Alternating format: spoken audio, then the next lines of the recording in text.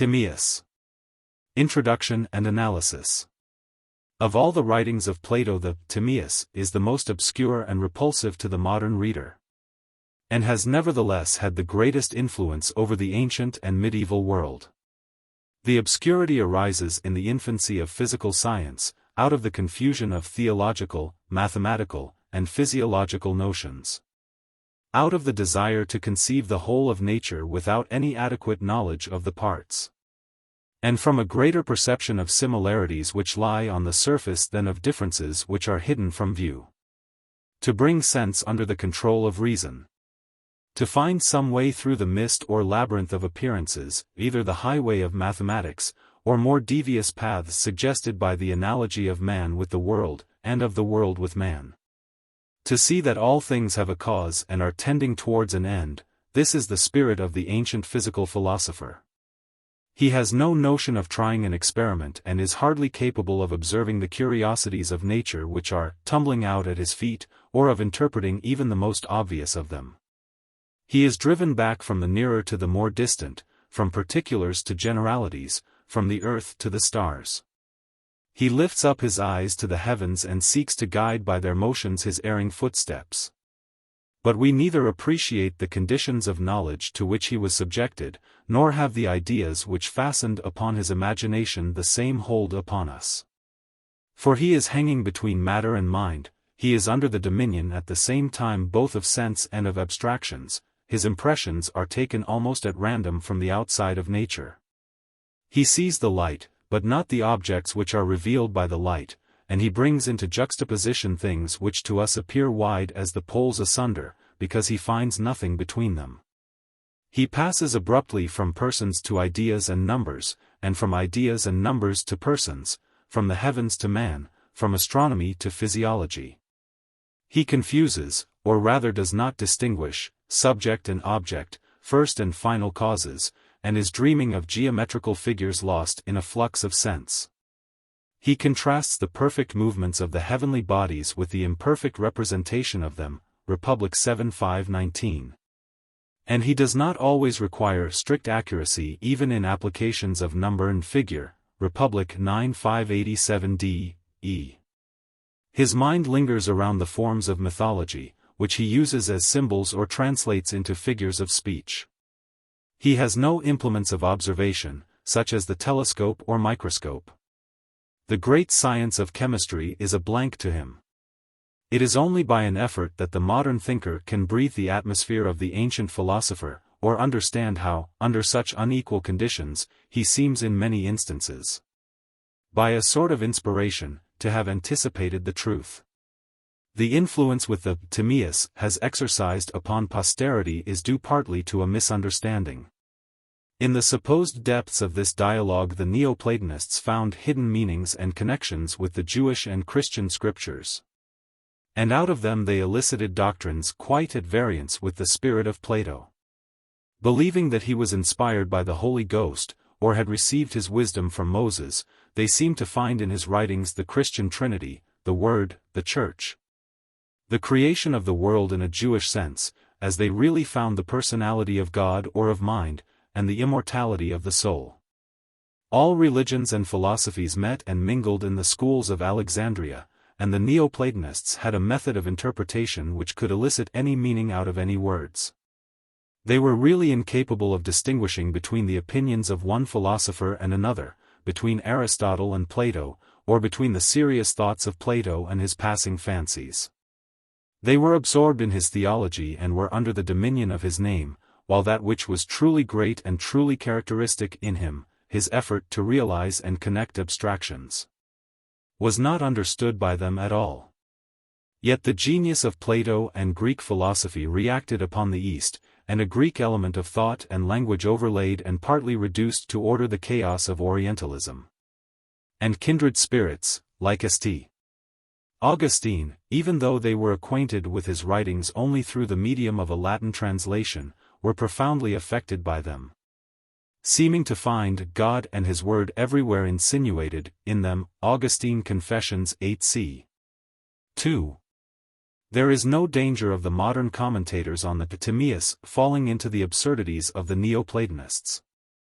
In the present day we are well aware that an ancient philosopher is to be interpreted from himself and by the contemporary history of thought. We know that mysticism is not criticism.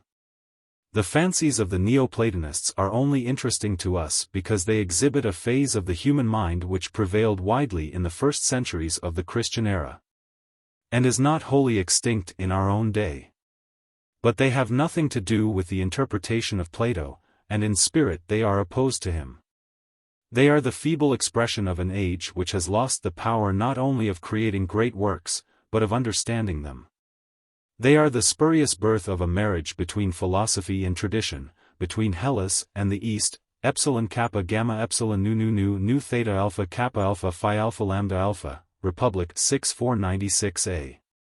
Whereas the so-called mysticism of Plato is purely Greek, arising out of his imperfect knowledge and high aspirations, and is the growth of an age in which philosophy is not wholly separated from poetry and mythology. A greater danger with modern interpreters of Plato is the tendency to regard the Timaeus as the center of his system. We do not know how Plato would have arranged his own dialogues, or whether the thought of arranging any of them, besides the two trilogies, which he has expressly connected, was ever present to his mind. But, if he had arranged them, there are many indications that this is not the place which he would have assigned to the Timaeus. We observe, first of all, that the dialogue is put into the mouth of a Pythagorean philosopher, and not of Socrates. And this is required by dramatic propriety. For the investigation of nature was expressly renounced by Socrates in the Phaedo, 96 and following. Nor does Plato himself attribute any importance to his guesses at science. He is not at all absorbed by them, as he is by the idea of good. He is modest and hesitating, and confesses that his words partake of the uncertainty of the subject, Timaeus 29c. The dialogue is primarily concerned with the animal creation, including under this term the heavenly bodies, and with man only as one among the animals.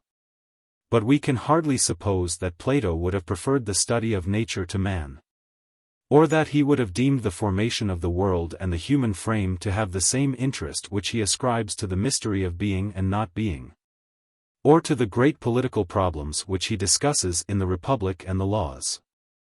There are no speculations on physics in the other dialogues of Plato, and he himself regards the consideration of them as a rational pastime only, compare 59d, etc. He is beginning to feel the need of further divisions of knowledge, and is becoming aware that besides dialectic, mathematics, and the arts, there is another field which has been hitherto unexplored by him.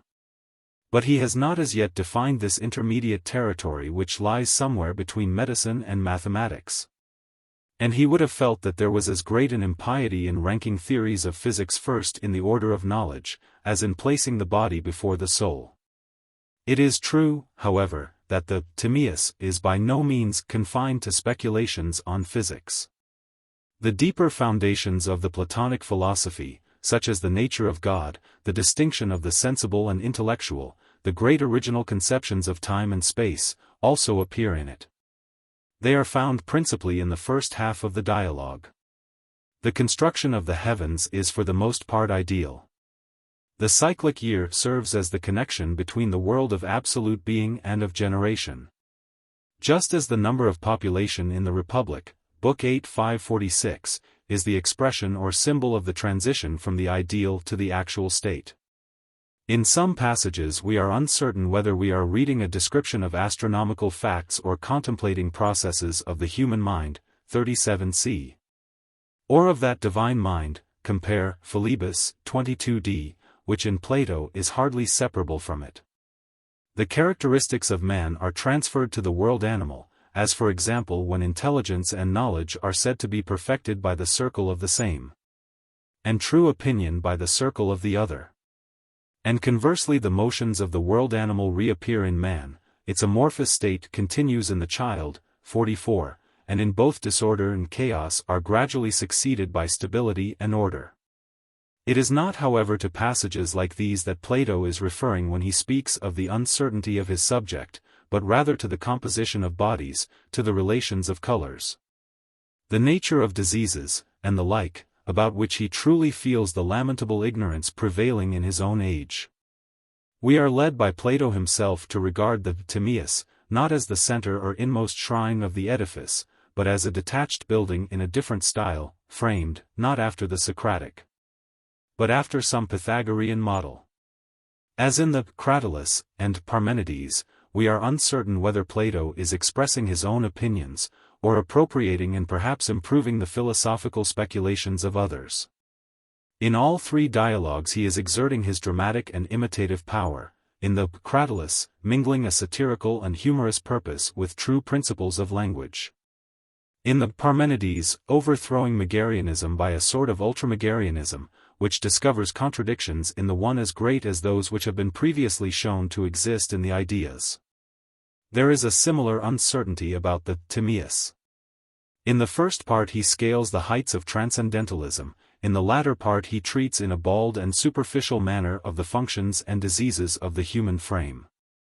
He uses the thoughts and almost the words of Parmenides, when he discourses of being and of essence, adopting from old religion into philosophy the conception of God, and from the Megarians the idea of good. He agrees with Empedocles and the atomists in attributing the greater differences of kinds to the figures of the elements and their movements into and out of one another.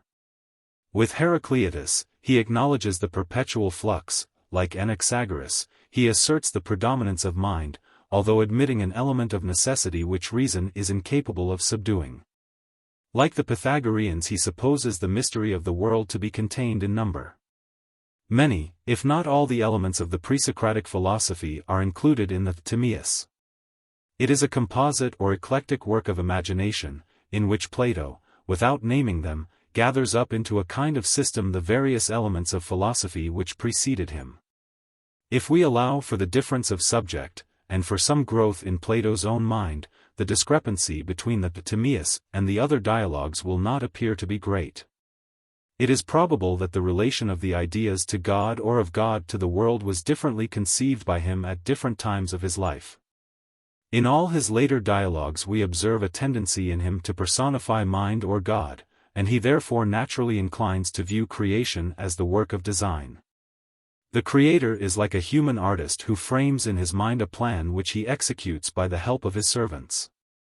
Thus the language of philosophy which speaks of first and second causes is crossed by another sort of phraseology: God made the world because he was good, and the demons ministered to him.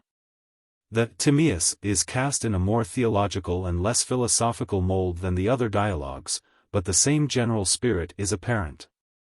There is the same dualism or opposition between the ideal and actual, 51b and following, the soul is prior to the body, 34c, the intelligible and unseen to the visible and corporeal, 28.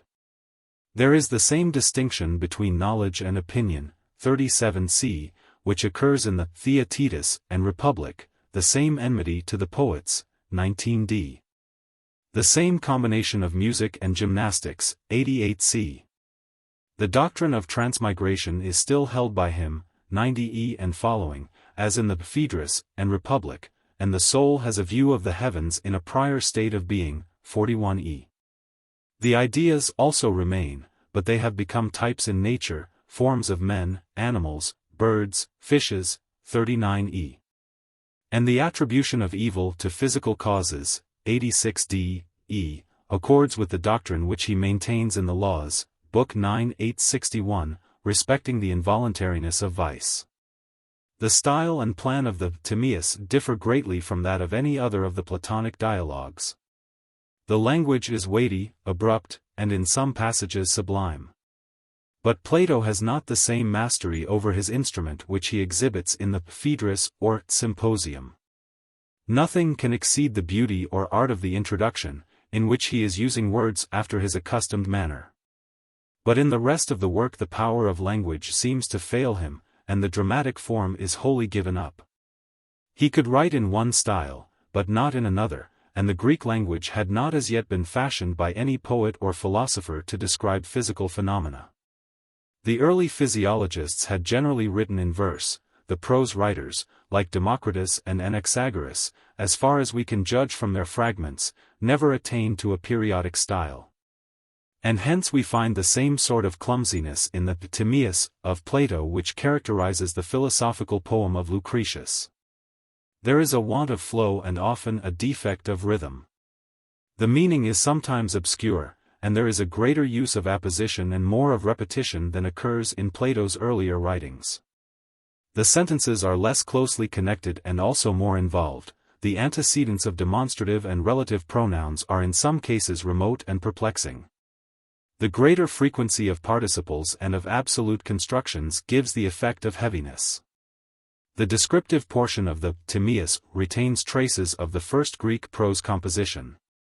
For the great master of language was speaking on a theme with which he was imperfectly acquainted, and had no words in which to express his meaning.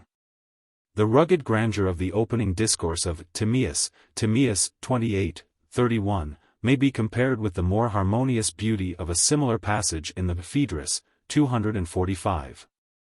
To the same cause we may attribute the want of plan. Plato had not the command of his materials which would have enabled him to produce a perfect work of art. Hence there are several new beginnings and resumptions and formal or artificial connections. We miss the collida junctura of the earlier dialogues.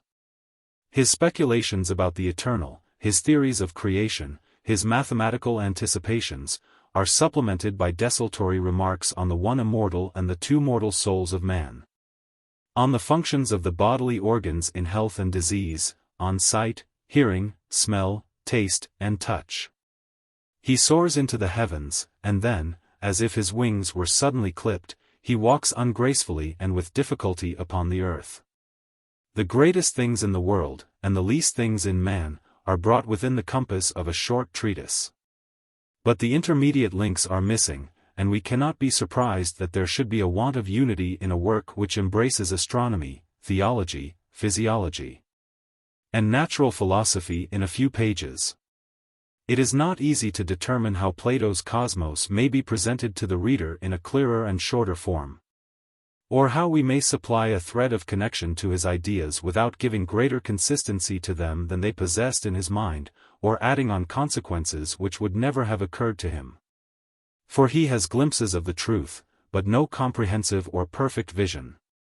There are isolated expressions about the nature of God which have a wonderful depth and power, 29e and following, 37 and following. But we are not justified in assuming that these had any greater significance to the mind of Plato than language of a neutral and impersonal character. With a view to the illustration of the Timaeus, I propose to divide this introduction into sections, of which the first will contain an outline of the dialogue. 2. I shall consider the aspects of nature which presented themselves to Plato and his age, and the elements of philosophy which entered into the conception of them. 3. The theology and physics of the Timaeus, including the soul of the world, the conception of time and space, and the composition of the elements. 4. In the fourth section I shall consider the Platonic astronomy, and the position of the earth. There will remain, 5. The psychology, 6. The physiology of Plato, and 7. His analysis of the senses to be briefly commented upon. 8. Lastly, we may examine in what points Plato approaches or anticipates the discoveries of modern science. Chapter 1. Socrates begins the Timaeus with a summary of the Republic. He lightly touches upon a few points: the division of labor and distribution of the citizens into classes, the double nature and training of the guardians, the community of property and of women and children. But he makes no mention of the second education, or of the government of philosophers. And now he desires to see the ideal state set in motion. He would like to know how she behaved in some great struggle. But he is unable to invent such a narrative himself, and he is afraid that the poets are equally incapable. For, although he pretends to have nothing to say against them, he remarks that they are a tribe of imitators, who can only describe what they have seen. And he fears that the sophists, who are plentifully supplied with graces of speech, in their erratic way of life having never had a city or house of their own, may through want of experience err in their conception of philosophers and statesmen. And therefore to you I turn, Timaeus, citizen of Locris, who are at once a philosopher and a statesman, and to you, Critias, whom all Athenians know to be similarly accomplished, and to Hermocrates, who is also fitted by nature and education to share in our discourse. Hermocrates, we will do our best, and have been already preparing, for on our way home, Critias told us of an ancient tradition, which I wish, Critias, that you would repeat to Socrates. I will, if Timaeus approves. I approve. Listen then, Socrates, to a tale of Solon's, who, being the friend of Dropidas my great-grandfather, told it to my grandfather Critias, and he told me. The narrative related to ancient famous actions of the Athenian people, and to one especially, which I will rehearse in honor of you and of the goddess. Critias, when he told this tale of the olden time, was 90 years old, I being not more than 10. The occasion of the rehearsal was the day of the Apaturia called the registration of youth, at which our parents gave prizes for recitation. Some poems of Solon were recited by the boys. They had not at that time gone out of fashion, and the recital of them led someone to say, perhaps in compliment to Critias, that Solon was not only the wisest of men but also the best of poets. The old man brightened up at hearing this, and said, had Solon only had the leisure which was required to complete the famous legend which he brought with him from Egypt, he would have been as distinguished as Homer and Hesiod. And what was the subject of the poem? Said the person who made the remark. The subject was a very noble one. He described the most famous action in which the Athenian people were ever engaged. But the memory of their exploits has passed away owing to the lapse of time and the extinction of the actors. Tell us, said the other, the whole story, and where Solon heard the story. He replied, there is at the head of the Egyptian delta, where the river Nile divides, a city and district called Sais. The city was the birthplace of King Amasis, and is under the protection of the goddess Neith or Athene. The citizens have a friendly feeling towards the Athenians, believing themselves to be related to them. Hither came Solon, and was received with honor. And here he first learnt, by conversing with the Egyptian priests, how ignorant he and his countrymen were of antiquity. Perceiving this, and with the view of eliciting information from them, he told them the tales of Pharonius and Niobe, and also of Deucalion and Pyrrha. And he endeavored to count the generations which had since passed. Thereupon an aged priest said to him, O Solon, Solon, you Hellenes are ever young, and there is no old man who is a Hellene. What do you mean? He asked. In mind, replied the priest, I mean to say that you are children. There is no opinion or tradition of knowledge among you which is white with age, and I will tell you why.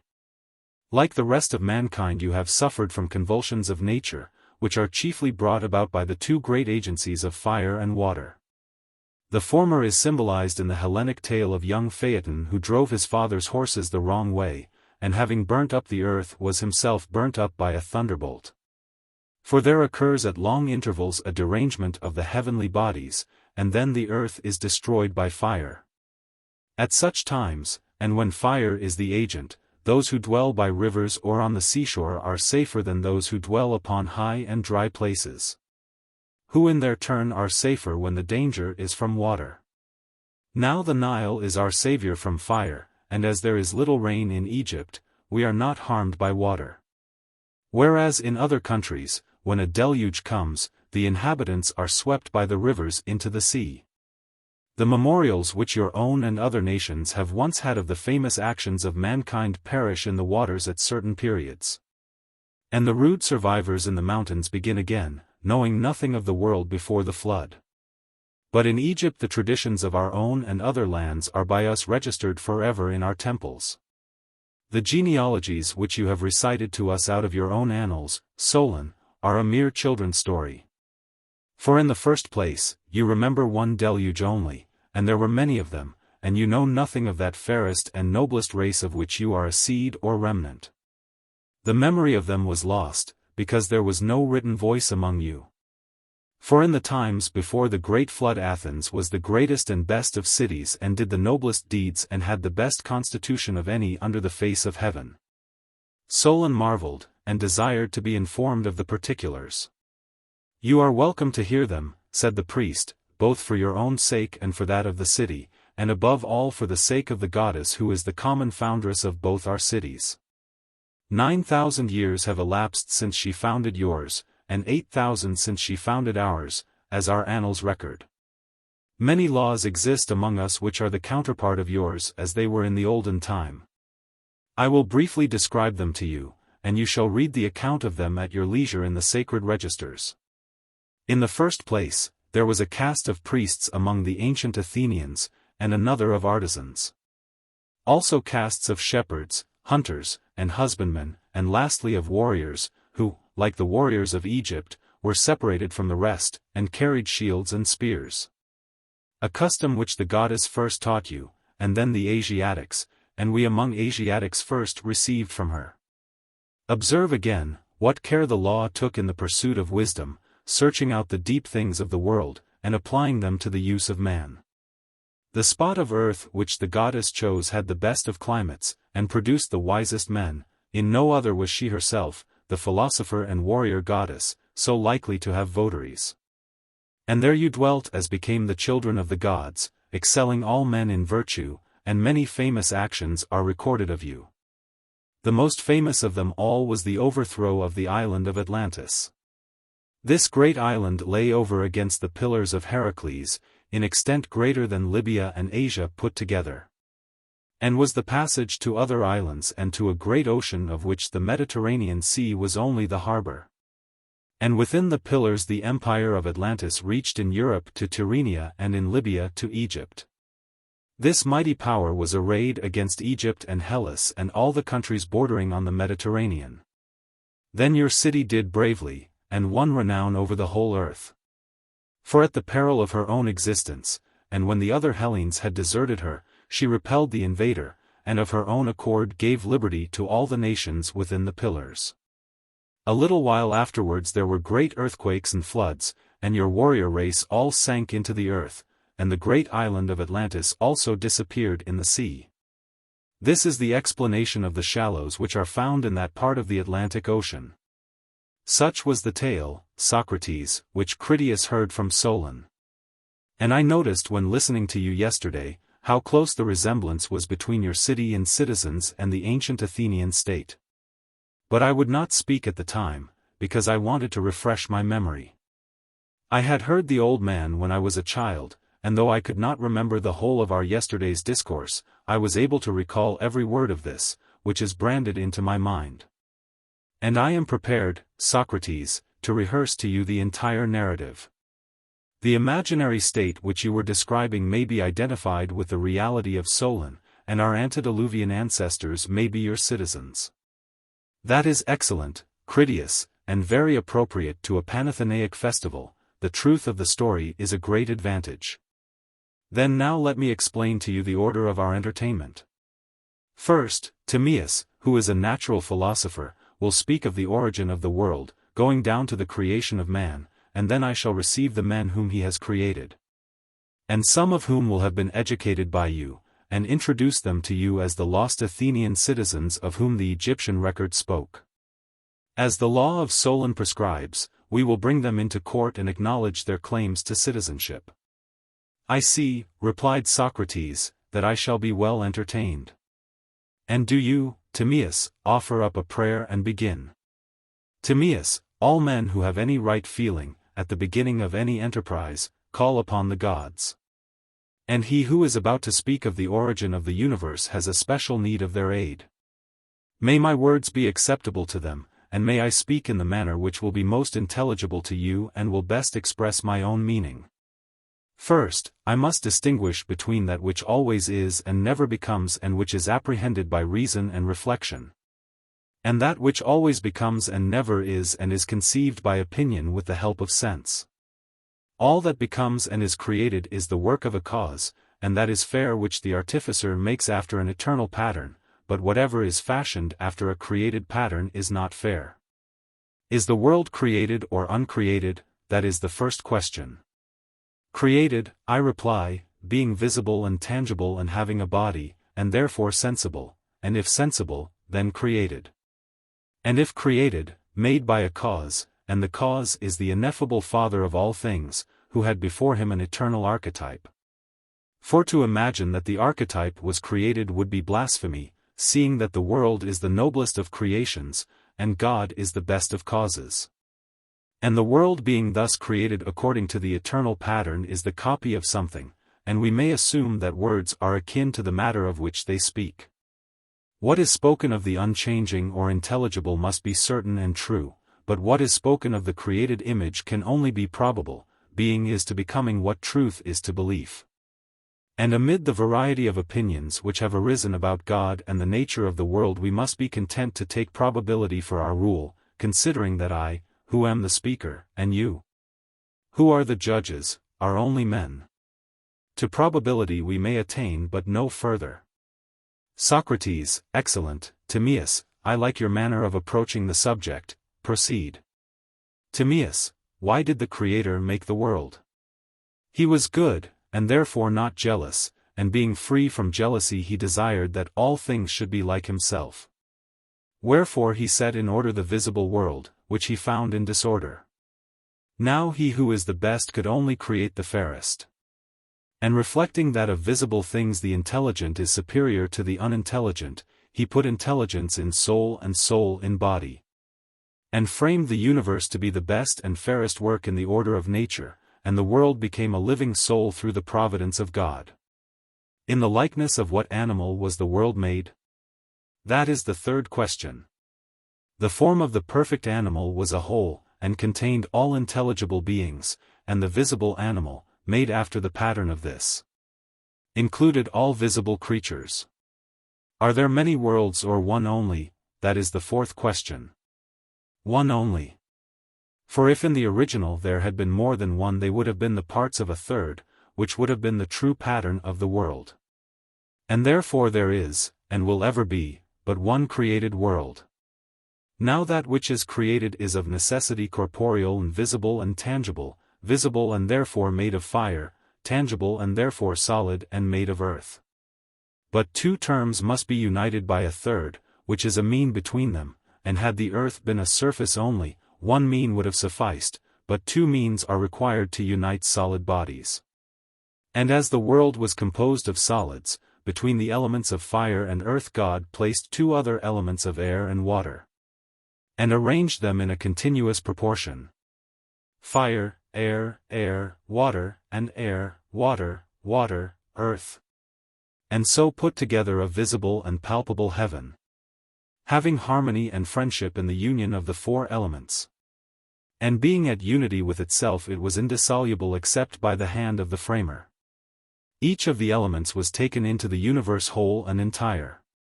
For he considered that the animal should be perfect and one, leaving no remnants out of which another animal could be created, and should also be free from old age and disease, which are produced by the action of external forces. And as he was to contain all things, he was made in the all-containing form of a sphere, round as from a lathe and every way equidistant from the center, as was natural and suitable to him. He was finished and smooth, having neither eyes nor ears, for there was nothing without him which he could see or hear.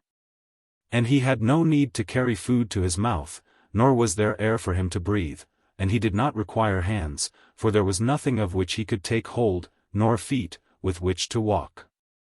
All that he did was done rationally in and by himself, and he moved in a circle turning within himself, which is the most intellectual of motions, but the other 6 motions were wanting to him.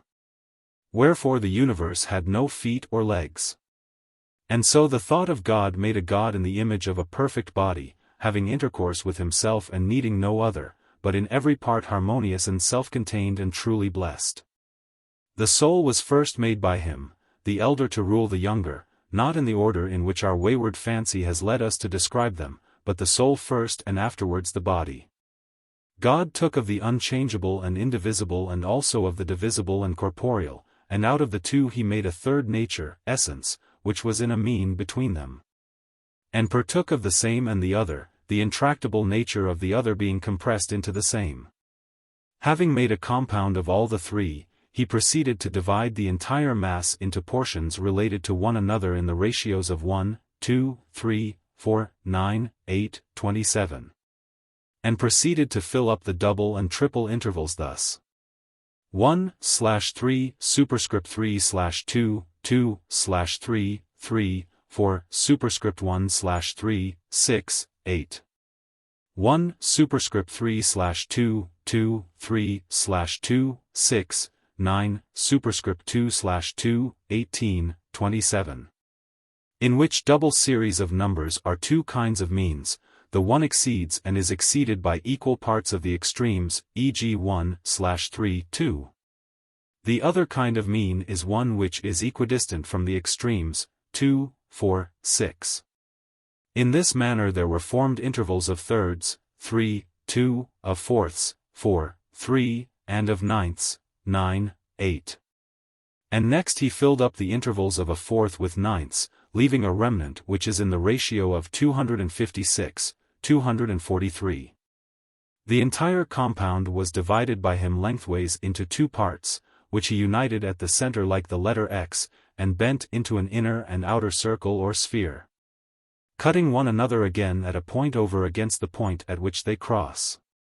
The outer circle or sphere was named the sphere of the same, the inner, the sphere of the other or diverse, and the one revolved horizontally to the right, the other diagonally to the left. To the sphere of the same which was undivided he gave dominion, but the sphere of the other or diverse was distributed into 7 unequal orbits, having intervals in ratios of 2s and 3s. 3 of either sort, and he bade the orbits move in opposite directions to one another, 3 of them, the Sun, Mercury, Venus, with equal swiftness, and the remaining 4, the Moon, Saturn, Mars, Jupiter, with unequal swiftness to the 3 and to one another, but all in due proportion. When the Creator had made the soul he made the body within her. And the soul interfused everywhere from the center to the circumference of heaven, herself turning in herself, began a divine life of rational and everlasting motion. The body of heaven is visible, but the soul is invisible, and partakes of reason and harmony, and is the best of creations, being the work of the best. And being composed of the same, the other, and the essence, these three, and also divided and bound in harmonical proportion. And revolving within herself, the soul when touching anything which has essence, whether divided or undivided, is stirred to utter the sameness or diversity of that and some other thing. And to tell how and when and where individuals are affected or related, whether in the world of change or of essence. When reason is in the neighborhood of sense, and the circle of the other or diverse is moving truly, then arise true opinions and beliefs. When reason is in the sphere of thought, and the circle of the same runs smoothly, then intelligence is perfected. When the Father who begot the world saw the image which he had made of the eternal gods moving and living, he rejoiced. And in his joy resolved, since the archetype was eternal, to make the creature eternal as far as this was possible. Wherefore he made an image of eternity which is time, having an uniform motion according to number, parted into months and days and years, and also having greater divisions of past, present, and future. These all apply to becoming in time, and have no meaning in relation to the eternal nature, which ever is and never was or will be. For the unchangeable is never older or younger, and when we say that he was, or will be, we are mistaken, for these words are applicable only to becoming, and not to true being. And equally wrong are we in saying that what has become is become and that what becomes is becoming. And that the non-existent is non-existent. These are the forms of time which imitate eternity and move in a circle measured by number. Thus was time made in the image of the eternal nature, and it was created together with the heavens, in order that if they were dissolved, it might perish with them. And God made the sun and moon and 5 other wanderers, as they are called, 7 in all, and to each of them he gave a body moving in an orbit, being one of the 7 orbits into which the circle of the other was divided. He put the moon in the orbit which was nearest to the earth, the sun in that next, the morning star and Mercury in the orbits which move opposite to the sun but with equal swiftness, this being the reason why they overtake and are overtaken by one another. All these bodies became living creatures, and learnt their appointed tasks, and began to move, the nearer more swiftly, the remoter more slowly, according to the diagonal movement of the other. And since this was controlled by the movement of the same, the 7 planets in their courses appeared to describe spirals. And that appeared fastest which was slowest, and that which overtook others appeared to be overtaken by them. And God lighted a fire in the 2nd orbit from the earth which is called the sun, to give light over the whole heaven. And to teach intelligent beings that knowledge of number which is derived from the revolution of the same. Thus arose day and night, which are the periods of the most intelligent nature. A month is created by the revolution of the moon, a year by that of the sun. Other periods of wonderful length and complexity are not observed by men in general. There is moreover a cycle or perfect year at the completion of which they all meet and coincide. To this end the stars came into being, that the created heaven might imitate the eternal nature. Thus far the universal animal was made in the divine image, but the other animals were not as yet included in him. And God created them according to the patterns or species of them which existed in the divine original. There are 4 of them, 1 of gods, another of birds, a 3rd of fishes, and a 4th of animals. The gods were made in the form of a circle, which is the most perfect figure and the figure of the universe. They were created chiefly of fire, that they might be bright, and were made to know and follow the best, and to be scattered over the heavens, of which they were to be the glory. 2 kinds of motion were assigned to them: first, the revolution in the same and around the same, in peaceful unchanging thought of the same. And to this was added a forward motion which was under the control of the same. Thus then the fixed stars were created, being divine and eternal animals, revolving on the same spot, and the wandering stars, in their courses, were created in the manner already described. The earth, which is our nurse, clinging around the pole extended through the universe, he made to be the guardian and artificer of night and day. First and eldest of gods that are in the interior of heaven. Vain would be the labor of telling all the figures of them, moving as in dance, and their juxtapositions and approximations. And when and where and behind what other stars they appear to disappear, to tell of all this without looking at a plan of them would be labor in vain.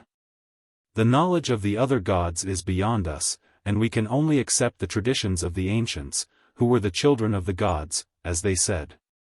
For surely they must have known their own ancestors. Although they give no proof, we must believe them as is customary. They tell us that Oceanus and Tethys were the children of earth and heaven. That Phoris, Cronos, and Rhea came in the next generation, and were followed by Zeus and Here, whose brothers and children are known to everybody.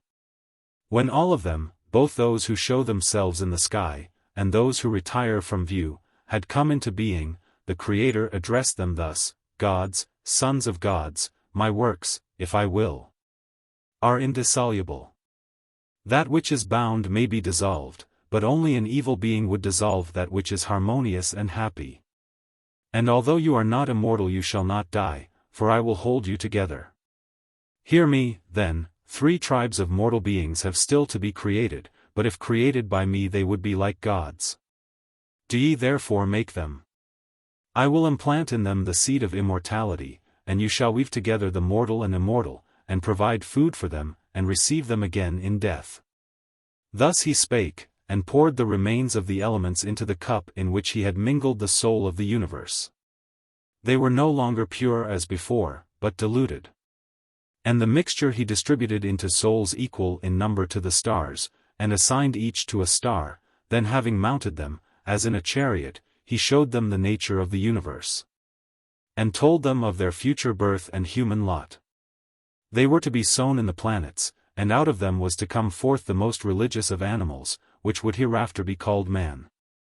The souls were to be implanted in bodies, which were in a perpetual flux, whence, he said, would arise, first, sensation, secondly, love, which is a mixture of pleasure and pain. Thirdly, fear and anger, and the opposite affections, and if they conquered these, they would live righteously, but if they were conquered by them, unrighteously. He who lived well would return to his native star, and would there have a blessed existence. But, if he lived ill, he would pass into the nature of a woman, and if he did not then alter his evil ways, into the likeness of some animal. Until the reason which was in him reasserted her sway over the elements of fire, air, earth, water, which had engrossed her, and he regained his first and better nature. Having given this law to his creatures, that he might be guiltless of their future evil, he sowed them, some in the earth, some in the moon, and some in the other planets. And he ordered the younger gods to frame human bodies for them and to make the necessary additions to them, and to avert from them all but self-inflicted evil. Having given these commands, the Creator remained in his own nature.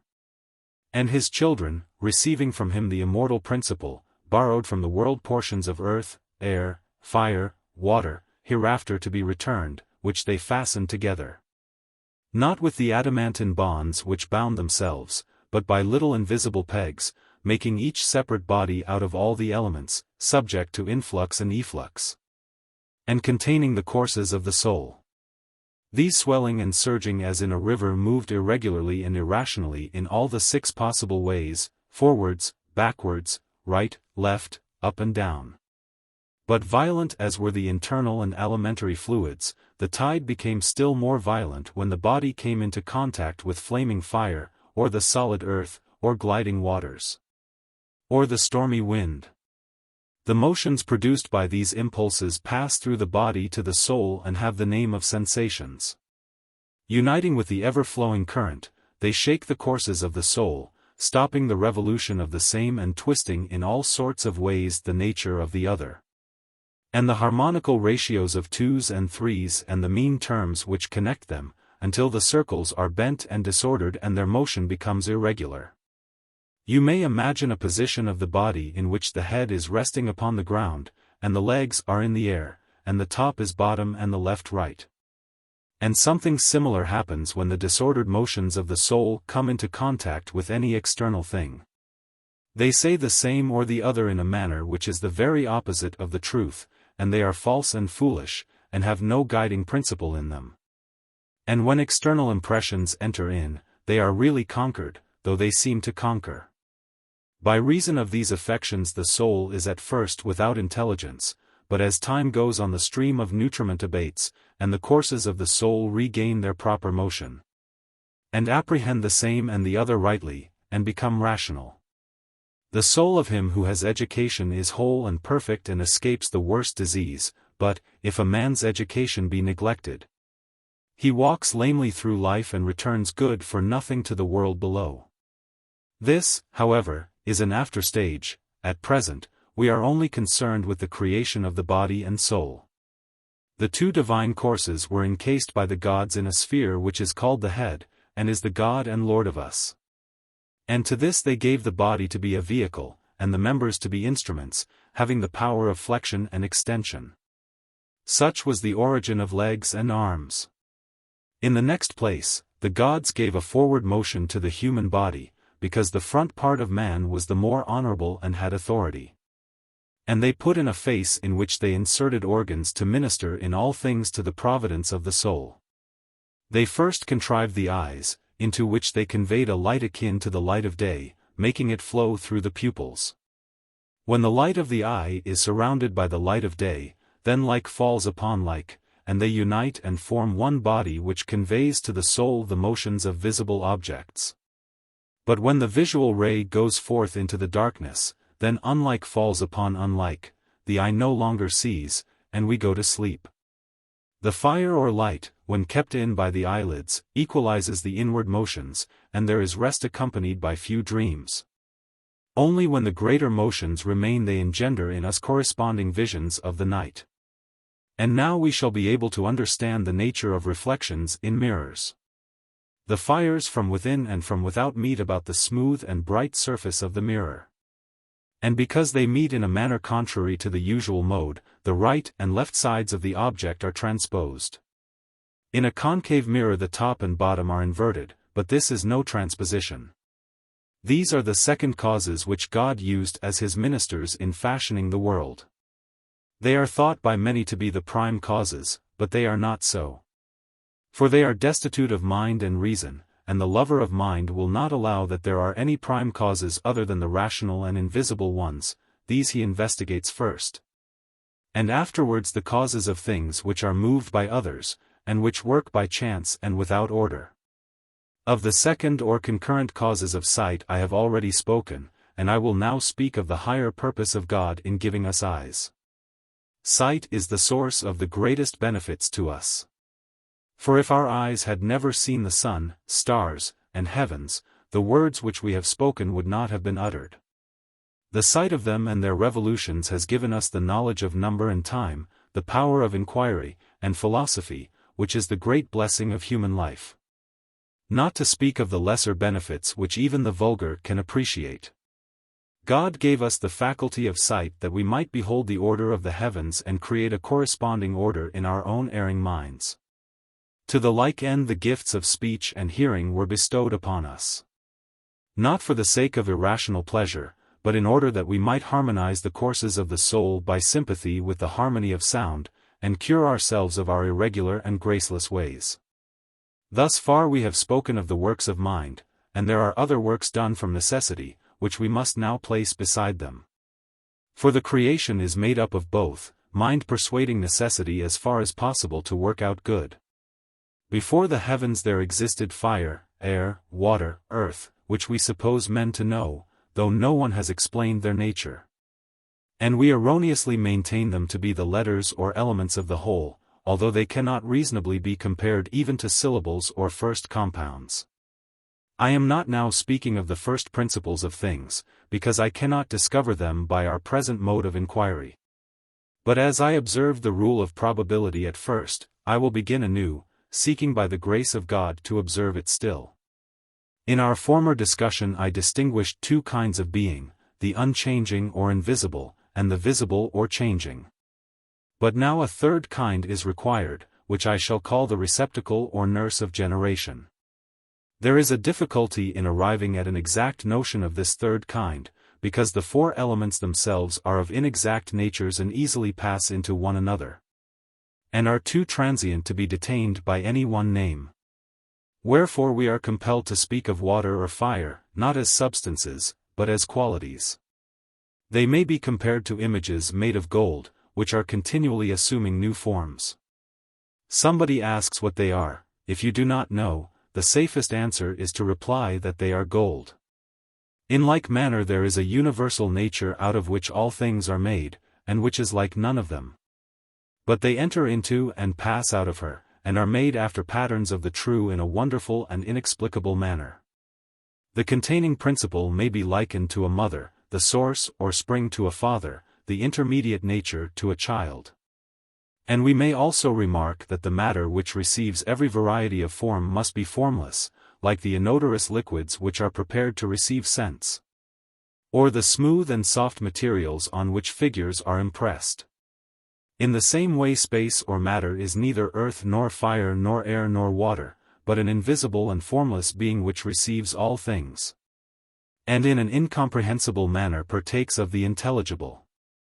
But we may say, speaking generally, that fire is that part of this nature which is inflamed, water that which is moistened, and the like. Let me ask a question in which a great principle is involved. Is there an essence of fire and the other elements, or are there only fires visible to sense? I answer in a word, if mind is one thing and true opinion another, then there are self-existent essences, but if mind is the same with opinion, then the visible and corporeal is most real. But they are not the same, and they have a different origin and nature. The one comes to us by instruction, the other by persuasion, the one is rational, the other is irrational. The one is movable by persuasion, the other immovable, the one is possessed by every man, the other by the gods and by very few men. And we must acknowledge that as there are two kinds of knowledge, so there are two kinds of being corresponding to them. The one uncreated, indestructible, immovable, which is seen by intelligence only. The other created, which is always becoming in place and vanishing out of place, and is apprehended by opinion and sense. There is also a third nature, that of space, which is indestructible, and is perceived by a kind of spurious reason without the help of sense. This is presented to us in a dreamy manner, and yet is said to be necessary, for we say that all things must be somewhere in space. For they are the images of other things and must therefore have a separate existence and exist in something, i.e. in space. But true reason assures us that while two things, i.e. The idea and the image are different, they cannot inhere in one another, so as to be one and two at the same time. To sum up, being and generation and space, these three, existed before the heavens, and the nurse or vessel of generation, moistened by water and inflamed by fire, and taking the forms of air and earth, assumed various shapes. By the motion of the vessel, the elements were divided, and like grain winnowed by fans, the close and heavy particles settled in one place, the light and airy ones in another. At first they were without reason and measure, and had only certain faint traces of themselves, until God fashioned them by figure and number. In this, as in every other part of creation, I suppose God to have made things, as far as was possible, fair and good, out of things not fair and good. And now I will explain to you the generation of the world by a method with which your scientific training will have made you familiar. Fire, air, earth, and water are bodies and therefore solids, and solids are contained in planes, and plane rectilinear figures are made up of triangles. Of triangles there are two kinds. One having the opposite sides equal, isosceles, the other with unequal sides, scalene. These we may fairly assume to be the original elements of fire and the other bodies. What principles are prior to these God only knows, and he of men whom God loves.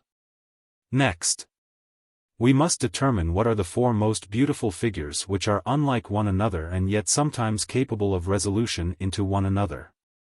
Of the two kinds of triangles, the equal-sided has but one form. The unequal-sided has an infinite variety of forms. And there is none more beautiful than that which forms the half of an equilateral triangle. Let us then choose two triangles. One, the isosceles, the other, that form of scalene which has the square of the longer side 3 times as great as the square of the lesser side. And affirm that, out of these, fire and the other elements have been constructed. I was wrong in imagining that all the 4 elements could be generated into and out of one another. For as they are formed, 3 of them from the triangle which has the sides unequal, the 4th from the triangle which has equal sides, 3 can be resolved into one another. But the 4th cannot be resolved into them nor they into it. So much for their passage into one another. I must now speak of their construction. From the triangle of which the hypotenuse is twice the lesser side, the 3 first regular solids are formed: first, the equilateral pyramid or tetrahedron; secondly, the octahedron; thirdly, the icosahedron, and from the isosceles triangle is formed the cube. And there is a 5th figure, which is made out of 12 pentagons, the dodecahedron. This God used as a model for the 12-fold division of the zodiac.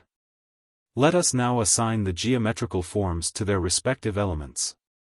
The cube is the most stable of them because resting on a quadrangular plane surface, and composed of isosceles triangles. To the earth then, which is the most stable of bodies and the most easily modeled of them, may be assigned the form of a cube. And the remaining forms to the other elements: to fire the pyramid, to air the octahedron, and to water the icosahedron, according to their degrees of lightness or heaviness or power, or want of power, of penetration.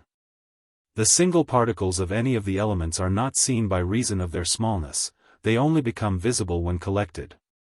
The ratios of their motions, numbers, and other properties, are ordered by the God, who harmonized them as far as necessity permitted. The probable conclusion is as follows: earth, when dissolved by the more penetrating element of fire, whether acting immediately or through the medium of air or water, is decomposed but not transformed. Water, when divided by fire or air, becomes 1 part fire, and 2 parts air. A volume of air divided becomes 2 of fire. On the other hand, when condensed, 2 volumes of fire make a volume of air. And 2½ parts of air condense into 1 of water. Any element which is fastened upon by fire is cut by the sharpness of the triangles, until at length, coalescing with the fire, it is at rest, for similars are not affected by similars. When 2 kinds of bodies quarrel with one another, then the tendency to decomposition continues until the smaller either escapes to its kindred element or becomes one with its conqueror. And this tendency in bodies to condense or escape is a source of motion. Where there is motion there must be a mover, and where there is a mover there must be something to move. These cannot exist in what is uniform, and therefore motion is due to want of uniformity. But then why, when things are divided after their kinds, do they not cease from motion? The answer is, that the circular motion of all things compresses them, and as nature abhors a vacuum, the finer and more subtle particles of the lighter elements, such as fire and air, are thrust into the interstices of the larger, each of them penetrating according to their rarity, and thus all the elements are on their way up and down everywhere and always into their own places. Hence there is a principle of inequality, and therefore of motion, in all time. In the next place, we may observe that there are different kinds of fire: 1. Flame; 2. Light that burns not; 3. The red heat of the embers of fire. And there are varieties of air, as for example, the pure ether, the opaque mist, and other nameless forms. Water, again, is of two kinds, liquid and fusel. The liquid is composed of small and unequal particles, the fusel of large and uniform particles, and is more solid, but nevertheless melts at the approach of fire, and then spreads upon the earth. When the substance cools, the fire passes into the air, which is displaced, and forces together and condenses the liquid mass. This process is called cooling and congealment. Of the fusel kinds the fairest and heaviest is gold. This is hardened by filtration through rock, and is of a bright yellow color. A shoot of gold which is darker and denser than the rest is called adamant. Another kind is called copper, which is harder and yet lighter because the interstices are larger than in gold. There is mingled with it a fine and small portion of earth which comes out in the form of rust. These are a few of the conjectures which philosophy forms, when, leaving the eternal nature, she turns for innocent recreation to consider the truths of generation. Water which is mingled with fire is called liquid because it rolls upon the earth, and soft because its bases give way. This becomes more equable when separated from fire and air, and then congeals into hail or ice, or the looser forms of hoarfrost or snow. There are other waters which are called juices and are distilled through plants. Of these we may mention, first, wine, which warms the soul as well as the body. Secondly, oily substances, as for example, oil or pitch. Thirdly, honey, which relaxes the contracted parts of the mouth and so produces sweetness. Fourthly, vegetable acid, which is frothy and has a burning quality and dissolves the flesh. Of the kinds of earth, that which is filtered through water passes into stone. The water is broken up by the earth and escapes in the form of air. This in turn presses upon the mass of earth, and the earth, compressed into an indissoluble union with the remaining water, becomes rock. Rock, when it is made up of equal particles, is fair and transparent, but the reverse when of unequal. Earth is converted into pottery when the watery part is suddenly drawn away. Or if moisture remains, the earth, when fused by fire, becomes, on cooling, a stone of a black color. When the earth is finer and of a briny nature, then two half-solid bodies are formed by separating the water, soda and salt. The strong compounds of earth and water are not soluble by water, but only by fire. Earth itself, when not consolidated, is dissolved by water, when consolidated, by fire only. The cohesion of water, when strong, is dissolved by fire only, when weak, either by air or fire, the former entering the interstices, the latter penetrating even the triangles. Air when strongly condensed is indissoluble by any power which does not reach the triangles, and even when not strongly condensed is only resolved by fire. Compounds of earth and water are unaffected by water while the water occupies the interstices in them, but begin to liquefy when fire enters into the interstices of the water. They are of two kinds, some of them, like glass, having more earth, others, like wax, having more water in them. Having considered objects of sense, we now pass on to sensation. But we cannot explain sensation without explaining the nature of flesh and of the mortal soul. And as we cannot treat of both together, in order that we may proceed at once to the sensations, we must assume the existence of body and soul. what makes fire burn? The fineness of the sides, the sharpness of the angles, the smallness of the particles, the quickness of the motion. Moreover, the pyramid, which is the figure of fire, is more cutting than any other. The feeling of cold is produced by the larger particles of moisture outside the body trying to eject the smaller ones in the body which they compress. The struggle which arises between elements thus unnaturally brought together causes shivering.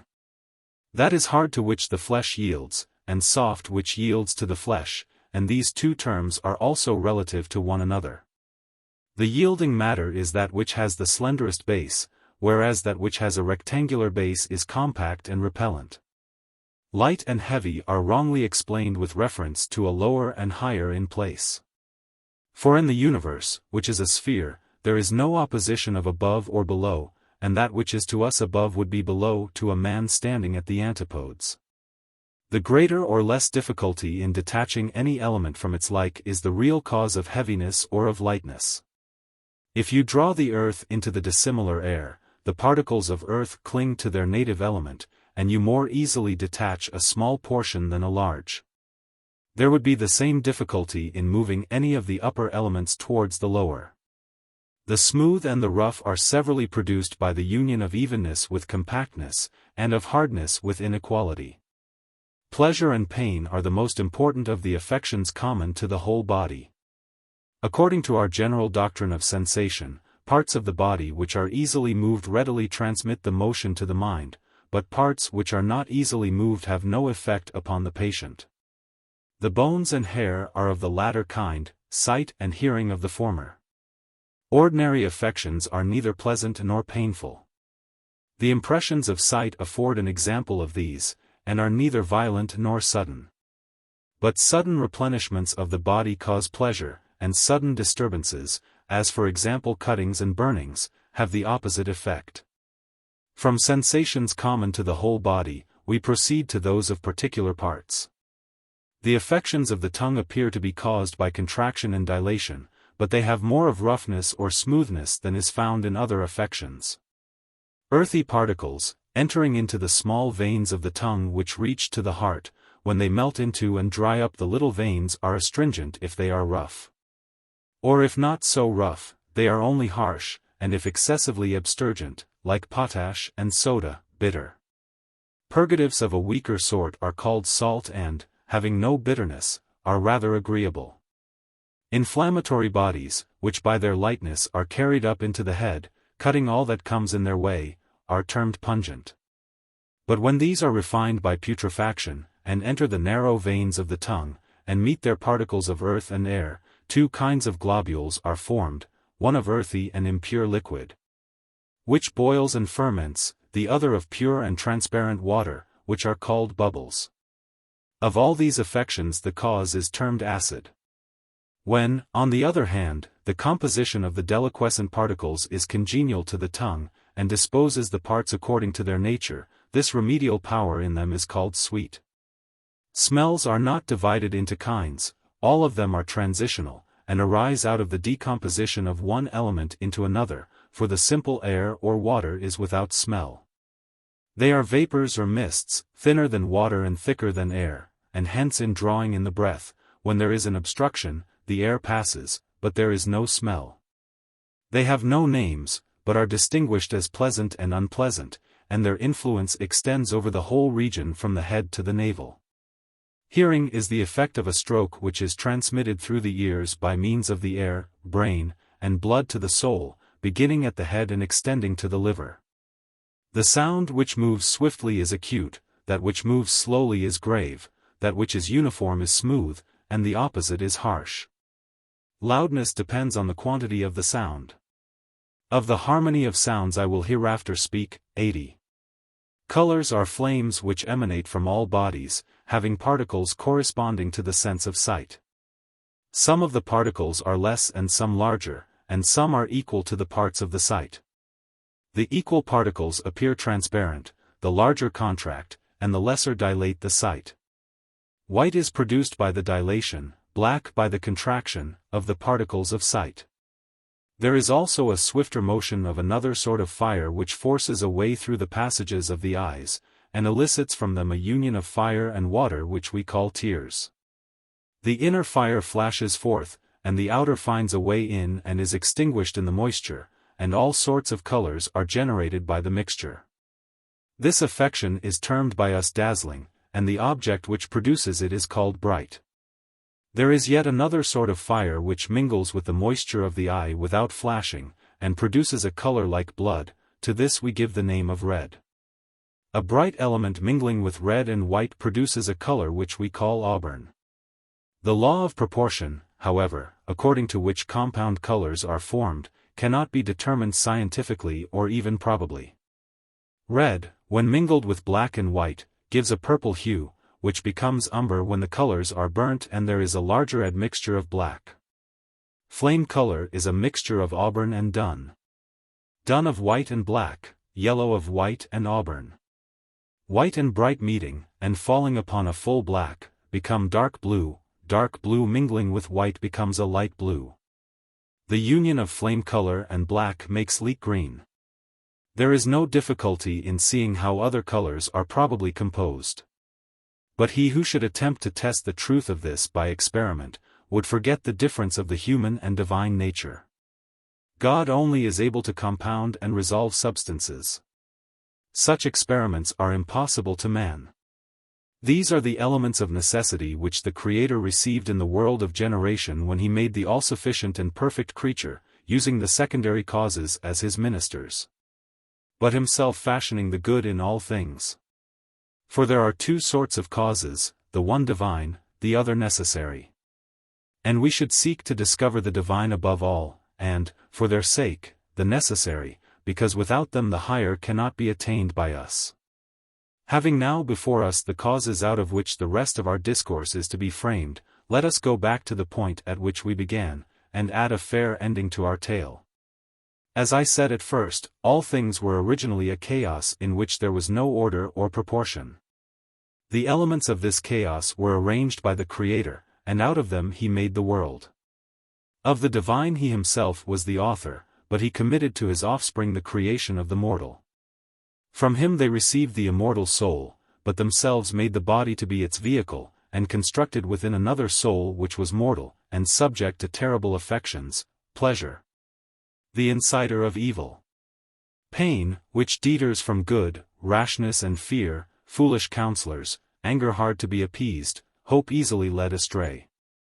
These they mingled with irrational sense and all-daring love according to necessary laws, and so framed man. And, fearing to pollute the divine element, they gave the mortal soul a separate habitation in the breast, parted off from the head by a narrow isthmus. And as in a house the women's apartments are divided from the men's, the cavity of the thorax was divided into two parts, a higher and a lower. The higher of the two, which is the seat of courage and anger, lies nearer to the head, between the midriff and the neck, and assists reason in restraining the desires.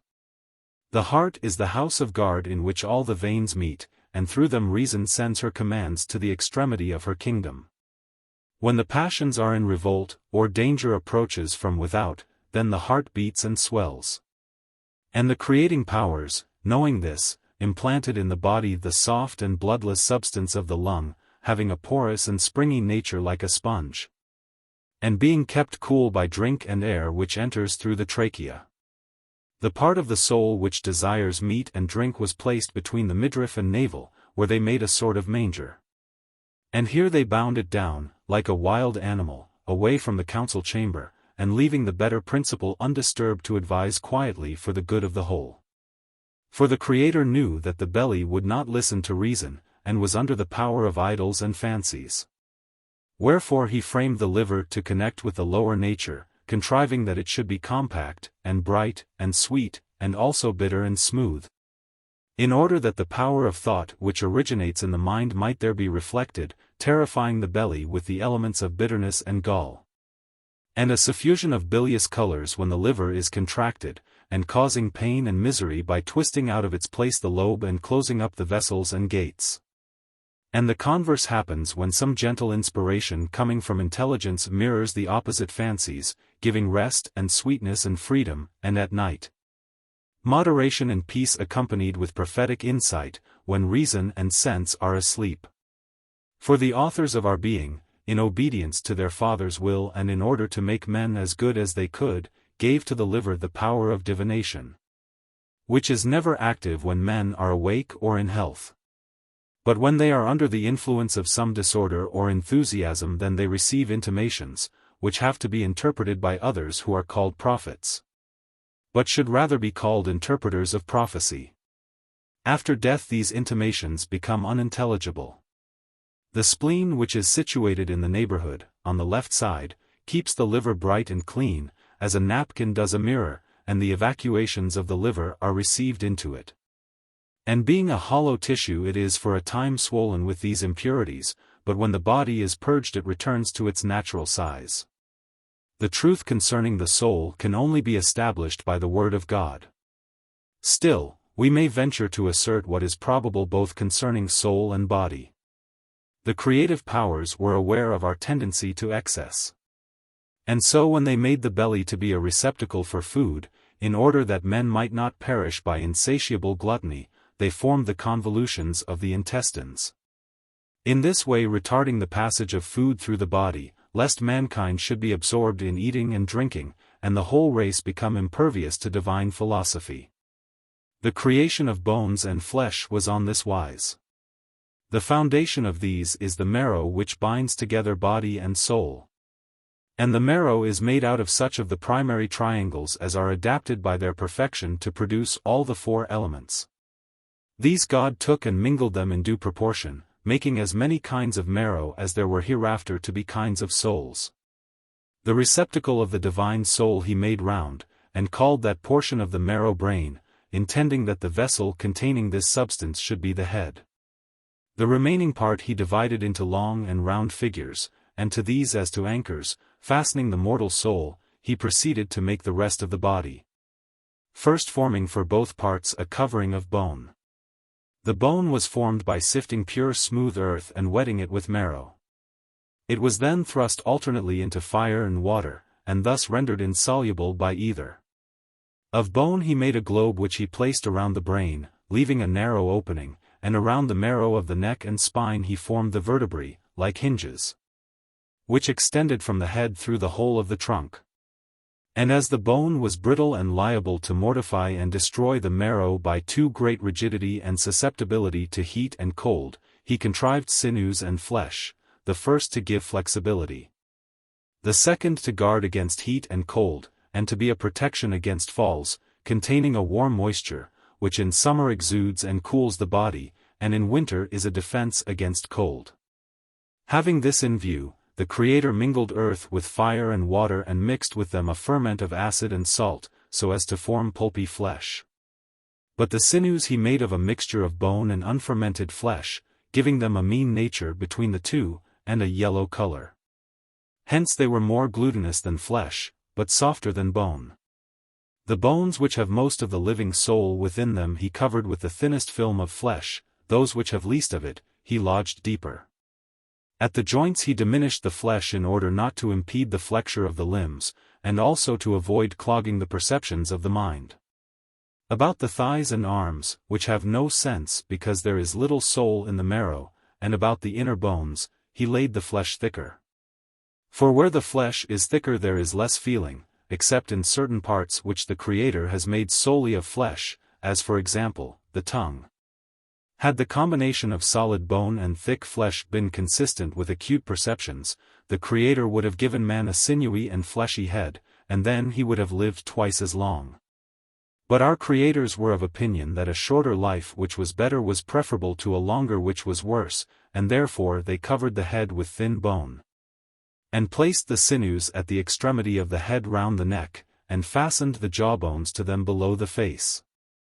And they framed the mouth, having teeth and tongue and lips, with a view to the necessary and the good, for food is a necessity, and the river of speech is the best of rivers.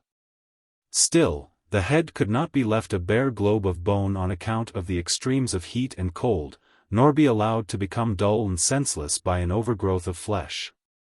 Wherefore it was covered by a peel or skin which met and grew by the help of the cerebral humor. The diversity of the sutures was caused by the struggle of the food against the courses of the soul. The skin of the head was pierced by fire, and out of the punctures came forth a moisture, part liquid, and part of a skinny nature, which was hardened by the pressure of the external cold and became hair. And God gave hair to the head of man to be a light covering, so that it might not interfere with his perceptions. Nails were formed by combining sinew, skin, and bone, and were made by the creators with a view to the future when, as they knew, women and other animals who would require them would be framed out of man. The gods also mingled natures akin to that of man with other forms and perceptions. Thus trees and plants were created, which were originally wild and have been adapted by cultivation to our use. They partake of that third kind of life which is seated between the midriff and the navel, and is altogether passive and incapable of reflection. When the creators had furnished all these natures for our sustenance, they cut channels through our bodies as in a garden, watering them with a perennial stream. 2 were cut down the back, along the backbone, where the skin and flesh meet, one on the right and the other on the left, having the marrow of generation between them. In the next place, they divided the veins about the head and interlaced them with each other in order that they might form an additional link between the head and the body, and that the sensations from both sides might be diffused throughout the body. In the third place, they contrived the passage of liquids, which may be explained in this way: finer bodies retain coarser, but not the coarser the finer, and the belly is capable of retaining food, but not fire and air. God therefore formed a network of fire and air to irrigate the veins, having within it 2 lesser nets, and stretched cords reaching from both the lesser nets to the extremity of the outer net. The inner parts of the net were made by him of fire, the lesser nets and their cavities of air. The 2 latter he made to pass into the mouth, the one ascending by the air pipes from the lungs, the other by the side of the air pipes from the belly. The entrance to the first he divided into 2 parts, both of which he made to meet at the channels of the nose, that when the mouth was closed the passage connected with it might still be fed with air. The cavity of the network he spread around the hollows of the body, making the entire receptacle to flow into and out of the lesser nets and the lesser nets into and out of it, while the outer net found a way into and out of the pores of the body, and the internal heat followed the air to and fro.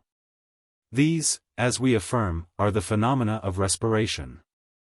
And all this process takes place in order that the body may be watered and cooled and nourished, and the meat and drink digested and liquefied and carried into the veins. The causes of respiration have now to be considered. The exhalation of the breath through the mouth and nostrils displaces the external air, and at the same time leaves a vacuum into which through the pores the air which is displaced enters. Also the vacuum which is made when the air is exhaled through the pores is filled up by the inhalation of breath through the mouth and nostrils. The explanation of this double phenomenon is as follows: elements move towards their natural places. Now as every animal has within him a fountain of fire, the air which is inhaled through the mouth and nostrils, on coming into contact with this, is heated. And when heated, in accordance with the law of attraction, it escapes by the way it entered toward the place of fire. On leaving the body it is cooled and drives round the air which it displaces through the pores into the empty lungs. This again is in turn heated by the internal fire and escapes, as it entered, through the pores. The phenomena of medical cupping glasses, of swallowing, and of the hurling of bodies, are to be explained on a similar principle. As also sounds, which are sometimes discordant on account of the inequality of them, and again harmonious by reason of equality.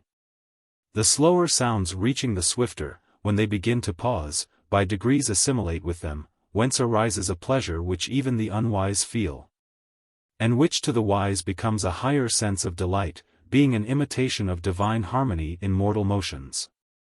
Streams flow, lightnings play, amber and the magnet attract, not by reason of attraction, but because nature abhors a vacuum, and because things, when compounded or dissolved, move different ways, each to its own place. I will now return to the phenomena of respiration. The fire, entering the belly, minces the food, and as it escapes, fills the veins by drawing after it the divided portions, and thus the streams of nutriment are diffused through the body. The fruits or herbs which are our daily sustenance take all sorts of colors and intermixed, but the color of red or fire predominates, and hence the liquid which we call blood is red. Being the nurturing principle of the body, whence all parts are watered and empty places filled. The process of repletion and depletion is produced by the attraction of like to like, after the manner of the universal motion. The external elements by their attraction are always diminishing the substance of the body. The particles of blood, too, formed out of the newly digested food, are attracted towards kindred elements within the body and so fill up the void. When more is taken away than flows in, then we decay, and when less, we grow and increase. The young of every animal has the triangles new and closely locked together, and yet the entire frame is soft and delicate, being newly made of marrow and nurtured on milk. These triangles are sharper than those which enter the body from without in the shape of food, and therefore they cut them up. But as life advances, the triangles wear out and are no longer able to assimilate food. And at length, when the bonds which unite the triangles of the marrow become undone, they in turn unloose the bonds of the soul. And if the release be according to nature, she then flies away with joy. For the death which is natural is pleasant, but that which is caused by violence is painful. Everyone may understand the origin of diseases. They may be occasioned by the disarrangement or disproportion of the elements out of which the body is framed. This is the origin of many of them. But the worst of all owe their severity to the following causes. There is a natural order in the human frame according to which the flesh and sinews are made of blood, the sinews out of the fibers, and the flesh out of the congealed substance which is formed by separation from the fibers. The glutinous matter which comes away from the sinews and the flesh, not only binds the flesh to the bones, but nourishes the bones and waters the marrow. When these processes take place in regular order the body is in health. But when the flesh wastes and returns into the veins there is discolored blood as well as air in the veins, having acid and salt qualities, from which is generated every sort of phlegm and bile. All things go the wrong way and cease to give nourishment to the body, no longer preserving their natural courses, but at war with themselves and destructive to the constitution of the body. The oldest part of the flesh which is hard to decompose blackens from long burning, and from being corroded grows bitter, and as the bitter element refines away, becomes acid. When tinged with blood the bitter substance has a red color, and this when mixed with black takes the hue of grass. Or again, the bitter substance has an auburn color, when new flesh is decomposed by the internal flame. To all which phenomena some physician or philosopher who was able to see the one in many has given the name of bile. The various kinds of bile have names answering to their colors. Lymph or serum is of two kinds: first, the way of blood, which is gentle.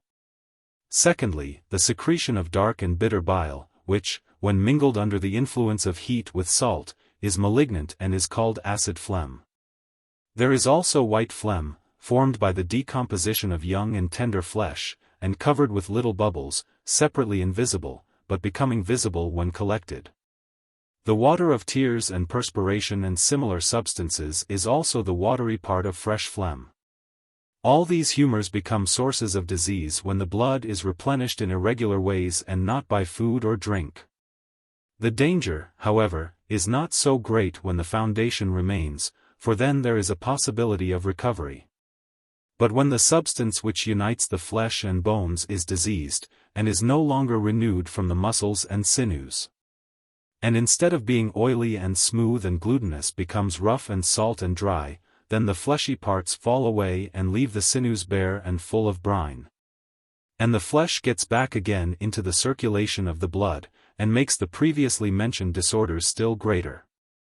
There are other and worse diseases which are prior to these. As when the bone through the density of the flesh does not receive sufficient air, and becomes stagnant and gangrened, and crumbling away passes into the food, and the food into the flesh, and the flesh returns again into the blood. Worst of all and most fatal is the disease of the marrow, by which the whole course of the body is reversed. There is a third class of diseases which are produced, some by wind and some by phlegm and some by bile. When the lung, which is the steward of the air, is obstructed, by rheums, and in one part no air, and in another too much, enters in, then the parts which are unrefreshed by air corrode. And other parts are distorted by the excess of air. And in this manner painful diseases are produced. The most painful are caused by wind generated within the body, which gets about the great sinews of the shoulders. These are termed tetanus. The cure of them is difficult, and in most cases they are relieved only by fever. White phlegm, which is dangerous if kept in, by reason of the air bubbles, is not equally dangerous if able to escape through the pores, although it variegates the body, generating divers kinds of leprosies. If, when mingled with black bile, it disturbs the courses of the head in sleep, there is not so much danger. But if it assails those who are awake, then the attack is far more dangerous, and is called epilepsy or the sacred disease. Acid and salt phlegm is the source of catarrh.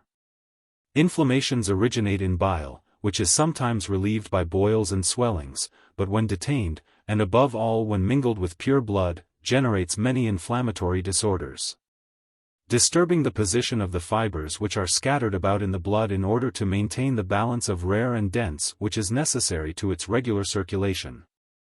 If the bile, which is only stale blood, or liquefied flesh, comes in little by little, it is congealed by the fibers and produces internal cold and shuddering. But when it enters with more of a flood it overcomes the fibers by its heat and reaches the spinal marrow, and burning up the cables of the soul sets her free from the body. When on the other hand the body, though wasted, still holds out, then the bile is expelled, like an exile from a factious state, causing associating diarrheas and dysenteries and similar disorders. The body which is diseased from the effects of fire is in a continual fever. When air is the agent, the fever is quotidian; when water, the fever intermits a day. When earth, which is the most sluggish element, the fever intermits 3 days and is with difficulty shaken off. Of mental disorders there are 2 sorts, one madness, the other ignorance, and they may be justly attributed to disease. Excessive pleasures or pains are among the greatest diseases, and deprive men of their senses. When the seed about the spinal marrow is too abundant, the body has too great pleasures and pains. And during a great part of his life he who is the subject of them is more or less mad. He is often thought bad, but this is a mistake. For the truth is that the intemperance of lust is due to the fluidity of the marrow produced by the loose consistency of the bones. And this is true of vice in general, which is commonly regarded as disgraceful, whereas it is really involuntary and arises from a bad habit of the body in evil education. In like manner the soul is often made vicious by the influence of bodily pain. The briny phlegm and other bitter and bilious humors wander over the body and find no exit, but are compressed within, and mingle their own vapors with the motions of the soul, and are carried to the 3 places of the soul, creating infinite varieties of trouble and melancholy, of rashness and cowardice, of forgetfulness and stupidity. When men are in this evil plight of body, and evil forms of government and evil discourses are superadded, and there is no education to save them, they are corrupted through 2 causes. But of neither of them are they really the authors. For the planters are to blame rather than the plants, the educators, and not the educated. Still, we should endeavor to attain virtue and avoid vice, but this is part of another subject. Enough of disease. I have now to speak of the means by which the mind and body are to be preserved, a higher theme than the other. The good is the beautiful, and the beautiful is the symmetrical, and there is no greater or fairer symmetry than that of body and soul, as the contrary is the greatest of deformities. A leg or an arm too long or too short is at once ugly and unserviceable, and the same is true if body and soul are disproportionate. For a strong and impassioned soul may fret the pygmy body to decay, and so produce convulsions and other evils. The violence of controversy, or the earnestness of inquiry, will often generate inflammations and rheums which are not understood, or assigned to their true cause by the professors of medicine. And in like manner the body may be too much for the soul, darkening the reason, and quickening the animal desires. The only security is to preserve the balance of the 2, and to this end the mathematician or philosopher must practice gymnastics, and the gymnast must cultivate music. The parts of the body too must be treated in the same way, they should receive their appropriate exercise. For the body is set in motion when it is heated and cooled by the elements which enter in, or is dried up and moistened by external things. And, if given up to these processes when at rest, it is liable to destruction. But the natural motion, as in the world, so also in the human frame, produces harmony and divides hostile powers. The best exercise is the spontaneous motion of the body, as in gymnastics, because most akin to the motion of mind. Not so good is the motion of which the source is in another, as in sailing or riding. Least good when the body is at rest and the motion is in parts only, which is a species of motion imparted by physic. This should only be resorted to by men of sense in extreme cases. Lesser diseases are not to be irritated by medicine. For every disease is akin to the living being and has an appointed term, just as life has, which depends on the form of the triangles, and cannot be protracted when they are worn out. And he who, instead of accepting his destiny, endeavors to prolong his life by medicine, is likely to multiply and magnify his diseases. Regimen and not medicine is the true cure, when a man has time at his disposal. Enough of the nature of man and of the body, and of training and education. The subject is a great one and cannot be adequately treated as an appendage to another. To sum up all in a word, there are three kinds of soul located within us, and any one of them, if remaining inactive, becomes very weak, if exercised, very strong. Wherefore we should duly train and exercise all three kinds.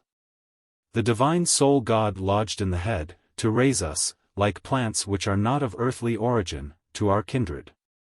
For the head is nearest to heaven. He who is intent upon the gratification of his desires and cherishes the mortal soul, has all his ideas mortal, and is himself mortal in the truest sense. But he who seeks after knowledge and exercises the divine part of himself in godly and immortal thoughts, attains to truth and immortality, as far as is possible to man, and also to happiness. While he is training up within him the divine principle and indwelling power of order. There is only one way in which one person can benefit another, and that is by assigning to him his proper nurture and motion. To the motions of the soul answer the motions of the universe, and by the study of these the individual is restored to his original nature. Thus we have finished the discussion of the universe, which, according to our original intention, has now been brought down to the creation of man. Completeness seems to require that something should be briefly said about other animals, first of women, who are probably degenerate and cowardly men. And when they degenerated, the gods implanted in men the desire of union with them. Creating in man one animate substance and in woman another in the following manner, the outlet for liquids they connected with the living principle of the spinal marrow, which the man has the desire to emit into the fruitful womb of the woman. This is like a fertile field in which the seed is quickened and matured, and at last brought to light. When this desire is unsatisfied, the man is overmastered by the power of the generative organs, and the woman is subjected to disorders from the obstruction of the passages of the breath. Until the two meet and pluck the fruit of the tree. The race of birds was created out of innocent, light-minded men, who thought to pursue the study of the heavens by sight. These were transformed into birds, and grew feathers instead of hair. The race of wild animals were men who had no philosophy, and never looked up to heaven or used the courses of the head, but followed only the influences of passion. Naturally they turned to their kindred earth, and put their forelegs to the ground, and their heads were crushed into strange oblong forms. Some of them have 4 feet, and some of them more than 4, the latter, who are the more senseless, drawing closer to their native element. The most senseless of all have no limbs and trail their whole body on the ground. The 4th kind are the inhabitants of the waters. These are made out of the most senseless and ignorant and impure of men, whom God placed in the uttermost parts of the world in return for their utter ignorance, and caused them to respire water instead of the pure element of air. Such are the laws by which animals pass into one another. And so the world received animals, mortal and immortal, and was fulfilled with them, and became a visible God, comprehending the visible, made in the image of the intellectual. Being the one perfect only begotten heaven. Chapter 2. Nature in the aspect which she presented to a Greek philosopher of the 4th century before Christ is not easily reproduced to modern eyes.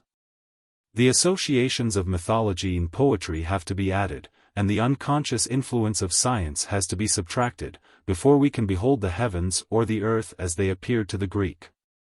The philosopher himself was a child and also a man, a child in the range of his attainments, but also a great intelligence having an insight into nature, and often anticipations of the truth. He was full of original thoughts, and yet liable to be imposed upon by the most obvious fallacies. He occasionally confused numbers with ideas, and atoms with numbers. His a priori notions were out of all proportion to his experience. He was ready to explain the phenomena of the heavens by the most trivial analogies of earth. The experiments which nature worked for him he sometimes accepted, but he never tried experiments for himself which would either prove or disprove his theories. His knowledge was unequal. While in some branches, such as medicine and astronomy, he had made considerable proficiency, there were others, such as chemistry, electricity, mechanics, of which the very names were unknown to him. He was the natural enemy of mythology, and yet mythological ideas still retained their hold over him. He was endeavoring to form a conception of principles, but these principles or ideas were regarded by him as real powers or entities, to which the world had been subjected. He was always tending to argue from what was near to what was remote, from what was known to what was unknown, from man to the universe, and back again from the universe to man.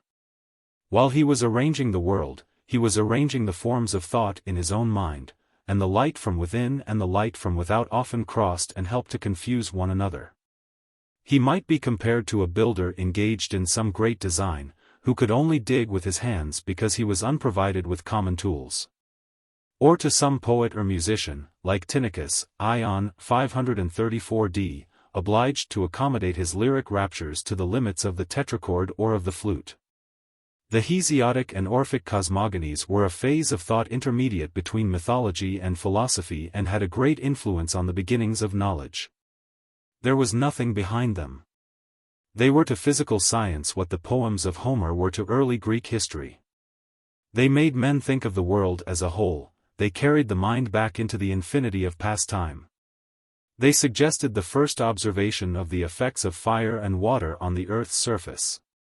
To the ancient physics they stood much in the same relation which geology does to modern science. But the Greek was not, like the inquirer of the last generation, confined to a period of 6,000 years. He was able to speculate freely on the effects of infinite ages in the production of physical phenomena.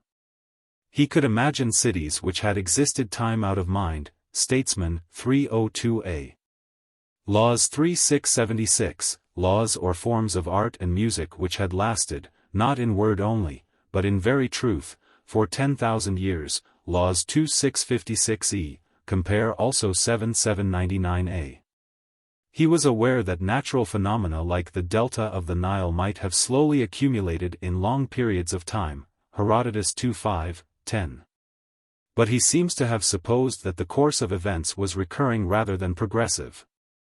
To this he was probably led by the fixedness of Egyptian customs and the general observation that there were other civilizations in the world more ancient than that of Hellas.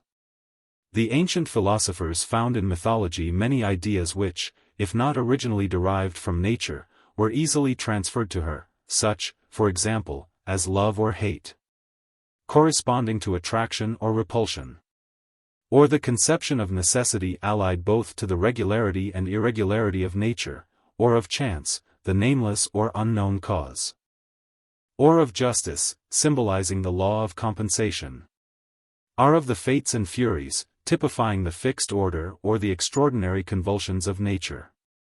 Their own interpretations of Homer and the poets were supposed by them to be the original meaning. Musing in themselves on the phenomena of nature, they were relieved at being able to utter the thoughts of their hearts in figures of speech which to them were not figures. and were already consecrated by tradition. Hesiod and the Orphic poets moved in a region of half-personification in which the meaning or principle appeared through the person. In their vaster conceptions of chaos, Erebus, ether, night, and the like, the first rude attempts at generalization are dimly seen. The gods themselves, especially the greater gods, such as Zeus, Poseidon, Apollo, Athene, are universals as well as individuals. They were gradually becoming lost in a common conception of mind or God. They continued to exist for the purposes of ritual or of art. But from the 6th century onwards or even earlier there arose and gained strength in the minds of men the notion of one God, greatest among gods and men, who was all sight, all hearing, all knowing, Xenophanes. Under the influence of such ideas, perhaps also deriving from the traditions of their own or of other nations' scraps of medicine and astronomy, men came to the observation of nature. The Greek philosopher looked at the blue circle of the heavens and it flashed upon him that all things were one. The tumult of sense abated, and the mind found repose in the thought which former generations had been striving to realize. The first expression of this was some element, rarefied by degrees into a pure abstraction, and purged from any tincture of sense.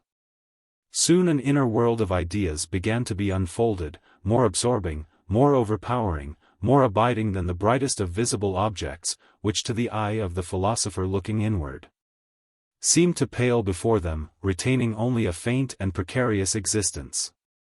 At the same time, the minds of men parted into the two great divisions of those who saw only a principle of motion, and of those who saw only a principle of rest, in nature and in themselves. There were born Heracliteans or Eleatics, as there have been in later ages born Aristotelians or Platonists. Like some philosophers in modern times, who are accused of making a theory first and finding their facts afterwards. The advocates of either opinion never thought of applying either to themselves or to their adversaries the criterion of fact. They were mastered by their ideas and not masters of them. Like the Heraclitean fanatics whom Plato has ridiculed in the Theaetetus, 179e, 180, they were incapable of giving a reason of the faith that was in them, and had all the animosities of a religious sect. Yet, doubtless, there was some first impression derived from external nature, which, as in mythology, so also in philosophy, worked upon the minds of the first thinkers. Though incapable of induction or generalization in the modern sense, they caught an inspiration from the external world.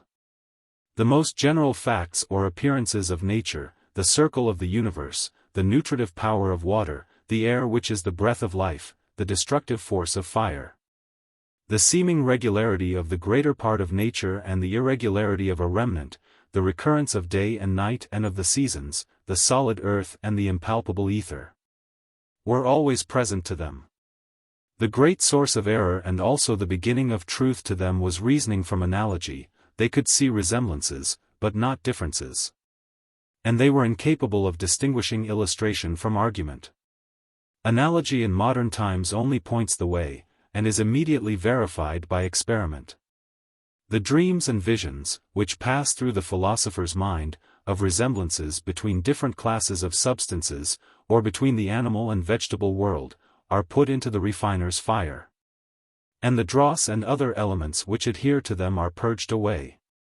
But the contemporary of Plato and Socrates was incapable of resisting the power of any analogy which occurred to him, and was drawn into any consequences which seemed to follow.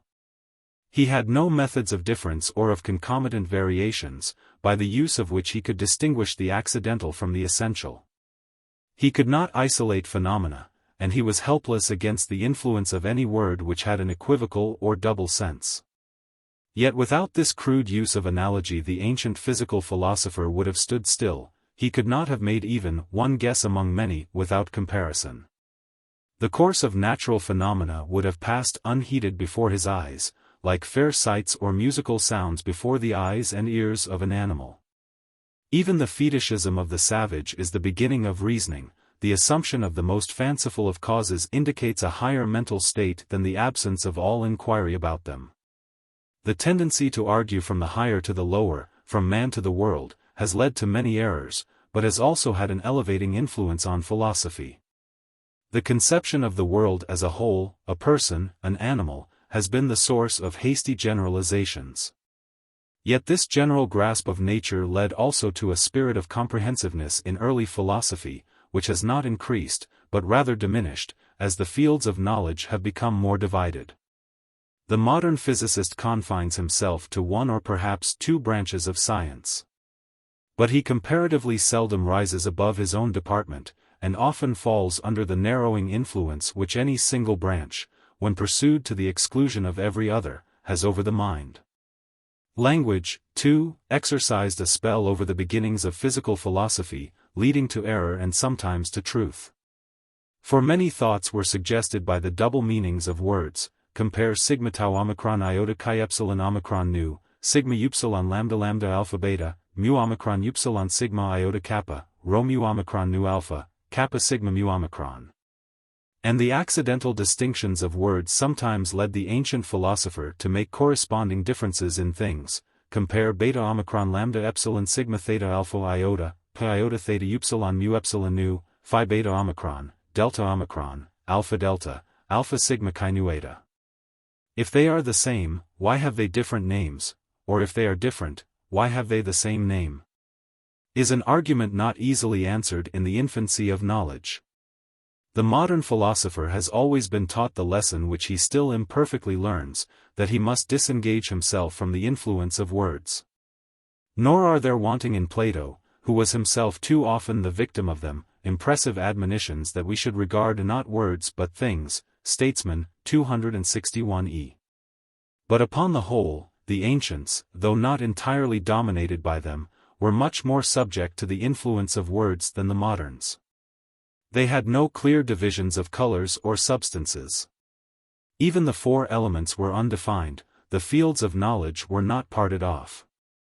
They were bringing order out of disorder, having a small grain of experience mingled in a confused heap of a priori notions. And yet, probably, their first impressions, the illusions and mirages of their fancy, created a greater intellectual activity and made a nearer approach to the truth than any patient investigation of isolated facts, for which the time had not yet come, could have accomplished. There was one more illusion to which the ancient philosophers were subject, and against which Plato in his later dialogues seems to be struggling, the tendency to mere abstractions. Not perceiving that pure abstraction is only negation, they thought that the greater the abstraction the greater the truth. Behind any pair of ideas a new idea which comprehended them, the tau rho tau omicron nu theta rho omega pi omicron, as it was technically termed, began at once to appear. 2 are truer than 3, 1 than 2. The words being, or unity, or essence, or good, became sacred to them. They did not see that they had a word only, and in one sense the most unmeaning of words. They did not understand that the content of notions is in inverse proportion to their universality, the element which is the most widely diffused is also the thinnest. Or, in the language of the common logic, the greater the extension the less the comprehension. But this vacant idea of a whole without parts, of a subject without predicates, a rest without motion, has been also the most fruitful of all ideas. It is the beginning of a priori thought, and indeed of thinking at all. Men were led to conceive it, not by a love of hasty generalization, but by a divine instinct, a dialectical enthusiasm, in which the human faculties seem to yearn for enlargement. We know that being is only the verb of existence, the copula, the most general symbol of relation, the first and most meager of abstractions. But to some of the ancient philosophers this little word appeared to attain divine proportions, and to comprehend all truth. Being or essence, and similar words, represented to them a supreme or divine being, in which they thought that they found the containing and continuing principle of the universe. In a few years the human mind was peopled with abstractions, a new world was called into existence to give law and order to the old. But between them there was still a gulf, and no one could pass from the one to the other. Number and figure were the greatest instruments of thought which were possessed by the Greek philosopher. Having the same power over the mind which was exerted by abstract ideas, they were also capable of practical application. Many curious and, to the early thinker, mysterious properties of them came to light when they were compared with one another. They admitted of infinite multiplication and construction. In Pythagorean triangles or in proportions of 1, 2, 4, 8 and 1, 3, 9, 27, or compounds of them, the laws of the world seemed to be more than half revealed. They were also capable of infinite subdivision, a wonder and also a puzzle to the ancient thinker, Republic 7:525e. They were not, like being or essence, mere vacant abstractions, but admitted of progress and growth, while at the same time they confirmed a higher sentiment of the mind. That there was order in the universe. And so there began to be a real sympathy between the world within and the world without. The numbers and figures which were present to the mind's eye became visible to the eye of sense. The truth of nature was mathematics, the other properties of objects seemed to reappear only in the light of number. Law and morality also found a natural expression in number and figure. Instruments of such power and elasticity could not fail to be a most gracious assistance to the first efforts of human intelligence. There was another reason why numbers had so great an influence over the minds of early thinkers: they were verified by experience. Every use of them, even the most trivial, assured men of their truth. They were everywhere to be found, in the least things and the greatest alike. 1, 2, 3, counted on the fingers was a trivial matter, Republic 7:522c, a little instrument out of which to create a world. But from these and by the help of these all our knowledge of nature has been developed. They were the measure of all things, and seemed to give law to all things. Nature was rescued from chaos and confusion by their power. The notes of music, the motions of the stars, the forms of atoms, the evolution and recurrence of days, months, years, the military divisions of an army, the civil divisions of a state, seemed to afford a present witness of them. What would have become of man or of the world if deprived of number? Republic 7:522e. The mystery of number and the mystery of music were akin. There was a music of rhythm and of harmonious motion everywhere. And to the real connection which existed between music and number, a fanciful or imaginary relation was superadded. There was a music of the spheres as well as of the notes of the lyre. If in all things seen there was number and figure, why should they not also pervade the unseen world, with which by their wonderful and unchangeable nature they seem to hold communion? Two other points strike us in the use which the ancient philosophers made of numbers. First, they applied to external nature the relations of them which they found in their own minds. And where nature seemed to be at variance with number, as for example in the case of fractions, they protested against her. Republic 7:525, Aristotle Metaphysics I6. Having long meditated on the properties of 1, 2, 4, 8, or 1, 3, 9, 27, or of 3, 4, 5. They discovered in them many curious correspondences and were disposed to find in them the secret of the universe. Secondly, they applied number and figure equally to those parts of physics, such as astronomy or mechanics, in which the modern philosopher expects to find them, and to those in which he would never think of looking for them, such as physiology and psychology. For the sciences were not yet divided. And there was nothing really irrational in arguing that the same laws which regulated the heavenly bodies were partially applied to the erring limbs or brain of man. Astrology was the form which the lively fancy of ancient thinkers almost necessarily gave to astronomy. The observation that the lower principle, e.g. mechanics, is always seen in the higher, e.g. in the phenomena of life, further tended to perplex them. Plato's doctrine of the same and the other ruling the courses of the heavens and of the human body is not a mere vagary, but is a natural result of the state of knowledge and thought at which he had arrived. When in modern times we contemplate the heavens, a certain amount of scientific truth imperceptibly blends, even with the cursory glance of an unscientific person. He knows that the earth is revolving round the sun, and not the sun around the earth. He does not imagine the earth to be the center of the universe, and he has some conception of chemistry and the cognate sciences. A very different aspect of nature would have been present to the mind of the early Greek philosopher. He would have beheld the earth a surface only, not mirrored, however faintly, in the glass of science, but indissolubly connected with some theory of one, two, or more elements. He would have seen the world pervaded by number and figure, animated by a principle of motion, immanent in a principle of rest. He would have tried to construct the universe on a quantitative principle, seeming to find in endless combinations of geometrical figures or in the infinite variety of their sizes a sufficient account of the multiplicity of phenomena. To these a priori speculations he would add a rude conception of matter and his own immediate experience of health and disease.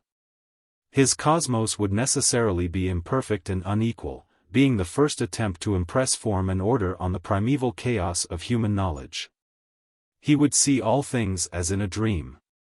The ancient physical philosophers have been charged by Dr. Wool and others with wasting their fine intelligences in wrong methods of inquiry. And their progress in moral and political philosophy has been sometimes contrasted with their supposed failure in physical investigations. They had plenty of ideas, says Dr. Wool, and plenty of facts, but their ideas did not accurately represent the facts with which they were acquainted. This is a very crude and misleading way of describing ancient science. It is the mistake of an uneducated person, uneducated, that is, in the higher sense of the word, who imagines everyone else to be like himself and explains every other age by his own. No doubt the ancients often fell into strange and fanciful errors.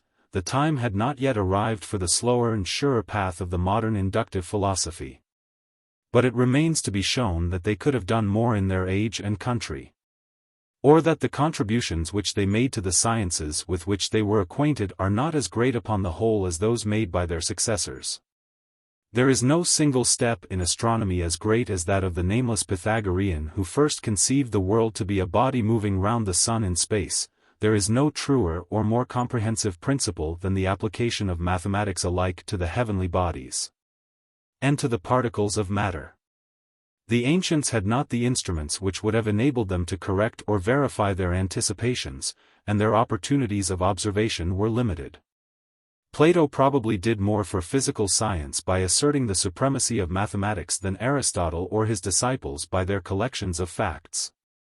When the thinkers of modern times, following Bacon, undervalue or disparage the speculations of ancient philosophers, they seem wholly to forget the conditions of the world and of the human mind, under which they carried on their investigations. When we accuse them of being under the influence of words, do we suppose that we are altogether free from this illusion? When we remark that Greek physics soon became stationary or extinct, may we not observe also that there have been and may be again periods in the history of modern philosophy which have been barren and unproductive? We might as well maintain that Greek art was not real or great, because it had nihil simile aut secundum, as say that Greek physics were a failure because they admire no subsequent progress. The charge of premature generalization which is often urged against ancient philosophers is really an anachronism. For they can hardly be said to have generalized at all. They may be said more truly to have cleared up and defined by the help of experience ideas which they already possessed. The beginnings of thought about nature must always have this character. A true method is the result of many ages of experiment and observation, and is ever going on and enlarging with the progress of science and knowledge.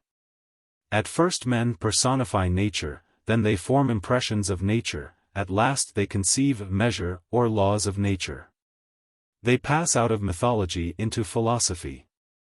Early science is not a process of discovery in the modern sense, but rather a process of correcting by observation, and to a certain extent only, the first impressions of nature, which mankind, when they began to think, had received from poetry or language or unintelligent sense.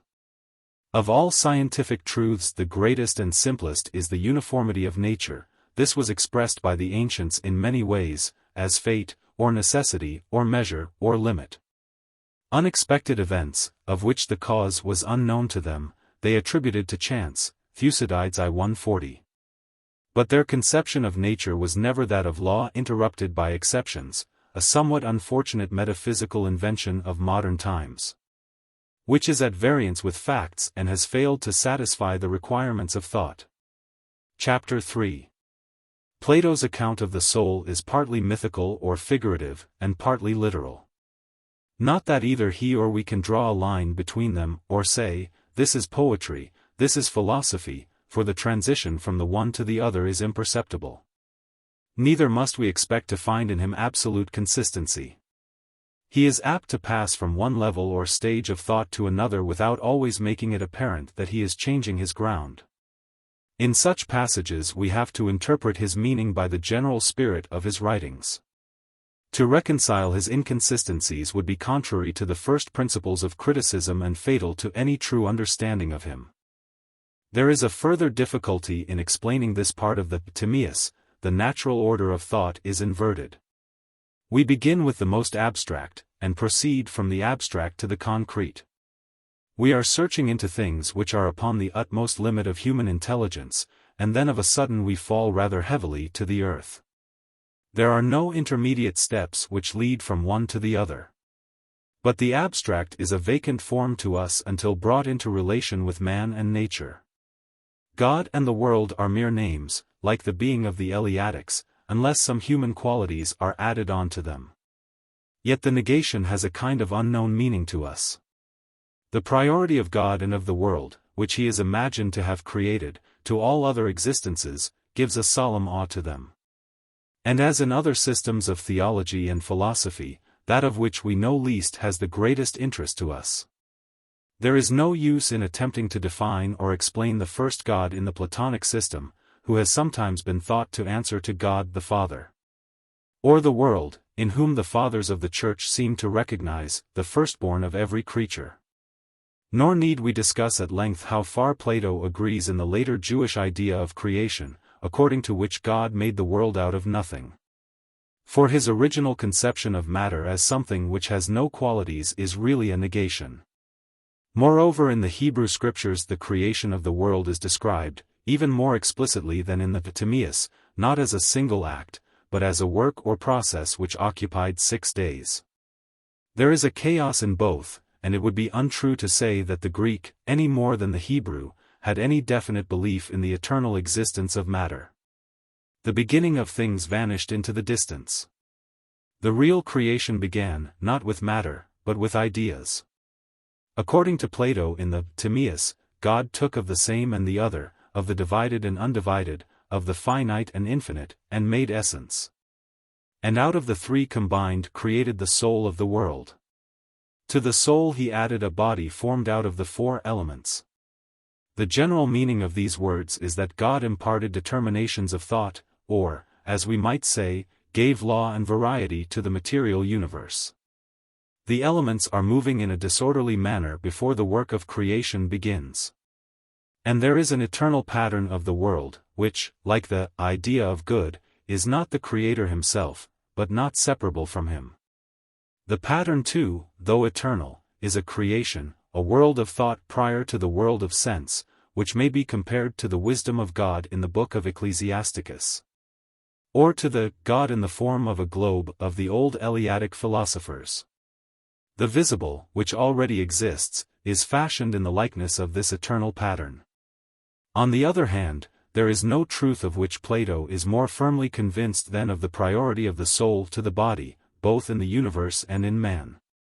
So inconsistent are the forms in which he describes the works which no tongue can utter, his language, as he himself says, 29c. Partaking of his own uncertainty about the things of which he is speaking. We may remark in passing, that the Platonic compared with the Jewish description of the process of creation has less of freedom or spontaneity. The Creator in Plato is still subject to a remnant of necessity which he cannot wholly overcome, compare 35a. When his work is accomplished he remains in his own nature. Plato is more sensible than the Hebrew prophet of the existence of evil, which he seeks to put as far as possible out of the way of God, compare 42d. And he can only suppose this to be accomplished by God retiring into himself and committing the lesser works of creation to inferior powers. Compare, however, Laws X 903 for another solution of the difficulty. Nor can we attach any intelligible meaning to his words when he speaks of the visible being in the image of the invisible. 28. For how can that which is divided be like that which is undivided? Or that which is changing be the copy of that which is unchanging? All the old difficulties about the ideas come back upon us in an altered form. We can imagine two worlds, one of which is the mere double of the other, or one of which is an imperfect copy of the other, or one of which is the vanishing ideal of the other. But we cannot imagine an intellectual world which has no qualities, a thing in itself, a point which has no parts or magnitude, which is nowhere, and nothing. This cannot be the archetype according to which God made the world, and is in reality, whether in Plato or in Kant, a mere negative residuum of human thought. There is another aspect of the same difficulty which appears to have no satisfactory solution. In what relation does the archetype stand to the Creator himself? For the idea or pattern of the world is not the thought of God, but a separate, self-existent nature, of which creation is the copy. We can only reply, 1. That to the mind of Plato subject and object were not yet distinguished, 2. That he supposes the process of creation to take place in accordance with his own theory of ideas. And as we cannot give a consistent account of the one, neither can we of the other.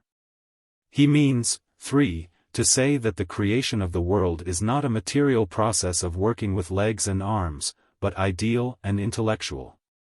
According to his own fine expression, the thought of God made the God that was to be. 34a. He means, 4. To draw an absolute distinction between the invisible or unchangeable which is or is the place of mind or being, and the world of sense or becoming which is visible and changing. He means, 5. That the idea of the world is prior to the world, just as the other ideas are prior to sensible objects. And like them may be regarded as eternal and self-existent, and also, like the idea of good, may be viewed apart from the divine mind. There are several other questions which we might ask and which can receive no answer, or at least only an answer of the same kind as the preceding. How can matter be conceived to exist without form? Or, how can the essences or forms of things be distinguished from the eternal ideas, or essence itself from the soul? Or, how could there have been motion in the chaos when as yet time was not? Or, how did chaos come into existence, if not by the will of the Creator? Or, how could there have been a time when the world was not, if time was not? Or, how could the Creator have taken portions of an indivisible same? Or, how could space or anything else have been eternal when time is only created? Or, how could the surfaces of geometrical figures have formed solids? We must reply again that we cannot follow Plato in all his inconsistencies, but that the gaps of thought are probably more apparent to us than to him. He would, perhaps, have said that the first things are known only to God and to him of men whom God loves. How often have the gaps in theology been concealed from the eye of faith? And we may say that only by an effort of metaphysical imagination can we hope to understand Plato from his own point of view. We must not ask for consistency.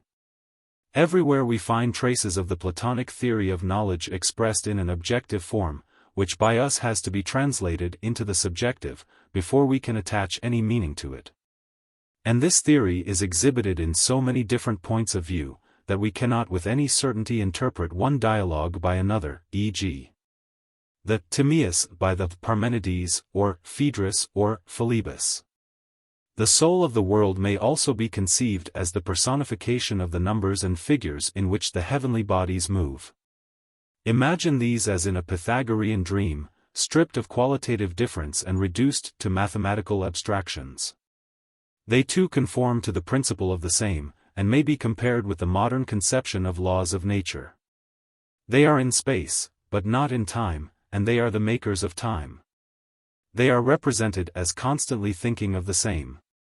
For thought in the view of Plato is equivalent to truth or law, and need not imply a human consciousness, a conception which is familiar enough to us, but has no place, hardly even a name, in ancient Greek philosophy.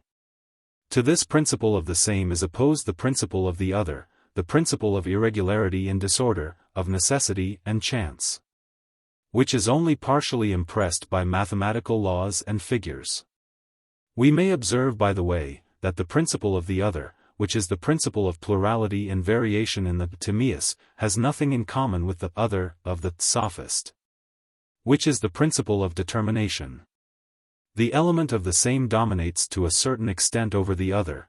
The fixed stars keep the wanderers of the inner circle in their courses, 36c. And a similar principle of fixedness or order appears to regulate the bodily constitution of man, 89a, 90d. But there still remains a rebellious seed of evil derived from the original chaos, which is the source of disorder in the world, and of vice and disease in man. But what did Plato mean by essence, omicron sigma alpha, which is the intermediate nature compounded of the same and the other, and out of which, together with these two, the soul of the world is created?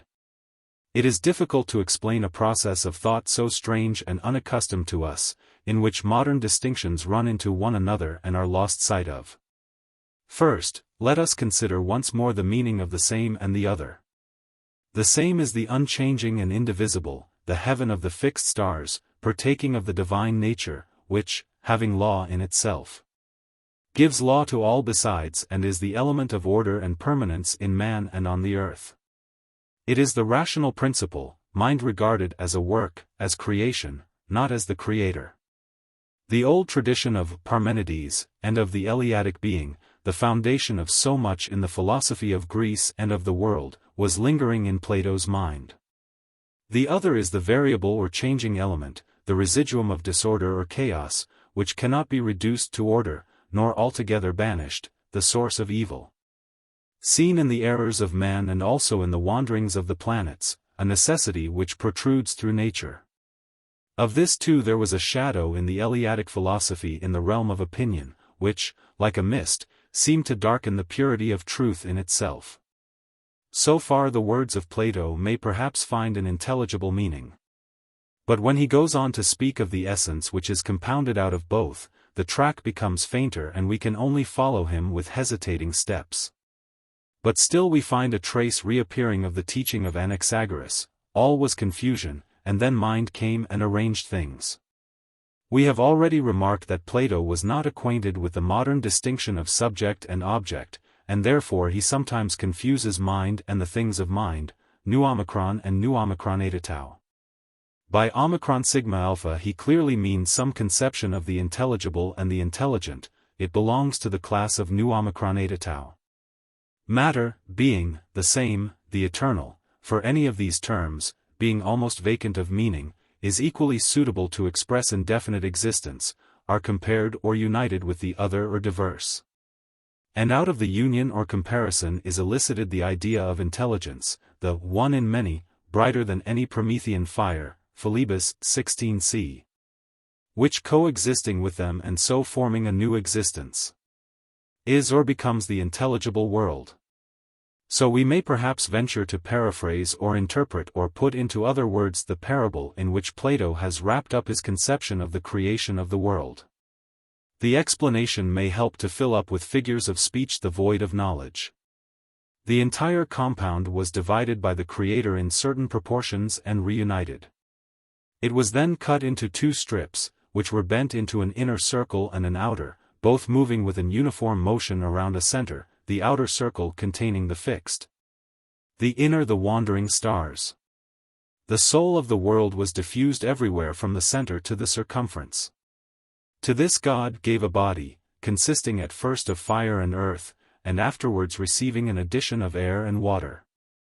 Because solid bodies, like the world, are always connected by two middle terms and not by one. The world was made in the form of a globe, and all the material elements were exhausted in the work of creation.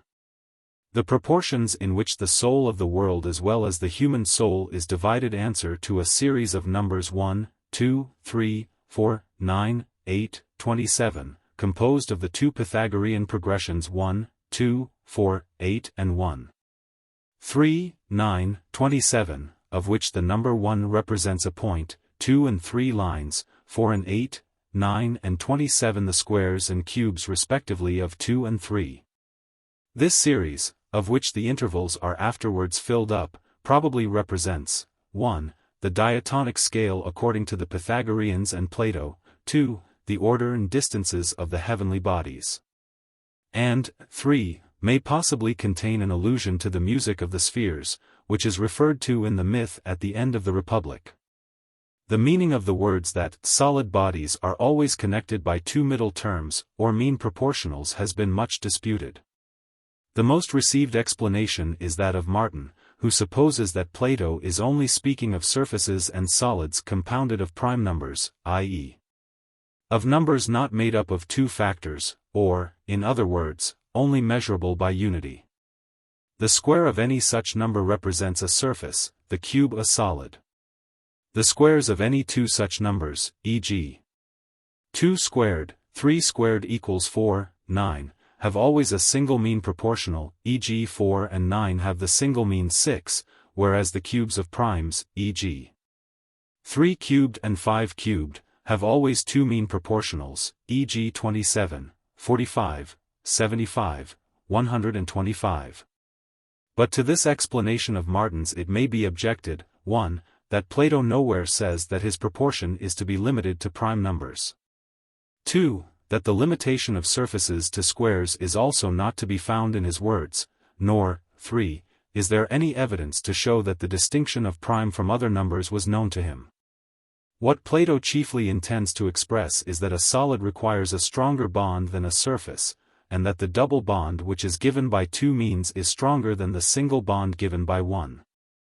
Having reflected on the singular numerical phenomena of the existence of one mean proportional between two square numbers, or rather perhaps only between the two lowest squares, and of two mean proportionals between two cubes, perhaps again confining his attention to the two lowest cubes, he finds in the latter symbol an expression of the relation of the elements. As in the former an image of the combination of two surfaces. Between fire and earth, the two extremes, he remarks that there are introduced, not one, but two elements, air and water, which are compared to the two mean proportionals between two cube numbers. The vagueness of his language does not allow us to determine whether anything more than this was intended by him. Leaving the further explanation of details, which the reader will find discussed at length in Beck and Martin, we may now return to the main argument: why did God make the world? Like man, he must have a purpose, and his purpose is the diffusion of that goodness or good which he himself is. The term goodness is not to be understood in this passage as meaning benevolence or love, in the Christian sense of the term, but rather law, order, harmony, like the idea of good in the Republic. The ancient mythologers, and even the Hebrew prophets, had spoken of the jealousy of God, and the Greek had imagined that there was a nemesis always attending the prosperity of mortals. But Plato delights to think of God as the author of order in his works, who, like a father, lives over again in his children, and can never have too much of good or friendship among his creatures. Only, as there is a certain remnant of evil inherent in matter which he cannot get rid of, he detaches himself from them and leaves them to themselves, that he may be guiltless of their faults and sufferings. Between the ideal and the sensible Plato interposes the two natures of time and space. Time is conceived by him to be only the shadow or image of eternity which ever is and never has been or will be, but is described in a figure only as past or future. This is one of the great thoughts of early philosophy, which are still as difficult to our minds as they were to the early thinkers. Or perhaps more difficult, because we more distinctly see the consequences which are involved in such an hypothesis. All the objections which may be urged against Kant's doctrine of the ideality of space and time at once press upon us. If time is unreal, then all which is contained in time is unreal, the succession of human thoughts as well as the flux of sensations. There is no connecting link between phi alpha iota nu mu epsilon nu alpha and nu tau alpha. Yet, on the other hand, we are conscious that knowledge is independent of time, that truth is not a thing of yesterday or tomorrow, but an eternal now. To the spectator of all time and all existence, the universe remains at rest. The truths of geometry and arithmetic in all their combinations are always the same. The generations of men, like the leaves of the forest, come and go, but the mathematical laws by which the world is governed remain, and seem as if they could never change. The ever-present image of space is transferred to time, succession is conceived as extension. We remark that Plato does away with the above and below in space, as he has done away with the absolute existence of past and future. The course of time, unless regularly marked by divisions of number, partakes of the indefiniteness of the Heraclitean flux. By such reflections we may conceive the Greek to have attained the metaphysical conception of eternity, which to the Hebrew was gained by meditation on the divine being. No one saw that this objective was really a subjective, and involved the subjectivity of all knowledge. Non in tempore sed cum tempore finxit Deus mundum, says St. Augustine, repeating a thought derived from the Timaeus, but apparently unconscious of the results to which his doctrine would have led. The contradictions involved in the conception of time or motion, like the infinitesimal in space, were a source of perplexity to the mind of the Greek, who was driven to find a point of view above or beyond them. They had sprung up in the decline of the Eleatic philosophy and were very familiar to Plato, as we gather from the Parmenides.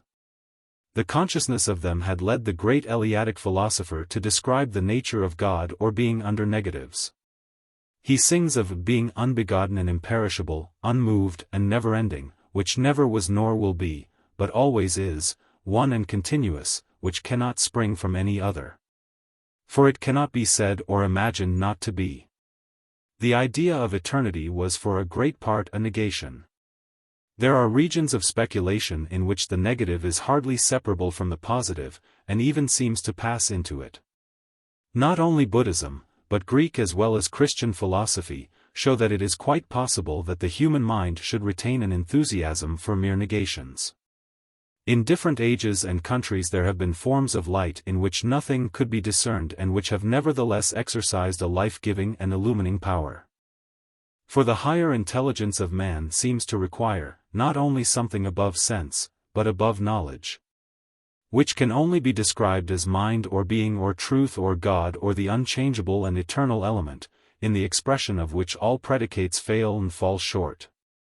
Eternity or the eternal is not merely the unlimited in time but the truest of all being, the most real of all realities, the most certain of all knowledge, which we nevertheless only see through a glass darkly.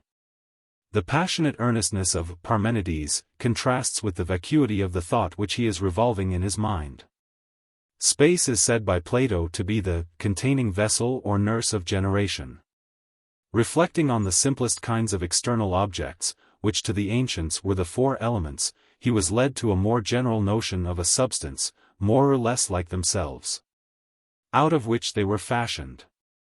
He would not have them too precisely distinguished. Thus seems to have arisen the first dim perception of lambda eta or matter, which has played so great a part in the metaphysical philosophy of Aristotle and his followers. But besides the material out of which the elements are made, there is also a space in which they are contained. There arises thus a second nature which the senses are incapable of discerning and which can hardly be referred to the intelligible class. For it is and it is not, it is nowhere when filled, it is nothing when empty. Hence it is said to be discerned by a kind of spurious or analogous reason, partaking so feebly of existence as to be hardly perceivable, yet always reappearing as the containing mother or nurse of all things. It had not that sort of consistency to Plato which has been given to it in modern times by geometry and metaphysics. Neither of the Greek words by which it is described are so purely abstract as the English word space or the Latin spatium. Neither Plato nor any other Greek would have spoken of Chi-Rho Nu Omicron Kappa Alpha Tau Pi Omicron or Chi-Rho Alpha in the same manner as we speak of time and space. Yet space is also of a very permanent or even eternal nature. And Plato seems more willing to admit of the unreality of time than of the unreality of space, because, as he says, all things must necessarily exist in space. We, on the other hand, are disposed to fancy that even if space were annihilated, time might still survive. He admits indeed that our knowledge of space is of a dreamy kind, and is given by a spurious reason without the help of sense. Compare the hypotheses and images of Republic 6:5-11, it is true that it does not attain to the clearness of ideas. But like them it seems to remain, even if all the objects contained in it are supposed to have vanished away. Hence it was natural for Plato to conceive of it as eternal. We must remember further that in his attempt to realize either space or matter, the two abstract ideas of weight and extension, which are familiar to us, had never passed before his mind. Thus far God, working according to an eternal pattern, out of his goodness has created the same, the other, and the essence. Compare the three principles of the phalebus, the finite, the infinite, and the union of the two, and out of them has formed the outer circle of the fixed stars and the inner circle of the planets, divided according to certain musical intervals. He has also created time, the moving image of eternity, and space, existing by a sort of necessity and hardly distinguishable from matter. The matter out of which the world is formed is not absolutely void, but retains in the chaos certain germs or traces of the elements. These Plato, like Empedocles, supposed to be four in number: fire, air, earth, and water. They were at first mixed together. But already in the chaos, before God fashioned them by form and number, the greater masses of the elements had an appointed place. Into the confusion, mu gamma mu alpha, which preceded Plato does not attempt further to penetrate. They are called elements, but they are so far from being elements, sigma tau omicron iota chi epsilon alpha, or letters in the higher sense, that they are not even syllables or first compounds. The real elements are two triangles, the rectangular isosceles which has but one form, and the most beautiful of the many forms of scalene, which is half of an equilateral triangle. By the combination of these triangles, which exist in an infinite variety of sizes, the surfaces of the four elements are constructed. That there were only 5 regular solids was already known to the ancients, and out of the surfaces which he has formed Plato proceeds to generate the 4 first of the 5.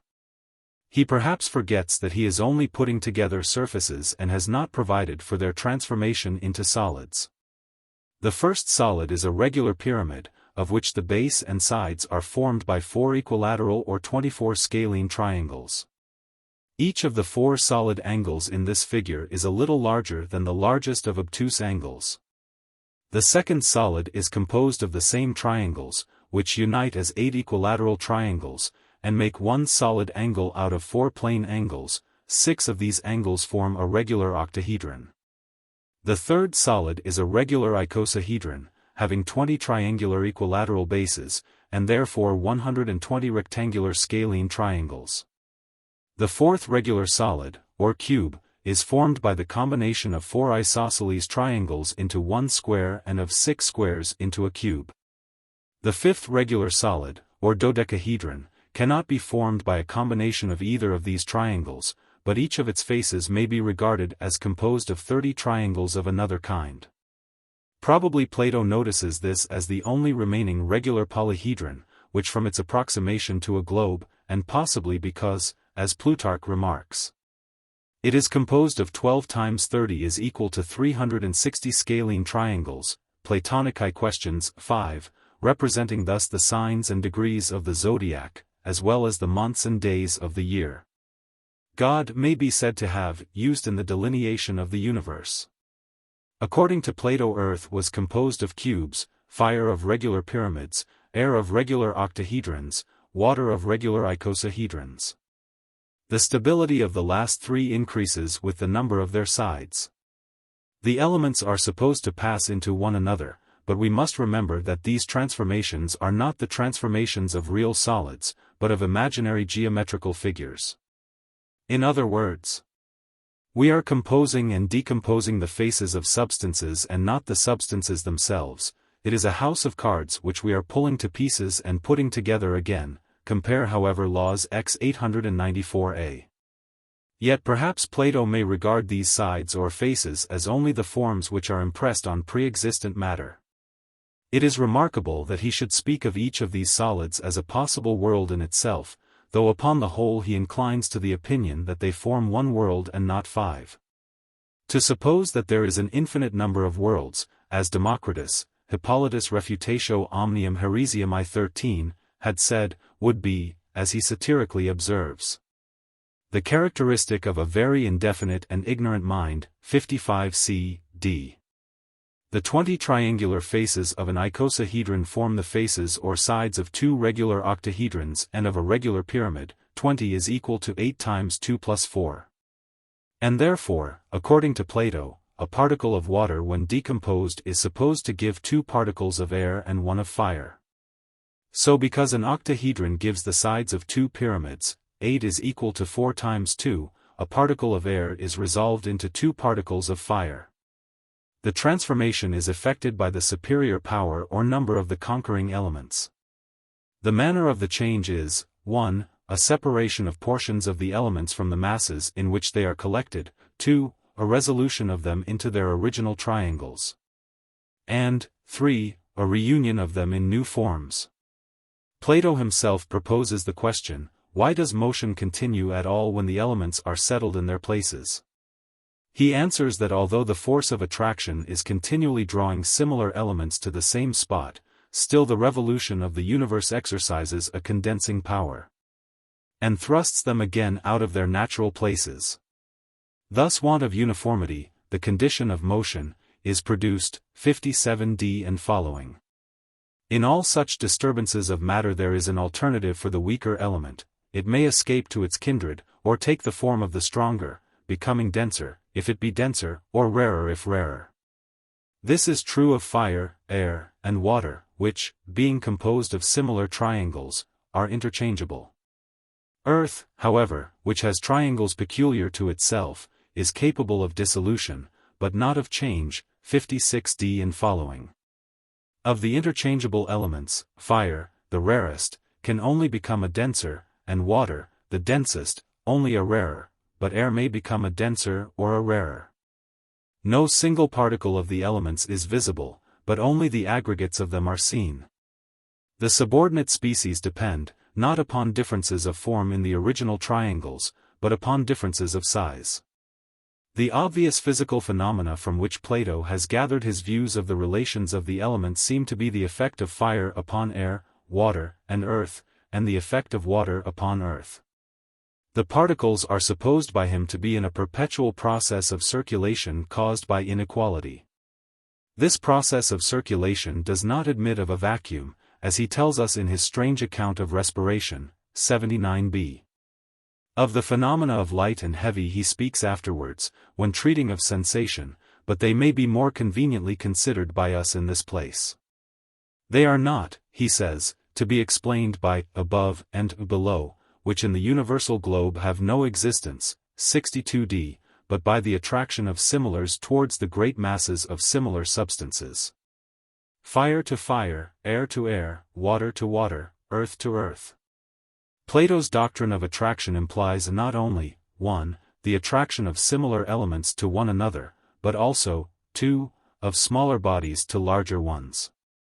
Had he confined himself to the latter he would have arrived, though, perhaps, without any further result or any sense of the greatness of the discovery, at the modern doctrine of gravitation. He does not observe that water has an equal tendency towards both water and earth. So easily did the most obvious facts which were inconsistent with his theories escape him. The general physical doctrines of the Timaeus may be summed up as follows.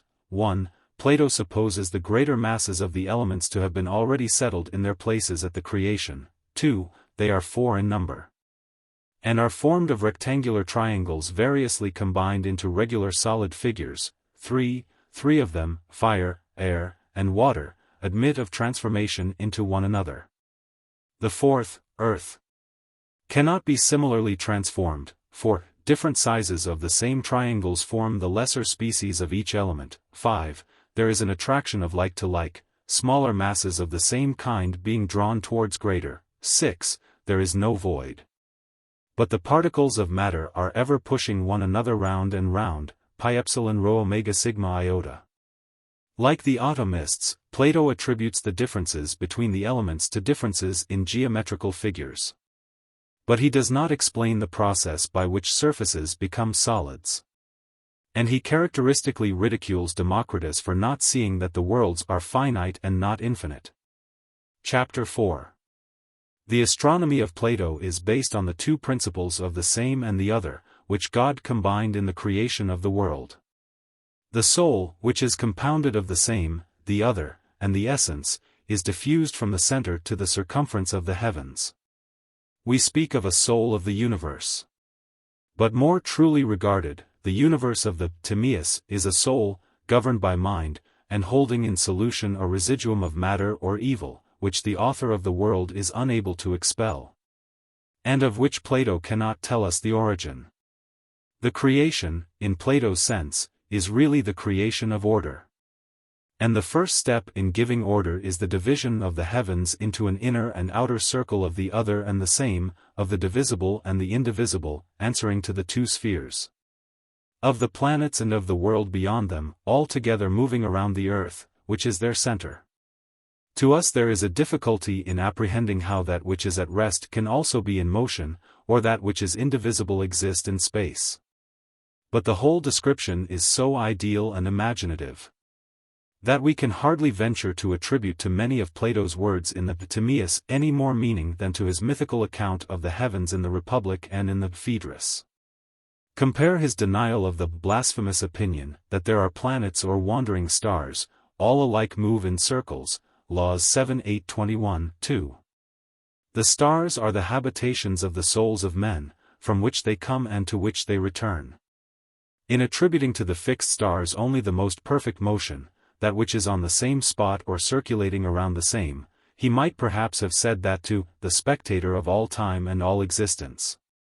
To borrow once more his own grand expression, or viewed, in the language of Spinoza, sub specie eternitatis, they were still at rest, but appeared to move in order to teach men the periods of time. Although absolutely in motion, they are relatively at rest, or we may conceive of them as resting, while the space in which they are contained, or the whole anima mundi, revolves. The universe revolves around a center once in 24 hours, but the orbits of the fixed stars take a different direction from those of the planets. The outer and the inner sphere cross one another and meet again at a point opposite to that of their first contact. The first moving in a circle from left to right along the side of a parallelogram which is supposed to be inscribed in it. The second also moving in a circle along the diagonal of the same parallelogram from right to left. Or, in other words, the first describing the path of the equator, the second, the path of the ecliptic. The motion of the second is controlled by the first, and hence the oblique line in which the planets are supposed to move becomes a spiral. The motion of the same is said to be undivided, whereas the inner motion is split into 7 unequal orbits, the intervals between them being in the ratio of 2 and 3, 3 of either, the Sun moving in the opposite direction to Mercury and Venus, but with equal swiftness. The remaining 4, Moon, Saturn, Mars, Jupiter, with unequal swiftness to the former 3 and to one another.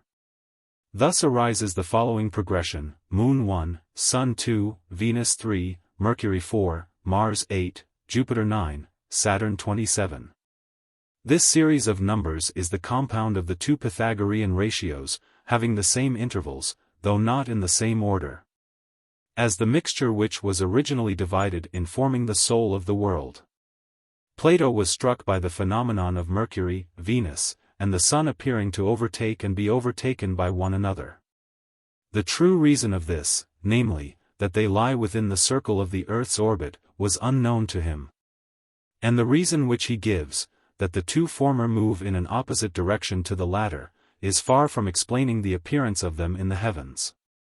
All the planets, including the Sun, are carried round in the daily motion of the circle of the fixed stars. And they have a second or oblique motion which gives the explanation of the different lengths of the Sun's course in different parts of the Earth. The fixed stars have also two movements, a forward movement in their orbit which is common to the whole circle, and a movement on the same spot around an axis, which Plato calls the movement of thought about the same. In this latter respect they are more perfect than the wandering stars, as Plato himself terms them in the Timaeus, although in the Laws he condemns the appellation as blasphemous. The revolution of the world around Earth, which is accomplished in a single day and night, is described as being the most perfect or intelligent. Yet Plato also speaks of an annus magnus or cyclical year, in which periods wonderful for their complexity are found to coincide in a perfect number, i.e., a number which equals the sum of its factors, as 6 is equal to 1 plus 2 plus 3.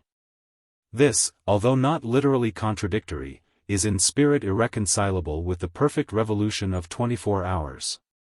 The same remark may be applied to the complexity of the appearances and occultations of the stars, which, if the outer heaven is supposed to be moving around the center once in 24 hours, must be confined to the effects produced by the 7 planets. Plato seems to confuse the actual observation of the heavens with his desire to find in them mathematical perfection. The same spirit is carried yet further by him in the passage already quoted from the Laws, in which he affirms their wanderings to be an appearance only, which a little knowledge of mathematics would enable men to correct. We have now to consider the much-discussed question of the rotation or immobility of the earth. Plato's doctrine on this subject is contained in the following words: the earth, which is our nurse, compacted, or revolving, around the pole which is extended through the universe. He made to be the guardian and artificer of night and day, first and eldest of gods that are in the interior of heaven. 40b, c. There is an unfortunate doubt in this passage, 1, about the meaning of the word lambda omicron mu nu eta nu, which is translated either compacted or revolving, and is equally capable of both explanations. A doubt, 2, may also be raised as to whether the words artificer of day and night are consistent with the mere passive causation of them, produced by the immobility of the earth in the midst of the circling universe. We must admit, further, 3, that Aristotle attributed to Plato the doctrine of the rotation of the earth on its axis. On the other hand, it has been urged that if the earth goes round with the outer heaven and sun in 24 hours, there is no way of accounting for the alternation of day and night, since the equal motion of the earth and sun would have the effect of absolute immobility. To which it may be replied that Plato never says that the earth goes round with the outer heaven and sun. Although the whole question depends on the relation of earth and sun, their movements are nowhere precisely described. But if we suppose, with Mr. Grote, that the diurnal rotation of the earth on its axis and the revolution of the sun and outer heaven precisely coincide, it would be difficult to imagine that Plato was unaware of the consequence. For though he was ignorant of many things which are familiar to us, and often confused in his ideas where we have become clear, we have no right to attribute to him a childish want of reasoning about very simple facts, or an inability to understand the necessary and obvious deductions from geometrical figures or movements. Of the causes of day and night the pre-Socratic philosophers, and especially the Pythagoreans, gave various accounts, and therefore the question can hardly be imagined to have escaped him. On the other hand, it may be urged that the further step, however simple and obvious, is just what Plato often seems to be ignorant of, and that as there is no limit to his insight, there is also no limit to the blindness which sometimes obscures his intelligence. Compare the construction of solids out of surfaces in his account of the creation of the world, or the attraction of similars to similars. Further, Mr. Grote supposes, not that lambda omicron mu nu eta nu means revolving, or that this is the sense in which Aristotle understood the word, but that the rotation of the earth is necessarily implied in its adherence to the cosmical axis. But, if, as Mr. Grote assumes, Plato did not see that the rotation of the earth on its axis and of the sun and outer heavens around the earth in equal times was inconsistent with the alternation of day and night, neither need we suppose that he would have seen the immobility of the earth to be inconsistent with the rotation of the axis. And b. What proof is there that the axis of the world revolves at all? c. The comparison of the two passages quoted by Mr. Grote, see his pamphlet on The Rotation of the Earth, from Aristotle de Scylla, Book 2, c. 13, nu iota omicron iota, gamma gamma rho alpha pi tau alpha iota, and c. 14, mu epsilon, mu sigma omicron nu, clearly shows, although this is a matter of minor importance, that Aristotle, as Proclus and Simplicius supposed, understood lambda epsilon sigma theta alpha iota in the Timaeus to mean revolving. For the second passage, in which motion on an axis is expressly mentioned, refers to the first, but this would be unmeaning unless lambda lambda epsilon sigma theta alpha iota in the first passage meant rotation on an axis. 4. The immobility of the earth is more in accordance with Plato's other writings than the opposite hypothesis. For in the Phaedo, the earth is described as the center of the world, and is not said to be in motion. In the Republic the pilgrims appear to be looking out from the earth upon the motions of the heavenly bodies. In the Phaedrus, Hestia, who remains immovable in the house of Zeus while the other gods go in procession, is called the first and eldest of the gods, and is probably the symbol of the earth. The silence of Plato in these and in some other passages, Laws X 893b, in which he might be expected to speak of the rotation of the earth, is more favorable to the doctrine of its immobility than to the opposite. If he had meant to say that the earth revolves on its axis, he would have said so in distinct words, and have explained the relation of its movements to those of the other heavenly bodies. 5. The meaning of the words, artificer of day and night, is literally true according to Plato's view. For the alternation of day and night is not produced by the motion of the heavens alone, or by the immobility of the earth alone, but by both together. And that which has the inherent force or energy to remain at rest when all other bodies are moving, may be truly said to act, equally with them. 6. We should not lay too much stress on Aristotle or the writer De Calo having adopted the other interpretation of the words.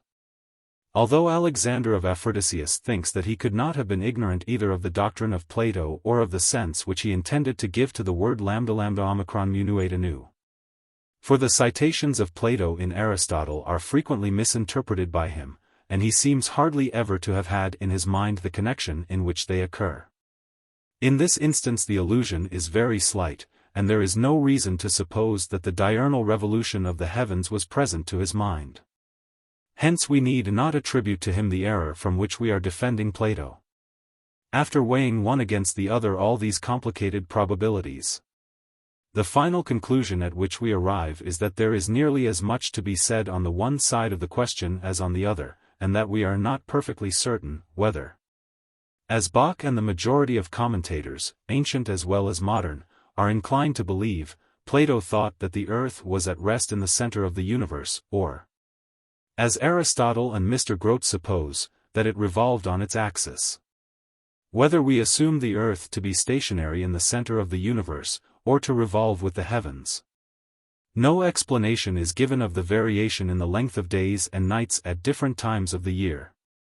The relations of the earth and heavens are so indistinct in the Timaeus and so figurative in the Phaedo, Phaedrus, and Republic, that we must give up the hope of ascertaining how they were imagined by Plato, if he had any fixed or scientific conception of them at all. Chapter 5. The soul of the world is framed on the analogy of the soul of man, and many traces of anthropomorphism blend with Plato's highest flights of idealism. The heavenly bodies are endowed with thought, the principles of the same and other exist in the universe as well as in the human mind. The soul of man is made out of the remains of the elements which had been used in creating the soul of the world. These remains, however, are diluted to the third degree. By this Plato expresses the measure of the difference between the soul human and divine. The human soul, like the cosmical, is framed before the body, as the mind is before the soul of either. 30b, this is the order of the divine work, and the finer parts of the body, which are more akin to the soul, such as the spinal marrow, are prior to the bones and flesh. The brain, the containing vessel of the divine part of the soul, is, nearly, in the form of a globe, which is the image of the gods, who are the stars, and of the universe. There is, however, an inconsistency in Plato's manner of conceiving the soul of man. He cannot get rid of the element of necessity which is allowed to enter. He does not, like Kant, attempt to vindicate for men a freedom out of space and time.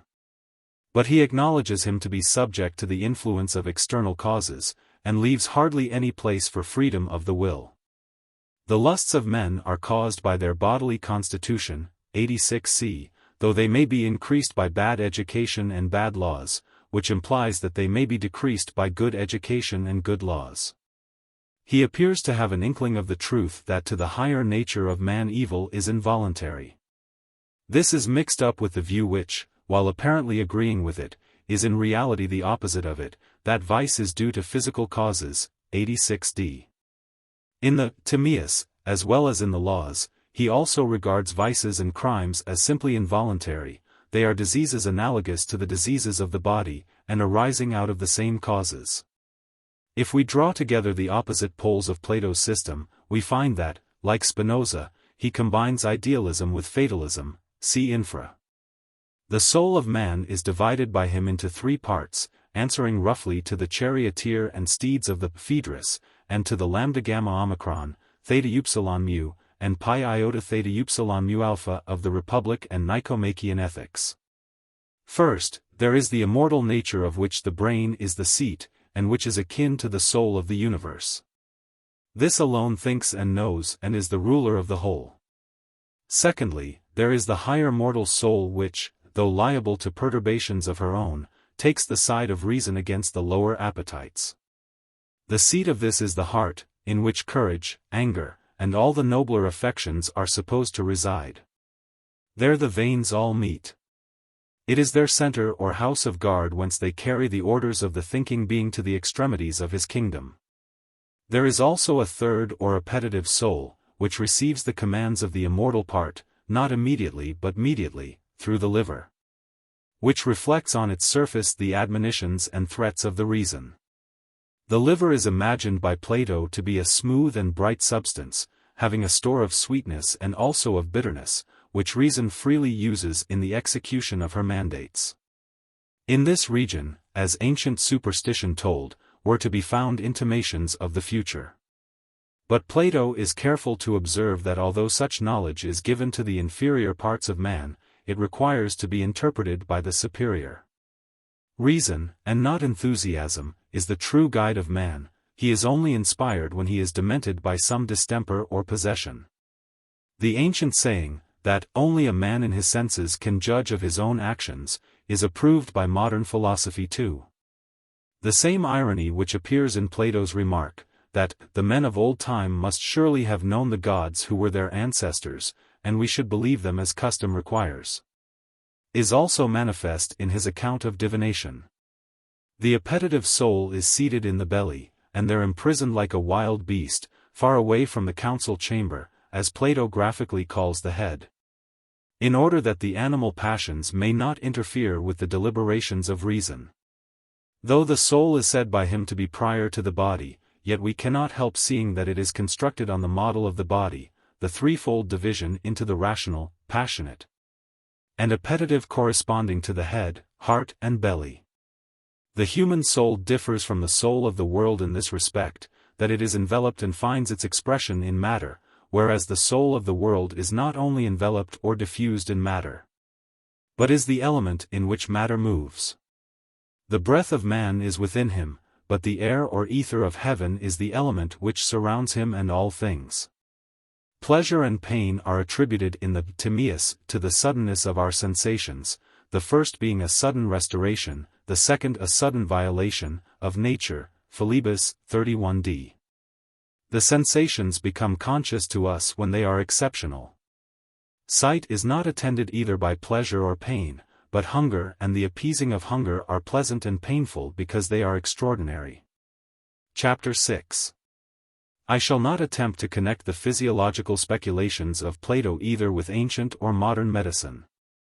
What light I can throw upon them will be derived from the comparison of them with his general system. There is no principle so apparent in the physics of the Timaeus, or in ancient physics generally, as that of continuity. The world is conceived of as a whole, and the elements are formed into and out of one another. The varieties of substances and processes are hardly known or noticed.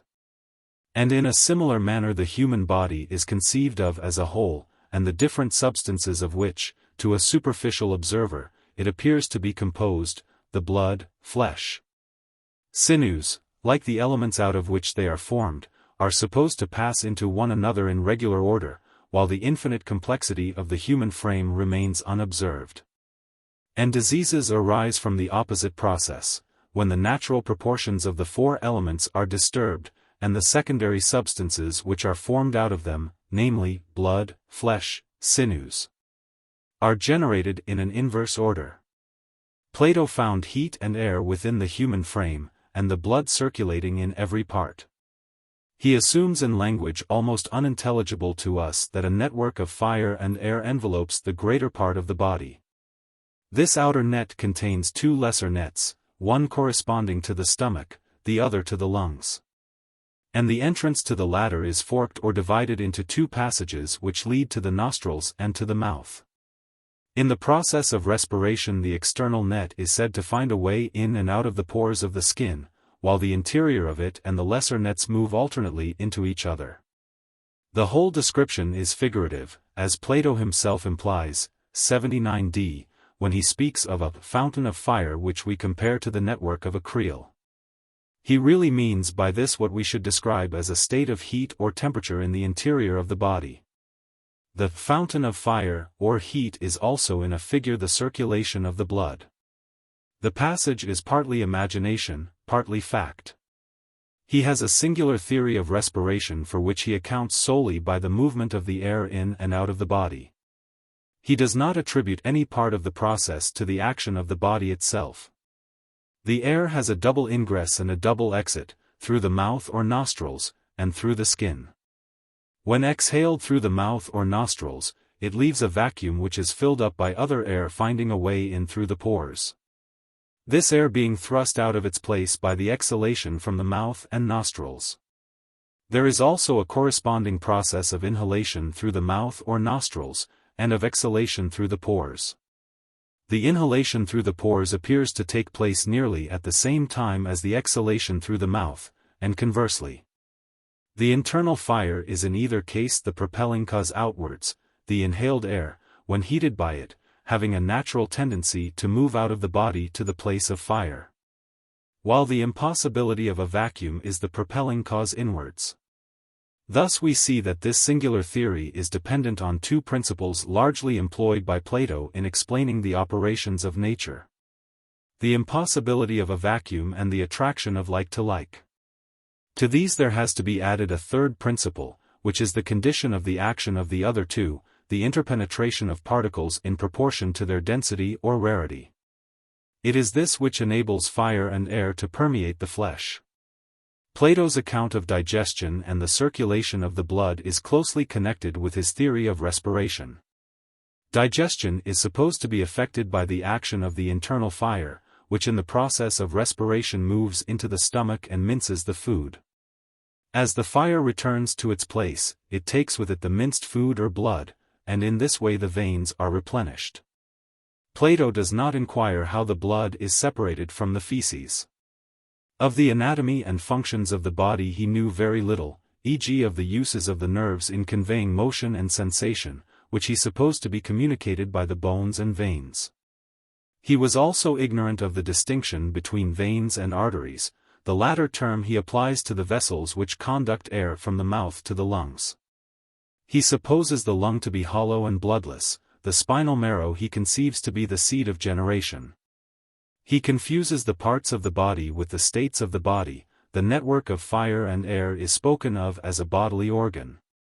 He has absolutely no idea of the phenomena of respiration, which he attributes to a law of equalization in nature, the air which is breathed out displacing other air which finds a way in. He is wholly unacquainted with the process of digestion. Except the general divisions into the spleen, the liver, the belly, and the lungs, and the obvious distinctions of flesh, bones, and the limbs of the body, we find nothing that reminds us of anatomical facts. But we find much which is derived from his theory of the universe, and transferred to man, as there is much also in his theory of the universe which is suggested by man. The microcosm of the human body is the lesser image of the macrocosm.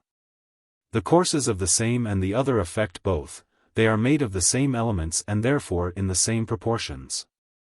Both are intelligent natures endued with the power of self-motion, and the same equipoise is maintained in both. The animal is a sort of world to the particles of the blood which circulate in it. All the four elements entered into the original composition of the human frame.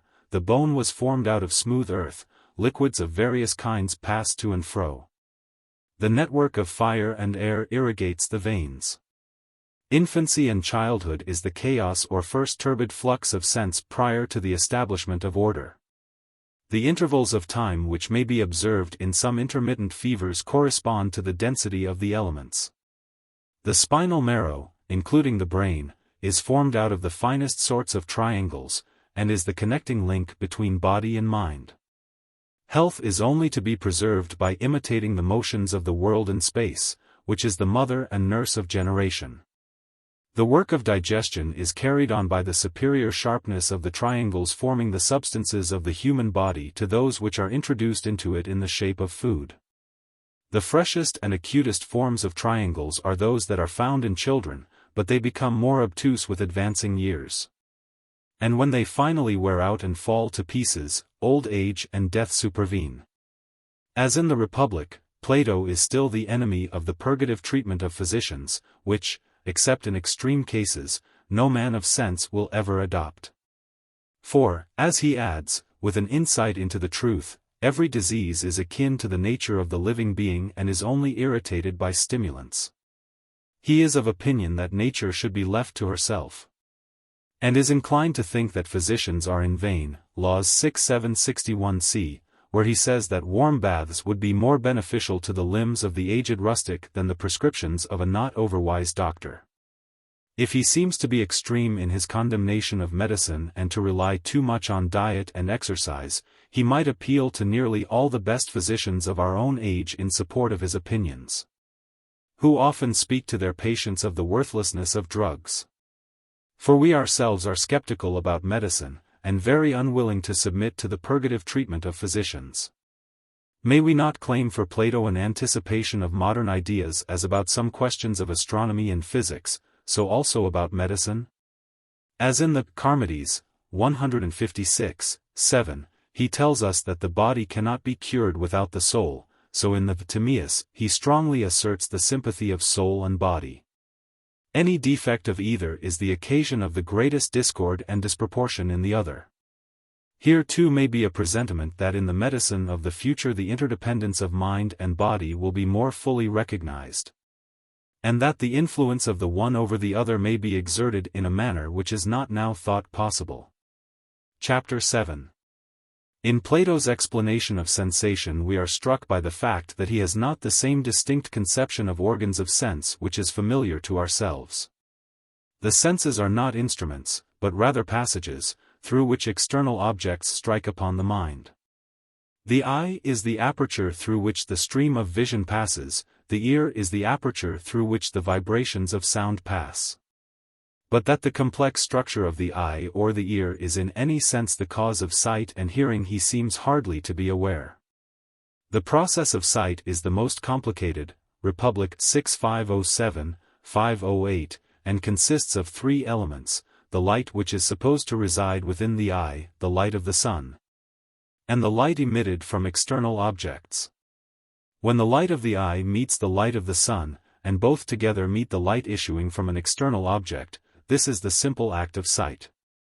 When the particles of light which proceed from the object are exactly equal to the particles of the visual ray which meet them from within, then the body is transparent.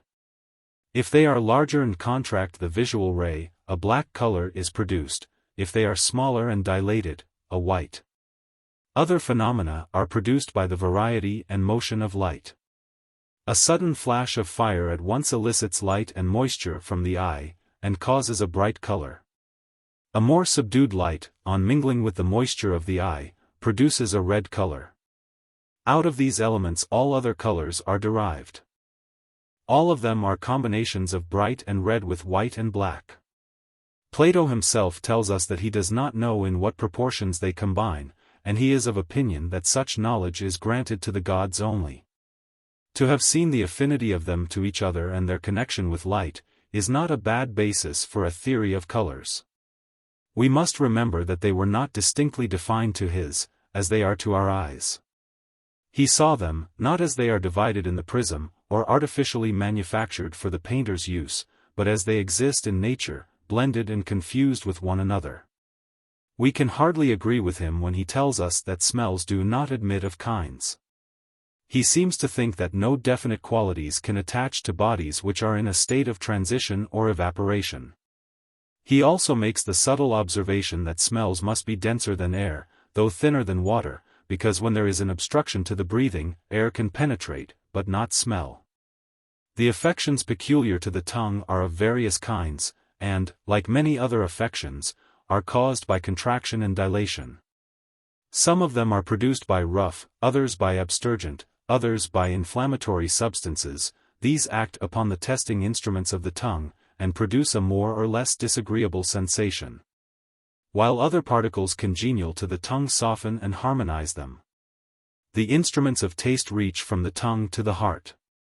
Plato has a lively sense of the manner in which sensation and motion are communicated from one part of the body to the other, though he confuses the affections with the organs.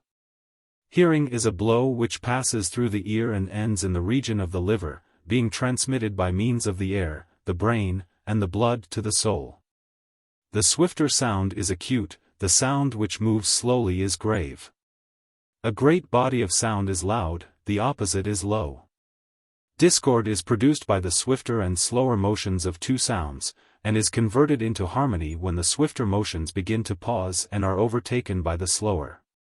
The general phenomena of sensation are partly internal, but the more violent are caused by conflict with external objects.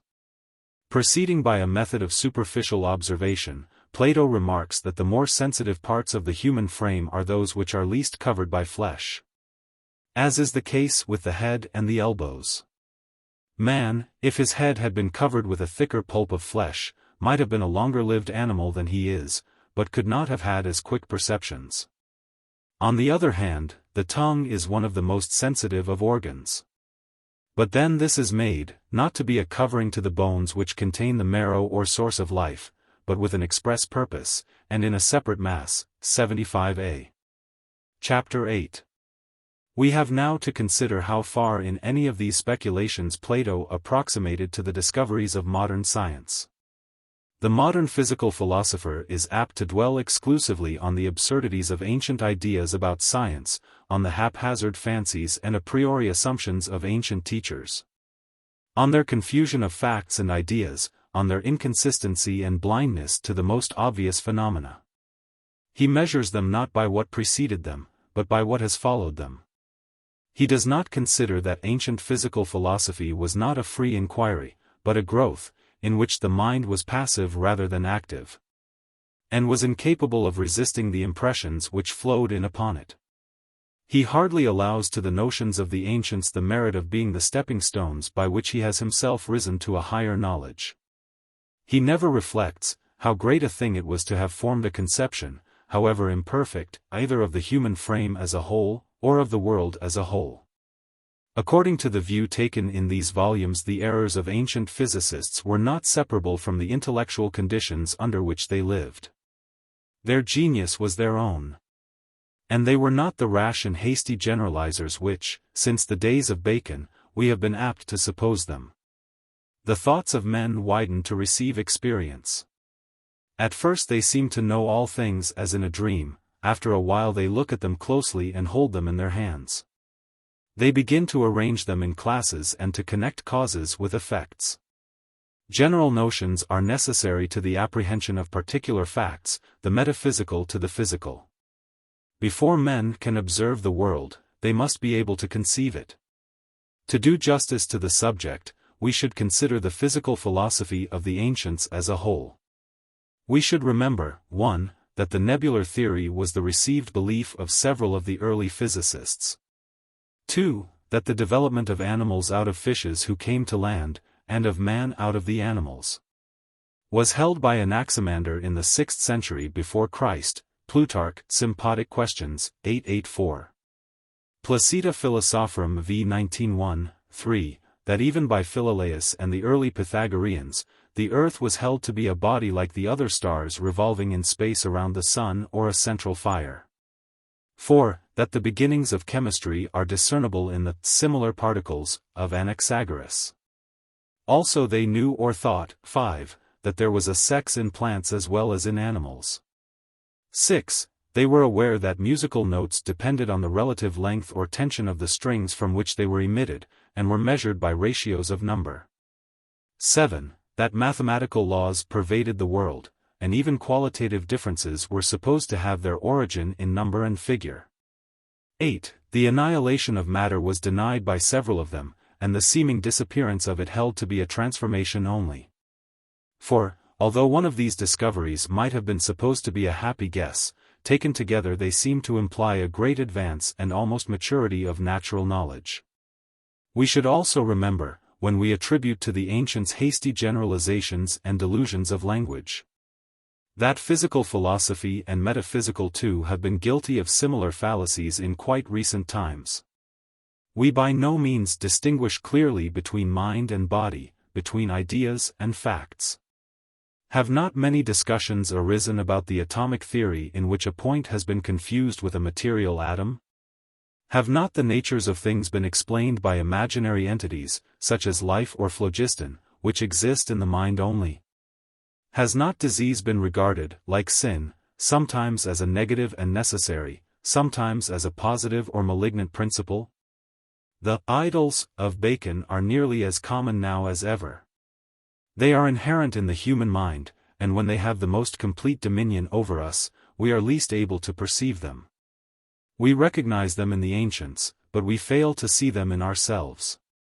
Such reflections, although this is not the place in which to dwell upon them at length, lead us to take a favorable view of the speculations of the Timaeus.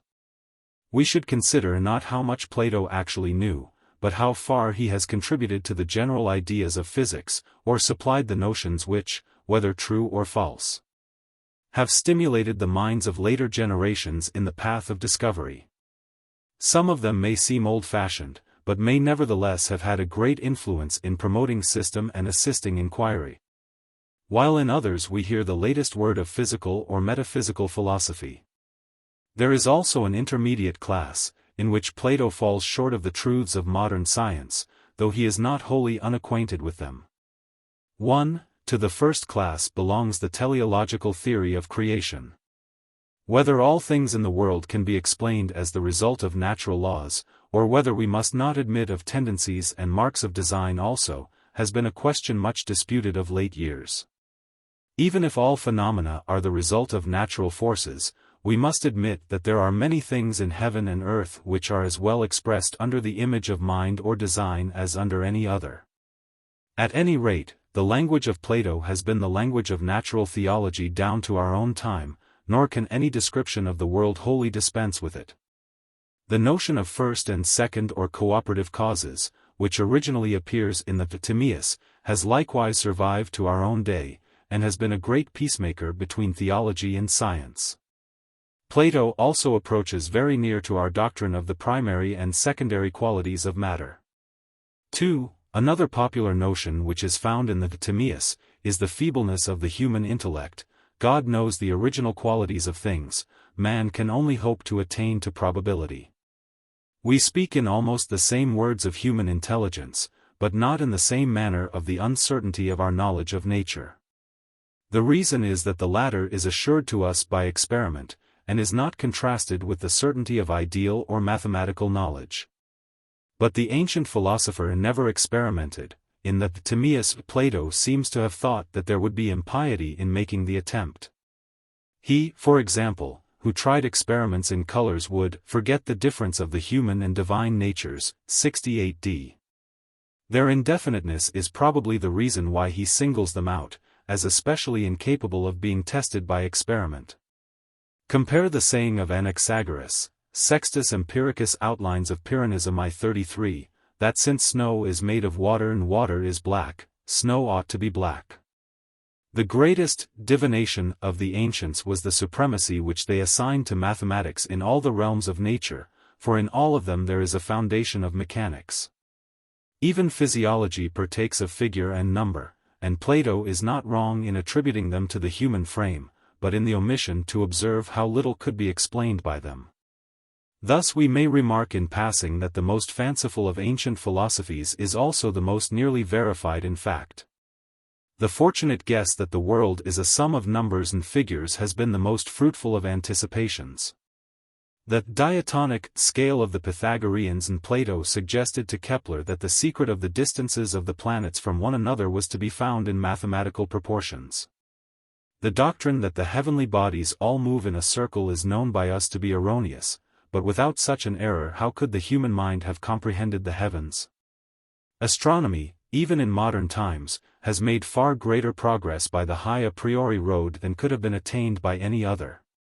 Yet, strictly speaking, and the remark applies to ancient physics generally, this high a priori road was based upon a posteriori grounds. For there were no facts of which the ancients were so well assured by experience as facts of number. Having observed that they held good in a few instances, they applied them everywhere. And in the complexity, of which they were capable, found the explanation of the equally complex phenomena of the universe. They seemed to see them in the least things as well as in the greatest. In atoms, as well as in suns and stars, in the human body as well as in external nature. And now a favorite speculation of modern chemistry is the explanation of qualitative difference by quantitative, which is at present verified to a certain extent and may hereafter be of far more universal application. What is this but the atoms of Democritus and the triangles of Plato? The ancients should not be wholly deprived of the credit of their guesses because they were unable to prove them. May they not have had, like the animals, an instinct of something more than they knew? Besides general notions, we seem to find in the Timaeus some more precise approximations to the discoveries of modern physical science. First, the doctrine of equipoise. Plato affirms, almost in so many words, that nature abhors a vacuum. Whenever a particle is displaced, the rest push and thrust one another until equality is restored. We must remember that these ideas were not derived from any definite experiment, but were the original reflections of man, fresh from the first observation of nature. The latest word of modern philosophy is continuity and development, but to Plato this is the beginning and foundation of science. There is nothing that he is so strongly persuaded of as that the world is one, and that all the various existences which are contained in it are only the transformations of the same soul of the world acting on the same matter. He would have readily admitted that out of the protoplasm all things were formed by the gradual process of creation. But he would have insisted that mind and intelligence, not meaning by this, however, a conscious mind or person, were prior to them, and could alone have created them. Into the workings of this eternal mind or intelligence he does not enter further. Nor would there have been any use in attempting to investigate the things which no eye has seen nor any human language can express. Lastly, there remain 2 points in which he seems to touch great discoveries of modern times, the law of gravitation, and the circulation of the blood. 1. The law of gravitation, according to Plato, is a law, not only of the attraction of lesser bodies to larger ones, but of similar bodies to similar, having a magnetic power as well as a principle of gravitation. He observed that earth, water, and air had settled down to their places, and he imagined fire or the exterior ether to have a place beyond air. When air seemed to go upwards and fire to pierce through air, when water and earth fell downward, they were seeking their native elements. He did not remark that his own explanation did not suit all phenomena. And the simpler explanation, which assigns to bodies degrees of heaviness and lightness proportioned to the mass and distance of the bodies which attract them, never occurred to him. Yet the affinities of similar substances have some effect upon the composition of the world, and of this Plato may be thought to have had an anticipation. He may be described as confusing the attraction of gravitation with the attraction of cohesion. The influence of such affinities and the chemical action of one body upon another in long periods of time have become a recognized principle of geology. 2. Plato is perfectly aware, and he could hardly be ignorant, that blood is a fluid in constant motion. He also knew that blood is partly a solid substance consisting of several elements, which, as he might have observed in the use of cupping glasses, decompose and die, when no longer in motion. But the specific discovery that the blood flows out on one side of the heart through the arteries and returns through the veins on the other, which is commonly called the circulation of the blood, was absolutely unknown to him.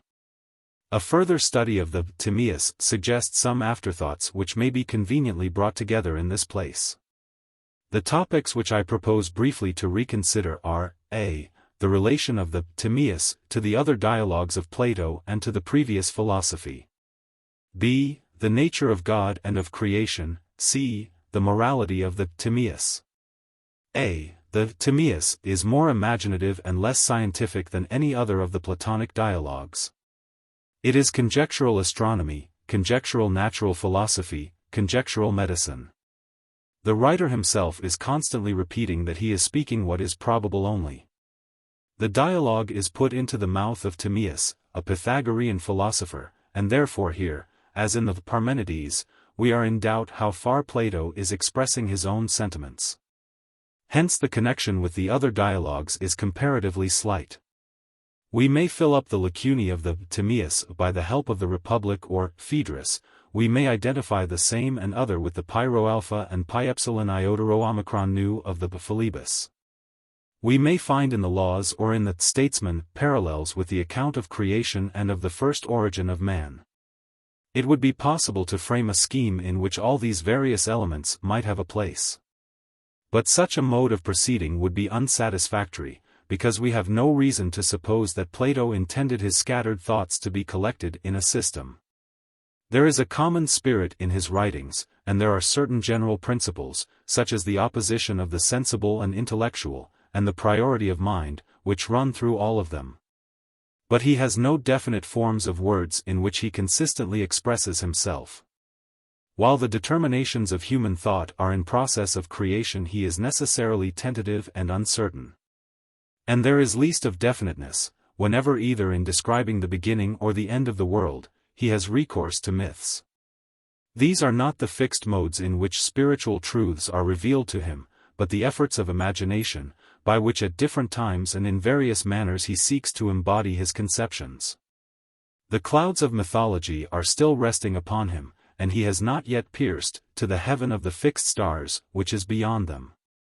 It is safer then to admit the inconsistencies of the Timaeus, or to endeavor to fill up what is wanting from our own imagination, inspired by a study of the dialogue, than to refer to other Platonic writings, and still less should we refer to the successors of Plato, for the elucidation of it. More light is thrown upon the Timaeus by a comparison of the previous philosophies. For the physical science of the ancients was traditional, descending through many generations of Ionian and Pythagorean philosophers. Plato does not look out upon the heavens and describe what he sees in them, but he builds upon the foundations of others, adding something out of the depths of his own self-consciousness. Socrates had already spoken of God the Creator, who made all things for the best. While he ridiculed the superficial explanations of phenomena which were current in his age, he recognized the marks both of benevolence and of design in the frame of man and in the world. The apparatus of winds and waters is contemptuously rejected by him in the Phaedo, but he thinks that there is a power greater than that of any Atlas in the best, Phaedo 97 and following. Compare Aristotle Metaphysics I-4, 5. Plato, following his master, affirms this principle of the best, but he acknowledges that the best is limited by the conditions of matter. In the generation before Socrates, Anaxagoras had brought together chaos and mind. And these are connected by Plato in the Timaeus, but in accordance with his own mode of thinking he has interposed between them the idea or pattern according to which mind worked. The circular impulse, pi epsilon rho omega sigma iota, of the one philosopher answers to the circular movement, pi epsilon rho iota chi rho eta sigma iota, of the other. But unlike Anaxagoras, Plato made the sun and stars living beings and not masses of earth or metal. The Pythagoreans again had framed a world out of numbers, which they constructed into figures. Plato adopted their speculations and improved upon them by a more exact knowledge of geometry. The atomists too made the world, if not out of geometrical figures, at least out of different forms of atoms, and these atoms resembled the triangles of Plato in being too small to be visible. But though the physiology of the Timaeus is partly borrowed from them, they are either ignored by Plato or referred to with a secret contempt and dislike. He looks with more favor on the Pythagoreans, whose intervals of number applied to the distances of the planets reappear in the Timaeus. It is probable that among the Pythagoreans living in the 4th century BC, there were already some who, like Plato, made the earth their center. Whether he obtained his circles of the same and other from any previous thinker is uncertain. The 4 elements are taken from Empedocles. The interstices of the Timaeus may also be compared with his pyro-omicron iota. The passage of one element into another is common to Heraclitus and several of the Ionian philosophers. So much of a syncretist is Plato, though not after the manner of the Neoplatonists. For the elements which he borrows from others are fused and transformed by his own genius. On the other hand, we find fewer traces in Plato of early Ionic or Eleatic speculation. He does not imagine the world of sense to be made up of opposites or to be in a perpetual flux, but to vary within certain limits which are controlled by what he calls the principle of the same. Unlike the Eleatics, who relegated the world to the sphere of not being, he admits creation to have an existence which is real and even eternal, although dependent on the will of the Creator. 41a. b. Instead of maintaining the doctrine that the void has a necessary place in the existence of the world, he rather affirms the modern thesis that nature abhors a vacuum. As in the Sophist, he also denies the reality of not being, compare Aristotle Metaphysics I4, section 9. But though in these respects he differs from them, he is deeply penetrated by the spirit of their philosophy. He differs from them with reluctance, and gladly recognizes the generous depth of Parmenides, Theaetetus, 183e. There is a similarity between the Timaeus and the fragments of Philolaus, which by some has been thought to be so great as to create a suspicion that they are derived from it. Philolaus is known to us from the Phaedo of Plato as a Pythagorean philosopher residing at Thebes in the latter half of the 5th century BC. After the dispersion of the original Pythagorean society. He was the teacher of Timaeus and Cebes, who became disciples of Socrates. We have hardly any other information about him. The story that Plato had purchased 3 books of his writings from a relation is not worth repeating. It is only a fanciful way in which an ancient biographer dresses up the fact that there was supposed to be a resemblance between the 2 writers. Similar gossiping stories are told about the sources of the Republic and the Phaedo. That there really existed in antiquity a work passing under the name of Philolaus there can be no doubt. Fragments of this work are preserved to us, chiefly in Stobaeus, a few in Boethius and other writers. They remind us of the Timaeus, as well as of the Phaedrus and Philebus. When the writer says, Stobaeus Eclogues I22, 7, that all things are either finite, definite, or infinite, indefinite, or a union of the 2. And that this antithesis and synthesis pervades all art and nature, we are reminded of the Philebus, 23 and following. When he calls the center of the world sigma tau alpha, we have a parallel to the Phaedrus, 247a. His distinction between the world of order, to which the sun and moon and the stars belong, and the world of disorder, which lies in the region between the moon and the earth, approximates to Plato's sphere of the same and of the other.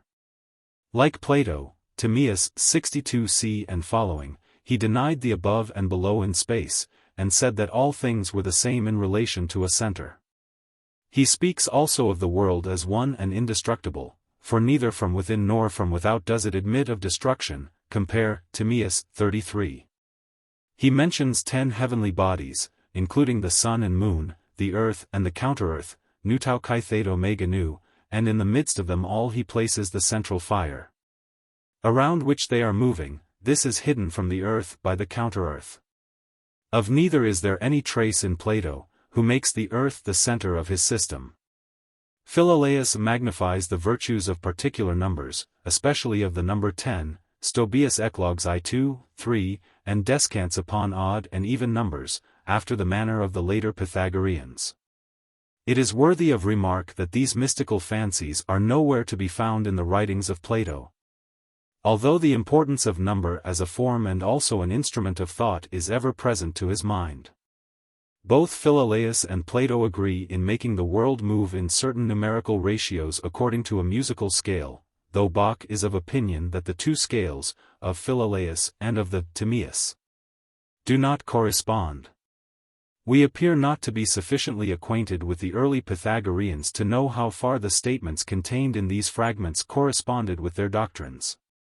And we therefore cannot pronounce, either in favor of the genuineness of the fragments, with Bach and Zeller, or, with Valentine Rose and Scharschmidt, against them. But it is clear that they throw but little light upon the Timaeus, and that their resemblance to it has been exaggerated. That there is a degree of confusion and indistinctness in Plato's account both of man and of the universe has been already acknowledged. We cannot tell, nor could Plato himself have told, where the figure or myth ends and the philosophical truth begins.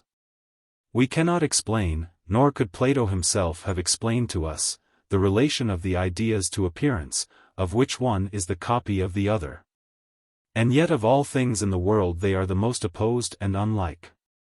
This opposition is presented to us in many forms, as the antithesis of the one and many, of the finite and infinite, of the intelligible and sensible, of the unchangeable and the changing, of the indivisible and the divisible, of the fixed stars and the planets, of the creative mind and the primeval chaos. These pairs of opposites are so many aspects of the great opposition between ideas and phenomena, they easily pass into one another.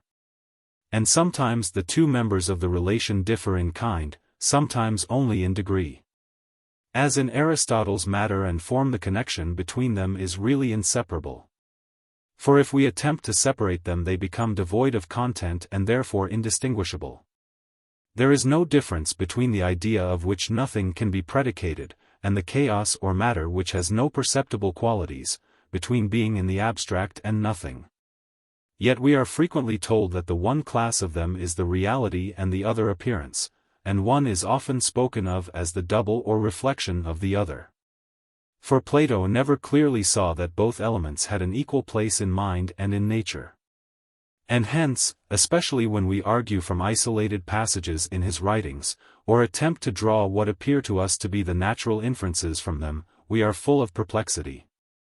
There is a similar confusion about necessity and free will, and about the state of the soul after death. Also he sometimes supposes that God is immanent in the world, sometimes that he is transcendent. And having no distinction of objective and subjective, he passes imperceptibly from one to the other. From intelligence to soul, from eternity to time. These contradictions may be softened or concealed by a judicious use of language, but they cannot be wholly got rid of. That an age of intellectual transition must also be one of inconsistency, that the creative is opposed to the critical or defining habit of mind or time, has been often repeated by us. But, as Plato would say, there is no harm in repeating twice or thrice, Laws 6:754c, what is important for the understanding of a great author. It has not, however, been observed, that the confusion partly arises out of the elements of opposing philosophies which are preserved in him. He holds these in solution, he brings them into relation with one another, but he does not perfectly harmonize them. They are part of his own mind, and he is incapable of placing himself outside of them and criticizing them. They grow as he grows. They are a kind of composition with which his own philosophy is overlaid. In early life he fancies that he has mastered them, but he is also mastered by them. And in language, compare Sophist, 243b, which may be compared with the hesitating tone of the Timaeus, he confesses in his later years that they are full of obscurity to him. He attributes new meanings to the words of Parmenides and Heraclitus, but at times the old Eleatic philosophy appears to go beyond him. Then the world of phenomena disappears, but the doctrine of ideas is also reduced to nothingness.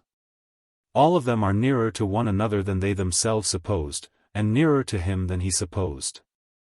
All of them are antagonistic to sense and have an affinity to number and measure and a presentiment of ideas. Even in Plato they still retain their contentious or controversial character, which was developed by the growth of dialectic. He is never able to reconcile the first causes of the pre-Socratic philosophers with the final causes of Socrates himself. There is no intelligible account of the relation of numbers to the universal ideas, or of universals to the idea of good. He found them all three, in the Pythagorean philosophy and in the teaching of Socrates and of the Megarians respectively. And, because they all furnished modes of explaining and arranging phenomena, he is unwilling to give up any of them, though he is unable to unite them in a consistent whole. Lastly, Plato, though an idealist philosopher, is Greek and not Oriental in spirit and feeling. He is no mystic or ascetic. He is not seeking in vain to get rid of matter or to find absorption in the divine nature, or in the soul of the universe. And therefore we are not surprised to find that his philosophy in the Timaeus returns at last to a worship of the heavens, and that to him, as to other Greeks, nature, though containing a remnant of evil, is still glorious and divine. He takes away or drops the veil of mythology, and presents her to us in what appears to him to be the form fairer and truer far, of mathematical figures. It is this element in the Timaeus, no less than its affinity to certain Pythagorean speculations, which gives it a character not wholly in accordance with the other dialogues of Plato. B. The Timaeus contains an assertion perhaps more distinct than is found in any of the other dialogues, Republic 2 379a, Laws X 901, 2, of the goodness of God. He was good himself, and he fashioned the good everywhere. He was not a jealous God, and therefore he desired that all other things should be equally good. He is the idea of good who has now become a person, and speaks and is spoken of as God. Yet his personality seems to appear only in the act of creation.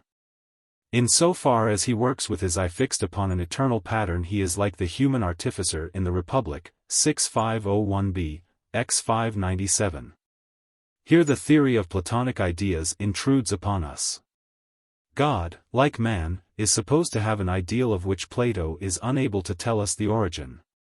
He may be said, in the language of modern philosophy, to resolve the divine mind into subject and object. The first work of creation is perfected, the second begins under the direction of inferior ministers. The supreme God is withdrawn from the world and returns to his own accustomed nature, Timaeus 42e. As in the Statesman, 272e, he retires to his place of view. So early did the Epicurean doctrine take possession of the Greek mind, and so natural is it to the heart of man, when he has once passed out of the stage of mythology into that of rational religion. For he sees the marks of design in the world, but he no longer sees or fancies that he sees God walking in the garden or haunting stream or mountain. He feels also that he must put God as far as possible out of the way of evil, and therefore he banishes him from an evil world. Plato is sensible of the difficulty. And he often shows that he is desirous of justifying the ways of God to man. Yet on the other hand, in the 10th book of the Laws, 899, 900 and following, he passes a censure on those who say that the gods have no care of human things. The creation of the world is the impression of order on a previously existing chaos. The formula of Anaxagoras, all things were in chaos or confusion, and then mind came and disposed them, is a summary of the first part of the Timaeus. It is true that of a chaos without differences no idea could be formed. All was not mixed but one. And therefore it was not difficult for the later Platonists to draw inferences by which they were enabled to reconcile the narrative of the Timaeus with the Mosaic account of the creation. Neither when we speak of mind or intelligence, do we seem to get much further in our conception than circular motion, which was deemed to be the most perfect. Plato, like Anaxagoras, while commencing his theory of the universe with ideas of mind and of the best, is compelled in the execution of his design to condescend to the crudest physics. C. The morality of the Timaeus is singular, and it is difficult to adjust the balance between the two elements of it. The difficulty which Plato feels, is that which all of us feel, and which is increased in our own day by the progress of physical science. How the responsibility of man is to be reconciled with his dependence on natural causes.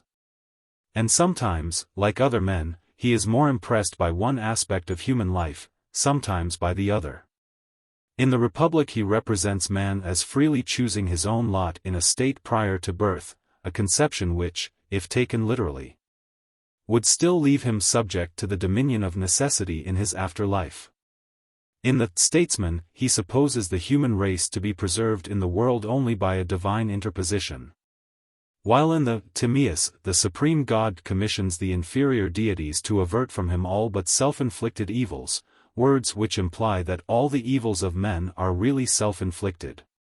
And here, like Plato, 54b, the insertion of a note in the text of an ancient writer is a literary curiosity worthy of remark. We may take occasion to correct an error. For we too hastily said that Plato in the Timaeus regarded all vices and crimes as involuntary. But the fact is that he is inconsistent with himself. In one and the same passage, 86, vice is attributed to the relaxation of the bodily frame, and yet we are exhorted to avoid it and pursue virtue. It is also admitted that good and evil conduct are to be attributed respectively to good and evil laws and institutions. These cannot be given by individuals to themselves. And therefore human actions, in so far as they are dependent upon them, are regarded by Plato as involuntary rather than voluntary. Like other writers on this subject, he is unable to escape from some degree of self-contradiction. He had learned from Socrates that vice is ignorance. And suddenly the doctrine seems to him to be confirmed by observing how much of the good and bad in human character depends on the bodily constitution. So in modern times the speculative doctrine of necessity has often been supported by physical facts. The Timaeus also contains an anticipation of the stoical life according to nature. Man contemplating the heavens is to regulate his erring life according to them. He is to partake of the repose of nature and of the order of nature, to bring the variable principle in himself into harmony with the principle of the same. The ethics of the Timaeus may be summed up in the single idea of law. To feel habitually that he is part of the order of the universe, is one of the highest ethical motives of which man is capable. Something like this is what Plato means when he speaks of the soul, moving about the same in unchanging thought of the same. He does not explain how man is acted upon by the lesser influences of custom or of opinion, or how the commands of the soul watching in the citadel are conveyed to the bodily organs. But this perhaps, to use once more expressions of his own, is part of another subject, 87b, or may be more suitably discussed on some other occasion, 38b. There is no difficulty, by the help of Aristotle and later writers, in criticizing the Timaeus of Plato, in pointing out the inconsistencies of the work. In dwelling on the ignorance of anatomy displayed by the author, in showing the fancifulness or unmeaningness of some of his reasons.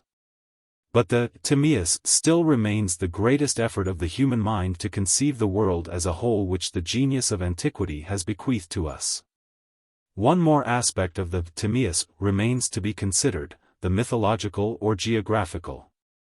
Is it not a wonderful thing that a few pages of one of Plato's dialogues have grown into a great legend, not confined to Greece only, but spreading far and wide over the nations of Europe and reaching even to Egypt and Asia? Like the tale of Troy, or the legend of the 10 tribes, compare Ewald, History of Israel, Volume 5, which perhaps originated in a few verses of 2 Esdras, c. 13, it has become famous, because it has coincided with a great historical fact. Like the romance of King Arthur, which has had so great a charm, it has found a way over the seas from one country and language to another. It inspired the navigators of the 15th and 16th centuries, it foreshadowed the discovery of America. It realized the fiction so natural to the human mind, because it answered the inquiry about the origin of the arts, that there had somewhere existed an ancient primitive civilization. It might find a place wherever men chose to look for it, in north, south, east, or west, in the islands of the blessed, before the entrance of the Straits of Gibraltar, in Sweden or in Palestine. It mattered little whether the description in Plato agreed with the locality assigned to it or not.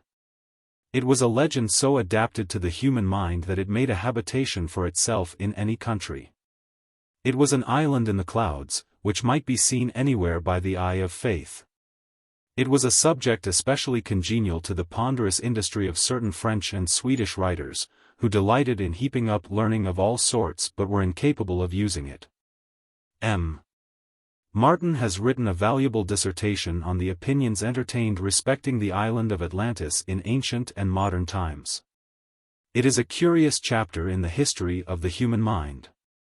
The tale of Atlantis is the fabric of a vision, but it has never ceased to interest mankind. It was variously regarded by the ancients themselves. The stronger heads among them, like Strabo and Longinus, were as little disposed to believe in the truth of it as the modern reader in Gulliver or Robinson Crusoe. On the other hand, there is no kind or degree of absurdity or fancy in which the more foolish writers, both of antiquity and of modern times, have not indulged respecting it. The Neoplatonists, loyal to their master, like some commentators on the Christian scriptures, sought to give an allegorical meaning to what they also believed to be an historical fact.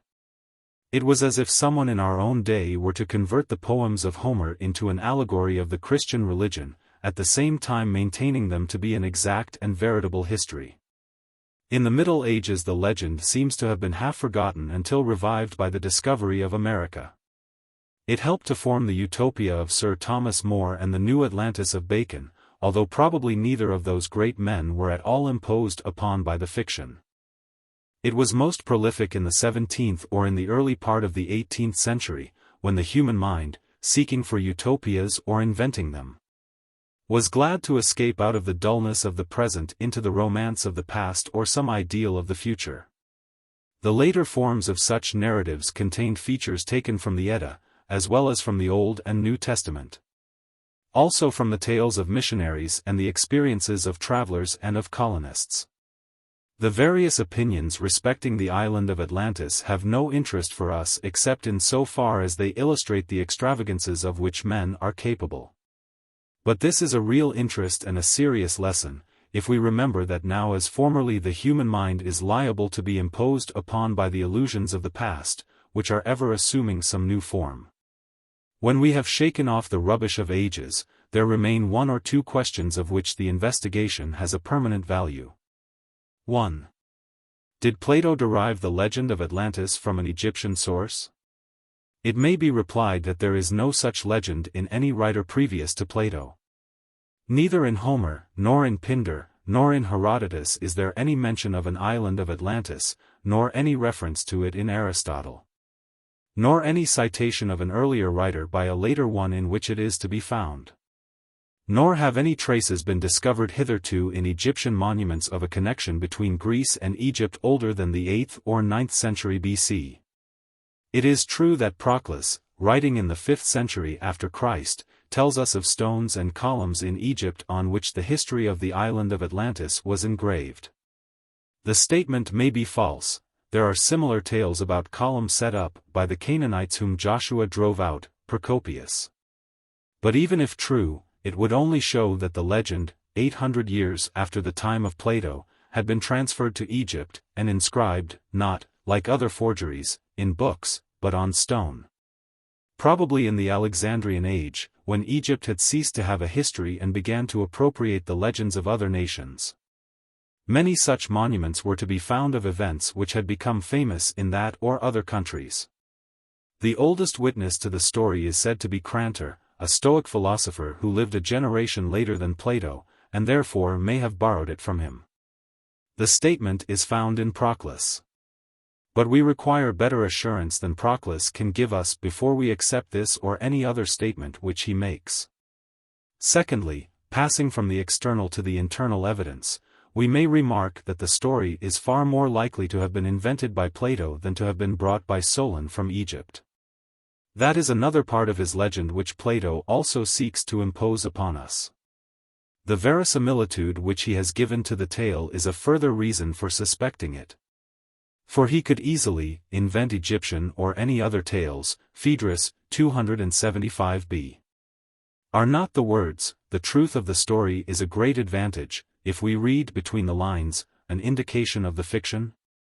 It is only a legend that Solon went to Egypt, and if he did he could not have conversed with Egyptian priests or have read records in their temples. The truth is that the introduction is a mosaic work of small touches which, partly by their minuteness, and also by their seeming probability, win the confidence of the reader. Who would desire better evidence than that of Critias, who had heard the narrative in youth when the memory is strongest, 26b, at the age of 10 from his grandfather Critias, an old man of 90. Who in turn had heard it from Solon himself. Is not the famous expression, "You Hellenes are ever children and there is no knowledge among you hoary with age," really a compliment to the Athenians who are described in these words as ever young? And is the thought expressed in them to be attributed to the learning of the Egyptian priest, and not rather to the genius of Plato? Or when the Egyptian says, "Hereafter at our leisure we will take up the written documents and examine in detail the exact truth about these things," what is this but a literary trick by which Plato sets off his narrative? Could any war between Athens and the island of Atlantis have really coincided with the struggle between the Greeks and Persians? As is sufficiently hinted though not expressly stated in the narrative of Plato? And whence came the tradition to Egypt? Or in what does the story consist except in the war between the two rival powers and the submersion of both of them? And how was the tale transferred to the poem of Solon? It is not improbable, says Mr. Grote, that Solon did leave an unfinished Egyptian poem, Plato, Volume 3 page 295. But are probabilities for which there is not a tittle of evidence, and which are without any parallel, to be deemed worthy of attention by the critic? How came the poem of Solon to disappear in antiquity? Or why did Plato, if the whole narrative was known to him, break off almost at the beginning of it? While therefore admiring the diligence and erudition of M. Martin, we cannot for a moment suppose that the tale was told to Solon by an Egyptian priest. Nor can we believe that Solon wrote a poem upon the theme which was thus suggested to him, a poem which disappeared in antiquity. Or that the island of Atlantis or the antediluvian Athens ever had any existence except in the imagination of Plato. Martin is of opinion that Plato would have been terrified if he could have foreseen the endless fancies to which his island of Atlantis has given occasion. Rather he would have been infinitely amused if he could have known that his gift of invention would have deceived M. Martin himself into the belief that the tradition was brought from Egypt by Solon and made the subject of a poem by him, Tome I page 323. M. Martin may also be gently censured for citing without sufficient discrimination ancient authors having very different degrees of authority and value. 2. It is an interesting and not unimportant question which is touched upon by Martin, whether the Atlantis of Plato in any degree held out a guiding light to the early navigators. He is inclined to think that there is no real connection between them. But surely the discovery of the New World was preceded by a prophetic anticipation of it, which, like the hope of a Messiah, was entering into the hearts of men? And this hope was nursed by ancient tradition, which had found expression from time to time in the celebrated lines of Seneca and in many other places. This tradition was sustained by the great authority of Plato, and therefore the legend of the island of Atlantis, though not closely connected with the voyages of the early navigators, may be truly said to have contributed indirectly to the great discovery. The Timaeus of Plato, like the Protagoras and several portions of the Phaedrus and Republic, was translated by Cicero into Latin. About a fourth, comprehending with lacunae the first portion of the dialogue, is preserved in several misas. These generally agree, and therefore may be supposed to be derived from a single original. The version is very faithful, and is a remarkable monument of Cicero's skill in managing the difficult and intractable Greek. In his treatise De Natura Deorum I 812, 212, he also refers to the Timaeus, which, speaking in the person of Velleius the Epicurean, he severely criticizes. The commentary of Proclus, FLC. 440 AD, on the Timaeus, is a wonderful monument of the silliness and prolixity of the Alexandrian age. It extends to about 30 pages of the book, and is 30 times the length of the original.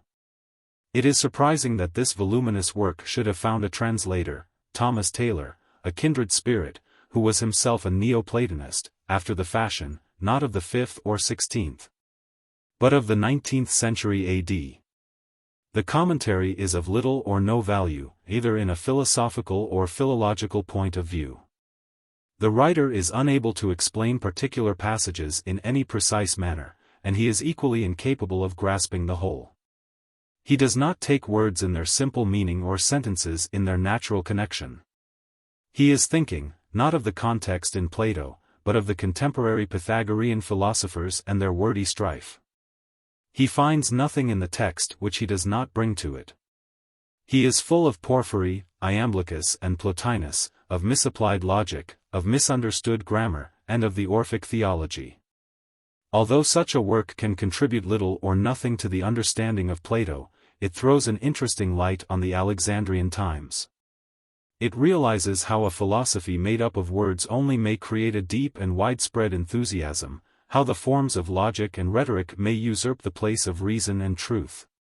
How all philosophies grow faded and discolored, and are patched and made up again like worn-out garments, and retain only a second-hand existence.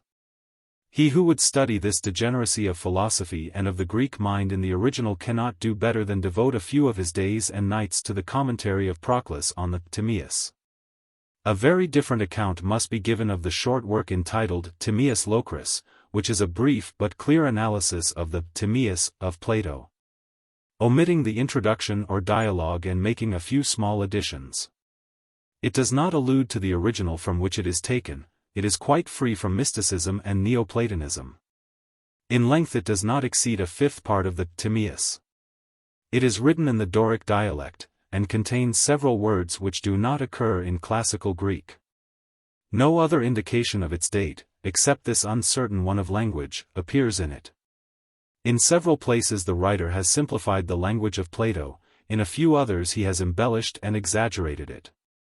He generally preserves the thought of the original, but does not copy the words. On the whole this little tract faithfully reflects the meaning and spirit of the Timaeus. From the garden of the Timaeus, as from the other dialogues of Plato, we may still gather a few flowers and present them at parting to the reader. There is nothing in Plato grander and simpler than the conversation between Solon and the Egyptian priest, in which the youthfulness of Hellas is contrasted with the antiquity of Egypt.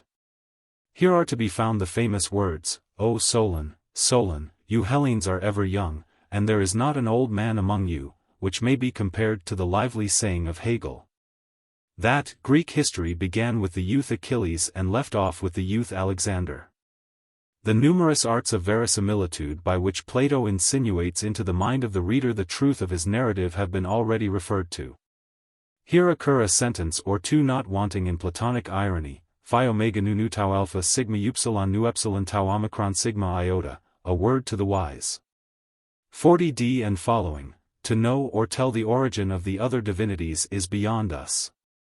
And we must accept the traditions of the men of old time who affirm themselves to be the offspring of the gods, that is what they say, and they must surely have known their own ancestors.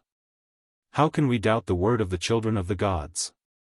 Although they give no probable or certain proofs, still, as they declare that they are speaking of what took place in their own family, we must conform to custom and believe them. 76e. Our creators well knew that women and other animals would someday be framed out of men, and they further knew that many animals would require the use of nails for many purposes. Wherefore they fashioned in men at their first creation the rudiments of nails. Or once more, let us reflect on two serious passages in which the order of the world is supposed to find a place in the human soul and to infuse harmony into it. 37a and following, the soul, when touching anything that has essence, whether dispersed in parts or undivided, is stirred through all her powers to declare the sameness or difference of that thing and some other. And to what individuals are related, and by what affected, and in what way and how and when, both in the world of generation and in the world of immutable being.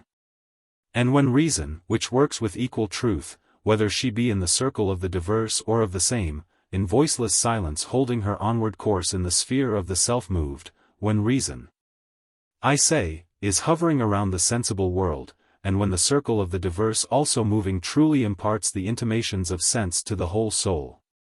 Then arise opinions and beliefs sure and certain. But when reason is concerned with the rational, and the circle of the same moving smoothly declares it, then intelligence and knowledge are necessarily perfected. Where, proceeding in a similar path of contemplation, he supposes the inward and the outer world mutually to imply each other. And 47b, God invented and gave us sight to the end that we might behold the courses of intelligence in the heaven, and apply them to the courses of our own intelligence which are akin to them. The unperturbed to the perturbed. And that we, learning them and partaking of the natural truth of reason, might imitate the absolutely unerring courses of God and regulate our own vagaries. Or let us weigh carefully some other profound thoughts, such as the following.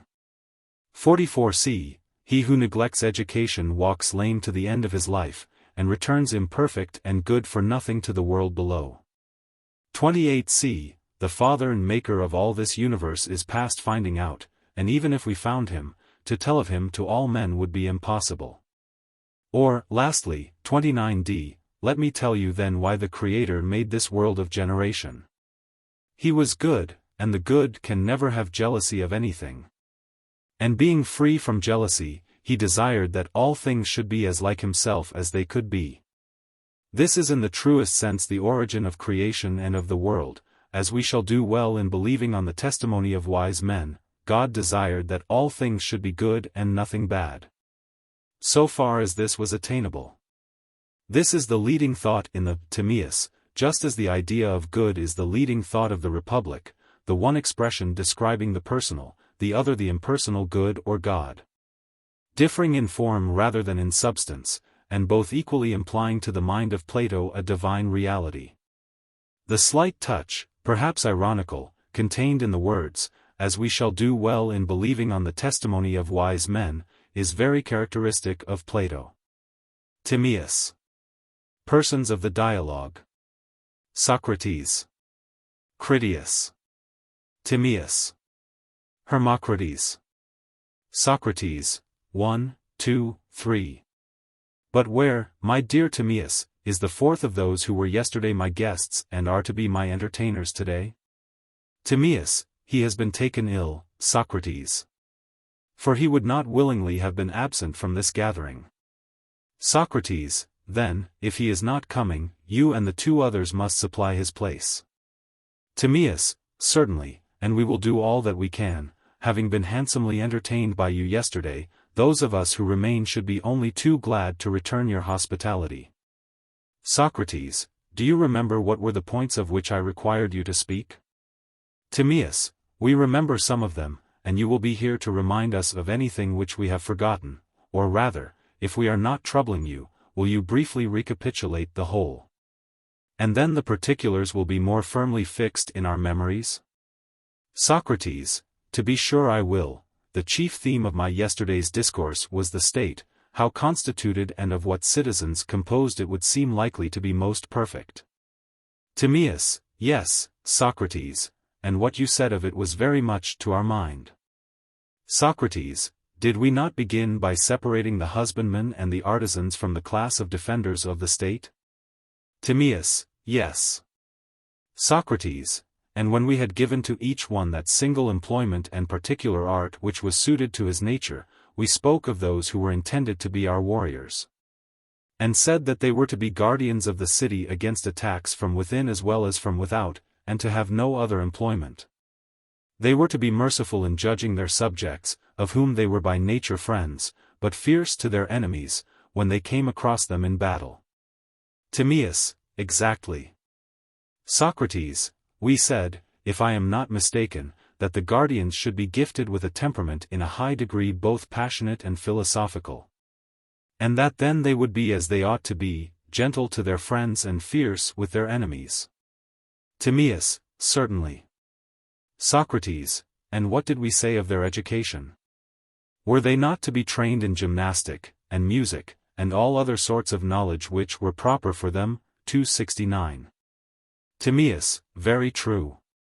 Socrates, and being thus trained they were not to consider gold or silver or anything else to be their own private property.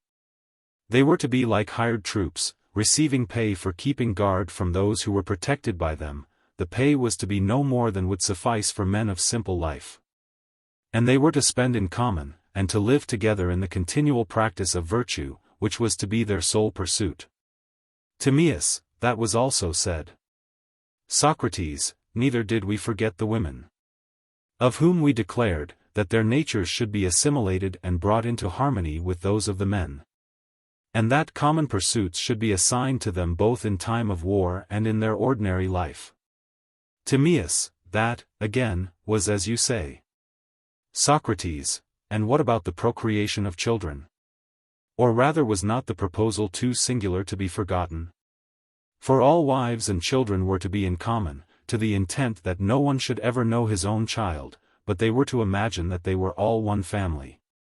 Those who were within a suitable limit of age were to be brothers and sisters, those who were of an elder generation parents and grandparents, and those of a younger, children and grandchildren. Timaeus, yes, and the proposal is easy to remember, as you say. Socrates, and do you also remember how, with a view of securing as far as we could the best breed, we said that the chief magistrates, male and female, should contrive secretly, by the use of certain lots, so to arrange the nuptial meeting, that the bad of either sex and the good of either sex might pair with their like. And there was to be no quarreling on this account, for they would imagine that the union was a mere accident, and was to be attributed to the lot? Timaeus, I remember. Socrates, and you remember how we said that the children of the good parents were to be educated, and the children of the bad secretly dispersed among the inferior citizens. And while they were all growing up, the rulers were to be on the lookout, and to bring up from below in their turn those who were worthy. And those among themselves who were unworthy were to take the places of those who came up. Timaeus, true. Socrates, then have I now given you all the heads of our yesterday's discussion? Or is there anything more, my dear Timaeus, which has been omitted? Timaeus, nothing, Socrates. It was just as you have said. Socrates, I should like, before proceeding further, to tell you how I feel about the state which we have described. I might compare myself to a person who, on beholding beautiful animals either created by the painter's art, or, better still, alive but at rest, is seized with a desire of seeing them in motion or engaged in some struggle or conflict to which their forms appear suited. This is my feeling about the state which we have been describing. There are conflicts which all cities undergo, and I should like to hear someone tell of our own city carrying on a struggle against her neighbors, and how she went out to war in a becoming manner. And when at war showed by the greatness of her actions and the magnanimity of her words in dealing with other cities a result worthy of her training and education. Now I, Critias and Hermocrates, am conscious that I myself should never be able to celebrate the city and her citizens in a befitting manner, and I am not surprised at my own incapacity. To me the wonder is rather that the poets present as well as past are no better, not that I mean to depreciate them. But everyone can see that they are a tribe of imitators, and will imitate best and most easily the life in which they have been brought up. While that which is beyond the range of a man's education he finds hard to carry out in action, and still harder adequately to represent in language. I am aware that the sophists have plenty of brave words and fair conceits, but I am afraid that being only wanderers from one city to another, and having never had habitations of their own, they may fail in their conception of philosophers and statesmen, and may not know what they do and say in time of war, when they are fighting or holding parley with their enemies. And thus people of your class are the only ones remaining who are fitted by nature and education to take part at once both in politics and philosophy. Here is Timaeus, of Locris in Italy, a city which has admirable laws, and who is himself in wealth and rank the equal of any of his fellow citizens. He has held the most important and honorable offices in his own state, and, as I believe, has scaled the heights of all philosophy. And here is Critias, whom every Athenian knows to be no novice in the matters of which we are speaking. And as to Hermocrates, I am assured by many witnesses that his genius and education qualify him to take part in any speculation of the kind. And therefore yesterday when I saw that you wanted me to describe the formation of the state, I readily assented, being very well aware, that, if you only would, none were better qualified to carry the discussion further, and that when you had engaged our city in a suitable war, you of all men living could best exhibit her playing a fitting part. When I had completed my task, I in return imposed this other task upon you. You conferred together and agreed to entertain me today, as I had entertained you, with a feast of discourse. Here am I in festive array, and no man can be more ready for the promised banquet. Hermocrates, and we too, Socrates, as Timaeus says, will not be wanting in enthusiasm.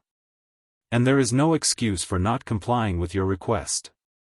As soon as we arrived yesterday at the guest chamber of Critias, with whom we are staying, or rather on our way thither, we talked the matter over, and he told us an ancient tradition, which I wish, Critias, that you would repeat to Socrates, so that he may help us to judge whether it will satisfy his requirements or not. Critias, I will, if Timaeus, who is our other partner, approves. Timaeus, I quite approve. Critias, then listen, Socrates, to a tale which, though strange, is certainly true, having been attested by Solon, who was the wisest of the 7 sages.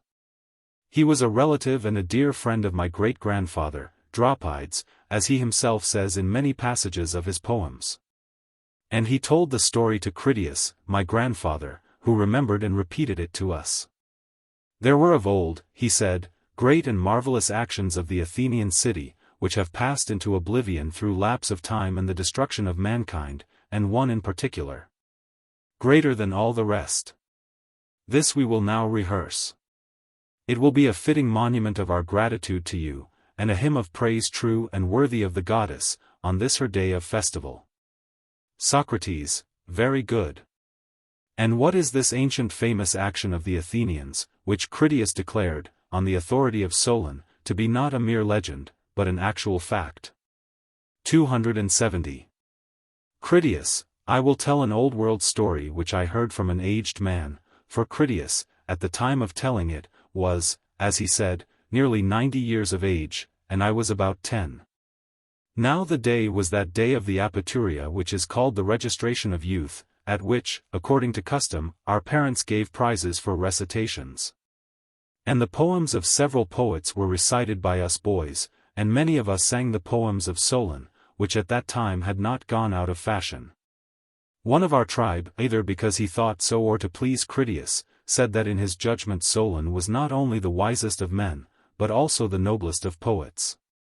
The old man, as I very well remember, brightened up at hearing this and said, smiling, yes, Amminander, if Solon had only, like other poets, made poetry the business of his life, and had completed the tale which he brought with him from Egypt, and had not been compelled, by reason of the factions and troubles which he found stirring in his own country when he came home, to attend to other matters, in my opinion he would have been as famous as Homer or Hesiod, or any poet. And what was the tale about, Critias? Said Amminander. About the greatest action which the Athenians ever did, and which ought to have been the most famous, but, through the lapse of time and the destruction of the actors, it has not come down to us. Tell us, said the other, the whole story, and how and from whom Solon heard this veritable tradition. He replied, in the Egyptian delta, at the head of which the river Nile divides, there is a certain district which is called the district of Sais. And the great city of the district is also called Sais, and is the city from which King Amasis came. The citizens have a deity for their foundress, she is called in the Egyptian tongue Neith, and is asserted by them to be the same whom the Hellenes call Athene. They are great lovers of the Athenians, and say that they are in some way related to them. To this city came Solon, and was received there with great honor. He asked the priests who were most skillful in such matters, about antiquity, and made the discovery that neither he nor any other Hellene knew anything worth mentioning about the times of old. On one occasion, wishing to draw them on to speak of antiquity, he began to tell about the most ancient things in our part of the world, about Pharonius, who is called the first man, and about Niobe, and after the deluge, of the survival of Deucalion and Pyrrha. And he traced the genealogy of their descendants, and reckoning up the dates, tried to compute how many years ago the events of which he was speaking happened. Thereupon one of the priests, who was of a very great age, said, O Solon, Solon, you Hellenes are never anything but children, and there is not an old man among you. Solon in return asked him what he meant. I mean to say, he replied, that in mind you are all young. There is no old opinion handed down among you by ancient tradition, nor any science which is hoary with age. And I will tell you why. There have been, and will be again, many destructions of mankind arising out of many causes. The greatest have been brought about by the agencies of fire and water, and other lesser ones by innumerable other causes. There is a story, which even you have preserved, that once upon a time Phaethon, the son of Helios, having yoked the steeds in his father's chariot, because he was not able to drive them in the path of his father, burnt up all that was upon the earth, and was himself destroyed by a thunderbolt. Now this has the form of a myth, but really signifies a declination of the bodies moving in the heavens around the earth, and a great conflagration of things upon the earth, which recurs after long intervals. At such times those who live upon the mountains and in dry and lofty places are more liable to destruction than those who dwell by rivers or on the seashore. And from this calamity the Nile, who is our never-failing Savior, delivers and preserves us.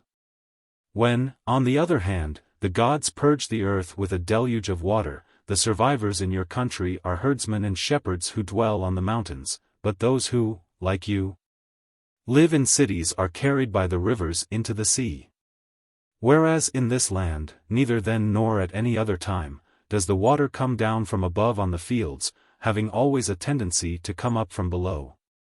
For which reason the traditions preserved here are the most ancient. The fact is, that wherever the extremity of winter frost or of summer sun does not prevent, mankind exist, sometimes in greater, sometimes in lesser numbers. And whatever happened either in your country or in ours, or in any other region of which we are informed, if there were any actions noble or great or in any other way remarkable, they have all been written down by us of old, and are preserved in our temples. Whereas just when you and other nations are beginning to be provided with letters and the other requisites of civilized life, after the usual interval, the stream from heaven, like a pestilence, comes pouring down, and leaves only those of you who are destitute of letters and education. And so you have to begin all over again like children, and know nothing of what happened in ancient times, either among us or among yourselves. As for those genealogies of yours which you just now recounted to us, Solon, they are no better than the tales of children. In the first place you remember a single deluge only, but there were many previous ones. In the next place, you do not know that there formerly dwelt in your land the fairest and noblest race of men which ever lived, and that you and your whole city are descended from a small seed or remnant of them which survived. And this was unknown to you, because, for many generations, the survivors of that destruction died, leaving no written word. For there was a time, Solon, before the great deluge of all, when the city which now is Athens was first in war and in every way the best governed of all cities, is said to have performed the noblest deeds and to have had the fairest constitution of any of which tradition tells, under the face of heaven. Solon marveled at his words, and earnestly requested the priests to inform him exactly and in order about these former citizens. You are welcome to hear about them, Solon, said the priest, both for your own sake and for that of your city, and above all, for the sake of the goddess who is the common patron and parent and educator of both our cities. She founded your city 1,000 years before ours, 271 receiving from the earth and Hephaestus the seed of your race, and afterwards she founded ours, of which the constitution is recorded in our sacred registers to be 8,000 years old. As touching your citizens of 9,000 years ago, I will briefly inform you of their laws and of their most famous action. The exact particulars of the whole we will hereafter go through at our leisure in the sacred registers themselves. If you compare these very laws with ours you will find that many of ours are the counterpart of yours as they were in the olden time. In the first place, there is the caste of priests, which is separated from all the others. Next, there are the artificers, who ply their several crafts by themselves and do not intermix. And also there is the class of shepherds and of hunters 272 as well as that of husbandmen. And you will observe, too, that the warriors in Egypt are distinct from all the other classes, and are commanded by the law to devote themselves solely to military pursuits. Moreover, the weapons which they carry are shields and spears, a style of equipment which the goddess taught of Asiatics first to us, as in your part of the world first to you. Then as to wisdom, do you observe how our law from the very first made a study of the whole order of things, extending even to prophecy and medicine which gives health? Out of these divine elements deriving what was needful for human life, and adding every sort of knowledge which was akin to them. All this order and arrangement the goddess first imparted to you when establishing your city.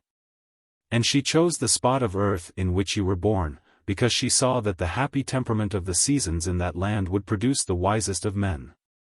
Wherefore the goddess, who was a lover both of war and of wisdom, selected and first of all settled that spot which was the most likely to produce men likest herself. And there you dwelt, having such laws as these and still better ones, and excelled all mankind in all virtue, as became the children and disciples of the gods. Many great and wonderful deeds are recorded of your state in our histories. But one of them exceeds all the rest in greatness and valor. For these histories tell of a mighty power which unprovoked made an expedition against the whole of Europe and Asia, and to which your city put an end. This power came forth out of the Atlantic Ocean, for in those days the Atlantic was navigable. And there was an island situated in front of the straits which are by you called the Pillars of Heracles. The island was larger than Libya and Asia put together, and was the way to other islands, and from these you might pass to the whole of the opposite continent which surrounded the true ocean. For this sea which is within the Straits of Heracles is only a harbor, having a narrow entrance, but that other is a real sea. And the surrounding land may be most truly called a boundless continent. Now in this island of Atlantis there was a great and wonderful empire which had rule over the whole island and several others, and over parts of the continent, and, furthermore, the men of Atlantis had subjected the parts of Libya within the columns of Heracles as far as Egypt, and of Europe as far as Tyrrhenia. This vast power, gathered into one, endeavored to subdue at a blow our country and yours and the whole of the region within the straits. And then, Solon, your country shone forth, in the excellence of her virtue and strength, among all mankind. She was preeminent in courage and military skill, and was the leader of the Hellenes. And when the rest fell off from her, being compelled to stand alone, after having undergone the very extremity of danger, she defeated and triumphed over the invaders, and preserved from slavery those who were not yet subjugated, and generously liberated all the rest of us who dwell within the pillars. But afterwards there occurred violent earthquakes and floods. And in a single day and night of misfortune all your warlike men in a body sank into the earth, and the island of Atlantis in like manner disappeared in the depths of the sea. For which reason the sea in those parts is impassable and impenetrable, because there is a shoal of mud in the way, and this was caused by the subsidence of the island. I have told you briefly, Socrates, what the aged Critias heard from Solon and related to us. And when you were speaking yesterday about your city and citizens, the tale which I have just been repeating to you came into my mind, and I remarked with astonishment how, by some mysterious coincidence, you agreed in almost every particular with the narrative of Solon. But I did not like to speak at the moment. For a long time had elapsed, and I had forgotten too much. I thought that I must first of all run over the narrative in my own mind, and then I would speak. And so I readily assented to your request yesterday, considering that in all such cases the chief difficulty is to find a tale suitable to our purpose. And that with such a tale we should be fairly well provided. And therefore, as Hermocrates has told you, on my way home yesterday I at once communicated the tale to my companions as I remembered it. And after I left them, during the night by thinking I recovered nearly the whole of it. Truly, as is often said, the lessons of our childhood make a wonderful impression on our memories. For I am not sure that I could remember all the discourse of yesterday, but I should be much surprised if I forgot any of these things which I have heard very long ago. I listened at the time with childlike interest to the old man's narrative. He was very ready to teach me, and I asked him again and again to repeat his words, so that like an indelible picture they were branded into my mind. As soon as the day broke, I rehearsed them as he spoke them to my companions, that they, as well as myself, might have something to say. And now, Socrates, to make an end of my preface, I am ready to tell you the whole tale. I will give you not only the general heads, but the particulars, as they were told to me. The city and citizens, which you yesterday described to us in fiction, we will now transfer to the world of reality. It shall be the ancient city of Athens, and we will suppose that the citizens whom you imagined were our veritable ancestors, of whom the priest spoke. They will perfectly harmonize, and there will be no inconsistency in saying that the citizens of your republic are these ancient Athenians. Let us divide the subject among us, and all endeavor according to our ability gracefully to execute the task which you have imposed upon us. Consider then, Socrates, if this narrative is suited to the purpose, or whether we should seek for some other instead. Socrates, and what other, Critias, can we find that will be better than this, which is natural and suitable to the festival of the goddess? And has the very great advantage of being a fact and not a fiction? How or where shall we find another if we abandon this? We cannot, and therefore you must tell the tale, and good luck to you. And I in return for my yesterday's discourse will now rest and be a listener. Critias, let me proceed to explain to you, Socrates, the order in which we have arranged our entertainment. Our intention is, that Timaeus, who is the most of an astronomer amongst us, and has made the nature of the universe his special study, should speak first. Beginning with the generation of the world and going down to the creation of man. Next, I am to receive the men whom he has created, and of whom some will have profited by the excellent education which you have given them. And then, in accordance with the tale of Solon, and equally with his law, we will bring them into court and make them citizens. As if they were those very Athenians whom the sacred Egyptian record has recovered from oblivion, and thenceforward we will speak of them as Athenians and fellow citizens. Socrates, I see that I shall receive in my turn a perfect and splendid feast of reason. And now, Timaeus, you, I suppose, should speak next, after duly calling upon the gods. Timaeus, all men, Socrates, who have any degree of right feeling, at the beginning of every enterprise, whether small or great, always call upon God. And we, too, who are going to discourse of the nature of the universe, how created or how existing without creation, if we be not altogether out of our wits, must invoke the aid of gods and goddesses and pray that our words may be acceptable to them and consistent with themselves. Let this, then, be our invocation of the gods, to which I add an exhortation of myself to speak in such manner as will be most intelligible to you, and will most accord with my own intent. First then, in my judgment, we must make a distinction and ask, what is that which always is and has no becoming? And what is that which is always becoming and never is? That which is apprehended by intelligence and reason is always in the same state. But that which is conceived by opinion with the help of sensation and without reason, is always in a process of becoming and perishing and never really is. Now everything that becomes or is created must of necessity be created by some cause, for without a cause nothing can be created. The work of the Creator, whenever he looks to the unchangeable and fashions the form and nature of his work after an unchangeable pattern, must necessarily be made fair and perfect. But when he looks to the created only, and uses a created pattern, it is not fair or perfect. Was the heaven then or the world, whether called by this or by any other more appropriate name, assuming the name? I am asking a question which has to be asked at the beginning of an inquiry about anything. Was the world, I say, always in existence and without beginning? Or created, and had it a beginning? Created, I reply, being visible and tangible and having a body, and therefore sensible. And all sensible things are apprehended by opinion and sense and are in a process of creation and created. Now that which is created must, as we affirm, of necessity be created by a cause. But the Father and Maker of all this universe is past finding out, and even if we found him, to tell of him to all men would be impossible. And there is still a question to be asked about him: which of the patterns had the artificer in view when he made the world, the pattern of the unchangeable, or of that which is created? If the world be indeed fair and the artificer good, it is manifest that he must have looked to that which is eternal. But if what cannot be said without blasphemy is true, then to the created pattern. Everyone will see that he must have looked to the eternal. For the world is the fairest of creations and he is the best of causes.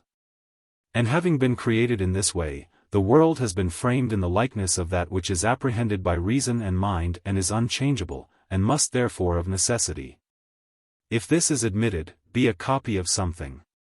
Now it is all important that the beginning of everything should be according to nature. And in speaking of the copy and the original we may assume that words are akin to the matter which they describe. When they relate to the lasting and permanent and intelligible, they ought to be lasting and unalterable, and, as far as their nature allows, irrefutable and immovable, nothing less. But when they express only the copy or likeness and not the eternal things themselves, they need only be likely and analogous to the real words. As being is to becoming, so is truth to belief. If then, Socrates, amid the many opinions about the gods and the generation of the universe, we are not able to give notions which are altogether and in every respect exact and consistent with one another, do not be surprised. Enough, if we adduce probabilities as likely as any others. For we must remember that I who am the speaker, and you who are the judges, are only mortal men, and we ought to accept the tale which is probable and inquire no further. Socrates, excellent, Timaeus, and we will do precisely as you bid us. The prelude is charming, and is already accepted by us. May we beg of you to proceed to the strain? Timaeus, let me tell you then why the Creator made this world of generation. He was good, and the good can never have any jealousy of anything. And being free from jealousy, he desired that all things should be as like himself as they could be. This is in the truest sense the origin of creation and of the world, as we shall do well in believing on the testimony of wise men. God desired that all things should be good and nothing bad. So far as this was attainable. Wherefore also finding the whole visible sphere not at rest, but moving in an irregular and disorderly fashion, out of disorder he brought order. Considering that this was in every way better than the other. Now the deeds of the best could never be or have been other than the fairest. And the Creator, reflecting on the things which are by nature visible, found that no unintelligent creature taken as a whole was fairer than the intelligent taken as a whole. And that intelligence could not be present in anything which was devoid of soul. For which reason, when he was framing the universe, he put intelligence in soul, and soul in body, that he might be the creator of a work which was by nature fairest and best. Wherefore, using the language of probability, we may say that the world became a living creature truly endowed with soul and intelligence by the providence of God. This being supposed, let us proceed to the next stage. In the likeness of what animal did the Creator make the world? It would be an unworthy thing to liken it to any nature which exists as a part only, for nothing can be beautiful which is like any imperfect thing. But let us suppose the world to be the very image of that whole of which all other animals both individually and in their tribes are portions. For the original of the universe contains in itself all intelligible beings, just as this world comprehends us and all other visible creatures. For the Deity, intending to make this world like the fairest and most perfect of intelligible beings, framed one visible animal comprehending within itself all other animals of a kindred nature. Are we right in saying that there is one world, or that they are many and infinite? There must be one only, if the created copy is to accord with the original. For that which includes all other intelligible creatures cannot have a second or companion. In that case there would be need of another living being which would include both, and of which they would be parts, and the likeness would be more truly said to resemble not them, but that other which included them. In order then that the world might be solitary, like the perfect animal, the Creator made not two worlds or an infinite number of them. But there is and ever will be one only begotten and created heaven. Now that which is created is of necessity corporeal, and also visible and tangible. And nothing is visible where there is no fire, or tangible which has no solidity, and nothing is solid without earth. Wherefore also God in the beginning of creation made the body of the universe to consist of fire and earth. But two things cannot be rightly put together without a third. There must be some bond of union between them. And the fairest bond is that which makes the most complete fusion of itself and the things which it combines.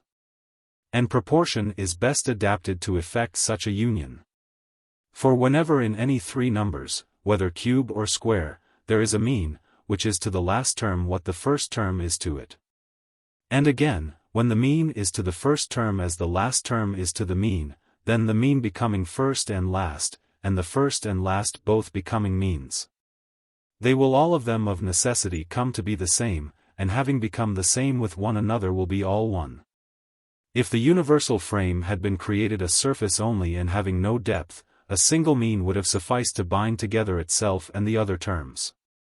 But now, as the world must be solid, and solid bodies are always compacted not by one mean but by two, God placed water and air in the mean between fire and earth, and made them to have the same proportion so far as was possible, as fire is to air so is air to water, and as air is to water so is water to earth. And thus he bound and put together a visible and tangible heaven. And for these reasons, and out of such elements which are in number 4, the body of the world was created, and it was harmonized by proportion, and therefore has the spirit of friendship. And having been reconciled to itself, it was indissoluble by the hand of any other than the framer. Now the creation took up the whole of each of the 4 elements. For the Creator compounded the world out of all the fire and all the water and all the air and all the earth, leaving no part of any of them nor any power of them outside. His intention was, in the first place, that the animal should be as far as possible a perfect whole and of perfect parts, secondly, that it should be one, leaving no remnants out of which another such world might be created, and also that it should be free from old age and unaffected by disease.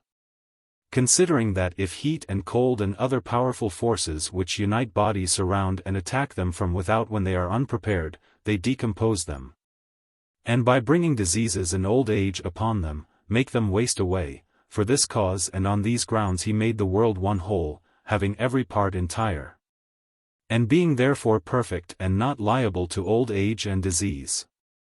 And he gave to the world the figure which was suitable and also natural. Now to the animal which was to comprehend all animals, that figure was suitable which comprehends within itself all other figures. Wherefore he made the world in the form of a globe, round as from a lathe, having its extremes in every direction equidistant from the center. The most perfect and the most like itself of all figures. For he considered that the like is infinitely fairer than the unlike. This he finished off, making the surface smooth all round for many reasons. In the first place, because the living being had no need of eyes when there was nothing remaining outside him to be seen, nor of ears when there was nothing to be heard. And there was no surrounding atmosphere to be breathed. Nor would there have been any use of organs by the help of which he might receive his food or get rid of what he had already digested. Since there was nothing which went from him or came into him, for there was nothing beside him. Of design he was created thus, his own waste providing his own food, and all that he did or suffered taking place in and by himself. For the Creator conceived that a being which was self-sufficient would be far more excellent than one which lacked anything. And, as he had no need to take anything or defend himself against anyone, the Creator did not think it necessary to bestow upon him hands, nor had he any need of feet, nor of the whole apparatus of walking. But the movement suited to his spherical form was assigned to him, being of all the 7 that which is most appropriate to mind and intelligence. And he was made to move in the same manner and on the same spot, within his own limits revolving in a circle. All the other 6 motions were taken away from him, and he was made not to partake of their deviations. And as this circular movement required no feet, the universe was created without legs and without feet. Such was the whole plan of the eternal God about the God that was to be, to whom for this reason he gave a body, smooth and even, having a surface in every direction equidistant from the center. A body entire and perfect, and formed out of perfect bodies. And in the center he put the soul, which he diffused throughout the body, making it also to be the exterior environment of it. And he made the universe a circle moving in a circle, one and solitary, yet by reason of its excellence able to converse with itself, and needing no other friendship or acquaintance. Having these purposes in view, he created the world a blessed God. Now God did not make the soul after the body, although we are speaking of them in this order. For having brought them together, he would never have allowed that the elder should be ruled by the younger. But this is a random manner of speaking which we have, because somehow we ourselves too are very much under the dominion of chance. Whereas he made the soul in origin and excellence prior to and older than the body, to be the ruler and mistress, of whom the body was to be the subject. And he made her out of the following elements, and on this wise, out of the indivisible and unchangeable, and also out of that which is divisible and has to do with material bodies. He compounded a third and intermediate kind of essence, partaking of the nature of the same 273 and of the other, and this compound he placed accordingly in a mean between the indivisible and the divisible and material. He took the three elements of the same, the other, and the essence, and mingled them into one form, compressing by force the reluctant and unsociable nature of the other into the same. When he had mingled them with the essence and out of three made one, he again divided this whole into as many portions as was fitting, each portion being a compound of the same, the other, and the essence. And he proceeded to divide after this manner. First of all, he took away one part of the whole, 1, and then he separated a second part which was double the first, 2. And then he took away a third part which was half as much again as the second and 3 times as much as the first, 3, and then he took a fourth part which was twice as much as the second, 4. And a fifth part which was 3 times the third, 9, and a sixth part which was 8 times the first, 8, and a seventh part which was 27 times the first, 27. After this he filled up the double intervals, i.e. between 1, 2, 4, 8, and the triple, i.e. between 1, 3, 9, 27, cutting off yet other portions from the mixture and placing them in the intervals, so that in each interval there were 2 kinds of means. The one exceeding and exceeded by equal parts of its extremes, as for example 1/3, 2, in which the mean /3 is 1/3 of 1 more than 1, and 1/3 of 2 less than 2. The other being that kind of mean which exceeds and is exceeded by an equal number. 274. Where there were intervals of superscript 3/2 and of /3 and of /8, made by the connecting terms in the former intervals, he filled up all the intervals of /3 with the interval of /8, leaving a fraction over. And the interval which this fraction expressed was in the ratio of 256 to 243.275. And thus the whole mixture out of which he cut these portions was all exhausted by him. This entire compound he divided lengthways into 2 parts, which he joined to one another at the center like the letter X, and bent them into a circular form, connecting them with themselves and each other at the point opposite to their original meeting point. And, comprehending them in a uniform revolution upon the same axis, he made the one the outer and the other the inner circle. Now the motion of the outer circle he called the motion of the same, and the motion of the inner circle the motion of the other or diverse. The motion of the same he carried round by the side 276 to the right, and the motion of the diverse diagonally 277 to the left. And he gave dominion to the motion of the same and like, for that he left single and undivided. But the inner motion he divided in 6 places and made 7 unequal circles having their intervals in ratios of 2 and 3, 3 of each. And bade the orbits proceed in a direction opposite to one another. And 3, Sun, Mercury, Venus, he made to move with equal swiftness, and the remaining 4, Moon, Saturn, Mars, Jupiter, to move with unequal swiftness to the 3 and to one another, but in due proportion. Now when the Creator had framed the soul according to his will, he formed within her the corporeal universe, and brought the 2 together, and united them center to center. The soul, interfused everywhere from the center to the circumference of heaven, of which also she is the external envelopment, herself turning in herself, began a divine beginning of never-ceasing and rational life enduring throughout all time. The body of heaven is visible, but the soul is invisible, and partakes of reason and harmony, and being made by the best of intellectual and everlasting natures, is the best of things created.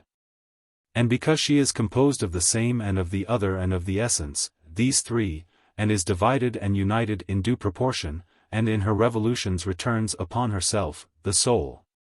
When touching anything which has essence, whether dispersed in parts or undivided, is stirred through all her powers, to declare the sameness or difference of that thing and some other. And to what individuals are related, and by what affected, and in what way and how and when, both in the world of generation and in the world of immutable being.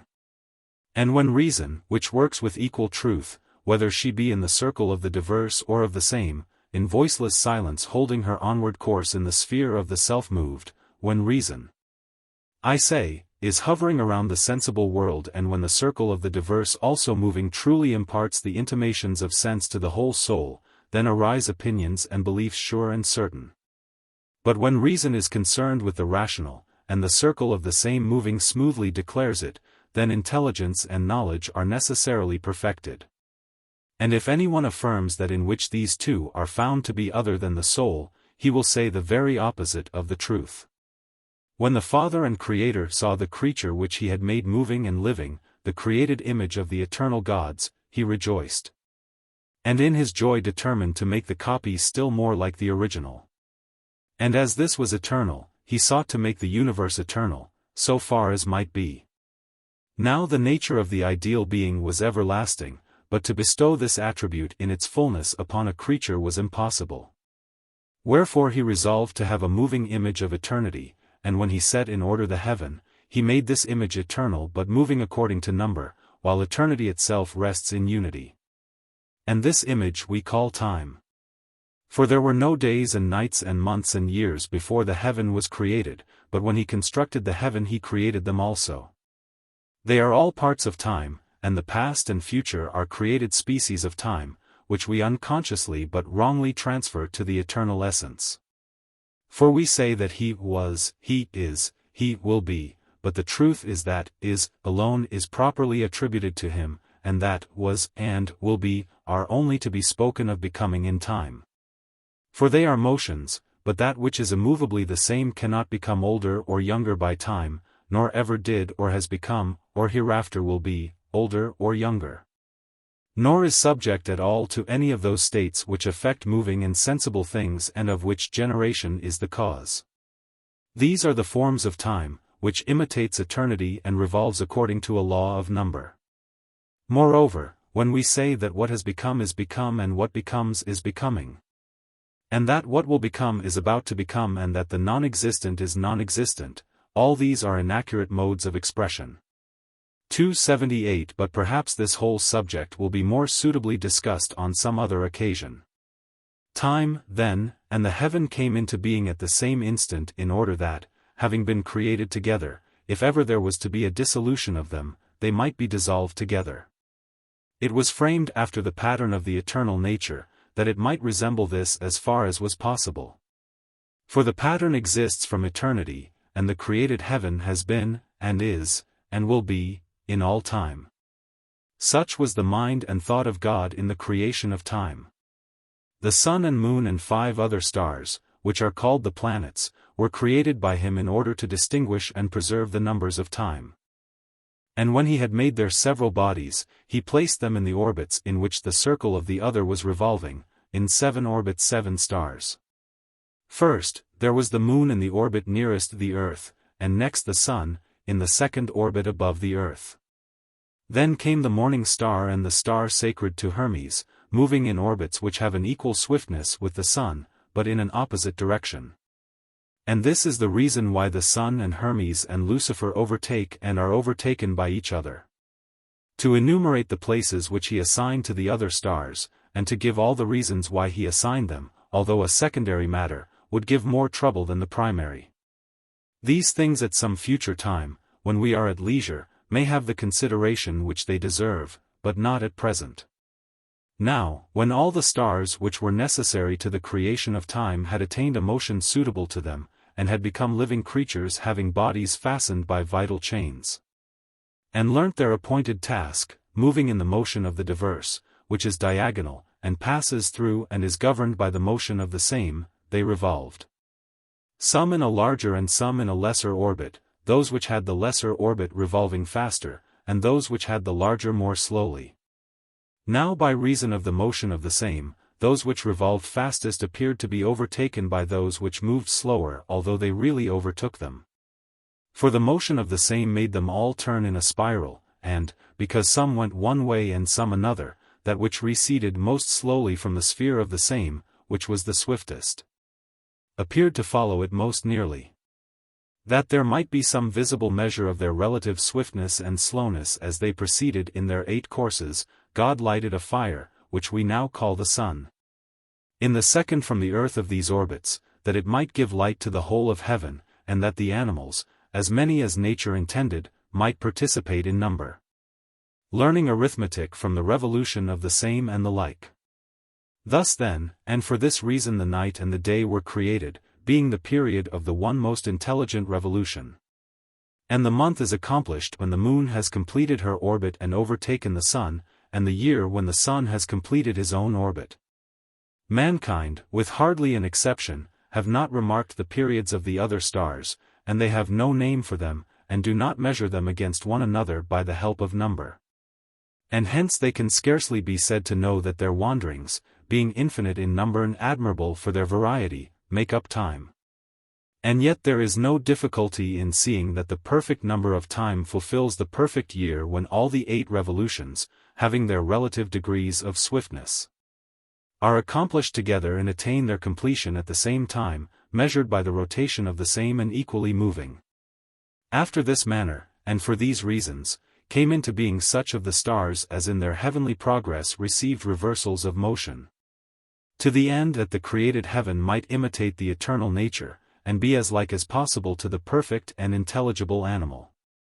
Thus far and until the birth of time the created universe was made in the likeness of the original, but inasmuch as all animals were not yet comprehended therein, it was still unlike.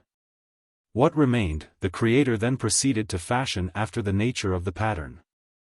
Now as in the ideal animal the mind perceives ideas or species of a certain nature and number, he thought that this created animal ought to have species of a like nature and number. There are 4 such, one of them is the heavenly race of the gods, another, the race of birds whose way is in the air, the third, the watery species, and the fourth, the pedestrian and land creatures. Of the heavenly and divine, he created the greater part out of fire, that they might be the brightest of all things and fairest to behold. And he fashioned them after the likeness of the universe in the figure of a circle, and made them follow the intelligent motion of the Supreme, distributing them over the whole circumference of heaven, which was to be a true cosmos or glorious world spangled with them all over. And he gave to each of them 2 movements, the first, a movement on the same spot after the same manner, whereby they ever continue to think consistently the same thoughts about the same things. The second, a forward movement, in which they are controlled by the revolution of the same and the like. But by the other 5 motions they were unaffected, in order that each of them might attain the highest perfection. And for this reason the fixed stars were created, to be divine and eternal animals, ever abiding and revolving after the same manner and on the same spot. And the other stars which reverse their motion and are subject to deviations of this kind, were created in the manner already described. The earth, which is our nurse, clinging 279 around the pole which is extended through the universe, he framed to be the guardian and artificer of night and day. First and eldest of gods that are in the interior of heaven. Vain would be the attempt to tell all the figures of them circling as in dance, and their juxtapositions, and the return of them in their revolutions upon themselves, and their approximations. And to say which of these deities in their conjunctions meet, and which of them are in opposition, and in what order they get behind and before one another. And when they are severally eclipsed to our sight and again reappear, sending terrors and intimations of the future to those who cannot calculate their movements, to attempt to tell of all this without a visible representation of the heavenly system 280 would be labor in vain. Enough on this head, and now let what we have said about the nature of the created and visible gods have an end. To know or tell the origin of the other divinities is beyond us. And we must accept the traditions of the men of old time who affirm themselves to be the offspring of the gods, that is what they say, and they must surely have known their own ancestors. How can we doubt the word of the children of the gods? Although they give no probable or certain proofs, still, as they declare that they are speaking of what took place in their own family, we must conform to custom and believe them. In this manner, then, according to them, the genealogy of these gods is to be received and set forth. Oceanus and Tethys were the children of earth and heaven, and from these sprang Phorcys and Cronos and Rhea, and all that generation. And from Cronos and Rhea sprang Zeus and Here, and all those who are said to be their brethren, and others who were the children of these.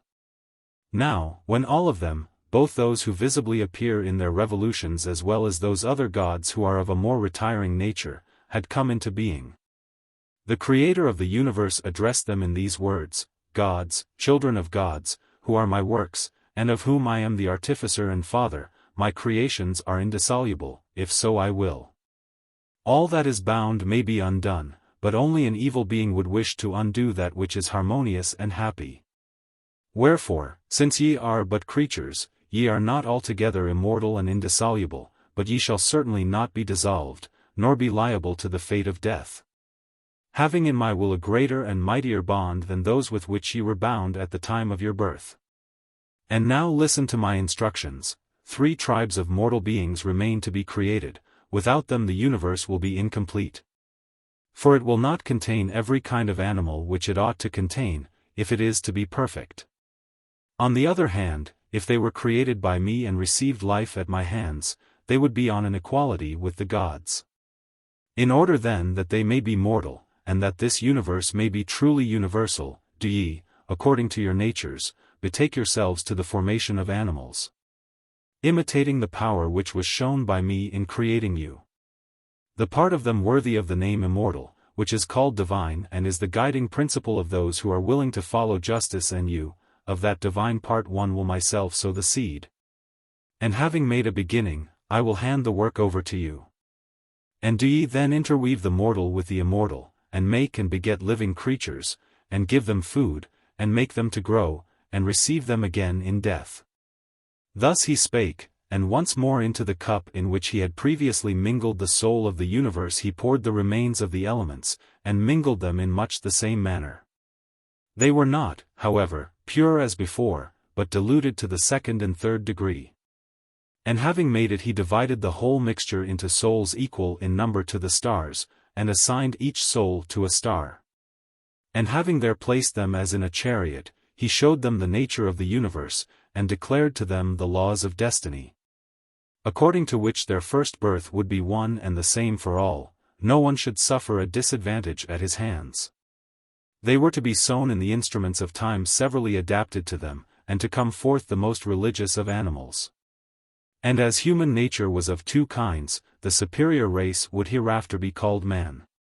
Now, when they should be implanted in bodies by necessity, and be always gaining or losing some part of their bodily substance, then in the first place it would be necessary that they should all have in them one and the same faculty of sensation, arising out of irresistible impressions. In the second place, they must have love, in which pleasure and pain mingle, also fear and anger, and the feelings which are akin or opposite to them. If they conquered these they would live righteously, and if they were conquered by them, unrighteously. He who lived well during his appointed time was to return and dwell in his native star, and there he would have a blessed and congenial existence. But if he failed in attaining this, at the second birth he would pass into a woman, and if, when in that state of being, he did not desist from evil, he would continually be changed into some brute who resembled him in the evil nature which he had acquired, and would not cease from his toils and transformations until he followed the revolution of the same and the like within him, and overcame by the help of reason the turbulent and irrational mob of later accretions, made up of fire and air and water and earth, and returned to the form of his first and better state. Having given all these laws to his creatures, that he might be guiltless of future evil in any of them, the Creator sowed some of them in the earth, and some in the moon, and some in the other instruments of time. And when he had sown them he committed to the younger gods the fashioning of their mortal bodies, and desired them to furnish what was still lacking to the human soul. And having made all the suitable additions, to rule over them, and to pilot the mortal animal in the best and wisest manner which they could, and avert from him all but self-inflicted evils. When the Creator had made all these ordinances, he remained in his own accustomed nature, and his children heard and were obedient to their father's word.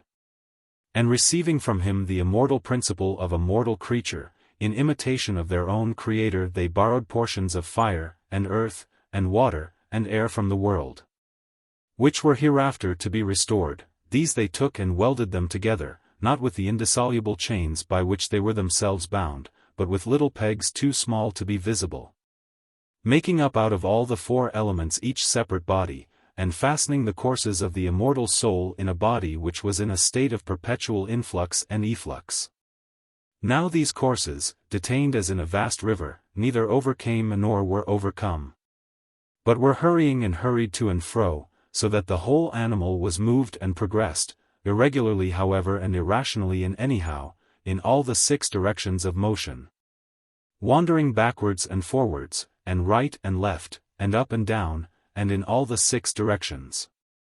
For great as was the advancing and retiring flood which provided nourishment, the affections produced by external contact caused still greater tumult, when the body of anyone met and came into collision with some external fire, or with the solid earth or the gliding waters, or was caught in the tempest borne on the air, and the motions produced by any of these impulses were carried through the body to the soul. All such motions have consequently received the general name of sensations, which they still retain. And they did in fact at that time create a very great and mighty movement. Uniting with the ever-flowing stream in stirring up and violently shaking the courses of the soul, they completely stopped the revolution of the same by their opposing current, and hindered it from predominating and advancing. And they so disturbed the nature of the other or diverse, that the 3 double intervals, i.e. between 1, 2, 4, 8, and the 3 triple intervals, i.e.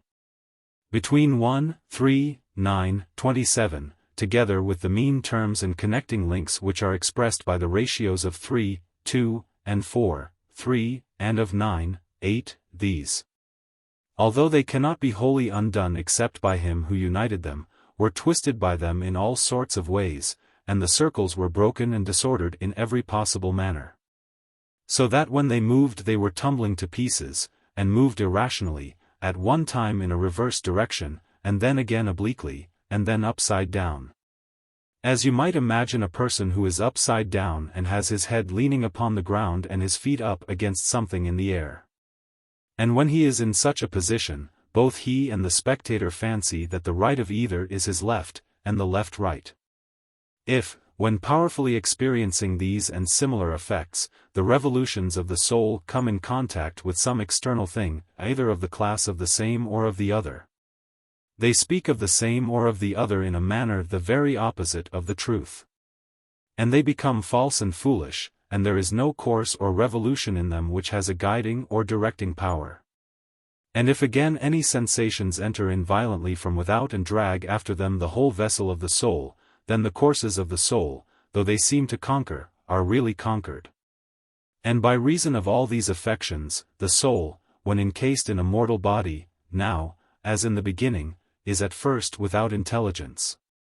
But when the flood of growth and nutriment abates, and the courses of the soul, calming down, go their own way and become steadier as time goes on, then the several circles return to their natural form, and their revolutions are corrected, and they call the same and the other by their right names, and make the possessor of them to become a rational being. And if these combine in him with any true nurture or education, he attains the fullness and health of the perfect man, and escapes the worst disease of all. But if he neglects education he walks lame to the end of his life, and returns imperfect and good for nothing to the world below. This, however, is a later stage. At present we must treat more exactly the subject before us, which involves a preliminary inquiry into the generation of the body and its members, and as to how the soul was created, for what reason and by what providence of the gods. And holding fast to probability, we must pursue our way. First, then, the gods, imitating the spherical shape of the universe, enclosed the 2 divine courses in a spherical body, that, namely, which we now term the head. Being the most divine part of us and the Lord of all that is in us, to this the gods, when they put together the body, gave all the other members to be servants. Considering that it partook of every sort of motion. In order then that it might not tumble about among the high and deep places of the earth, but might be able to get over the one and out of the other. They provided the body to be its vehicle and means of locomotion, which consequently had length and was furnished with 4 limbs extended and flexible. These God contrived to be instruments of locomotion with which it might take hold and find support, and so be able to pass through all places, carrying on high the dwelling place of the most sacred and divine part of us. Such was the origin of legs and hands, which for this reason were attached to every man. And the gods, deeming the front part of man to be more honorable and more fit to command than the hinder part, made us to move mostly in a forward direction. Wherefore man must needs have his front part unlike and distinguished from the rest of his body. And so in the vessel of the head, they first of all put a face in which they inserted organs to minister in all things to the providence of the soul, and they appointed this part, which has authority, to be by nature the part which is in front. And of the organs they first contrived the eyes to give light, and the principle according to which they were inserted was as follows: so much of fire as would not burn, but gave a gentle light. They formed into a substance akin to the light of everyday life. And the pure fire which is within us and related thereto they made to flow through the eyes in a stream smooth and dense, compressing the whole eye, and especially the center part, so that it kept out everything of a coarser nature, and allowed to pass only this pure element. When the light of day surrounds the stream of vision, then like falls upon like, and they coalesce, and one body is formed by natural affinity in the line of vision, wherever the light that falls from within meets with an external object. And the whole stream of vision, being similarly affected in virtue of similarity, diffuses the motions of what it touches or what touches it over the whole body, until they reach the soul, causing that perception which we call sight. But when night comes on and the external and kindred fire departs, then the stream of vision is cut off. For going forth to an unlike element it is changed and extinguished, being no longer of one nature with the surrounding atmosphere which is now deprived of fire, and so the eye no longer sees. And we feel disposed to sleep. For when the eyelids, which the gods invented for the preservation of sight, are closed, they keep in the internal fire, and the power of the fire diffuses and equalizes the inward motions. When they are equalized, there is rest, and when the rest is profound, sleep comes over us scarce disturbed by dreams. But where the greater motions still remain, of whatever nature and in whatever locality, they engender corresponding visions in dreams, which are remembered by us when we are awake and in the external world. And now there is no longer any difficulty in understanding the creation of images in mirrors and all smooth and bright surfaces. For from the communion of the internal and external fires, and again from the union of them and their numerous transformations when they meet in the mirror, all these appearances of necessity arise. When the fire from the face coalesces with the fire from the eye on the bright and smooth surface, and right appears left and left right, because the visual rays come into contact with the rays emitted by the object in a manner contrary to the usual mode of meeting.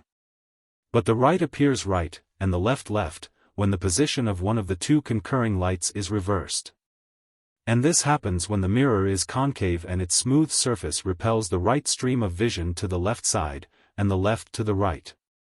281. Or if the mirror be turned vertically, then the concavity makes the countenance appear to be all upside down, and the lower rays are driven upwards and the upper downwards. All these are to be reckoned among the second and cooperative causes which God, carrying into execution the idea of the best as far as possible, uses as his ministers. They are thought by most men not to be the second, but the prime causes of all things, because they freeze and heat, and contract and dilate, and the like. But they are not so, for they are incapable of reason or intellect. The only being which can properly have mind is the invisible soul, whereas fire and water, and earth and air, are all of them visible bodies. The lover of intellect and knowledge ought to explore causes of intelligent nature first of all, and, secondly, of those things which, being moved by others, are compelled to move others. And this is what we too must do. Both kinds of causes should be acknowledged by us, but a distinction should be made between those which are endowed with mind and are the workers of things fair and good, and those which are deprived of intelligence and always produce chance effects without order or design. Of the second or cooperative causes of sight, which help to give to the eyes the power which they now possess, enough has been said. I will therefore now proceed to speak of the higher use and purpose for which God has given them to us. The sight, in my opinion, is the source of the greatest benefit to us, for had we never seen the stars, and the sun, and the heaven, none of the words which we have spoken about the universe would ever have been uttered. But now the sight of day and night, and the months and the revolutions of the years, have created number, and have given us a conception of time, and the power of inquiring about the nature of the universe. And from this source we have derived philosophy, than which no greater good ever was or will be given by the gods to mortal man. This is the greatest boon of sight, and of the lesser benefits why should I speak? Even the ordinary man, if he were deprived of them, would bewail his loss, but in vain. Thus much let me say, however, God invented and gave us sight to the end that we might behold the courses of intelligence in the heaven, and apply them to the courses of our own intelligence which are akin to them, the unperturbed to the perturbed. And that we, learning them and partaking of the natural truth of reason, might imitate the absolutely unerring courses of God and regulate our own vagaries. The same may be affirmed of speech and hearing, they have been given by the gods to the same end and for a like reason. For this is the principal end of speech, whereto it most contributes. Moreover, so much of music as is adapted to the sound of the voice 282 and to the sense of hearing is granted to us for the sake of harmony. And harmony, which has motions akin to the revolutions of our souls, is not regarded by the intelligent votary of the Muses as given by them with a view to irrational pleasure, which is deemed to be the purpose of it in our day, but as meant to correct any discord which may have arisen in the courses of the soul, and to be our ally in bringing her into harmony and agreement with herself. And rhythm too was given by them for the same reason, on account of the irregular and graceless ways which prevail among mankind generally, and to help us against them. Thus far in what we have been saying, with small exception, the works of intelligence have been set forth. And now we must place by the side of them in our discourse the things which come into being through necessity, for the creation is mixed, being made up of necessity and mind. Mind, the ruling power, persuaded necessity to bring the greater part of created things to perfection, and thus and after this manner in the beginning. When the influence of reason got the better of necessity, the universe was created. But if a person will truly tell of the way in which the work was accomplished, he must include the other influence of the variable cause as well. Wherefore, we must return again and find another suitable beginning, as about the former matters, so also about these. To which end we must consider the nature of fire, and water, and air, and earth, such as they were prior to the creation of the heaven, and what was happening to them in this previous state. 283 For no one has as yet explained the manner of their generation, but we speak of fire and the rest of them, whatever they mean, as though men knew their natures. And we maintain them to be the first principles and letters or elements of the whole, when they cannot reasonably be compared by a man of any sense even to syllables or first compounds. And let me say thus much, I will not now speak of the first principle or principles of all things, or by whatever name they are to be called. For this reason, because it is difficult to set forth my opinion according to the method of discussion which we are at present employing. Do not imagine, any more than I can bring myself to imagine, that I should be right in undertaking so great and difficult a task. Remembering what I said at first about probability, I will do my best to give as probable an explanation as any other, or rather, more probable. And I will first go back to the beginning and try to speak of each thing and of all. 284 Once more, then, at the commencement of my discourse, I call upon God, and beg him to be our Saviour out of a strange and unwanted inquiry, and to bring us to the haven of probability. So now let us begin again. This new beginning of our discussion of the universe requires a fuller division than the former, for then we made two classes, now a third must be revealed. The two sufficed for the former discussion: one, which we assumed, was a pattern intelligible and always the same, and the second was only the imitation of the pattern, generated and visible. There is also a third kind which we did not distinguish at the time, conceiving that the two would be enough. But now the argument seems to require that we should set forth in words another kind, which is difficult of explanation and dimly seen. What nature are we to attribute to this new kind of being? We reply, that it is the receptacle, and in a manner the nurse, of all generation. I have spoken the truth. But I must express myself in clearer language, and this will be an arduous task for many reasons, and in particular because I must first raise questions concerning fire and the other elements, and determine what each of them is. For to say, with any probability or certitude, which of them should be called water rather than fire, and which should be called any of them rather than all or some one of them, is a difficult matter.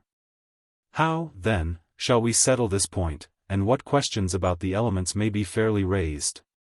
In the first place, we see that what we just now called water, by condensation, I suppose, becomes stone and earth, and this same element, when melted and dispersed, passes into vapor and air.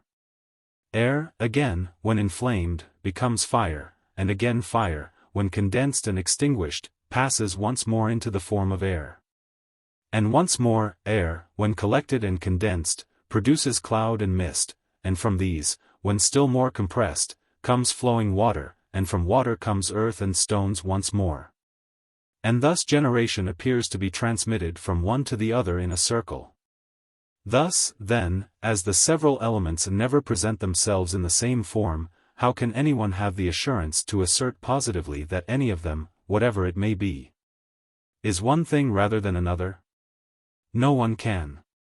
But much the safest plan is to speak of them as follows: anything which we see to be continually changing, as, for example, fire, we must not call this or that, but rather say that it is of such a nature. Nor let us speak of water as this, but always as such. Nor must we imply that there is any stability in any of those things which we indicate by the use of the words this and that, supposing ourselves to signify something thereby. For they are too volatile to be detained in any such expressions as this, or that, or relative to this, or any other mode of speaking which represents them as permanent. We ought not to apply this to any of them, but rather the word such, which expresses the similar principle circulating in each and all of them. For example, that should be called fire, which is of such a nature always, and so of everything that has generation. That in which the elements severally grow up, and appear, and decay, is alone to be called by the name this or that. But that which is of a certain nature, hot or white, or anything which admits of opposite qualities, and all things that are compounded of them, ought not to be so denominated. Let me make another attempt to explain my meaning more clearly. Suppose a person to make all kinds of figures of gold and to be always transmuting one form into all the rest. Somebody points to one of them and asks what it is. By far the safest and truest answer is, that is gold. And not to call the triangle or any other figures which are formed in the gold these, as though they had existence, since they are in process of change while he is making the assertion. But if the questioner be willing to take the safe and indefinite expression, such, we should be satisfied. And the same argument applies to the universal nature which receives all bodies, that must be always called the same. For, while receiving all things, she never departs at all from her own nature, and never in any way, or at any time, assumes a form like that of any of the things which enter into her. She is the natural recipient of all impressions, and is stirred and informed by them, and appears different from time to time by reason of them. But the forms which enter into and go out of her are the likenesses of real existences modeled after their patterns in a wonderful and inexplicable manner, which we will hereafter investigate. For the present we have only to conceive of three natures: first, that which is in process of generation; secondly, that in which the generation takes place; and thirdly, that of which the thing generated is a resemblance. And we may liken the receiving principle to a mother, and the source or spring to a father, and the intermediate nature to a child. And may remark further, that if the model is to take every variety of form, then the matter in which the model is fashioned will not be duly prepared, unless it is formless, and free from the impress of any of those shapes which it is hereafter to receive from without. For if the matter were like any of the supervening forms, then whenever any opposite or entirely different nature was stamped upon its surface, it would take the impression badly, because it would intrude its own shape. Wherefore, that which is to receive all forms should have no form, as in making perfumes they first contrive that the liquid substance which is to receive the scent shall be as inodorous as possible. Or as those who wish to impress figures on soft substances do not allow any previous impression to remain, but begin by making the surface as even and smooth as possible. In the same way that which is to receive perpetually and through its whole extent the resemblances of all eternal beings ought to be devoid of any particular form. Wherefore, the mother and receptacle of all created and visible and in any way sensible things, is not to be termed earth, or air, or fire, or water, or any of their compounds or any of the elements from which these are derived, but is an invisible and formless being which receives all things and in some mysterious way partakes of the intelligible, and is most incomprehensible. In saying this we shall not be far wrong. As far, however, as we can attain to a knowledge of her from the previous considerations, we may truly say that fire is that part of her nature which from time to time is inflamed, and water that which is moistened, and that the mother substance becomes earth and air, in so far as she receives the impressions of them. Let us consider this question more precisely. Is there any self-existent fire? And do all those things which we call self-existent exist? Or are only those things which we see, or in some way perceive through the bodily organs, truly existent, and nothing whatever besides them? And is all that which we call an intelligible essence nothing at all, and only a name? Here is a question which we must not leave unexamined or undetermined, nor must we affirm too confidently that there can be no decision. Neither must we interpolate in our present long discourse a digression equally long, but if it is possible to set forth a great principle in a few words, that is just what we want. Thus I state my view: if mind and true opinion are two distinct classes, then I say that there certainly are these self-existent ideas unperceived by sense, and apprehended only by the mind. If, however, as some say, true opinion differs in no respect from mind, then everything that we perceive through the body is to be regarded as most real and certain. But we must affirm them to be distinct, for they have a distinct origin and are of a different nature. The one is implanted in us by instruction, the other by persuasion. The one is always accompanied by true reason, the other is without reason. The one cannot be overcome by persuasion, but the other can, and lastly, every man may be said to share in true opinion, but mind is the attribute of the gods and of very few men. Wherefore also we must acknowledge that there is one kind of being which is always the same, uncreated and indestructible, never receiving anything into itself from without, nor itself going out to any other, but invisible and imperceptible by any sense, and of which the contemplation is granted to intelligence only. And there is another nature of the same name with it, and like to it, perceived by sense, created, always in motion, becoming in place and again vanishing out of place, which is apprehended by opinion and sense. And there is a third nature, which is space, and is eternal, and admits not of destruction and provides a home for all created things, and is apprehended without the help of sense, by a kind of spurious reason, and is hardly real. Which we beholding as in a dream, say of all existence that it must of necessity be in some place and occupy a space, but that what is neither in heaven nor in earth has no existence. Of these and other things of the same kind, relating to the true and waking reality of nature, we have only this dreamlike sense. And we are unable to cast off sleep and determine the truth about them. For an image, since the reality, after which it is modeled, does not belong to it, 285 and it exists ever as the fleeting shadow of some other, must be inferred to be in another, i.e. in space, grasping existence in some way or other, or it could not be at all. But true and exact reason, vindicating the nature of true being, maintains that while two things, i.e., the image and space, are different, they cannot exist one of them in the other and so be one and also two at the same time. Thus have I concisely given the result of my thoughts. And my verdict is that being and space and generation, these three, existed in their three ways before the heaven. And that the nurse of generation, moistened by water and inflamed by fire, and receiving the forms of earth and air, and experiencing all the affections which accompany these, presented a strange variety of appearances.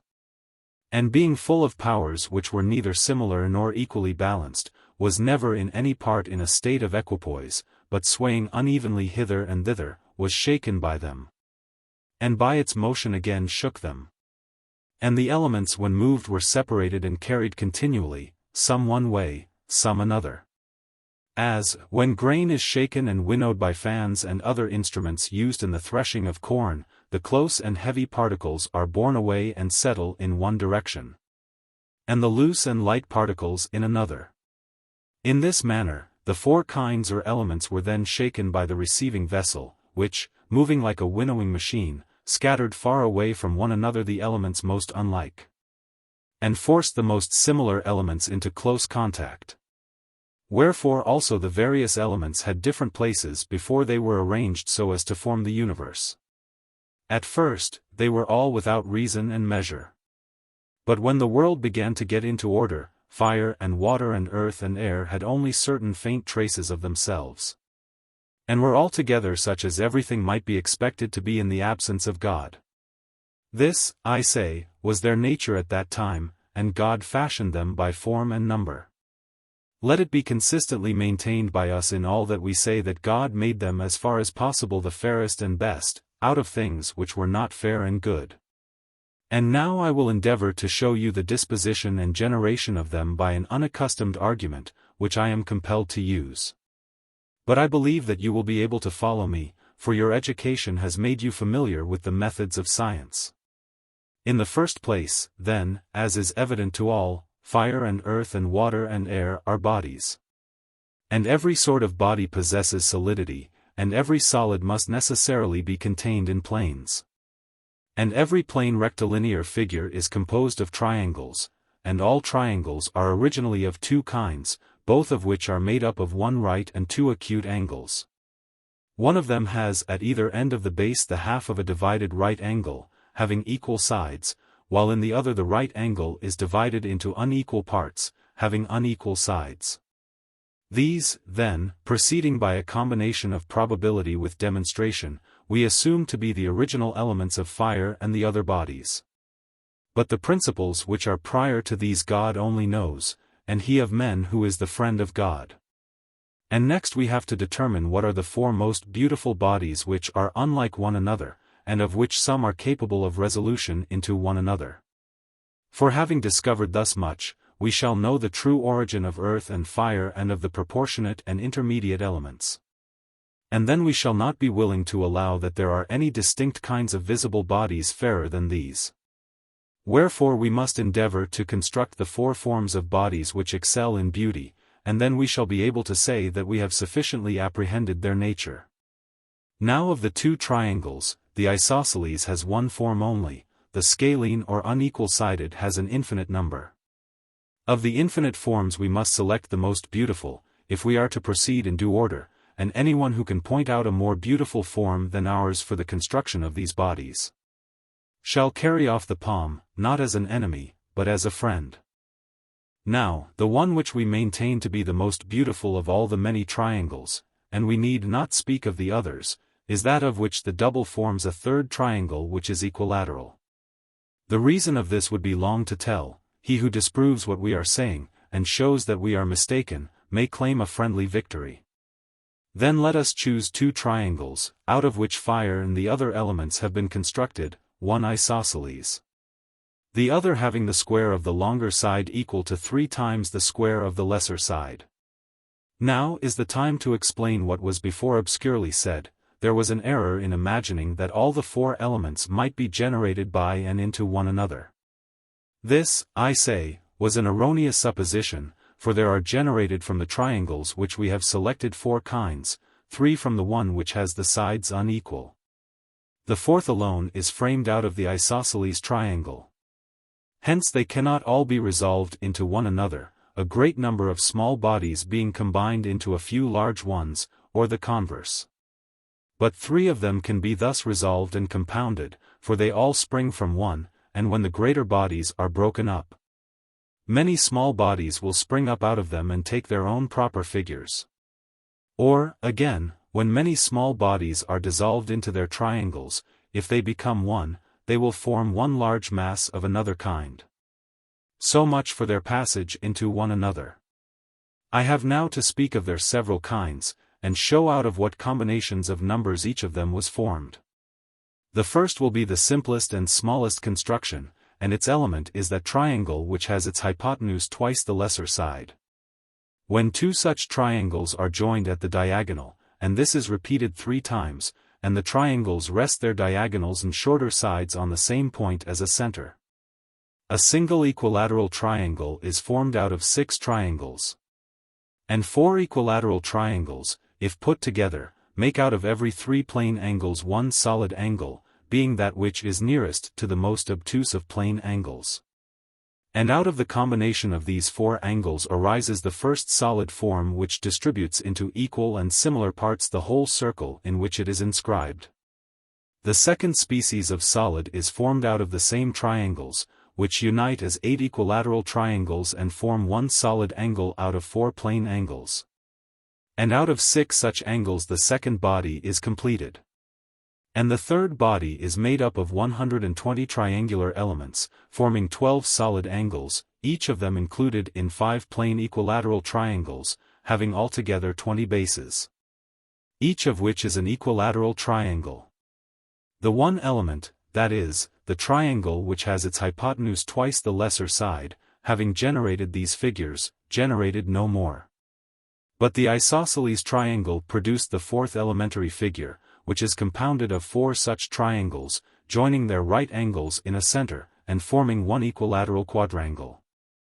6 of these united form 8 solid angles, each of which is made by the combination of 3 plane right angles.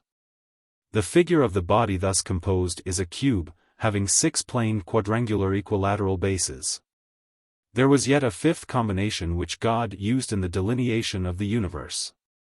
Now, he who, duly reflecting on all this, inquires whether the worlds are to be regarded as indefinite or definite in number, will be of opinion that the notion of their indefiniteness is characteristic of a sadly indefinite and ignorant mind.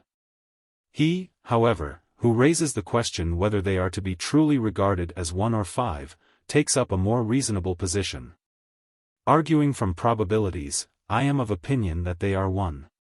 Another, regarding the question from another point of view, will be of another mind. But, leaving this inquiry, let us proceed to distribute the elementary forms, which have now been created in idea, among the 4 elements.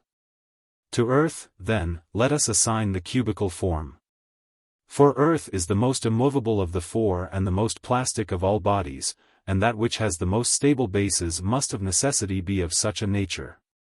Now, of the triangles which we assumed at first, that which has 2 equal sides is by nature more firmly based than that which has unequal sides. And of the compound figures which are formed out of either, the plane equilateral quadrangle has necessarily a more stable basis than the equilateral triangle, both in the whole and in the parts.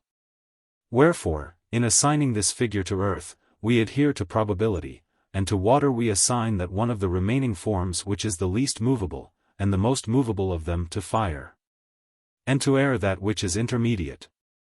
Also we assign the smallest body to fire, and the greatest to water, and the intermediate in size to air.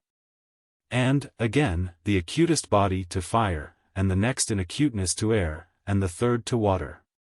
Of all these elements, that which has the fewest bases must necessarily be the most movable, for it must be the acutest and most penetrating in every way. And also the lightest as being composed of the smallest number of similar particles, and the second body has similar properties in a second degree, and the third body in the third degree. Let it be agreed, then, both according to strict reason and according to probability, that the pyramid is the solid which is the original element and seed of fire. And let us assign the element which was next in the order of generation to air, and the third to water. We must imagine all these to be so small that no single particle of any of the four kinds is seen by us on account of their smallness, but when many of them are collected together their aggregates are seen. And the ratios of their numbers, motions, and other properties, everywhere God, as far as necessity allowed or gave consent, has exactly perfected, and harmonized in due proportion. From all that we have just been saying about the elements or kinds, the most probable conclusion is as follows: earth, when meeting with fire and dissolved by its sharpness. Whether the dissolution take place in the fire itself or perhaps in some mass of air or water, is borne hither and thither, until its parts, meeting together and mutually harmonizing, again become earth. For they can never take any other form. But water, when divided by fire or by air, on reforming, may become 1 part fire and 2 parts air, and a single volume of air divided becomes 2 of fire. Again, when a small body of fire is contained in a larger body of air or water or earth, and both are moving, and the fire struggling is overcome and broken up, then 2 volumes of fire form 1 volume of air. And when air is overcome and cut up into small pieces, 2½ parts of air are condensed into 1 part of water. Let us consider the matter in another way. When one of the other elements is fastened upon by fire, and is cut by the sharpness of its angles and sides, it coalesces with the fire, and then ceases to be cut by them any longer. For no element which is one and the same with itself can be changed by or change another of the same kind and in the same state. But so long as in the process of transition the weaker is fighting against the stronger, the dissolution continues. Again, when a few small particles, enclosed in many larger ones, are in process of decomposition and extinction, they only cease from their tendency to extinction when they consent to pass into the conquering nature, and fire becomes air and air water. But if bodies of another kind go and attack them, i.e., the small particles, the latter continue to be dissolved until, being completely forced back and dispersed, they make their escape to their own kindred, or else, being overcome and assimilated to the conquering power, they remain where they are and dwell with their victors, and from being many become one. And owing to these affections, all things are changing their place, for by the motion of the receiving vessel the bulk of each class is distributed into its proper place. But those things which become unlike themselves and like other things, are hurried by the shaking into the place of the things to which they grow like. Now all unmixed and primary bodies are produced by such causes as these. As to the subordinate species which are included in the greater kinds, they are to be attributed to the varieties in the structure of the 2 original triangles. For either structure did not originally produce the triangle of one size only, but some larger and some smaller, and there are as many sizes as there are species of the 4 elements. Hence when they are mingled with themselves and with one another there is an endless variety of them, which those who would arrive at the probable truth of nature ought duly to consider. Unless a person comes to an understanding about the nature and conditions of rest and motion, he will meet with many difficulties in the discussion which follows. Something has been said of this matter already, and something more remains to be said, which is, that motion never exists in what is uniform. For to conceive that anything can be moved without a mover is hard or indeed impossible. And equally impossible to conceive that there can be a mover unless there be something which can be moved. Motion cannot exist where either of these are wanting. And for these to be uniform is impossible. Wherefore we must assign rest to uniformity and motion to the want of uniformity. Now inequality is the cause of the nature which is wanting in uniformity. And of this we have already described the origin. But there still remains the further point, why things when divided after their kinds do not cease to pass through one another and to change their place, which we will now proceed to explain. In the revolution of the universe are comprehended all the 4 elements, and this being circular and having a tendency to come together, compresses everything and will not allow any place to be left void. Wherefore, also, fire above all things penetrates everywhere, and air next, as being next in rarity of the elements. And the two other elements in like manner penetrate according to their degrees of rarity. For those things which are composed of the largest particles have the largest void left in their compositions, and those which are composed of the smallest particles have the least. And the contraction caused by the compression thrusts the smaller particles into the interstices of the larger. And thus, when the small parts are placed side by side with the larger, and the lesser divide the greater and the greater unite the lesser, all the elements are borne up and down and hither and thither towards their own places. For the change in the size of each changes its position in space.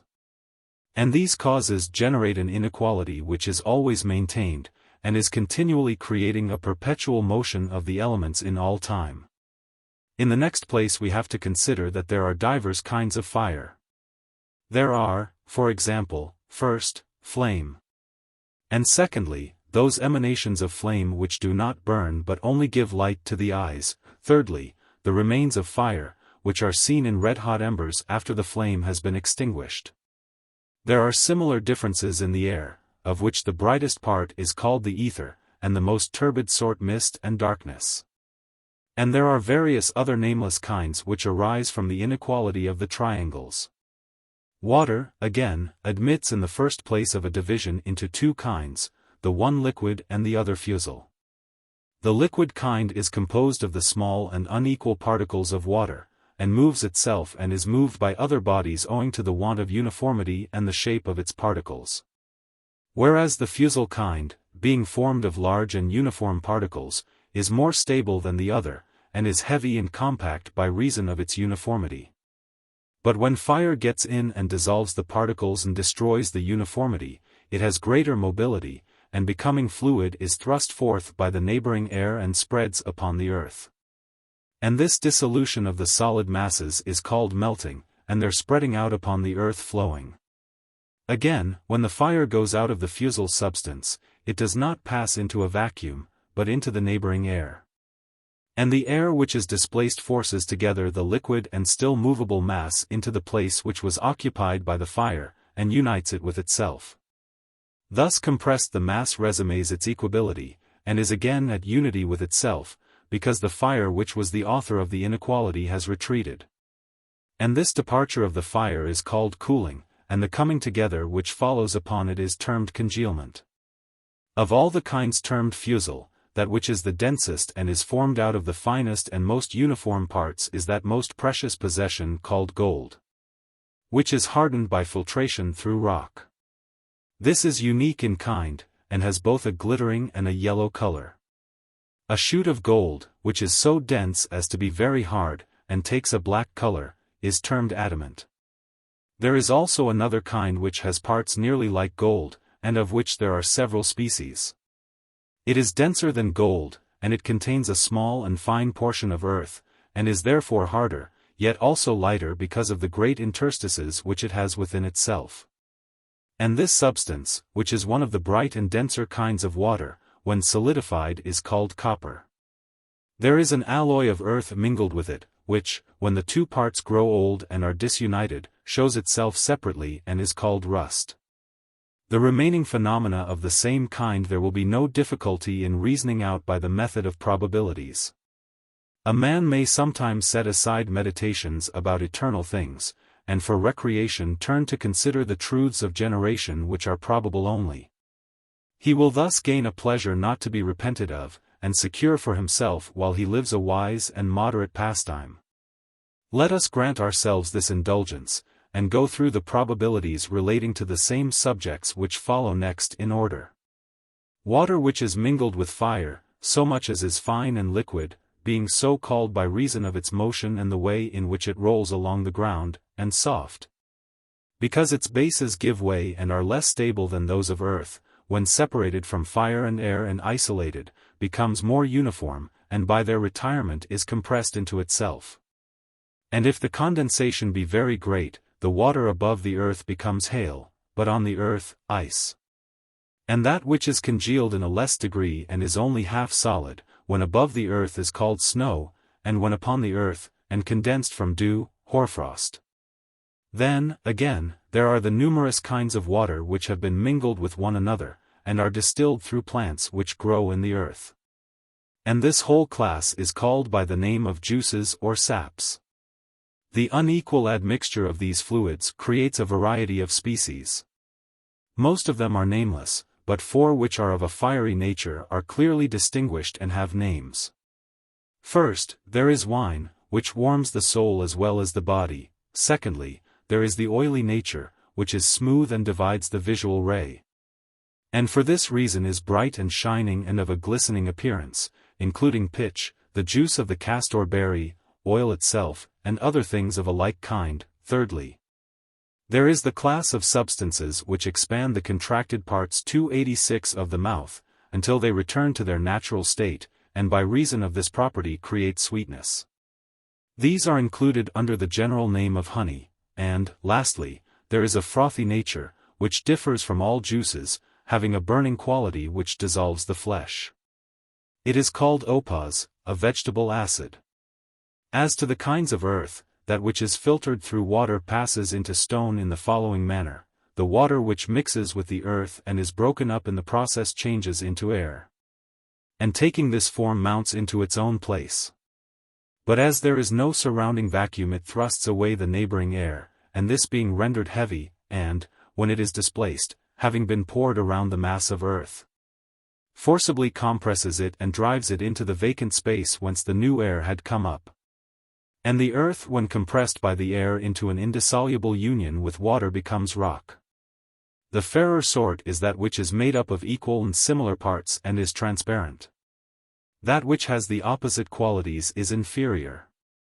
But when all the watery part is suddenly drawn out by fire, a more brittle substance is formed, to which we give the name of pottery. Sometimes also moisture may remain, and the earth which has been fused by fire becomes, when cool, a certain stone of a black color. A like separation of the water which had been copiously mingled with them may occur in 2 substances composed of finer particles of earth and of a briny nature. Out of either of them a half-solid body is then formed, soluble in water, the one, soda, which is used for purging away oil and earth, the other, salt, which harmonizes so well in combinations pleasing to the palate, and is, as the law testifies, a substance dear to the gods. The compounds of earth and water are not soluble by water, but by fire only, and for this reason, neither fire nor air melt masses of earth. For their particles, being smaller than the interstices in its structure, have plenty of room to move without forcing their way, and so they leave the earth unmelted and undissolved. But particles of water, which are larger, force a passage, and dissolve and melt the earth. Wherefore earth, when not consolidated by force, is dissolved by water only. When consolidated, by nothing but fire, for this is the only body which can find an entrance. The cohesion of water again, when very strong, is dissolved by fire only; when weaker, then either by air or fire, the former entering the interstices, and the latter penetrating even the triangles. But nothing can dissolve air, when strongly condensed, which does not reach the elements or triangles, or if not strongly condensed, then only fire can dissolve it. As to bodies composed of earth and water, while the water occupies the vacant interstices of the earth in them which are compressed by force, the particles of water which approach them from without, finding no entrance, flow around the entire mass and leave it undissolved. But the particles of fire, entering into the interstices of the water, do to the water what water does to earth and fire to air. 287 and are the sole causes of the compound body of earth and water liquefying and becoming fluid. Now these bodies are of 2 kinds, some of them, such as glass and the fusible sort of stones, have less water than they have earth. On the other hand, substances of the nature of wax and incense have more of water entering into their composition. I have thus shown the various classes of bodies as they are diversified by their forms and combinations and changes into one another. And now I must endeavor to set forth their affections and the causes of them. In the first place, the bodies which I have been describing are necessarily objects of sense. But we have not yet considered the origin of flesh, or what belongs to flesh, or of that part of the soul which is mortal. And these things cannot be adequately explained without also explaining the affections which are concerned with sensation. Nor the latter without the former, and yet to explain them together is hardly possible. For which reason we must assume first one or the other and afterwards examine the nature of our hypothesis. 288 In order, then, that the affections may follow regularly after the elements, let us presuppose the existence of body and soul. First, let us inquire what we mean by saying that fire is hot. And about this we may reason from the dividing or cutting power which it exercises on our bodies. We all of us feel that fire is sharp. And we may further consider the fineness of the sides, and the sharpness of the angles, and the smallness of the particles, and the swiftness of the motion. All this makes the action of fire violent and sharp, so that it cuts whatever it meets. And we must not forget that the original figure of fire, i.e., the pyramid, more than any other form, has a dividing power which cuts our bodies into small pieces, kappa epsilon Romu alpha tau zeta epsilon iota, and thus naturally produces that affection which we call heat. And hence the origin of the name, theta epsilon Romu, kappa Romu alpha. Now, the opposite of this is sufficiently manifest, nevertheless we will not fail to describe it. For the larger particles of moisture which surround the body, entering in and driving out the lesser, but not being able to take their places, compress the moist principle in us. And this from being unequal and disturbed, is forced by them into a state of rest, which is due to equability and compression. But things which are contracted contrary to nature are by nature at war, and force themselves apart, and to this war and convulsion the name of shivering and trembling is given. And the whole affection and the cause of the affection are both termed cold. That is called hard to which our flesh yields, and soft which yields to our flesh. And things are also termed hard and soft relatively to one another. That which yields has a small base. But that which rests on quadrangular bases is firmly posed and belongs to the class which offers the greatest resistance, so too does that which is the most compact and therefore most repellent.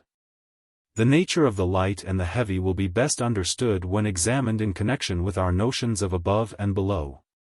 For it is quite a mistake to suppose that the universe is parted into two regions, separate from and opposite to each other, the one a lower to which all things tend which have any bulk, and an upper to which things only ascend against their will.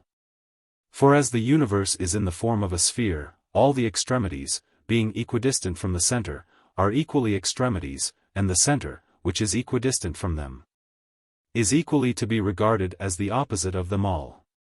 Such being the nature of the world, when a person says that any of these points is above or below, may he not be justly charged with using an improper expression?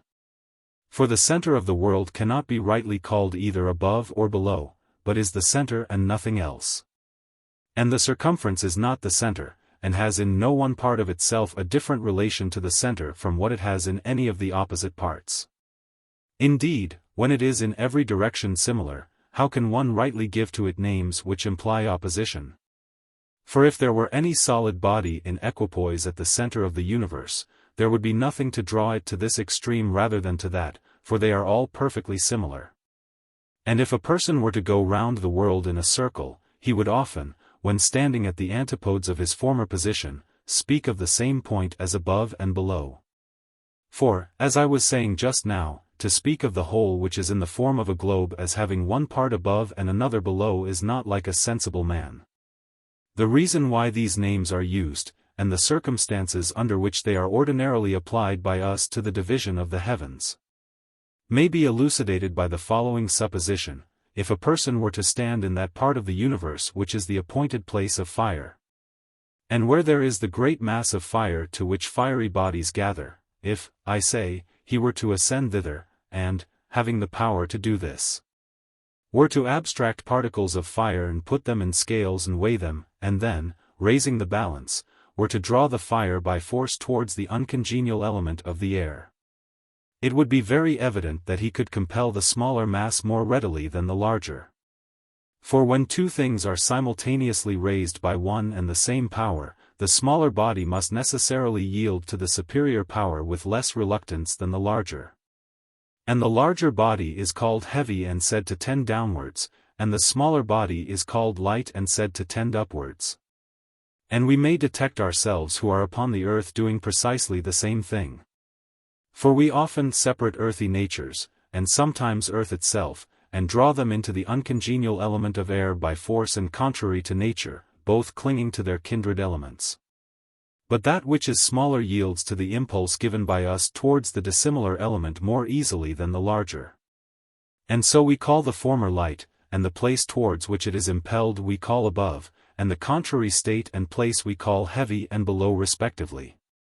Now the relations of these must necessarily vary, because the principal masses of the different elements hold opposite positions.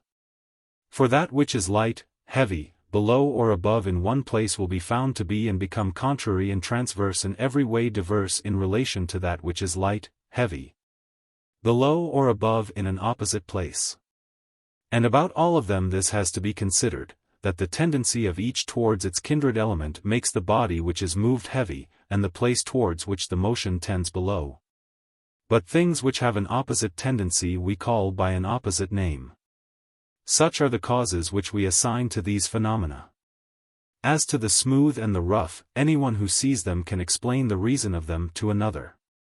For roughness is hardness mingled with irregularity, and smoothness is produced by the joint effect of uniformity and density.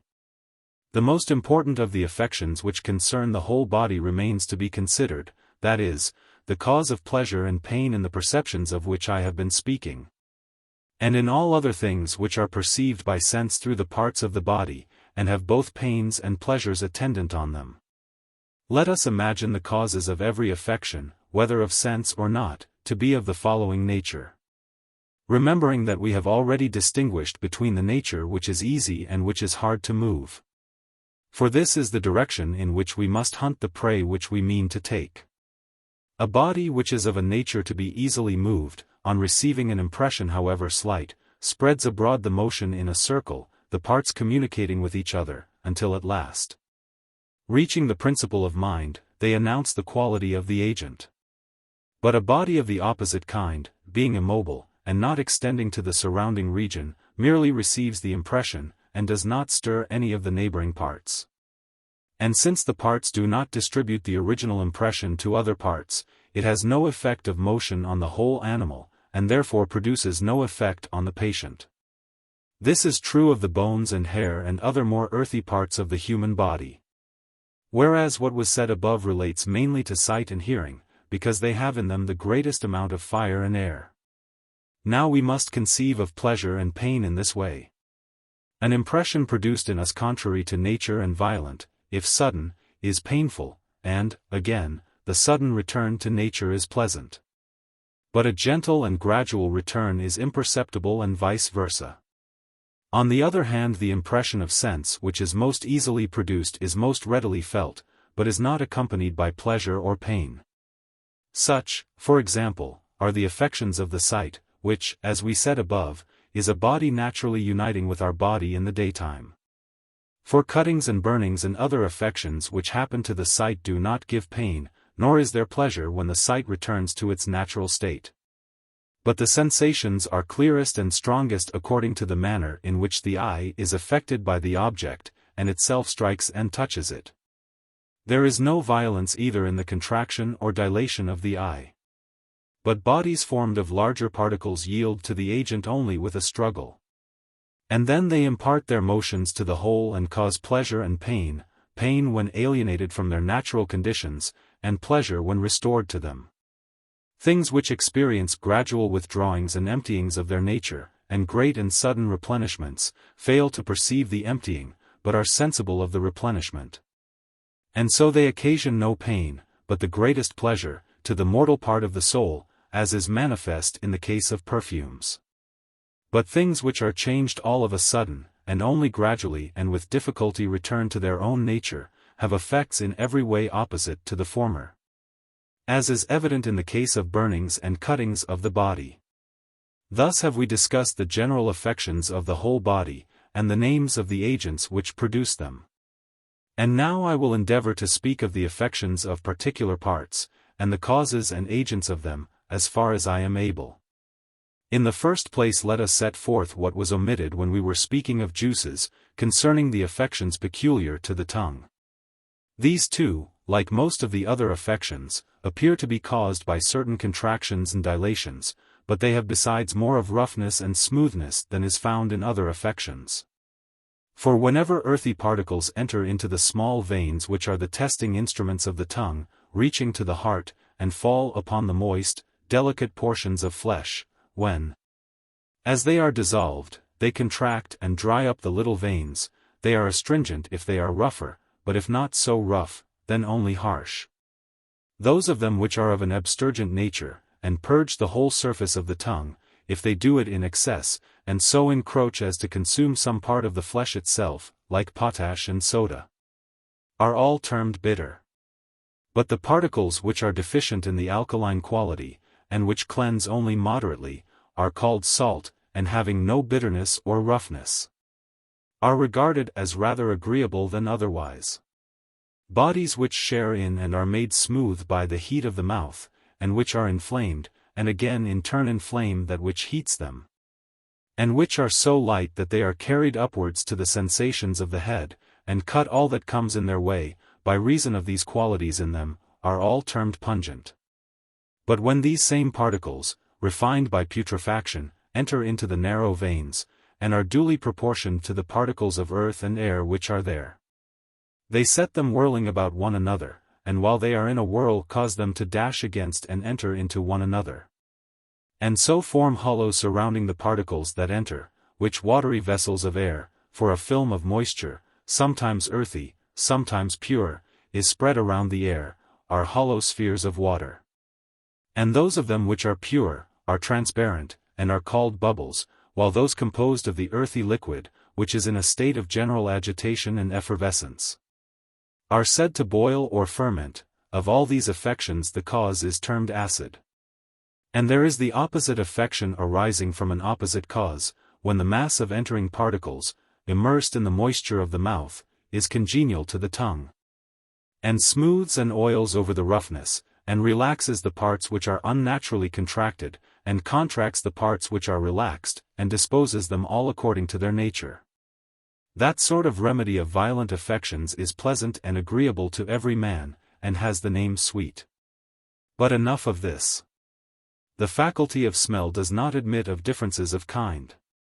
For all smells are of a half-formed nature, and no element is so proportioned as to have any smell. The veins about the nose are too narrow to admit earth and water, and too wide to detain fire and air, and for this reason no one ever perceives the smell of any of them. But smells always proceed from bodies that are damp, or putrefying, or liquefying, or evaporating, and are perceptible only in the intermediate state, when water is changing into air and air into water. And all of them are either vapor or mist. That which is passing out of air into water is mist, and that which is passing from water into air is vapor. And hence all smells are thinner than water and thicker than air. The proof of this is, that when there is any obstruction to the respiration, and a man draws in his breath by force, then no smell filters through, but the air without the smell alone penetrates. Wherefore the varieties of smell have no name, and they have not many, or definite and simple kinds. But they are distinguished only as painful and pleasant, the one sort irritating and disturbing the whole cavity which is situated between the head and the navel, the other having a soothing influence, and restoring this same region to an agreeable and natural condition. In considering the third kind of sense, hearing, we must speak of the causes in which it originates. We may in general assume sound to be a blow which passes through the ears, and is transmitted by means of the air, the brain, and the blood, to the soul. And that hearing is the vibration of this blow, which begins in the head and ends in the region of the liver. The sound which moves swiftly is acute, and the sound which moves slowly is grave, and that which is regular is equable and smooth, and the reverse is harsh. A great body of sound is loud, and a small body of sound the reverse. Respecting the harmonies of sound I must hereafter speak. There is a fourth class of sensible things, having many intricate varieties, which must now be distinguished. They are called by the general name of colors, and are a flame which emanates from every sort of body, and has particles corresponding to the sense of sight. I have spoken already, in what has preceded, of the causes which generate sight, and in this place it will be natural and suitable to give a rational theory of colors. Of the particles coming from other bodies which fall upon the sight, some are smaller and some are larger, and some are equal to the parts of the sight itself. Those which are equal are imperceptible, and we call them transparent. The larger produce contraction, the smaller dilation, in the sight, exercising a power akin to that of hot and cold bodies on the flesh, or of astringent bodies on the tongue, or of those heating bodies which we termed pungent. White and black are similar effects of contraction and dilation in another sphere, and for this reason have a different appearance. Wherefore, we ought to term white that which dilates the visual ray, and the opposite of this is black. There is also a swifter motion of a different sort of fire which strikes and dilates the ray of sight until it reaches the eyes, forcing a way through their passages and melting them, and eliciting from them a union of fire and water which we call tears, being itself an opposite fire which comes to them from an opposite direction. The inner fire flashes forth like lightning, and the outer finds a way in and is extinguished in the moisture, and all sorts of colors are generated by the mixture. This affection is termed dazzling, and the object which produces it is called bright and flashing. There is another sort of fire which is intermediate, and which reaches and mingles with the moisture of the eye without flashing. And in this, the fire mingling with the ray of the moisture, produces a color like blood, to which we give the name of red. A bright hue mingled with red and white gives the color called auburn, xi alpha nu theta nu. The law of proportion, however, according to which the several colors are formed, even if a man knew he would be foolish in telling, for he could not give any necessary reason, nor indeed any tolerable or probable explanation of them. Again, red, when mingled with black and white, becomes purple, but it becomes umber, rho phi nu iota nu omicron nu, when the colors are burnt as well as mingled and the black is more thoroughly mixed with them. Flame color, pi upsilon rho rho nu, is produced by a union of auburn and dun, phi alpha iota nu, and dun by an admixture of black and white, pale yellow, chi rho nu, by an admixture of white and auburn. White and bright meeting, and falling upon a full black, become dark blue, kappa upsilon alpha nu omicron nu, and when dark blue mingles with white, a light blue, gamma lambda alpha upsilon kappa nu, color is formed. As flame color with black makes leek green, pyro sigma iota omicron nu. There will be no difficulty in seeing how and by what mixtures the colors derived from these are made according to the rules of probability. He, however, who should attempt to verify all this by experiment, would forget the difference of the human and divine nature. For God only has the knowledge and also the power which are able to combine many things into one and again resolve the one into many. But no man either is or ever will be able to accomplish either the one or the other operation. These are the elements, thus of necessity then subsisting, which the Creator of the fairest and best of created things associated with himself, when he made the self-sufficing and most perfect God, using the necessary causes as his ministers in the accomplishment of his work, but himself contriving the good in all his creations. Wherefore we may distinguish two sorts of causes, the one divine and the other necessary, and may seek for the divine in all things, as far as our nature admits, with a view to the blessed life. But the necessary kind only for the sake of the divine, considering that without them and when isolated from them, these higher things for which we look cannot be apprehended or received or in any way shared by us.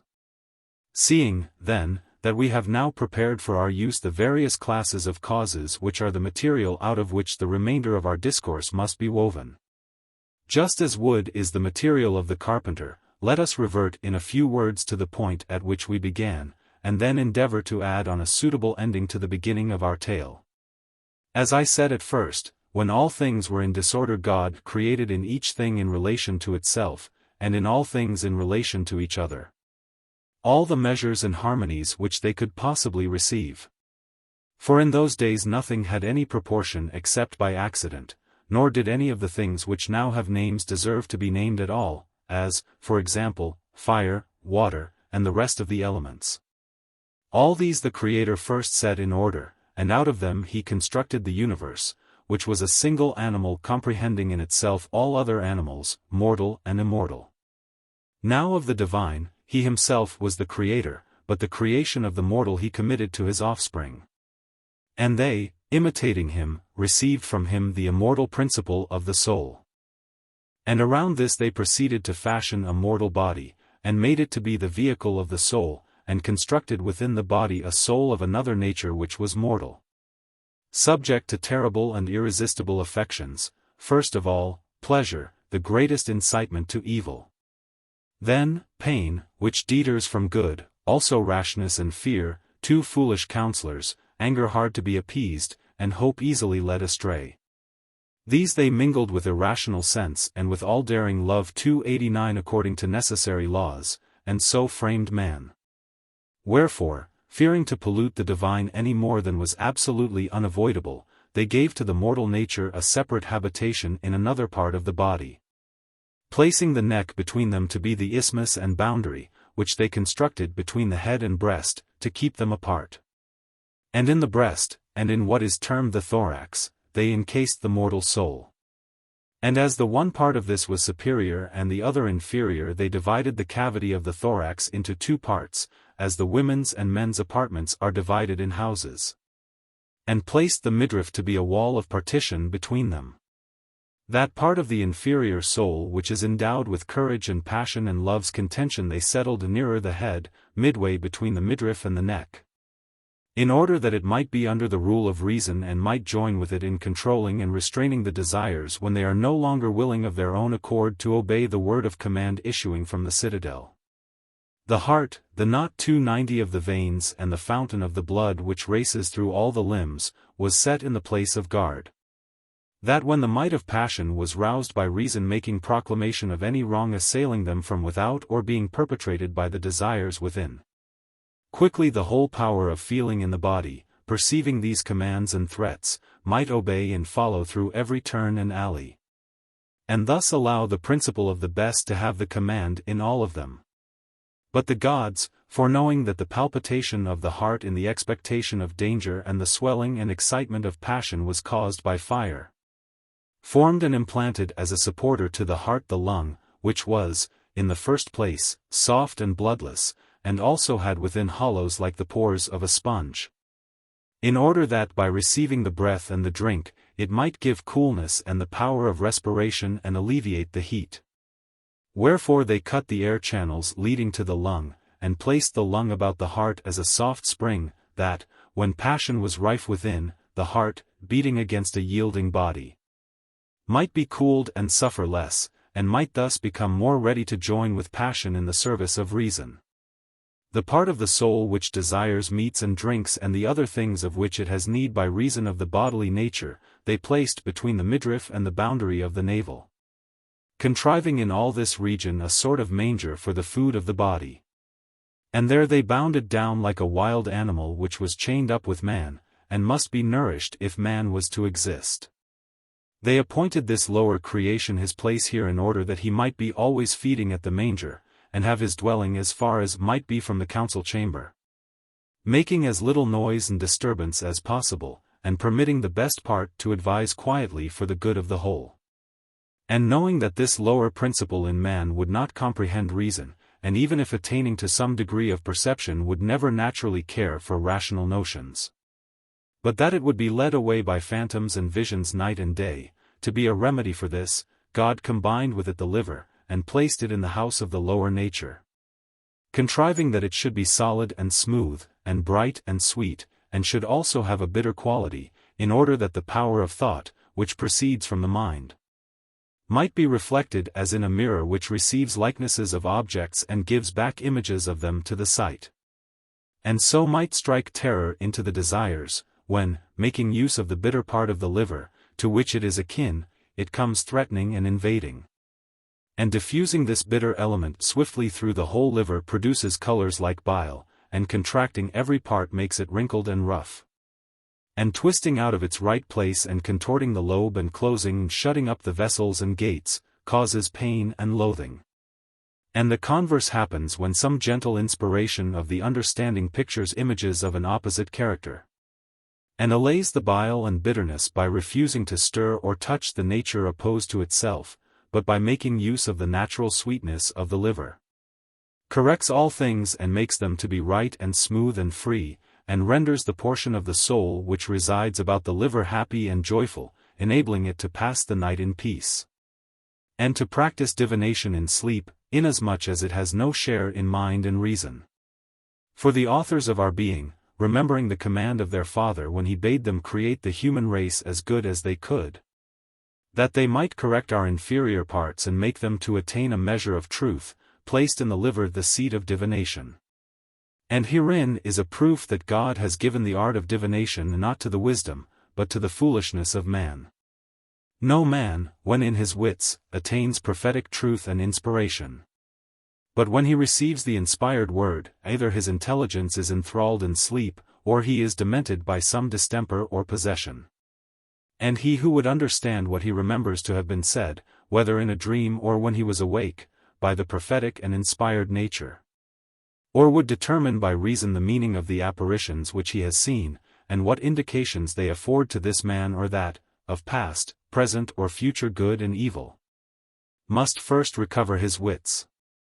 But, while he continues demented, he cannot judge of the visions which he sees or the words which he utters. The ancient saying is very true, that only a man who has his wits can act or judge about himself and his own affairs. And for this reason it is customary to appoint interpreters to be judges of the true inspiration.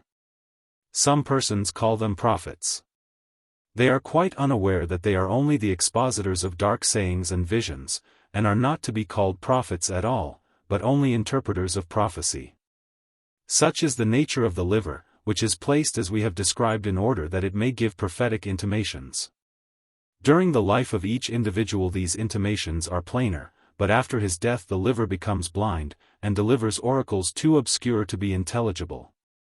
The neighboring organ, the spleen, is situated on the left-hand side, and is constructed with a view of keeping the liver bright and pure, like a napkin, always ready prepared and at hand to clean the mirror. And hence, when any impurities arise in the region of the liver by reason of disorders of the body, the loose nature of the spleen, which is composed of a hollow and bloodless tissue, receives them all and clears them away, and when filled with the unclean matter, swells and festers, but, again, when the body is purged, settles down into the same place as before, and is humbled. Concerning the soul, as to which part is mortal and which divine, and how and why they are separated, and where located, if God acknowledges that we have spoken the truth, then, and then only, can we be confident. Still, we may venture to assert that what has been said by us is probable, and will be rendered more probable by investigation. Let us assume thus much. The creation of the rest of the body follows next in order, and this we may investigate in a similar manner. And it appears to be very meet that the body should be framed on the following principles. The authors of our race were aware that we should be intemperate in eating and drinking, and take a good deal more than was necessary or proper, by reason of gluttony. In order then that disease might not quickly destroy us, and lest our mortal race should perish without fulfilling its end, intending to provide against this, the gods made what is called the lower belly, to be a receptacle for the superfluous meat and drink, and formed the convolution of the bowels, so that the food might be prevented from passing quickly through and compelling the body to require more food, thus producing insatiable gluttony, and making the whole race an enemy to philosophy and music, and rebellious against the divinest element within us. The bones and flesh, and other similar parts of us, were made as follows. The first principle of all of them was the generation of the marrow.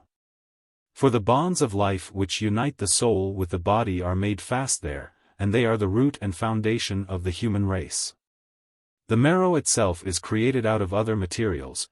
God took such of the primary triangles as were straight and smooth, and were adapted by their perfection to produce fire and water, and air and earth. These, I say, he separated from their kinds, and mingling them in due proportions with one another, made the marrow out of them to be a universal seed of the whole race of mankind. And in this seed he then planted and enclosed the souls, and in the original distribution gave to the marrow as many and various forms as the different kinds of souls were hereafter to receive. That which, like a field, was to receive the divine seed, he made round every way, and called that portion of the marrow, brain, intending that, when an animal was perfected, the vessel containing this substance should be the head. But that which was intended to contain the remaining and mortal part of the soul he distributed into figures at once round and elongated, and he called them all by the name marrow. And to these, as to anchors, fastening the bonds of the whole soul, he proceeded to fashion around them the entire framework of our body, constructing for the marrow, first of all, a complete covering of bone. Bone was composed by him in the following manner. Having sifted pure and smooth earth, he kneaded it and wetted it with marrow, and after that he put it into fire and then into water, and once more into fire and again into water. In this way, by frequent transfers from one to the other, he made it insoluble by either. Out of this he fashioned, as in a lathe, a globe made of bone, which he placed around the brain, and in this he left a narrow opening. And around the marrow of the neck and back he formed vertebrae which he placed under one another like pivots, beginning at the head and extending through the whole of the trunk. Thus, wishing to preserve the entire seed, he enclosed it in a stone-like casing, inserting joints, and using in the formation of them the power of the other or diverse as an intermediate nature, that they might have motion and flexure. Then again, considering that the bone would be too brittle and inflexible, and when heated and again cooled would soon mortify and destroy the seed within, having this in view, he contrived the sinews and the flesh, that so binding all the members together by the sinews, which admitted of being stretched and relaxed about the vertebrae, he might thus make the body capable of flexion and extension, while the flesh would serve as a protection against the summer heat and against the winter cold, and also against falls, softly and easily yielding to external bodies, like articles made of felt, and containing in itself a warm moisture which in summer exudes and makes the surface damp, would impart a natural coolness to the whole body. And again in winter, by the help of this internal warmth, would form a very tolerable defense against the frost which surrounds it and attacks it from without. He who modeled us, considering these things, mixed earth with fire and water and blended them, and making a ferment of acid and salt, he mingled it with them and formed soft and succulent flesh. As for the sinews, he made them of a mixture of bone and unfermented flesh, attempered so as to be in a mean, and gave them a yellow color. Wherefore the sinews have a firmer and more glutinous nature than flesh, but a softer and moister nature than the bones. With these God covered the bones and marrow, binding them together by sinews, and then enshrouded them all in an upper covering of flesh. The more living and sensitive of the bones he enclosed in the thinnest film of flesh, and those which had the least life within them in the thickest and most solid flesh. So again on the joints of the bones, where reason indicated that no more was required, he placed only a thin covering of flesh, that it might not interfere with the flexion of our bodies and make them unwieldy because difficult to move. And also that it might not, by being crowded and pressed and matted together, destroy sensation by reason of its hardness, and impair the memory and dull the edge of intelligence. Wherefore also the thighs and the shanks and the hips, and the bones of the arms and the forearms, and other parts which have no joints, and the inner bones, which on account of the rarity of the soul in the marrow are destitute of reason, all these are abundantly provided with flesh. But such as have mind in them are in general less fleshy, except where the Creator has made some parts solely of flesh in order to give sensation, as, for example, the tongue. But commonly this is not the case. For the nature which comes into being and grows up in us by a law of necessity, does not admit of the combination of solid bone and much flesh with acute perceptions. More than any other part the framework of the head would have had them, if they could have coexisted, and the human race, having a strong and fleshy and sinewy head, would have had a life twice or many times as long as it now has, and also more healthy and free from pain. But our creators, considering whether they should make a longer-lived race which was worse, or a shorter-lived race which was better, came to the conclusion that everyone ought to prefer a shorter span of life, which was better, to a longer one, which was worse. And therefore they covered the head with thin bone, but not with flesh and sinews, since it had no joints. And thus the head was added, having more wisdom and sensation than the rest of the body, but also being in every man far weaker. For these reasons and after this manner God placed the sinews at the extremity of the head, in a circle round the neck, and glued them together by the principle of likeness, and fastened the extremities of the jawbones to them below the face, and the other sinews he dispersed throughout the body, fastening limb to limb. The framers of us framed the mouth, as now arranged, having teeth and tongue and lips, with a view to the necessary and the good, contriving the way in for necessary purposes, the way out for the best purposes. For that is necessary which enters in and gives food to the body, but the river of speech, which flows out of a man and ministers to the intelligence, is the fairest and noblest of all streams.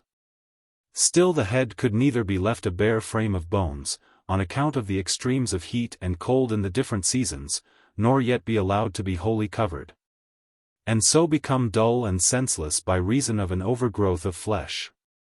The fleshy nature was not therefore wholly dried up, but a large sort of peel was parted off and remained over, which is now called the skin.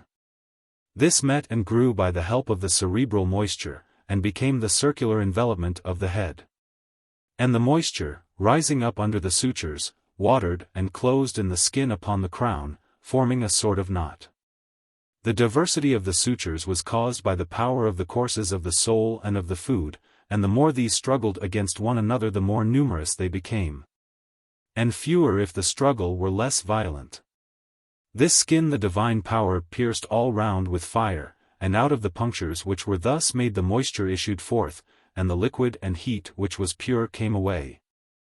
And a mixed part which was composed of the same material as the skin, and had a fineness equal to the punctures, was borne up by its own impulse and extended far outside the head, but being too slow to escape, was thrust back by the external air, and rolled up underneath the skin, where it took root.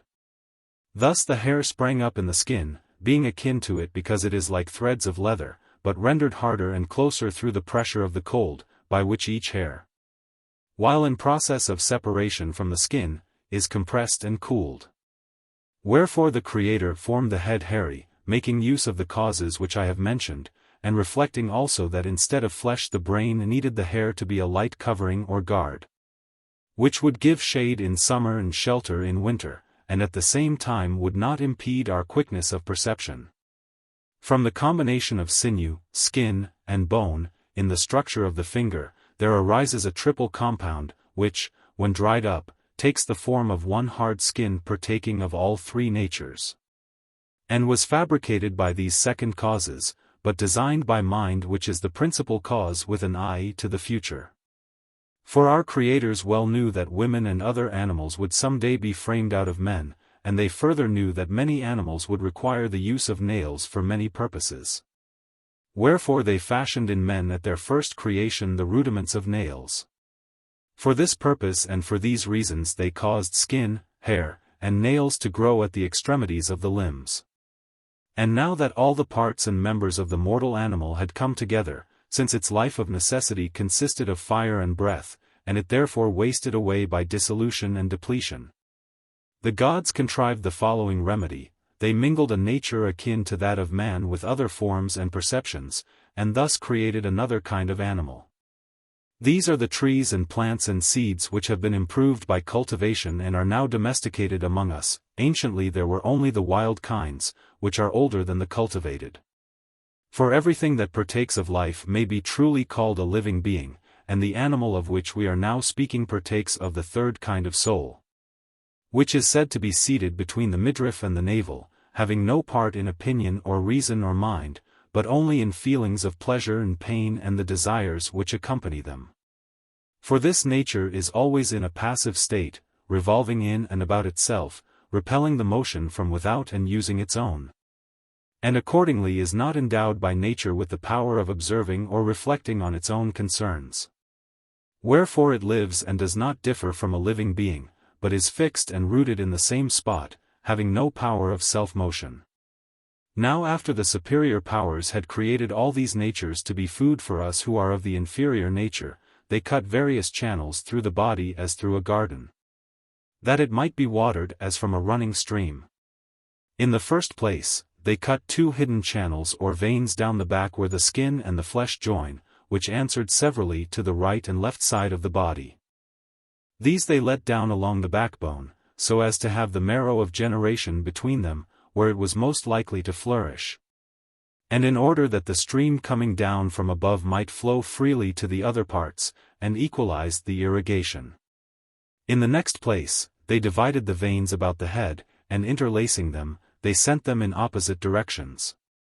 Those coming from the right side they sent to the left of the body, and those from the left they diverted towards the right, so that they and the skin might together form a bond which should fasten the head to the body, since the crown of the head was not encircled by sinews. And also in order that the sensations from both sides might be distributed over the whole body.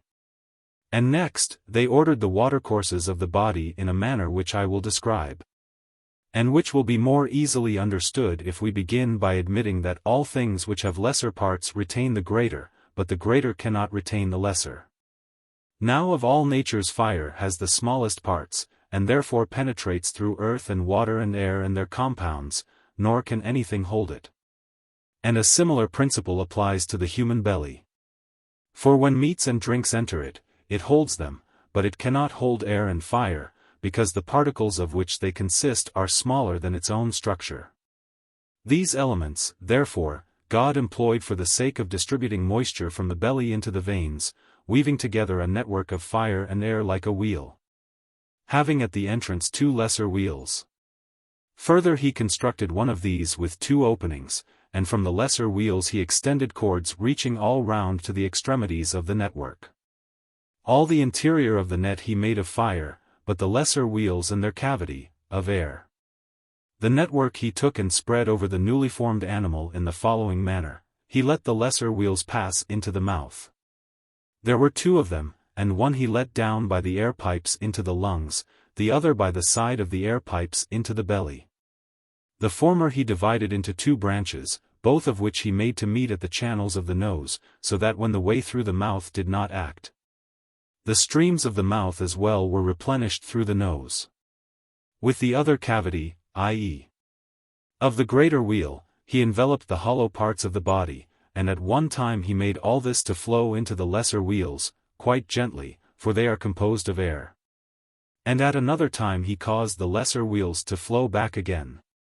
And the net he made to find a way in and out through the pores of the body, and the rays of fire which are bound fast within followed the passage of the air either way, never at any time ceasing so long as the mortal being holds together. This process, as we affirm, the name-giver named inspiration and expiration. And all this movement, active as well as passive, takes place in order that the body, being watered and cooled, may receive nourishment and life. For when the respiration is going in and out, and the fire, which is fast bound within, follows it, and ever and anon moving to and fro, enters through the belly and reaches the meat and drink, it dissolves them, and dividing them into small portions and guiding them through the passages where it goes, pumps them as from a fountain into the channels of the veins, and makes the stream of the veins flow through the body as through a conduit. Let us once more consider the phenomena of respiration, and inquire into the causes which have made it what it is. They are as follows: seeing that there is no such thing as a vacuum into which any of those things which are moved can enter, and the breath is carried from us into the external air. The next point is, as will be clear to everyone, that it does not go into a vacant space, but pushes its neighbor out of its place, and that which is thrust out in turn drives out its neighbor. And in this way everything of necessity at last comes round to that place from whence the breath came forth, and enters in there, and following the breath, fills up the vacant space. And this goes on like the rotation of a wheel, because there can be no such thing as a vacuum. Wherefore also the breast and the lungs, when they emit the breath, are replenished by the air which surrounds the body and which enters in through the pores of the flesh and is driven round in a circle. And again, the air which is sent away and passes out through the body forces the breath inwards through the passage of the mouth and the nostrils. Now the origin of this movement may be supposed to be as follows. In the interior of every animal the hottest part is that which is around the blood and veins. It is in a manner an internal fountain of fire, which we compare to the network of a creel, being woven all of fire and extended through the center of the body, while the outer parts are composed of air. Now we must admit that heat naturally proceeds outward to its own place and to its kindred element. And as there are two exits for the heat, the one out through the body, and the other through the mouth and nostrils, when it moves towards the one, it drives round the air at the other. And that which is driven round falls into the fire and becomes warm, and that which goes forth is cooled. But when the heat changes its place, and the particles at the other exit grow warmer, the hotter air inclining in that direction and carried towards its native element, fire, pushes round the air at the other. And this being effected in the same way and communicating the same impulse, a circular motion swaying to and fro is produced by the double process, which we call inspiration and expiration. The phenomena of medical cupping glasses and of the swallowing of drink and of the projection of bodies, whether discharged in the air or bowled along the ground, are to be investigated on a similar principle. And swift and slow sounds, which appear to be high and low, and are sometimes discordant on account of their inequality, and then again harmonical on account of the equality of the motion which they excite in us. For when the motions of the antecedent swifter sounds begin to pause and the two are equalized, the slower sounds overtake the swifter and then propel them.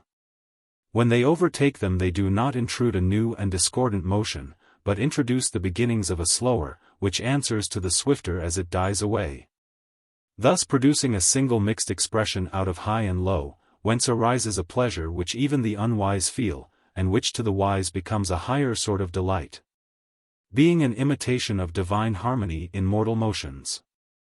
Moreover, as to the flowing of water, the fall of the thunderbolt, and the marvels that are observed about the attraction of amber and the Heraclean stones, in none of these cases is there any attraction.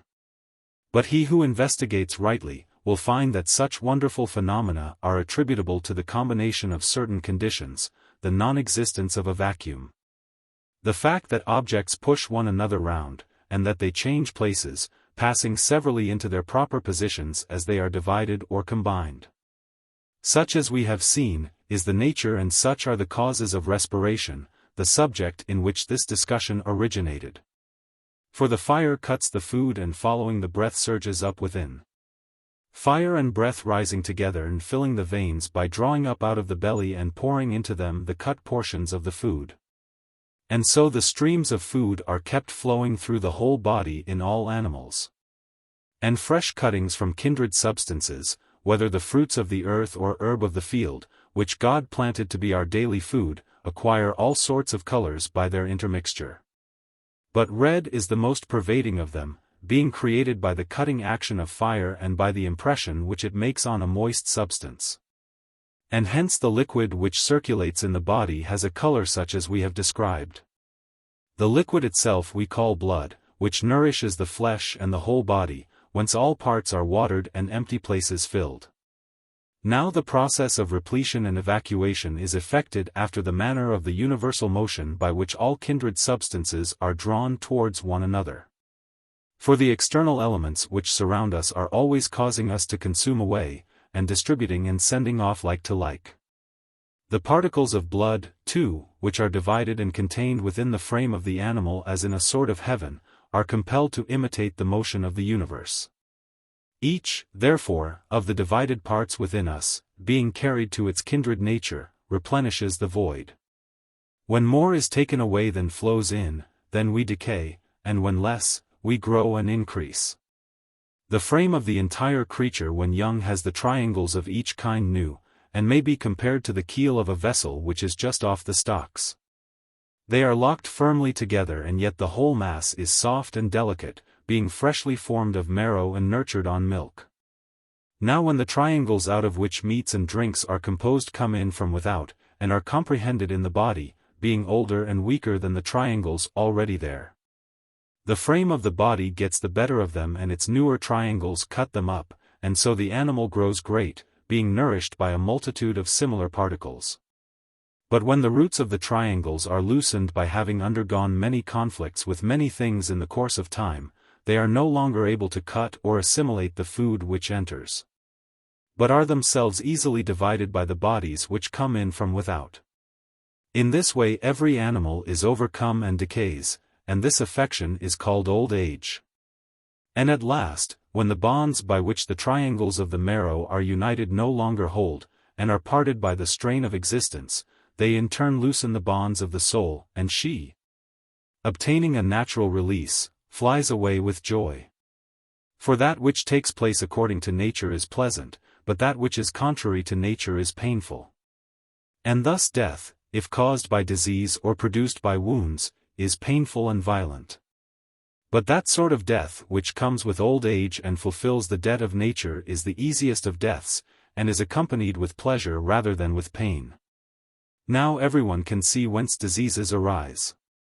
There are four natures out of which the body is compacted, earth and fire and water and air, and the unnatural excess or defect of these, or the change of any of them from its own natural place into another, or, since there are more kinds than one of fire and of the other elements, the assumption by any of these of a wrong kind, or any similar irregularity, produces disorders and diseases.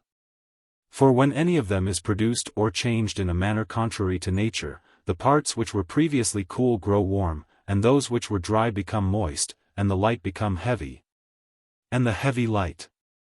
All sorts of changes occur. For, as we affirm, a thing can only remain the same with itself, whole and sound, when the same is added to it, or subtracted from it, in the same respect and in the same manner and in due proportion. And whatever comes or goes away in violation of these laws causes all manner of changes and infinite diseases and corruptions. Now there is a second class of structures which are also natural, and this affords a second opportunity of observing diseases to him who would understand them. For whereas marrow and bone and flesh and sinews are composed of the four elements, and the blood, though after another manner, is likewise formed out of them, most diseases originate in the way which I have described. But the worst of all owe their severity to the fact that the generation of these substances proceeds in a wrong order, they are then destroyed. For the natural order is that the flesh and sinews should be made of blood, the sinews out of the fibers to which they are akin, and the flesh out of the clots which are formed when the fibers are separated. And the glutinous and rich matter which comes away from the sinews and the flesh, not only glues the flesh to the bones, but nourishes and imparts growth to the bone which surrounds the marrow. And by reason of the solidity of the bones, that which filters through consists of the purest and smoothest and oiliest sort of triangles, dropping like dew from the bones and watering the marrow. Now when each process takes place in this order, health commonly results, when in the opposite order, disease. For when the flesh becomes decomposed and sends back the wasting substance into the veins, then an oversupply of blood of diverse kinds, mingling with air in the veins, having variegated colors and bitter properties, as well as acid and saline qualities, contains all sorts of bile and serum and phlegm. For all things go the wrong way, and having become corrupted, first they taint the blood itself, and then ceasing to give nourishment to the body they are carried along the veins in all directions, no longer preserving the order of their natural courses, but at war with themselves, because they receive no good from one another, and are hostile to the abiding constitution of the body, which they corrupt and dissolve.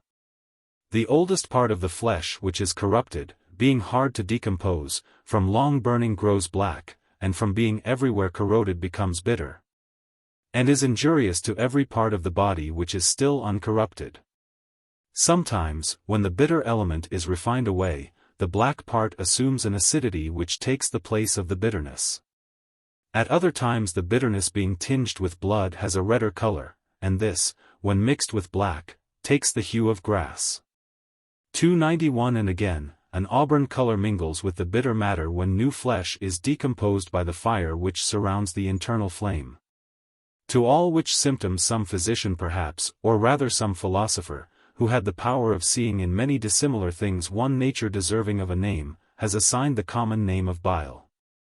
But the other kinds of bile are variously distinguished by their colors. As for serum, that sort which is the watery part of blood is innocent, but that which is a secretion of black and acid bile is malignant when mingled by the power of heat with any salt substance, and is then called acid phlegm. Again, the substance which is formed by the liquefaction of new and tender flesh when air is present, if inflated and encased in liquid so as to form bubbles, which separately are invisible owing to their small size, but when collected are of a bulk which is visible, and have a white color arising out of the generation of foam, all this decomposition of tender flesh when intermingled with air is termed by us white phlegm. And the whey or sediment of newly formed phlegm is sweat and tears, and includes the various daily discharges by which the body is purified. Now all these become causes of disease when the blood is not replenished in a natural manner by food and drink but gains bulk from opposite sources in violation of the laws of nature. When the several parts of the flesh are separated by disease, if the foundation remains, the power of the disorder is only half as great, and there is still a prospect of an easy recovery. But when that which binds the flesh to the bones is diseased, and no longer being separated from the muscles and sinews, 292 ceases to give nourishment to the bone and to unite flesh and bone, and from being oily and smooth and glutinous becomes rough and salt and dry, owing to bad regimen, then all the substance thus corrupted crumbles away under the flesh and the sinews, and separates from the bone, and the fleshy parts fall away from their foundation and leave the sinews bare and full of brine. And the flesh again gets into the circulation of the blood and makes the previously mentioned disorders still greater. And if these bodily affections be severe, still worse are the prior disorders. As when the bone itself, by reason of the density of the flesh, does not obtain sufficient air, but becomes moldy and hot and gangrened and receives no nutriment. And the natural process is inverted, and the bone crumbling passes into the food, and the food into the flesh. And the flesh again falling into the blood makes all maladies that may occur more virulent than those already mentioned. But the worst case of all is when the marrow is diseased, either from excess or defect. And this is the cause of the very greatest and most fatal disorders, in which the whole course of the body is reversed. There is a third class of diseases which may be conceived of as arising in three ways, for they are produced sometimes by wind, and sometimes by phlegm, and sometimes by bile. When the lung, which is the dispenser of the air to the body, is obstructed by rheums and its passages are not free, some of them not acting, while through others too much air enters, then the parts which are unrefreshed by air corrode, while in other parts the excess of air forcing its way through the veins distorts them and decomposing the body is enclosed in the midst of it and occupies the midriff. Thus numberless painful diseases are produced, accompanied by copious sweats. And oftentimes when the flesh is dissolved in the body, wind, generated within and unable to escape, is the source of quite as much pain as the air coming in from without. But the greatest pain is felt when the wind gets about the sinews and the veins of the shoulders, and swells them up, and so twists back the great tendons and the sinews which are connected with them. These disorders are called tetanus and opisthotonus, by reason of the tension which accompanies them. The cure of them is difficult, relief is in most cases given by fever supervening. The white phlegm, though dangerous when detained within by reason of the air bubbles, yet if it can communicate with the outside air, is less severe, and only discolors the body, generating leprous eruptions and similar diseases. When it is mingled with black bile and dispersed about the courses of the head, which are the divinest part of us, the attack if coming on in sleep, is not so severe. But when assailing those who are awake it is hard to be got rid of, and being an affection of a sacred part, is most justly called sacred. An acid and salt phlegm, again, is the source of all those diseases which take the form of catarrh, but they have many names because the places into which they flow are manifold. Inflammations of the body come from burnings and inflamings, and all of them originate in bile. When bile finds a means of discharge, it boils up and sends forth all sorts of tumors. But when imprisoned within, it generates many inflammatory diseases, above all when mingled with pure blood. Since it then displaces the fibers which are scattered about in the blood and are designed to maintain the balance of rare and dense. In order that the blood may not be so liquefied by heat as to exude from the pores of the body, nor again become too dense and thus find a difficulty in circulating through the veins. The fibers are so constituted as to maintain this balance. And if anyone brings them all together when the blood is dead and in process of cooling, then the blood which remains becomes fluid, but if they are left alone, they soon congeal by reason of the surrounding cold. The fibers having this power over the blood, bile, which is only stale blood, and which from being flesh is dissolved again into blood, at the first influx coming in little by little, hot and liquid, is congealed by the power of the fibers. And so congealing and made to cool, it produces internal cold and shuddering.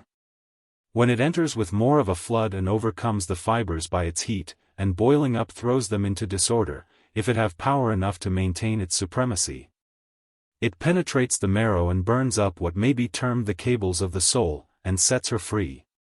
But when there is not so much of it, and the body though wasted still holds out, the bile is itself mastered, and is either utterly banished, or is thrust through the veins into the lower or upper belly, and is driven out of the body like an exile from a state in which there has been civil war.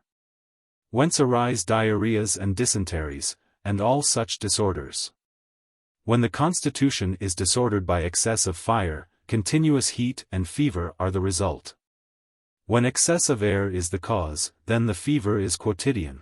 When of water, which is a more sluggish element than either fire or air, then the fever is a tertian. When of earth, which is the most sluggish of the four, and is only purged away in a fourfold period, the result is a quartan fever, which can with difficulty be shaken off. Such is the manner in which diseases of the body arise. The disorders of the soul, which depend upon the body, originate as follows. We must acknowledge disease of the mind to be a want of intelligence, and of this there are two kinds, to wit, madness and ignorance. In whatever state a man experiences either of them, that state may be called disease, and excessive pains and pleasures are justly to be regarded as the greatest diseases to which the soul is liable. For a man who is in great joy or in great pain, in his unreasonable eagerness to attain the one and to avoid the other, is not able to see or to hear anything rightly. But he is mad, and is at the time utterly incapable of any participation in reason. He who has the seed about the spinal marrow too plentiful and overflowing, like a tree overladen with fruit, has many throes, and also obtains many pleasures in his desires and their offspring, and is for the most part of his life deranged, because his pleasures and pains are so very great. His soul is rendered foolish and disordered by his body, yet he is regarded not as one diseased, but as one who is voluntarily bad, which is a mistake. The truth is that the intemperance of love is a disease of the soul due chiefly to the moisture and fluidity which is produced in one of the elements by the loose consistency of the bones. And in general, all that which is termed the incontinence of pleasure and is deemed a reproach under the idea that the wicked voluntarily do wrong is not justly a matter for reproach. For no man is voluntarily bad, but the bad become bad by reason of an ill disposition of the body and bad education, things which are hateful to every man and happen to him against his will. And in the case of pain too, in like manner the soul suffers much evil from the body. For where the acid and briny phlegm and other bitter and bilious humors wander about in the body, and find no exit or escape, but are pent up within and mingle their own vapors with the motions of the soul, and are blended with them, they produce all sorts of diseases, more or fewer, and in every degree of intensity.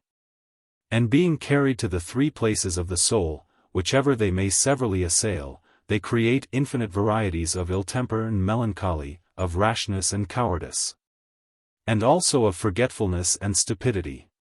Further, when to this evil constitution of body evil forms of government are added and evil discourses are uttered in private as well as in public, and no sort of instruction is given in youth to cure these evils, then all of us who are bad become bad from two causes which are entirely beyond our control. In such cases the planters are to blame rather than the plants, the educators rather than the educated. But however that may be, we should endeavor as far as we can by education, and studies, and learning, to avoid vice and attain virtue. This, however, is part of another subject. There is a corresponding inquiry concerning the mode of treatment by which the mind and the body are to be preserved, about which it is meet and right that I should say a word in turn. For it is more our duty to speak of the good than of the evil. Everything that is good is fair, and the fair is not without proportion, and the animal which is to be fair must have due proportion. Now we perceive lesser symmetries or proportions and reason about them, but of the highest and greatest we take no heed. For there is no proportion or disproportion more productive of health and disease, and virtue and vice, than that between soul and body. This however we do not perceive, nor do we reflect that when a weak or small frame is the vehicle of a great and mighty soul, or conversely, when a little soul is encased in a large body. Then the whole animal is not fair, for it lacks the most important of all symmetries. But the due proportion of mind and body is the fairest and loveliest of all sights to him who has the seeing eye. Just as a body which has a leg too long, or which is unsymmetrical in some other respect, is an unpleasant sight, and also, when doing its share of work, is much distressed and makes convulsive efforts, and often stumbles through awkwardness, and is the cause of infinite evil to its own self. In like manner we should conceive of the double nature which we call the living being. And when in this compound there is an impassioned soul more powerful than the body, that soul, I say, convulses and fills with disorders the whole inner nature of man. And when eager in the pursuit of some sort of learning or study, causes wasting. Or again, when teaching or disputing in private or in public, and strifes and controversies arise, inflames and dissolves the composite frame of man and introduces rheums. And the nature of this phenomenon is not understood by most professors of medicine, who ascribe it to the opposite of the real cause. And once more, when a body large and too strong for the soul is united to a small and weak intelligence, then inasmuch as there are two desires natural to man, one of food for the sake of the body, and one of wisdom for the sake of the diviner part of us, then, I say, the motions of the stronger, getting the better and increasing their own power, but making the soul dull, and stupid, and forgetful, engender ignorance, which is the greatest of diseases.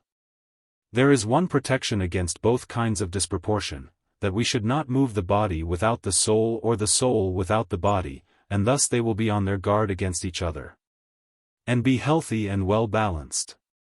And therefore the mathematician or anyone else whose thoughts are much absorbed in some intellectual pursuit, must allow his body also to have due exercise, and practice gymnastic. And he who is careful to fashion the body, should in turn impart to the soul its proper motions, and should cultivate music and all philosophy, if he would deserve to be called truly fair and truly good. And the separate parts should be treated in the same manner, in imitation of the pattern of the universe.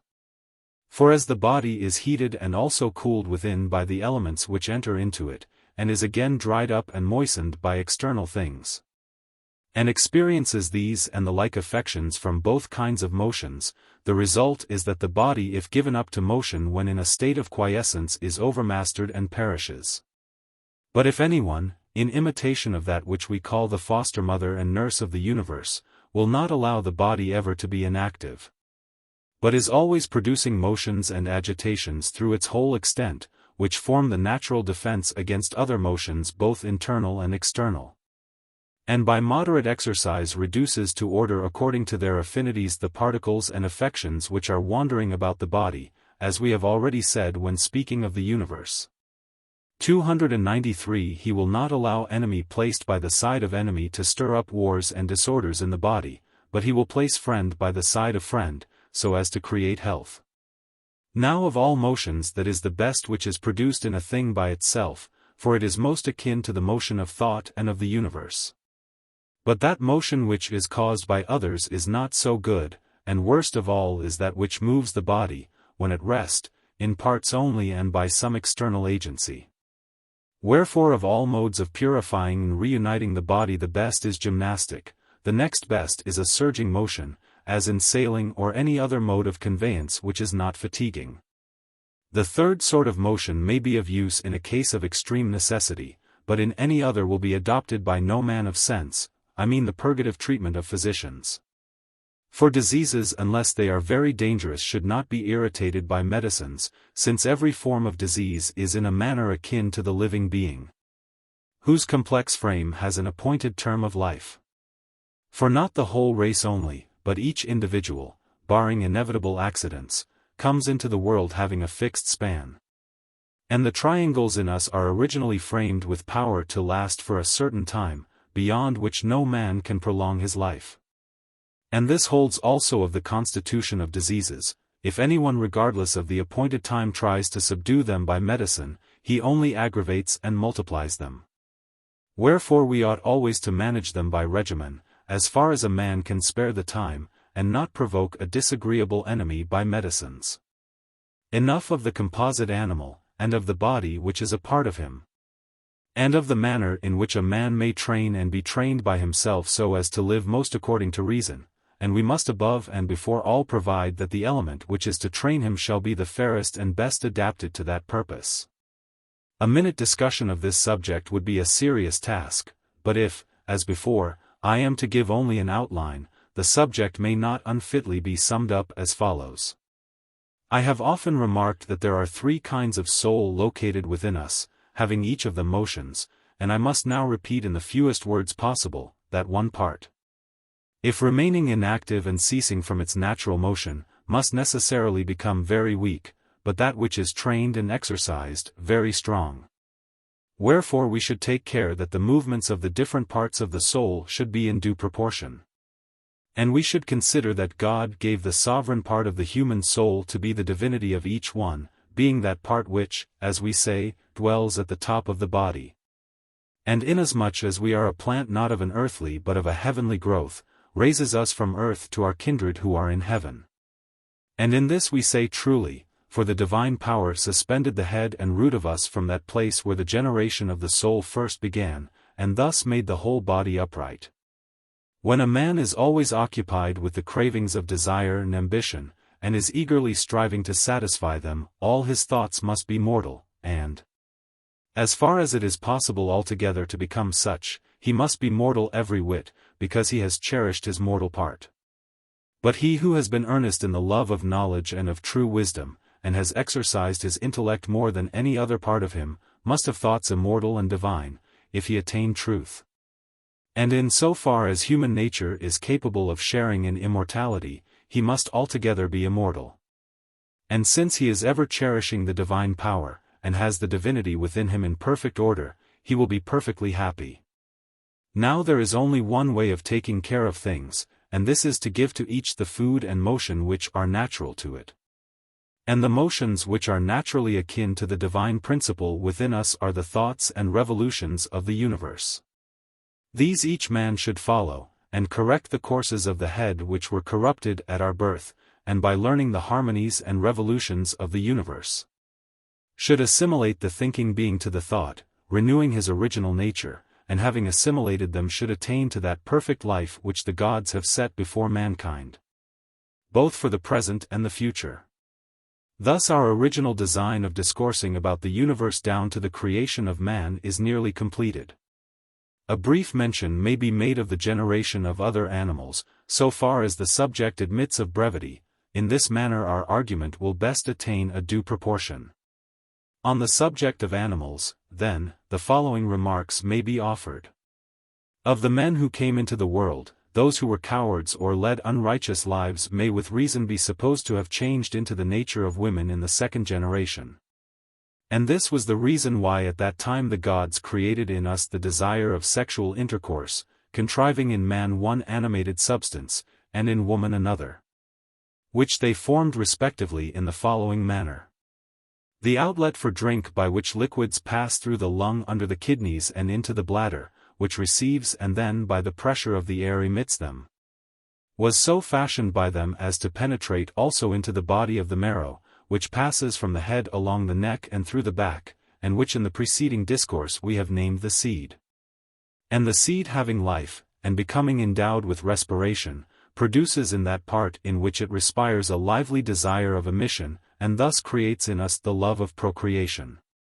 Wherefore also in men the organ of generation becoming rebellious and masterful, like an animal disobedient to reason, and maddened with the sting of lust, seeks to gain absolute sway. And the same is the case with the so-called womb or matrix of women.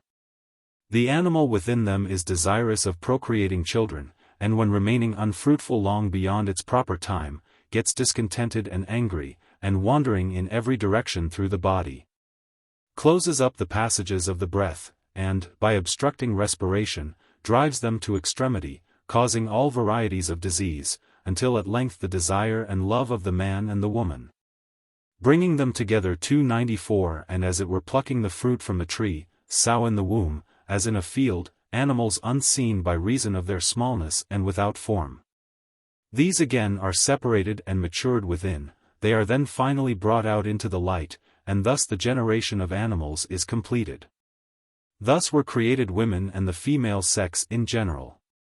But the race of birds was created out of innocent light-minded men, who, although their minds were directed toward heaven, imagined, in their simplicity, that the clearest demonstration of the things above was to be obtained by sight.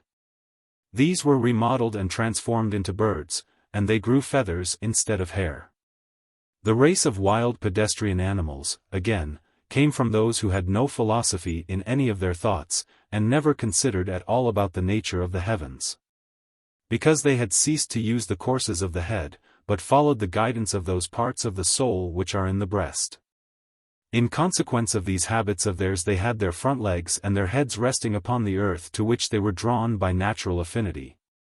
And the crowns of their heads were elongated and of all sorts of shapes, into which the courses of the soul were crushed by reason of disuse. And this was the reason why they were created quadrupeds and polypods. God gave the more senseless of them the more support that they might be more attracted to the earth. And the most foolish of them, who trail their bodies entirely upon the ground and have no longer any need of feet, he made without feet to crawl upon the earth. The fourth class were the inhabitants of the water. These were made out of the most entirely senseless and ignorant of all, whom the transformers did not think any longer worthy of pure respiration. Because they possessed a soul which was made impure by all sorts of transgression. And instead of the subtle and pure medium of air, they gave them the deep and muddy sea to be their element of respiration. And hence arose the race of fishes and oysters, and other aquatic animals, which have received the most remote habitations as a punishment of their outlandish ignorance. These are the laws by which animals pass into one another, now, as ever, changing as they lose or gain wisdom and folly. We may now say that our discourse about the nature of the universe has an end. The world has received animals, mortal and immortal, and is fulfilled with them, and has become a visible animal containing the visible, the sensible God who is the image of the intellectual.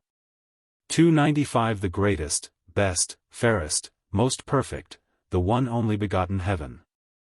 Critias. Introduction and Analysis. The Critias is a fragment which breaks off in the middle of a sentence. It was designed to be the second part of a trilogy, which, like the other great Platonic trilogy of the sophist, statesman, philosopher, was never completed. Timaeus had brought down the origin of the world to the creation of man, and the dawn of history was now to succeed the philosophy of nature. The Critias is also connected with the Republic. Plato, as he has already told us, Timaeus 19:20, intended to represent the ideal state engaged in a patriotic conflict. This mythical conflict is prophetic or symbolical of the struggle of Athens and Persia, perhaps in some degree also of the wars of the Greeks and Carthaginians. In the same way that the Persian is prefigured by the Trojan War to the mind of Herodotus. Or as the narrative of the first part of the Aeneid is intended by Virgil to foreshadow the wars of Carthage and Rome. The small number of the primitive Athenian citizens, 20,000, which is about their present number, Critias 112d. is evidently designed to contrast with the myriads and barbaric array of the Atlantic hosts.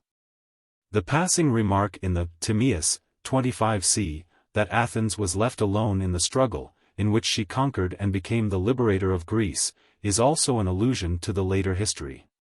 Hence we may safely conclude that the entire narrative is due to the imagination of Plato, who has used the name of Solon and introduced the Egyptian priests to give verisimilitude to his story.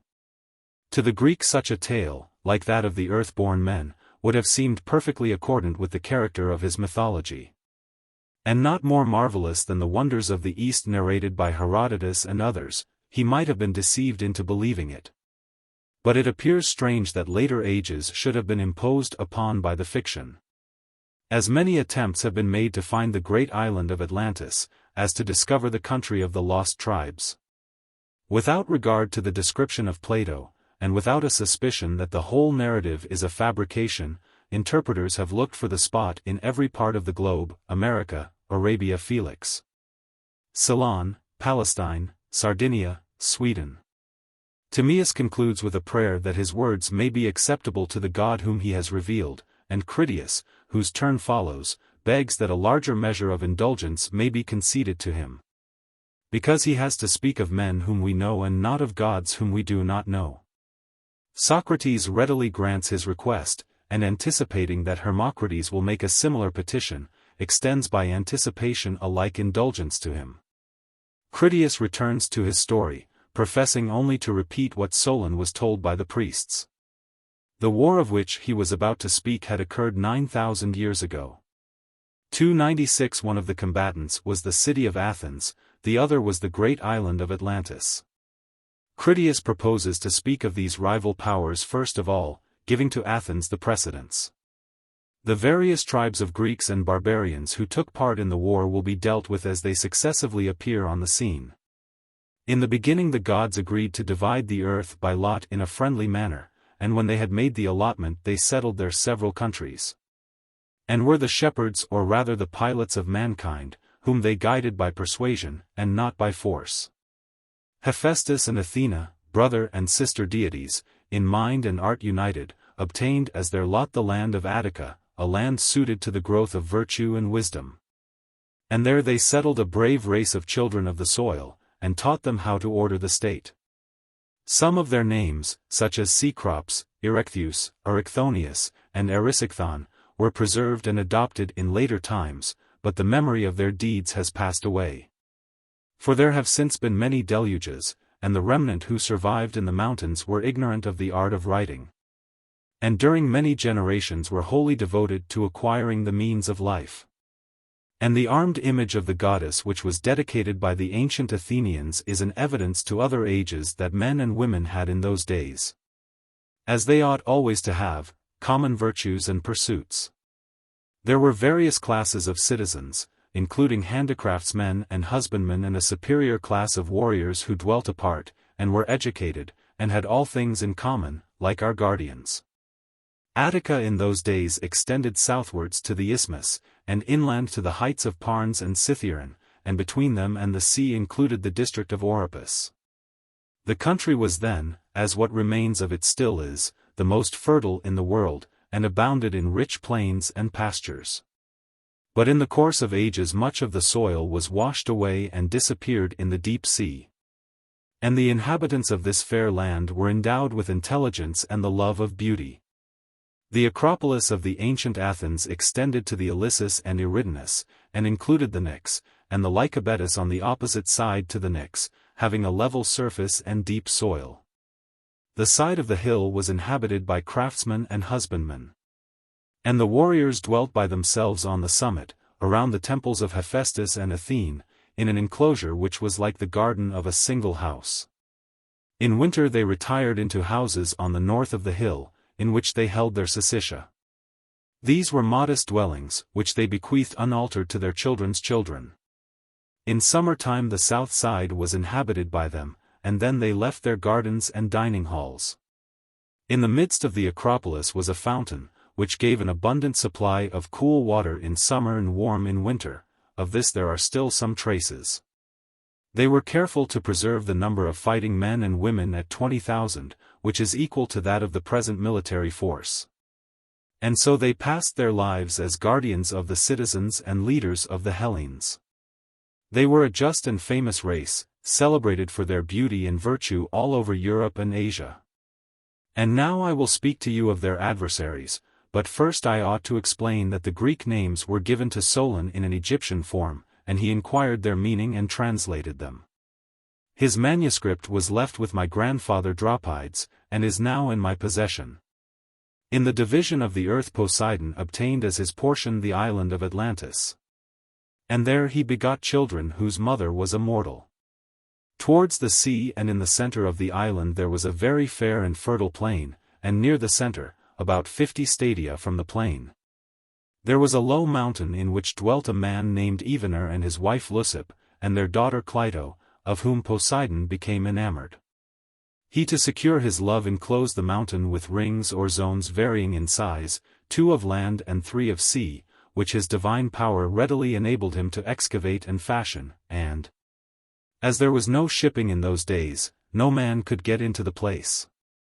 To the interior island he conveyed under the earth springs of water hot and cold, and supplied the land with all things needed for the life of man. Here he begot a family consisting of 5 pairs of twin male children. The eldest was Atlas, and him he made king of the center island, while to his twin brother, Eumelus, or Gadirus, he assigned that part of the country which was nearest the straits.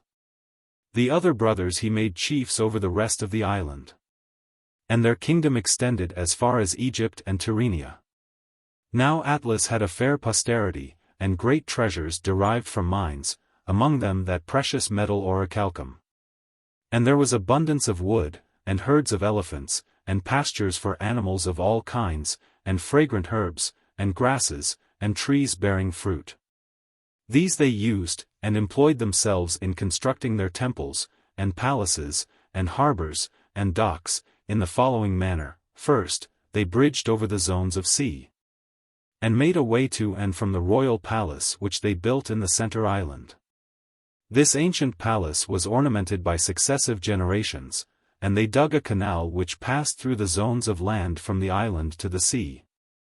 The zones of earth were surrounded by walls made of stone of divers colors, black and white and red, which they sometimes intermingled for the sake of ornament. And as they quarried they hollowed out beneath the edges of the zones double docks having roofs of rock. The outermost of the walls was coated with brass, the second with tin, and the third, which was the wall of the citadel, flashed with the red light of orichalcum. In the interior of the citadel was a holy temple, dedicated to Clito and Poseidon, and surrounded by an enclosure of gold, and there was Poseidon's own temple, which was covered with silver, and the pinnacles with gold. The roof was of ivory, adorned with gold and silver and orichalcum, and the rest of the interior was lined with orichalcum. Within was an image of the god standing in a chariot drawn by 6 winged horses, and touching the roof with his head. Around him were 100 Nereids, riding on dolphins. Outside the temple were placed golden statues of all the descendants of the 10 kings and of their wives. There was an altar too, and there were palaces, corresponding to the greatness and glory both of the kingdom and of the temple. Also there were fountains of hot and cold water, and suitable buildings surrounding them, and trees, and there were baths both of the kings and of private individuals, and separate baths for women, and also for cattle. The water from the baths was carried to the grove of Poseidon, and by aqueducts over the bridges to the outer circles. And there were temples in the zones, and in the larger of the 2 there was a racecourse for horses, which ran all round the island. The guards were distributed in the zones according to the trust reposed in them, the most trusted of them were stationed in the citadel. The docks were full of triremes and stores. The land between the harbor and the sea was surrounded by a wall, and was crowded with dwellings, and the harbor and canal resounded with the din of human voices. The plain around the city was highly cultivated and sheltered from the north by mountains. It was oblong, and where falling out of the straight line followed the circular ditch, which was of an incredible depth. This depth received the streams which came down from the mountains, as well as the canals of the interior, and found a way to the sea. The entire country was divided into 60,000 lots, each of which was a square of 10 stadia. And the owner of a lot was bound to furnish the sixth part of a war chariot, so as to make up 10,000 chariots, 2 horses and riders upon them, a pair of chariot horses without a seat, and an attendant and charioteer, 2 hoplites, 2 archers, 2 slingers, 3 stone shooters, 3 javelin men, and 4 sailors to make up the complement of 1,200 ships. Each of the 10 kings was absolute in his own city and kingdom. The relations of the different governments to one another were determined by the injunctions of Poseidon, which had been inscribed by the first kings on a column of orichalcum in the temple of Poseidon, at which the kings and princes gathered together and held a festival every 5th and every 6th year alternately. Around the temple ranged the bulls of Poseidon, one of which the 10 kings caught and sacrificed, shedding the blood of the victim over the inscription, and vowing not to transgress the laws of their father Poseidon.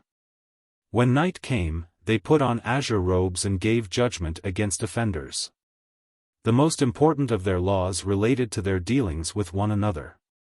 They were not to take up arms against one another, and were to come to the rescue if any of their brethren were attacked.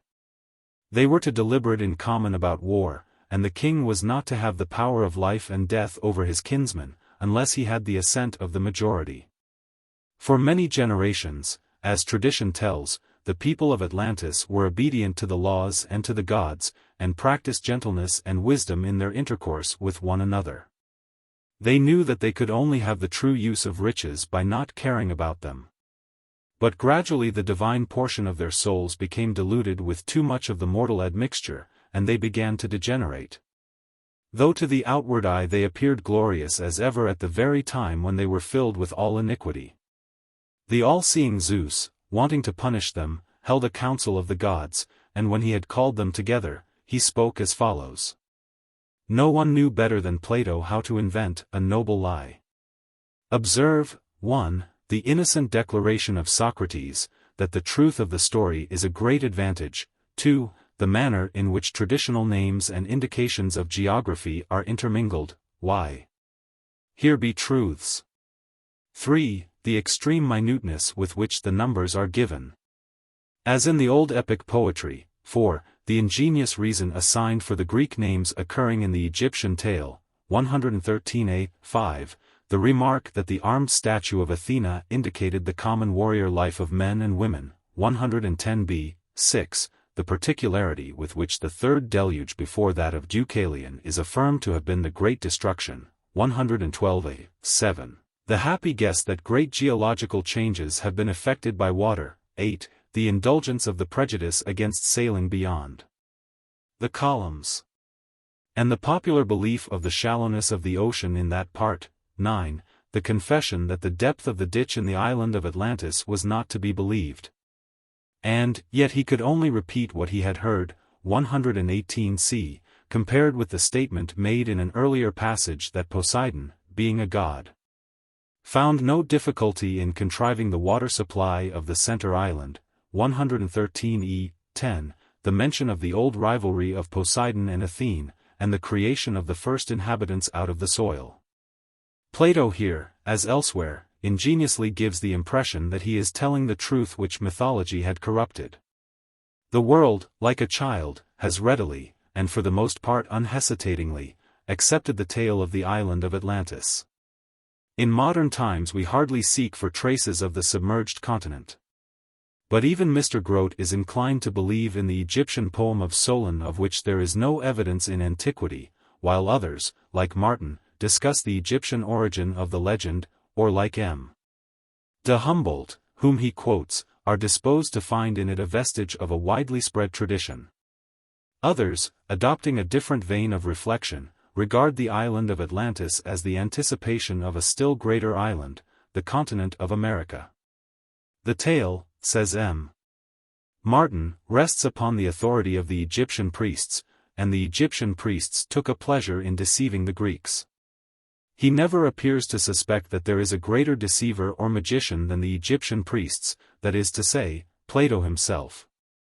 From the dominion of whose genius the critic and natural philosopher of modern times are not wholly emancipated. Although worthless in respect of any result which can be attained by them, discussions like those of M. Martin, Timaeus, Tome IPP. 257, 332, have an interest of their own, and may be compared to the similar discussions regarding the lost tribes, 2 Esdras 1340. As showing how the chance word of some poet or philosopher has given birth to endless religious or historical inquiries. See Introduction to the Timaeus. In contrasting the small Greek city numbering about 20,000 inhabitants with the barbaric greatness of the island of Atlantis, Plato probably intended to show that a state, such as the ideal Athens, was invincible, though matched against any number of opponents. Compare Republic 4:423b. Even in a great empire there might be a degree of virtue and justice, such as the Greeks believed to have existed under the sway of the first Persian kings. But all such empires were liable to degenerate, and soon incurred the anger of the gods. Their oriental wealth, and splendor of gold and silver, and variety of colors, seemed also to be at variance with the simplicity of Greek notions. In the island of Atlantis, Plato is describing a sort of Babylonian or Egyptian city, to which he opposes the frugal life of the true Hellenic citizen. It is remarkable that in his brief sketch of them, he idealizes the husbandmen, who are lovers of honor and true husbandmen, 111e. As well as the warriors who are his sole concern in the Republic. And that though he speaks of the common pursuits of men and women, he says nothing of the community of wives and children. It is singular that Plato should have prefixed the most detested of Athenian names to this dialogue.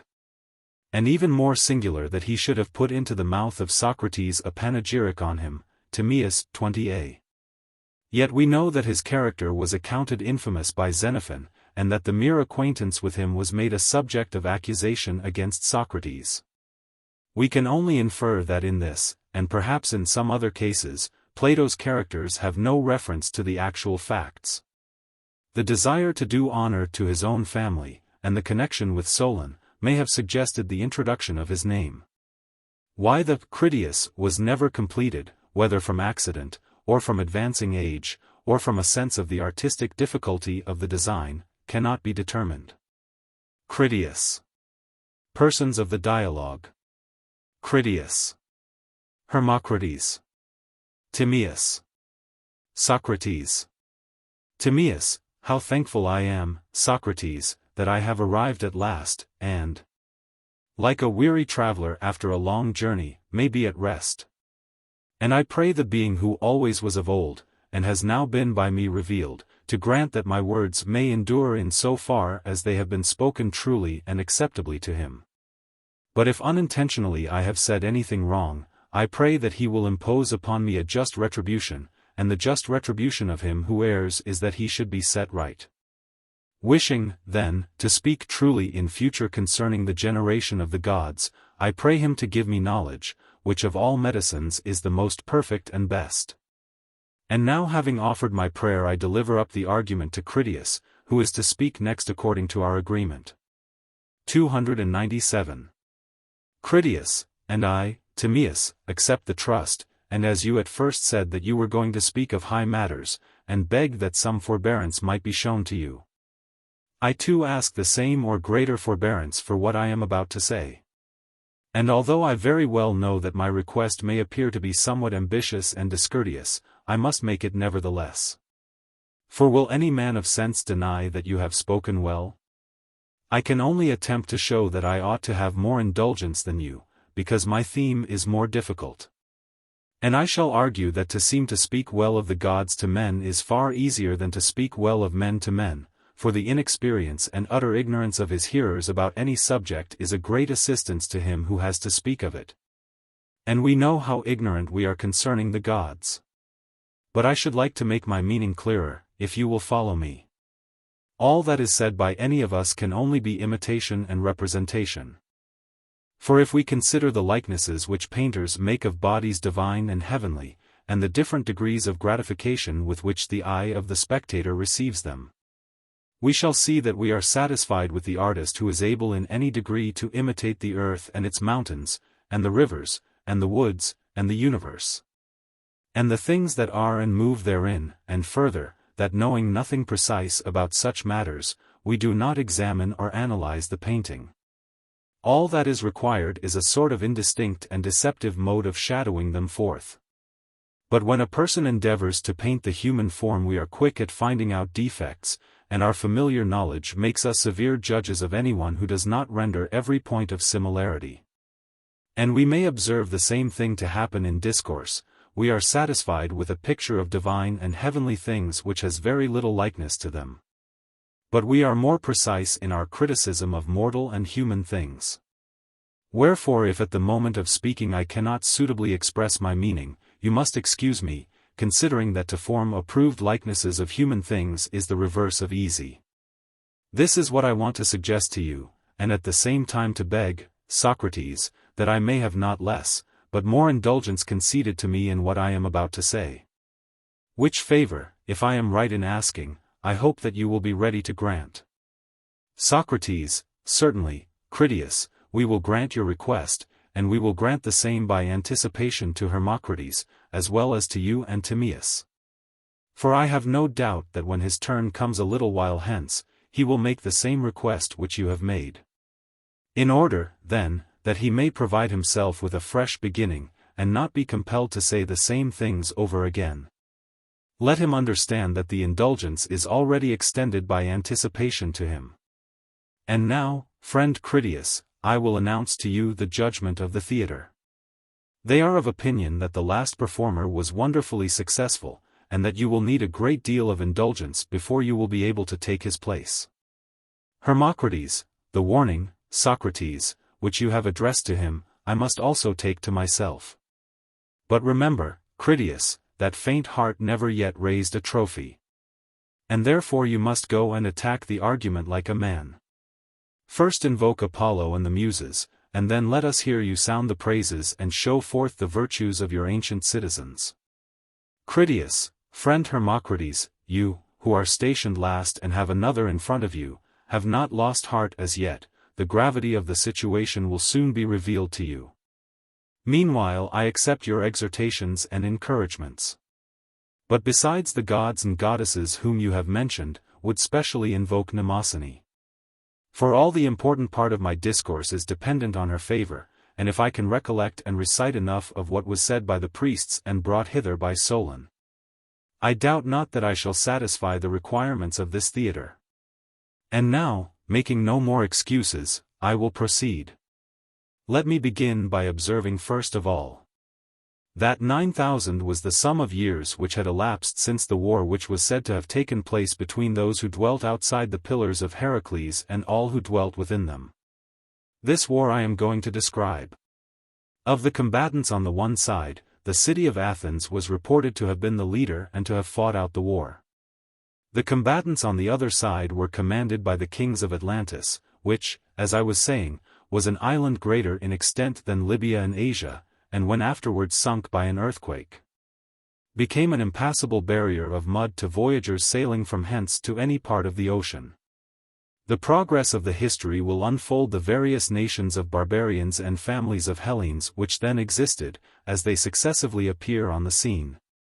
But I must describe first of all the Athenians of that day, and their enemies who fought with them, and then the respective powers and governments of the two kingdoms. Let us give the precedence to Athens. In the days of old, the gods had the whole earth distributed among them by allotment. 298 There was no quarreling. For you cannot rightly suppose that the gods did not know what was proper for each of them to have, or, knowing this, that they would seek to procure for themselves by contention that which more properly belonged to others. They all of them by just apportionment obtained what they wanted, and peopled their own districts. And when they had peopled them they tended us, their nurslings and possessions, as shepherds tend their flocks, excepting only that they did not use blows or bodily force, as shepherds do, but governed us like pilots from the stern of the vessel, which is an easy way of guiding animals, holding our souls by the rudder of persuasion according to their own pleasure. Thus did they guide all mortal creatures. Now different gods had their allotments in different places which they set in order. Hephaestus and Athene, who were brother and sister, and sprang from the same father, having a common nature, and being united also in the love of philosophy and art.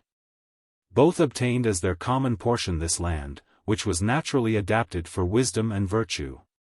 And there they implanted brave children of the soil, and put into their minds the order of government.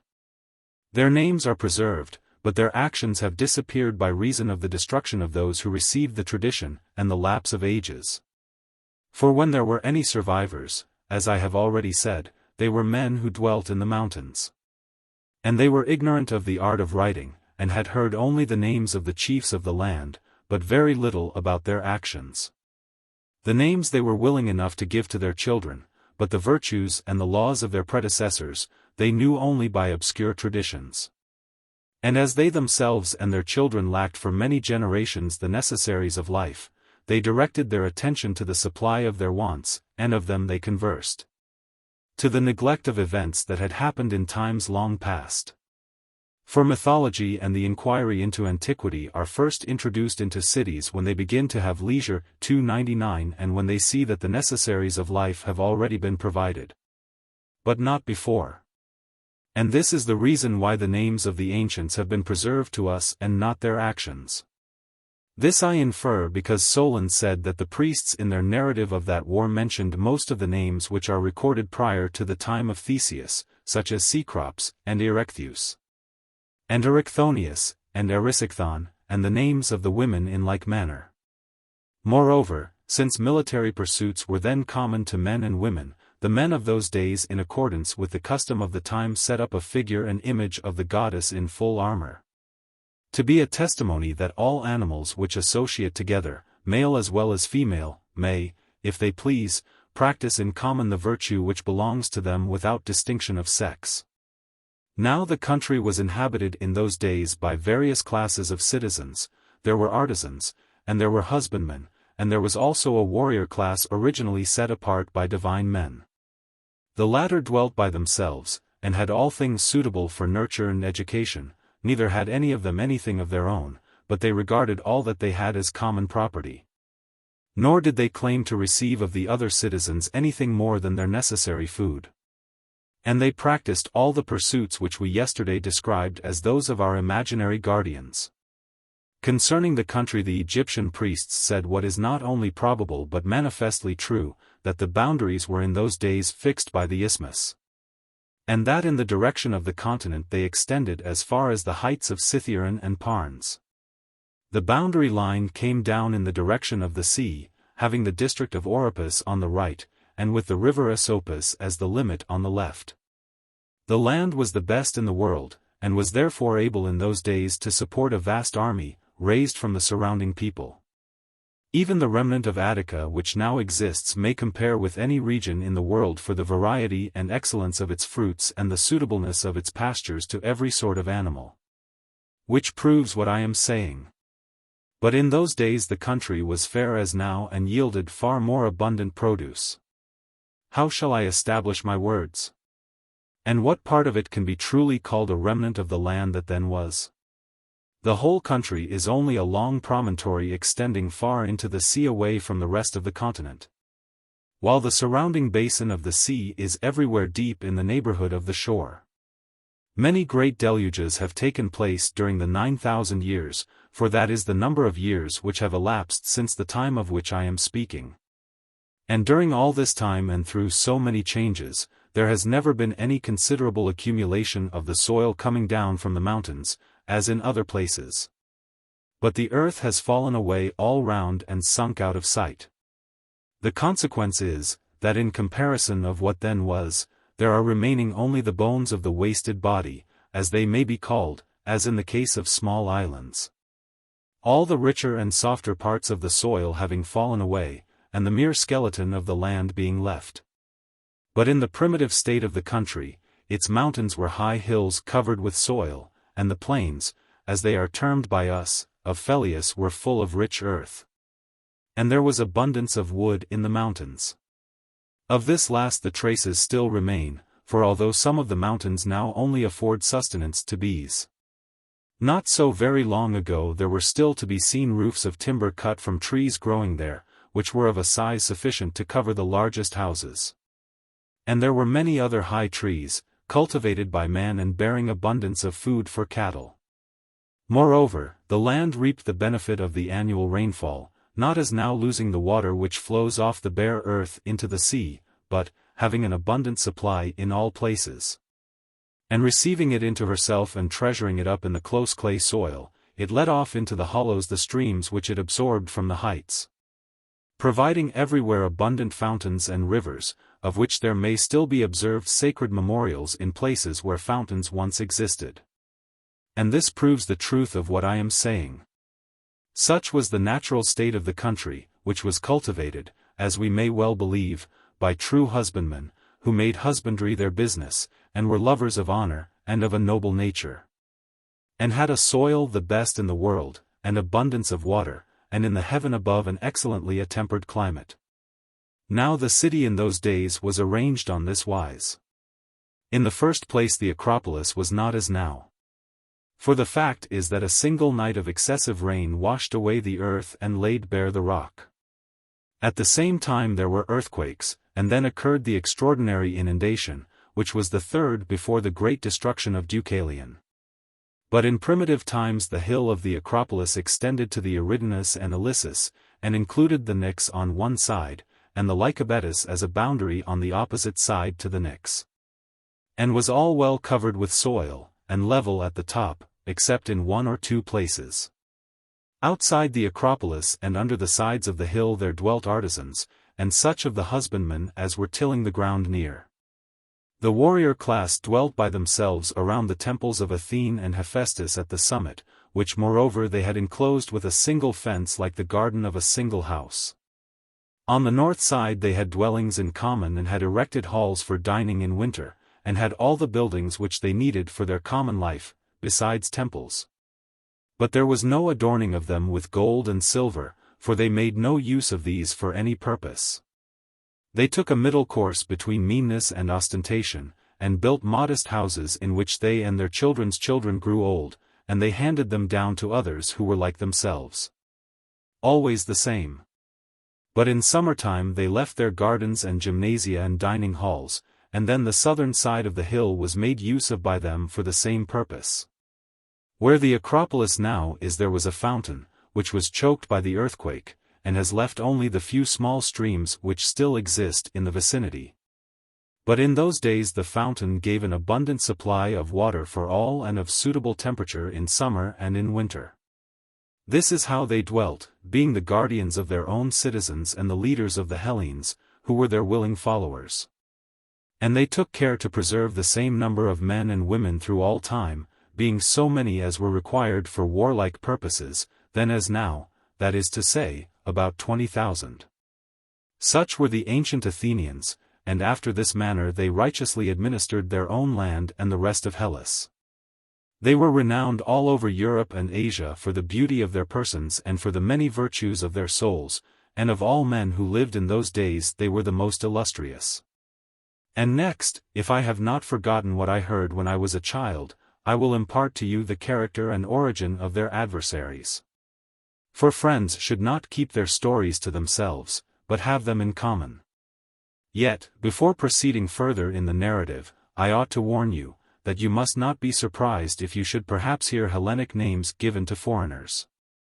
I will tell you the reason of this. Solon, who was intending to use the tale for his poem, inquired into the meaning of the names, and found that the early Egyptians in writing them down had translated them into their own language. And he recovered the meaning of the several names and when copying them out again translated them into our language. My great-grandfather, Dropides, had the original writing, which is still in my possession, and was carefully studied by me when I was a child. Therefore if you hear names such as are used in this country, you must not be surprised, for I have told how they came to be introduced. The tale, which was of great length, began as follows. I have before remarked in speaking of the allotments of the gods, that they distributed the whole earth into portions differing in extent, and made for themselves temples and instituted sacrifices. And Poseidon, receiving for his lot the island of Atlantis, begot children by a mortal woman, and settled them in a part of the island, which I will describe. Looking towards the sea, but in the center of the whole island, there was a plain which is said to have been the fairest of all plains and very fertile. Near the plain again, and also in the center of the island at a distance of about 50 stadia, there was a mountain not very high on any side. In this mountain there dwelt one of the earth-born primeval men of that country, whose name was Evener, and he had a wife named Leucippe, and they had an only daughter who was called Crito. The maiden had already reached womanhood, when her father and mother died. Poseidon fell in love with her and had intercourse with her, and breaking the ground, enclosed the hill in which she dwelt all round, making alternate zones of sea and land larger and smaller, encircling one another. There were 2 of land and 3 of water, which he turned as with a lathe, each having its circumference equidistant every way from the center, so that no man could get to the island. For ships and voyages were not as yet. He himself, being a god, found no difficulty in making special arrangements for the center island, bringing up 2 springs of water from beneath the earth, one of warm water and the other of cold, and making every variety of food to spring up abundantly from the soil. He also begot and brought up 5 pairs of twin male children. And dividing the island of Atlantis into 10 portions, he gave to the firstborn of the eldest pair his mother's dwelling and the surrounding allotment, which was the largest and best, and made him king over the rest. The others he made princes, and gave them rule over many men, and a large territory. And he named them all. The eldest, who was the first king, he named Atlas, and after him the whole island and the ocean were called Atlantic. To his twin brother, who was born after him, and obtained as his lot the extremity of the island towards the pillars of Heracles, facing the country which is now called the region of Gades in that part of the world, he gave the name which in the Hellenic language is Eumelus. In the language of the country which is named after him, Gadeirus. Of the second pair of twins he called one Amphirs, and the other Evaemon. To the elder of the third pair of twins he gave the name Nesius, and Autochthon to the one who followed him. Of the fourth pair of twins he called the elder Eleusippus, and the younger Mestor. And of the fifth pair he gave to the elder the name of Ozas, and to the younger that of Diaprepes. All these and their descendants for many generations were the inhabitants and rulers of divers islands in the open sea. And also, as has been already said, they held sway in our direction over the country within the pillars as far as Egypt and Tyrrhenia. Now Atlas had a numerous and honorable family, and they retained the kingdom, the eldest son handing it on to his eldest for many generations. And they had such an amount of wealth as was never before possessed by kings and potentates, and is not likely ever to be again, and they were furnished with everything which they needed, both in the city and country. For because of the greatness of their empire many things were brought to them from foreign countries, and the island itself provided most of what was required by them for the uses of life. In the first place, they dug out of the earth whatever was to be found there, solid as well as fusel, and that which is now only a name and was then something more than a name or a calcum, was dug out of the earth in many parts of the island, being more precious in those days than anything except gold. There was an abundance of wood for carpenter's work, and sufficient maintenance for tame and wild animals. Moreover, there were a great number of elephants in the island. For as there was provision for all other sorts of animals, both for those which live in lakes and marshes and rivers, and also for those which live in mountains and on plains, so there was for the animal which is the largest and most voracious of all. Also whatever fragrant things there now are in the earth, whether roots, or herbage, or woods, or essences which distill from fruit and flower, grew and thrived in that land. Also the fruit which admits of cultivation, both the dry sort, which is given us for nourishment and any other which we use for food, we call them all by the common name of pulse. And the fruits having a hard rind, affording drinks and meats and ointments, and good store of chestnuts and the like, which furnish pleasure and amusement, and are fruits which spoil with keeping. And the pleasant kinds of dessert, with which we console ourselves after dinner, when we are tired of eating, all these that sacred island which then beheld the light of the sun, brought forth fair and wondrous and in infinite abundance. With such blessings the earth freely furnished them, meanwhile they went on constructing their temples and palaces and harbors and docks. And they arranged the whole country in the following manner. First of all they bridged over the zones of sea which surrounded the ancient metropolis, making a road to and from the royal palace. And at the very beginning they built the palace in the habitation of the god and of their ancestors, which they continued to ornament in successive generations. Every king surpassing the one who went before him to the utmost of his power, until they made the building a marvel to behold for size and for beauty. And beginning from the sea they bored a canal of 300 feet in width and 100 feet in depth and 50 stadia in length, which they carried through to the outermost zone, making a passage from the sea up to this, which became a harbor, and leaving an opening sufficient to enable the largest vessels to find ingress. Moreover, they divided at the bridges the zones of land which parted the zones of sea, leaving room for a single trireme to pass out of one zone into another. And they covered over the channels so as to leave a way underneath for the ships.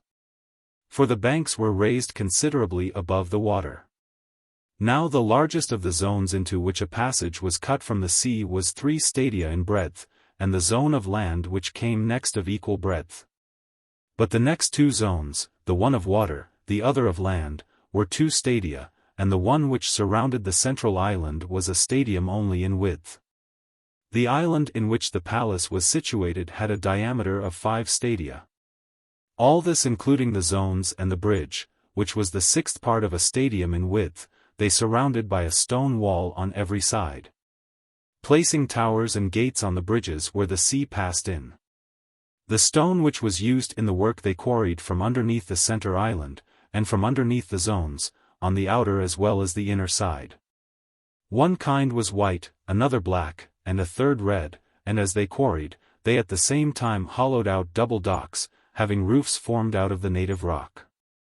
Some of their buildings were simple, but in others they put together different stones, varying the color to please the eye, and to be a natural source of delight. The entire circuit of the wall, which went round the outermost zone, they covered with a coating of brass, and the circuit of the next wall they coated with tin, and the third, which encompassed the citadel, flashed with the red light of orichalcum.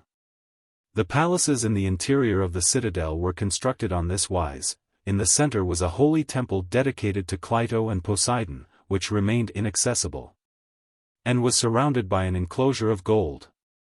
This was the spot where the family of the 10 princes first saw the light, and thither the people annually brought the fruits of the earth in their season from all the 10 portions, to be an offering to each of the 10. Here was Poseidon's own temple, which was a stadium in length, and half a stadium in width, and of a proportionate height, having a strange barbaric appearance. All the outside of the temple, with the exception of the pinnacles, they covered with silver, and the pinnacles with gold. In the interior of the temple the roof was of ivory, curiously wrought everywhere with gold and silver and orichalcum. And all the other parts, the walls and pillars and floor, they coated with orichalcum. In the temple they placed statues of gold. There was the god himself standing in a chariot, the charioteer of 6 winged horses, and of such a size that he touched the roof of the building with his head. Around him there were 100 nereids riding on dolphins, for such was thought to be the number of them by the men of those days. There were also in the interior of the temple other images which had been dedicated by private persons. And around the temple on the outside were placed statues of gold of all the descendants of the 10 kings and of their wives, and there were many other great offerings of kings and of private persons, coming both from the city itself and from the foreign cities over which they held sway. There was an altar too, which in size and workmanship corresponded to this magnificence, and the palaces, in like manner, answered to the greatness of the kingdom and the glory of the temple. In the next place, they had fountains, one of cold and another of hot water, in gracious plenty flowing. And they were wonderfully adapted for use by reason of the pleasantness and excellence of their waters.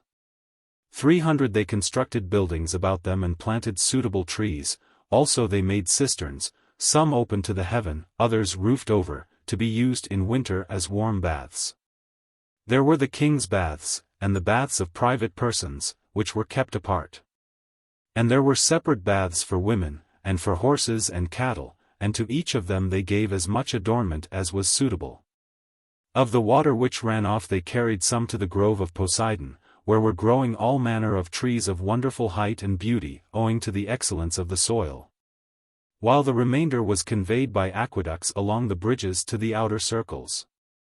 And there were many temples built and dedicated to many gods, also gardens and places of exercise, some for men, and others for horses in both of the two islands formed by the zones. And in the center of the larger of the two there was set apart a racecourse of a stadium in width, and in length allowed to extend all round the island, for horses to race in. Also there were guardhouses at intervals for the guards, the more trusted of whom were appointed to keep watch in the lesser zone, which was nearer the Acropolis. While the most trusted of all had houses given them within the citadel, near the persons of the kings. The docks were full of triremes and naval stores, and all things were quite ready for use. Enough of the plan of the royal palace. Leaving the palace and passing out across the 3 harbors, you came to a wall which began at the sea and went all round. This was everywhere distant 50 stadia from the largest zone or harbor. And enclosed the whole, the ends meeting at the mouth of the channel which led to the sea. The entire area was densely crowded with habitations. And the canal and the largest of the harbors were full of vessels and merchants coming from all parts, who, from their numbers, kept up a multitudinous sound of human voices. And din and clatter of all sorts night and day. I have described the city and the environs of the ancient palace nearly in the words of Solon, and now I must endeavor to represent to you the nature and arrangement of the rest of the land. The whole country was said by him to be very lofty and precipitous on the side of the sea, but the country immediately about and surrounding the city was a level plain.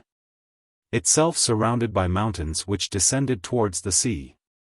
It was smooth and even, and of an oblong shape, extending in one direction 3,000 stadia, but across the center inland it was 2,000 stadia. This part of the island looked towards the south, and was sheltered from the north.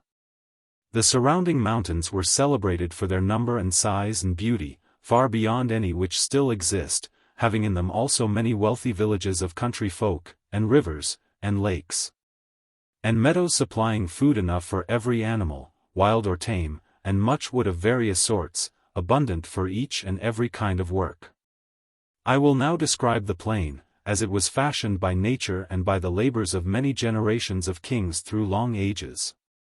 It was for the most part rectangular and oblong, and where falling out of the straight line followed the circular ditch. The depth, and width, and length of this ditch were incredible, and gave the impression that a work of such extent, in addition to so many others, could never have been artificial. Nevertheless I must say what I was told. It was excavated to the depth of 100 feet, and its breadth was a stadium everywhere. It was carried round the whole of the plain, and was 10,000 stadia in length. It received the streams which came down from the mountains, and winding round the plain and meeting at the city, was there let off into the sea. Further inland, likewise, straight canals of 100 feet in width were cut from it through the plain. And again let off into the ditch leading to the sea. These canals were at intervals of 100 stadia, and by them they brought down the wood from the mountains to the city. And conveyed the fruits of the earth in ships, cutting transverse passages from one canal into another, and to the city. Twice in the year they gathered the fruits of the earth, in winter having the benefit of the rains of heaven, and in summer the water which the land supplied by introducing streams from the canals.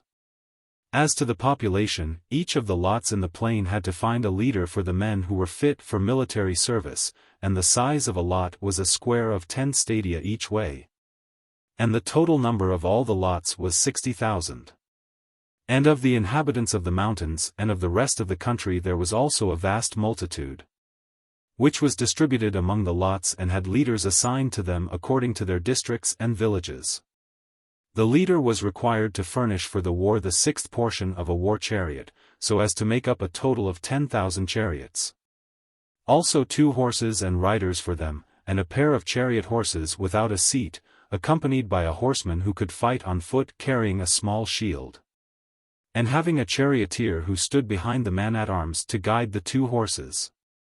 Also, he was bound to furnish 2 heavy-armed soldiers, 2 archers, 2 slingers, 3 stone shooters and 3 javelin men, who were light-armed.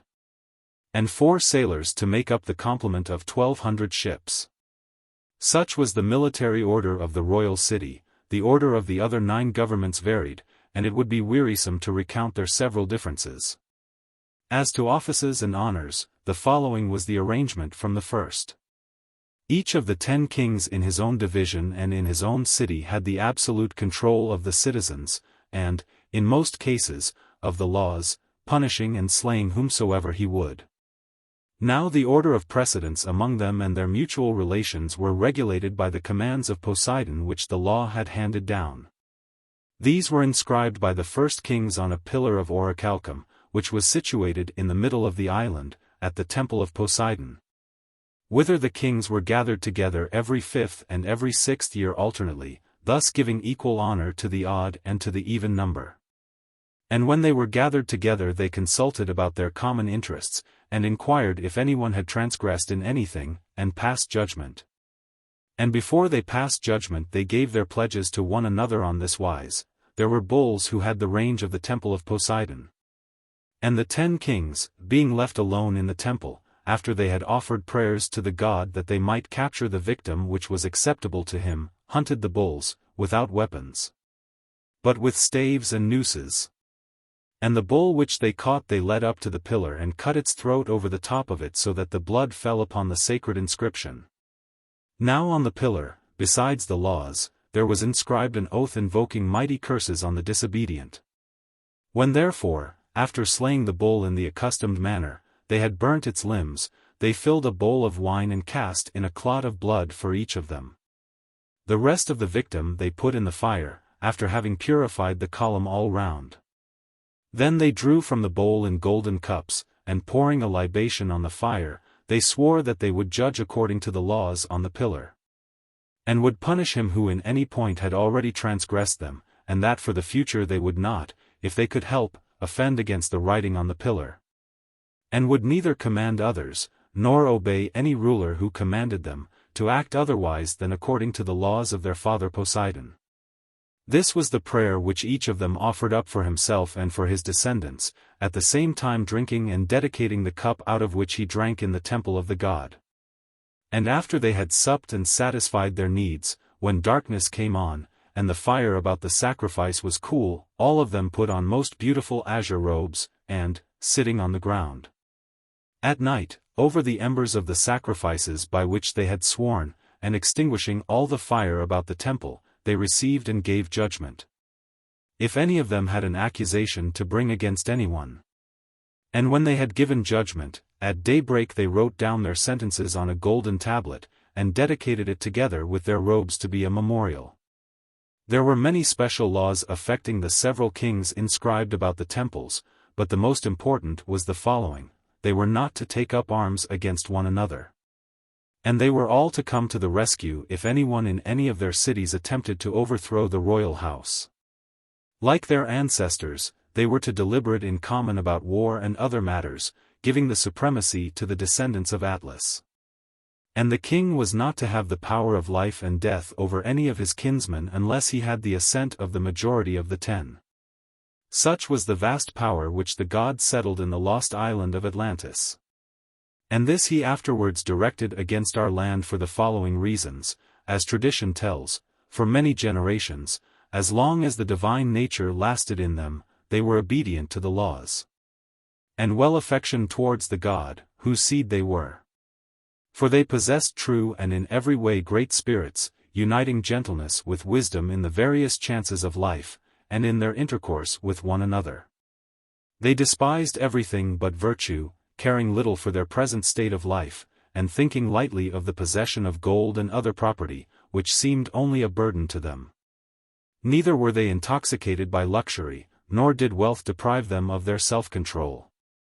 But they were sober, and saw clearly that all these goods are increased by virtue and friendship with one another, whereas by too great regard and respect for them, they are lost and friendship with them. By such reflections and by the continuance in them of a divine nature, the qualities which we have described grew and increased among them. But when the divine portion began to fade away, and became diluted too often and too much with the mortal admixture, and the human nature got the upper hand. They then, being unable to bear their fortune, behaved unseemly, and to him who had an eye to see grew visibly debased, for they were losing the fairest of their precious gifts. But to those who had no eye to see the true happiness, they appeared glorious and blessed at the very time when they were full of avarice and unrighteous power. Zeus, the god of gods, who rules according to law, and is able to see into such things, perceiving that an honorable race was in a woeful plight, and wanting to inflict punishment on them, that they might be chastened and improve, collected all the gods into their 301 most holy habitation, which, being placed in the center of the world, beholds all created things. And when he had called them together, he spake as follows. Parmenides. Introduction and Analysis. The awe with which Plato regarded the character of the great Parmenides has extended to the dialogue which he calls by his name. None of the writings of Plato have been more copiously illustrated, both in ancient and modern times, and in none of them have the interpreters been more at variance with one another. Nor is this surprising. For the Parmenides is more fragmentary and isolated than any other dialogue, and the design of the writer is not expressly stated. The date is uncertain. The relation to the other writings of Plato is also uncertain. The connection between the two parts is at first sight extremely obscure. And in the latter of the two we are left in doubt as to whether Plato is speaking his own sentiments by the lips of Parmenides, and overthrowing him out of his own mouth, or whether he is propounding consequences which would have been admitted by Zeno and Parmenides themselves. The contradictions which follow from the hypotheses of the one and many have been regarded by some as transcendental mysteries, by others as a mere illustration, taken at random, of a new method. They seem to have been inspired by a sort of dialectical frenzy, such as may be supposed to have prevailed in the Megarian school, compare Critias, 386, 407e, etc. The criticism on his own doctrine of ideas has also been considered, not as a real criticism, but as an exuberance of the metaphysical imagination which enabled Plato to go beyond himself. To the latter part of the dialogue we may certainly apply the words in which he himself describes the earlier philosophers in the Sophist, 243a, they went on their way rather regardless of whether we understood them or not. The Parmenides, in point of style, is one of the best of the Platonic writings. The first portion of the dialogue is in no way defective in ease and grace and dramatic interest. Nor in the second part, where there was no room for such qualities, is there any want of clearness or precision. The latter half is an exquisite mosaic, of which the small pieces are with the utmost fineness and regularity adapted to one another. Like the Protagoras, Phaedo, and others, the whole is a narrated dialogue, combining with the mere recital of the words spoken, the observations of the reciter on the effect produced by them. Thus we are informed by him that Zeno and Parmenides were not altogether pleased at the request of Socrates that they would examine into the nature of the one and many in the sphere of ideas, although they received his suggestion with approving smiles. And we are glad to be told that Parmenides was aged but well-favored, and that Zeno was very good-looking. Also that Parmenides affected to decline the great argument, on which, as Zeno knew from experience, he was not unwilling to enter. The character of Antiphon, the half-brother of Plato, who had once been inclined to philosophy, but has now shown the hereditary disposition for horses, is very naturally described. He is the sole depositary of the famous dialogue, but, although he receives the strangers like a courteous gentleman, he is impatient of the trouble of reciting it. As they enter, he has been giving orders to a bridle maker. By this slight touch Plato verifies the previous description of him. After a little persuasion he is induced to favor the Clazomenians, who come from a distance, with a rehearsal. Respecting the visit of Zeno and Parmenides to Athens, we may observe, first, that such a visit is consistent with dates, and may possibly have occurred. Secondly, that Plato is very likely to have invented the meeting. You, Socrates, can easily invent Egyptian tales or anything else. Phaedrus, 275b. Thirdly, that no reliance can be placed on the circumstance as determining the date of Parmenides and Zeno. Fourthly, that the same occasion appears to be referred to by Plato in two other places, Theaetetus, 183e, Sophist, 217c. Many interpreters have regarded the Parmenides as a reductio ad absurdum of the Eleatic philosophy. But would Plato have been likely to place this in the mouth of the great Parmenides himself, who appeared to him, in Homeric language, to be venerable and awful, and to have a glorious depth of mind? Theaetetus, 183e. It may be admitted that he has ascribed to an Eleatic stranger in the Sophist opinions which went beyond the doctrines of the Eleatics. But the Eleatic stranger expressly criticizes the doctrines in which he had been brought up. He admits that he is going to lay hands on his father Parmenides. Nothing of this kind is said of Zeno and Parmenides. How then, without a word of explanation, could Plato assign to them the refutation of their own tenets? The conclusion at which we must arrive is that the Parmenides is not a refutation of the Eleatic philosophy. Nor would such an explanation afford any satisfactory connection of the first and second parts of the dialogue. And it is quite inconsistent with Plato's own relation to the Eleatics. For of all the pre-Socratic philosophers, he speaks of them with the greatest respect. But he could hardly have passed upon them a more unmeaning slight than to ascribe to their great master tenets the reverse of those which he actually held. Two preliminary remarks may be made. First, that whatever latitude we may allow to Plato in bringing together by a tour de force, as in the Phaedrus, dissimilar themes, yet he always in some way seeks to find a connection for them. Many threads join together in one the love and dialectic of the Phaedrus. We cannot conceive that the great artist would place in juxtaposition two absolutely divided and incoherent subjects. And hence we are led to make a second remark, viz. that no explanation of the Parmenides can be satisfactory which does not indicate the connection of the first and second parts. To suppose that Plato would first go out of his way to make Parmenides attack the Platonic ideas, and then proceed to a similar but more fatal assault on his own doctrine of being, appears to be the height of absurdity. Perhaps there is no passage in Plato showing greater metaphysical power than that in which he assails his own theory of ideas. The arguments are nearly, if not quite, those of Aristotle. They are the objections which naturally occur to a modern student of philosophy. Many persons will be surprised to find Plato criticizing the very conceptions which have been supposed in after ages to be peculiarly characteristic of him. How can he have placed himself so completely without them? How can he have ever persisted in them after seeing the fatal objections which might be urged against them? The consideration of this difficulty has led a recent critic, unwavering, who in general accepts the authorized canon of the Platonic writings, to condemn the Parmenides as spurious. The accidental want of external evidence, at first sight, seems to favor this opinion. In answer, it might be sufficient to say, that no ancient writing of equal length and excellence is known to be spurious. Nor is the silence of Aristotle to be hastily assumed.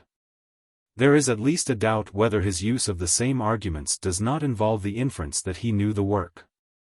And, if the Parmenides is spurious, like unwavering, we are led on further than we originally intended, to pass a similar condemnation on the Theaetetus and Sophist.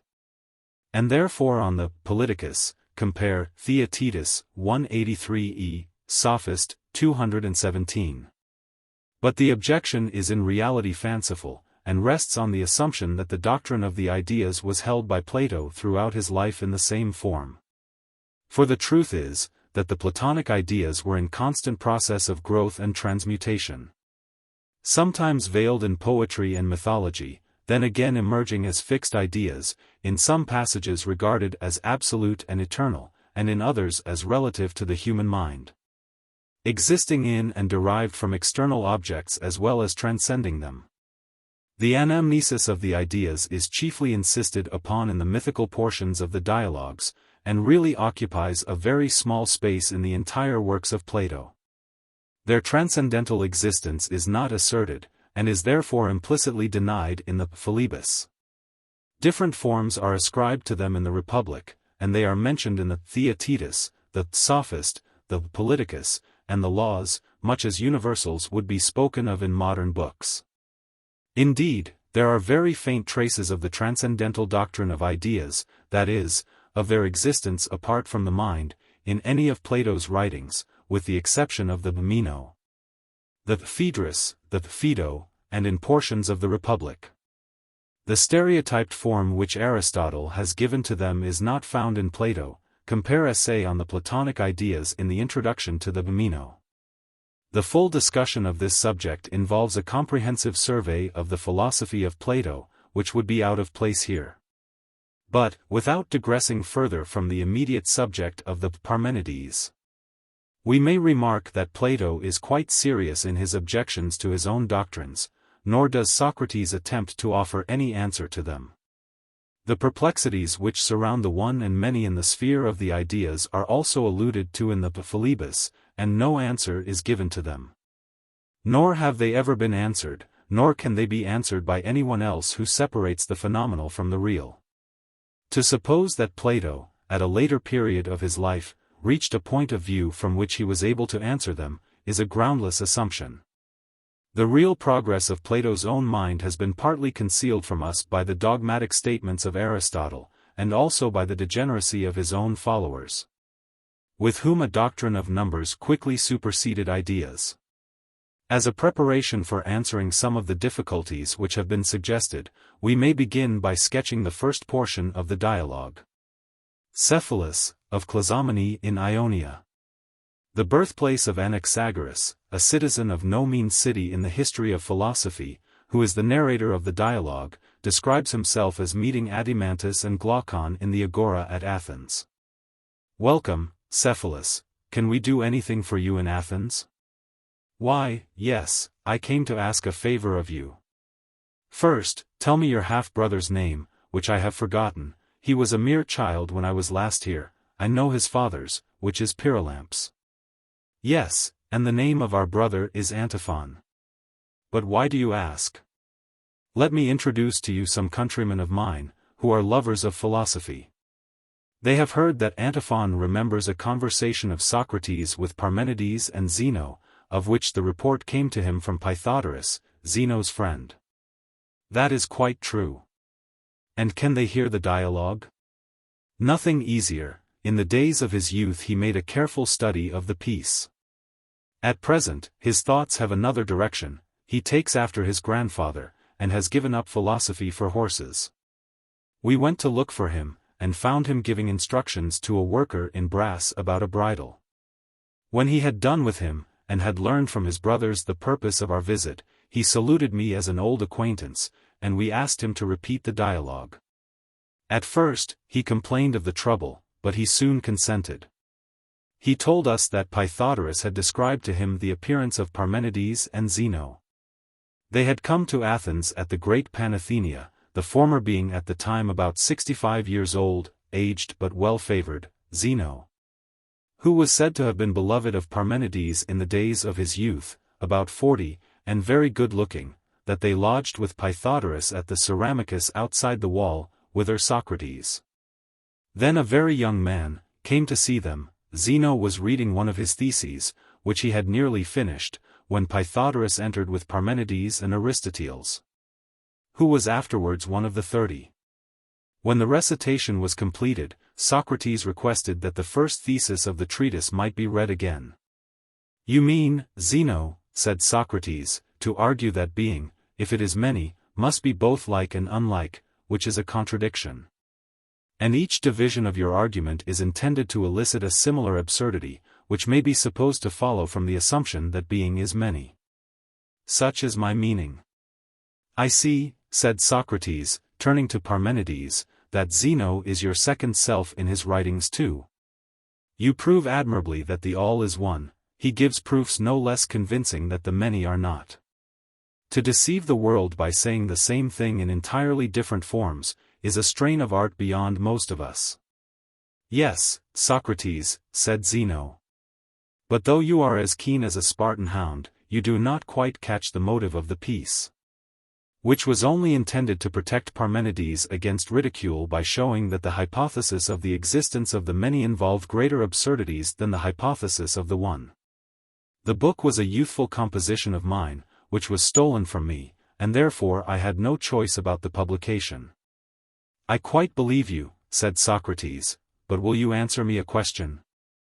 I should like to know, whether you would assume an idea of likeness in the abstract, which is the contradictory of unlikeness in the abstract. By participation in either or both of which things are like or unlike or partly both. For the same things may very well partake of like and unlike in the concrete, though like and unlike in the abstract are irreconcilable. Nor does there appear to me to be any absurdity in maintaining that the same things may partake of the one and many, though I should be indeed surprised to hear that the absolute one is also many. For example, being many, that is to say, having many parts or members, am yet also one, and partake of the one, being one of 7 who are here present, compare Philebus 14:15. This is not an absurdity, but a truism. But I should be amazed if there were a similar entanglement in the nature of the ideas themselves, nor can I believe that one and many, like and unlike, rest and motion, in the abstract, are capable either of admixture or of separation. Pythagoras said that in his opinion Parmenides and Zeno were not very well pleased at the questions which were raised. Nevertheless, they looked at one another and smiled in seeming delight and admiration of Socrates. Tell me, said Parmenides, do you think that the abstract ideas of likeness, unity, and the rest, exist apart from individuals which partake of them? And is this your own distinction? I think that there are such ideas. And would you make abstract ideas of the just, the beautiful, the good? Yes, he said. And of human beings like ourselves, of water, fire, and the like? I am not certain. And would you be undecided also about ideas of which the mention will, perhaps, appear laughable, of hair, mud, filth, and other things which are base and vile? No, Parmenides. Visible things like these are, as I believe, only what they appear to be, though I am sometimes disposed to imagine that there is nothing without an idea. But I repress any such notion, from a fear of falling into an abyss of nonsense. You are young, Socrates, and therefore naturally regard the opinions of men. The time will come when philosophy will have a firmer hold of you, and you will not despise even the meanest things. But tell me, is your meaning that things become like by partaking of likeness, great by partaking of greatness, just and beautiful by partaking of justice and beauty, and so of other ideas? Yes, that is my meaning. And do you suppose the individual to partake of the whole, or of the part? Why not of the whole, said Socrates. Because, said Parmenides, in that case the whole, which is one, will become many. Nay, said Socrates, the whole may be like the day, which is one and in many places, in this way the ideas may be one and also many. In the same sort of way, said Parmenides, as a sail, which is one, may be a cover to many, that is your meaning? Yes. And would you say that each man is covered by the whole sail, or by a part only? By a part. Then the ideas have parts, and the objects partake of a part of them only? That seems to follow. And would you like to say that the ideas are really divisible and yet remain one? Certainly not. Would you venture to affirm that great objects have a portion only of greatness transferred to them? Or that small or equal objects are small or equal because they are only portions of smallness or equality? Impossible. But how can individuals participate in ideas, except in the ways which I have mentioned? That is not an easy question to answer. I should imagine the conception of ideas to arise as follows: you see great objects pervaded by a common form or idea of greatness, which you abstract. That is quite true. And supposing you embrace in one view the idea of greatness thus gained and the individuals which it comprises, a further idea of greatness arises, which makes both great. And this may go on to infinity.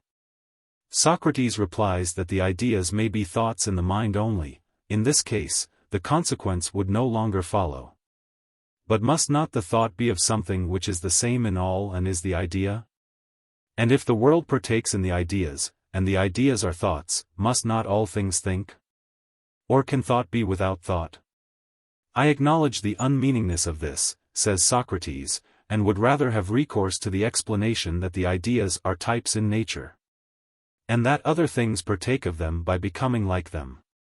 But to become like them is to be comprehended in the same idea, and the likeness of the idea and the individuals implies another idea of likeness, and another without end. Quite true. The theory, then, of participation by likeness has to be given up. You have hardly yet, Socrates, found out the real difficulty of maintaining abstract ideas. What difficulty? The greatest of all perhaps is this: an opponent will argue that the ideas are not within the range of human knowledge. And you cannot disprove the assertion without a long and laborious demonstration, which he may be unable or unwilling to follow. In the first place, neither you nor anyone who maintains the existence of absolute ideas will affirm that they are subjective. That would be a contradiction. True. And therefore any relation in these ideas is a relation which concerns themselves only. And the objects which are named after them are relative to one another only, and have nothing to do with the ideas themselves. How do you mean? Said Socrates.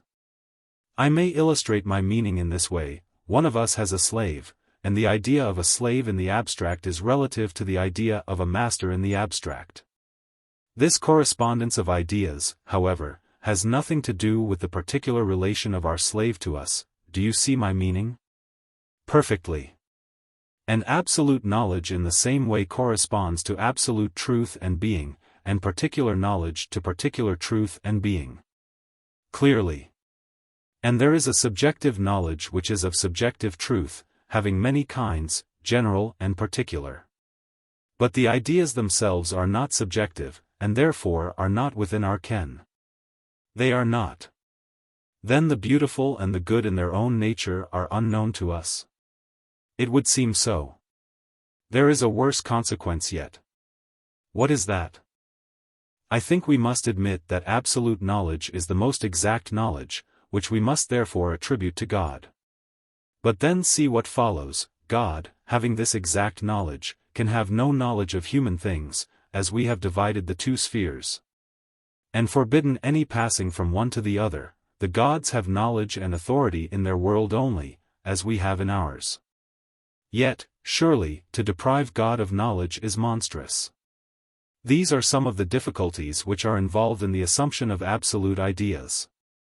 The learner will find them nearly impossible to understand, and the teacher who has to impart them will require superhuman ability. There will always be a suspicion either that they have no existence, or are beyond human knowledge. There I agree with you, said Socrates. Yet if these difficulties induce you to give up universal ideas, what becomes of the mind? And where are the reasoning and reflecting powers? Philosophy is at an end. I certainly do not see my way. I think, said Parmenides, that this arises out of your attempting to define abstractions, such as the good and the beautiful and the just, before you have had sufficient previous training. I noticed your deficiency when you were talking with Aristoteles, the day before yesterday. Your enthusiasm is a wonderful gift. But I fear that unless you discipline yourself by dialectic while you are young, truth will elude your grasp. And what kind of discipline would you recommend? The training which you heard Zeno practicing. At the same time, I admire your saying to him that you did not care to consider the difficulty in reference to visible objects, but only in relation to ideas. Yes. Because I think that in visible objects you may easily show any number of inconsistent consequences. Yes. And you should consider, not only the consequences which follow from a given hypothesis, but the consequences also which follow from the denial of the hypothesis. For example, what follows from the assumption of the existence of the many, and the counterargument of what follows from the denial of the existence of the many, and similarly of likeness and unlikeness, motion, rest, generation, corruption, being and not being. And the consequences must include consequences to the thing supposed and to other things, in themselves and in relation to one another, to individuals whom you select, to the many, and to the all. These must be drawn out both on the affirmative and on the negative hypothesis, that is, if you are to train yourself perfectly to the intelligence of the truth. What you are suggesting seems to be a tremendous process, and one of which I do not quite understand the nature, said Socrates. Will you give me an example? You must not impose such a task on a man of my years, said Parmenides. Then will you, Zeno? Let us rather, said Zeno, with a smile, ask Parmenides, for the undertaking is a serious one, as he truly says. Nor could I urge him to make the attempt, except in a select audience of persons who will understand him. The whole party joined in the request. Here we have, first of all, an unmistakable attack made by the youthful Socrates on the paradoxes of Zeno. He perfectly understands their drift, and Zeno himself is supposed to admit this. But they appear to him, as he says in the Philebus also, to be rather truisms than paradoxes. For everyone must acknowledge the obvious fact, that the body being one has many members, and that, in 1,000 ways, the like partakes of the unlike, the many of the one. The real difficulty begins with the relations of ideas in themselves, whether of the one and many, or of any other ideas, to one another and to the mind. But this was a problem which the Eleatic philosophers had never considered. Their thoughts had not gone beyond the contradictions of matter, motion, space, and the like. It was no wonder that Parmenides and Zeno should hear the novel speculations of Socrates with mixed feelings of admiration and displeasure. He was going out of the received circle of disputation into a region in which they could hardly follow him. From the crude idea of being in the abstract, he was about to proceed to universals or general notions. There is no contradiction in material things partaking of the ideas of one and many. Neither is there any contradiction in the ideas of one and many, like and unlike, in themselves. But the contradiction arises when we attempt to conceive ideas in their connection, or to ascertain their relation to phenomena. Still he affirms the existence of such ideas. And this is the position which is now in turn submitted to the criticisms of Parmenides. To appreciate truly the character of these criticisms, we must remember the place held by Parmenides in the history of Greek philosophy. He is the founder of idealism, and also of dialectic, or, in modern phraseology, of metaphysics and logic. Theaetetus, 183e, Sophist, 217c, 241d. Like Plato, he is struggling after something wider and deeper than satisfied the contemporary Pythagoreans. And Plato with a true instinct recognizes him as his spiritual father, whom he revered and honored more than all other philosophers together. He may be supposed to have thought more than he said, or was able to express. And, although he could not, as a matter of fact, have criticized the ideas of Plato without an anachronism, the criticism is appropriately placed in the mouth of the founder of the ideal philosophy. There was probably a time in the life of Plato when the ethical teaching of Socrates came into conflict with the metaphysical theories of the earlier philosophers. And he sought to supplement the one by the other. The older philosophers were great and awful, and they had the charm of antiquity. Something which found a response in his own mind seemed to have been lost as well as gained in the Socratic dialectic.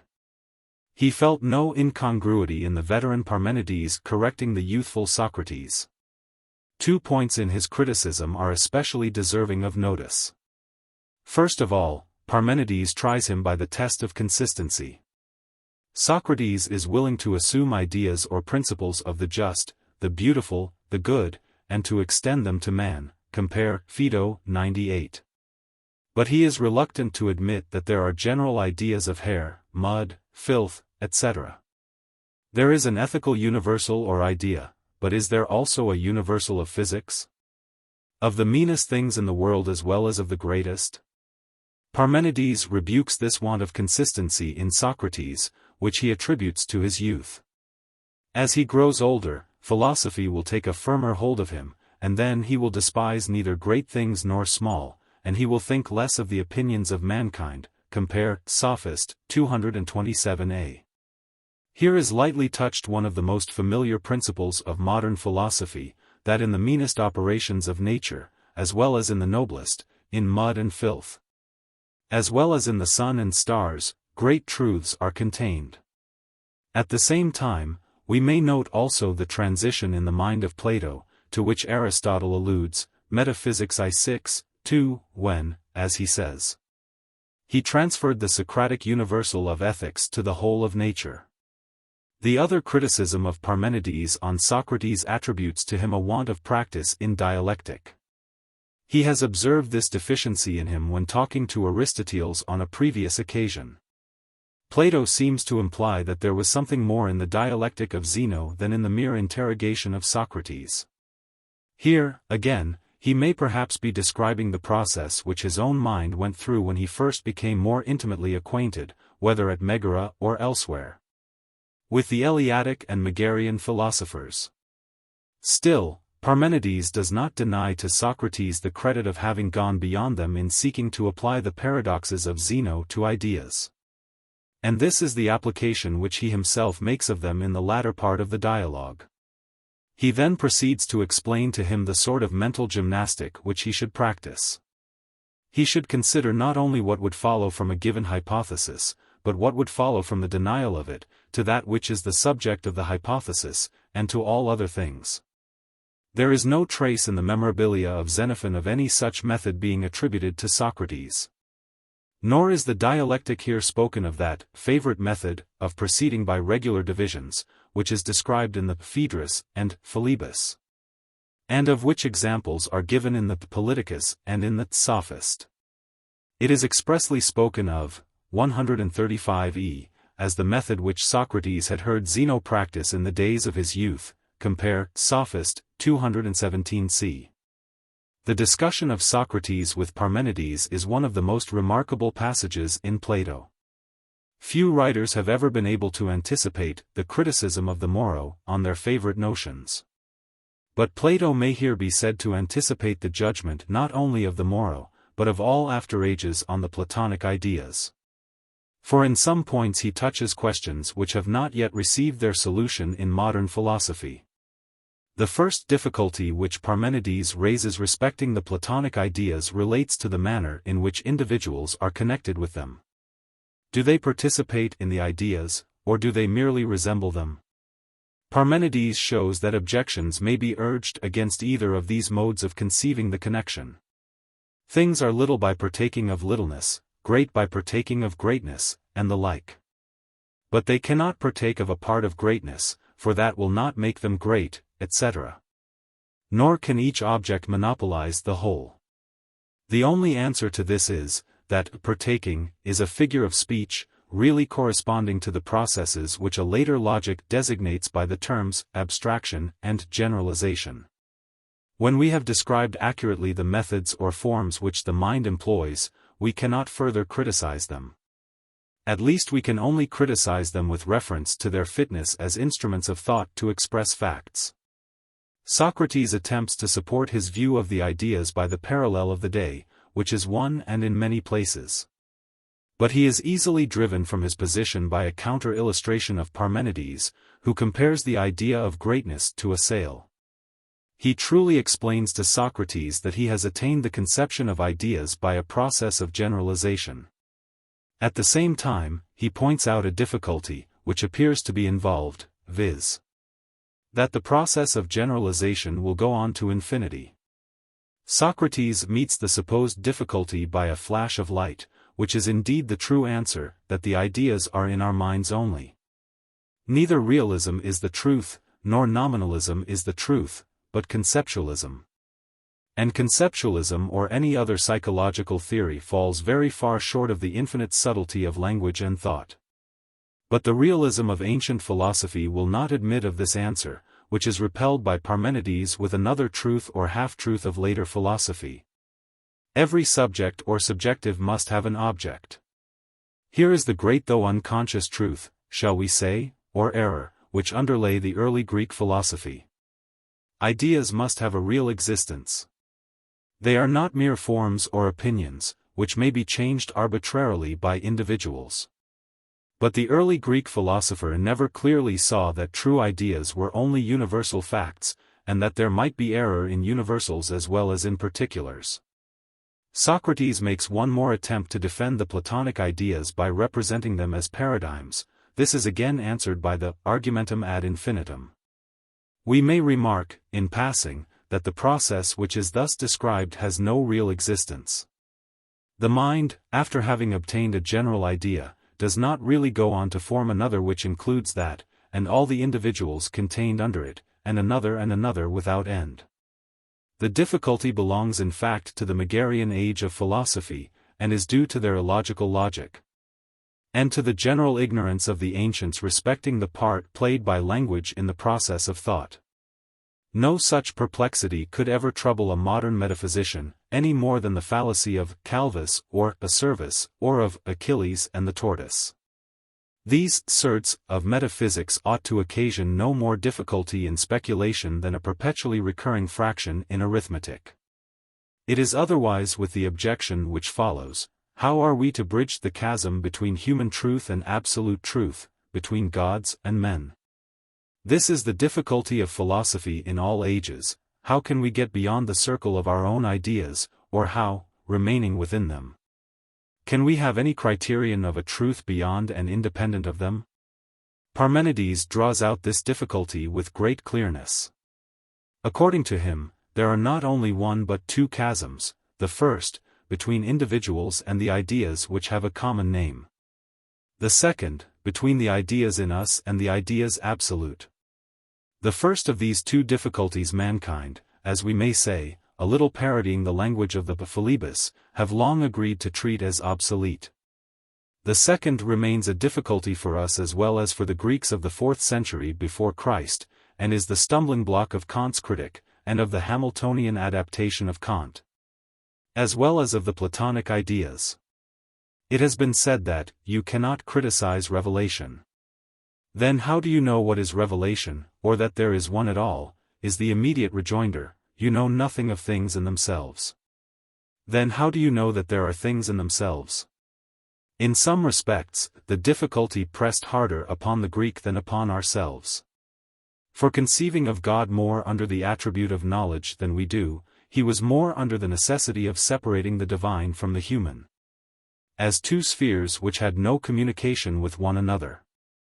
It is remarkable that Plato, speaking by the mouth of Parmenides, does not treat even this second class of difficulties as hopeless or insoluble.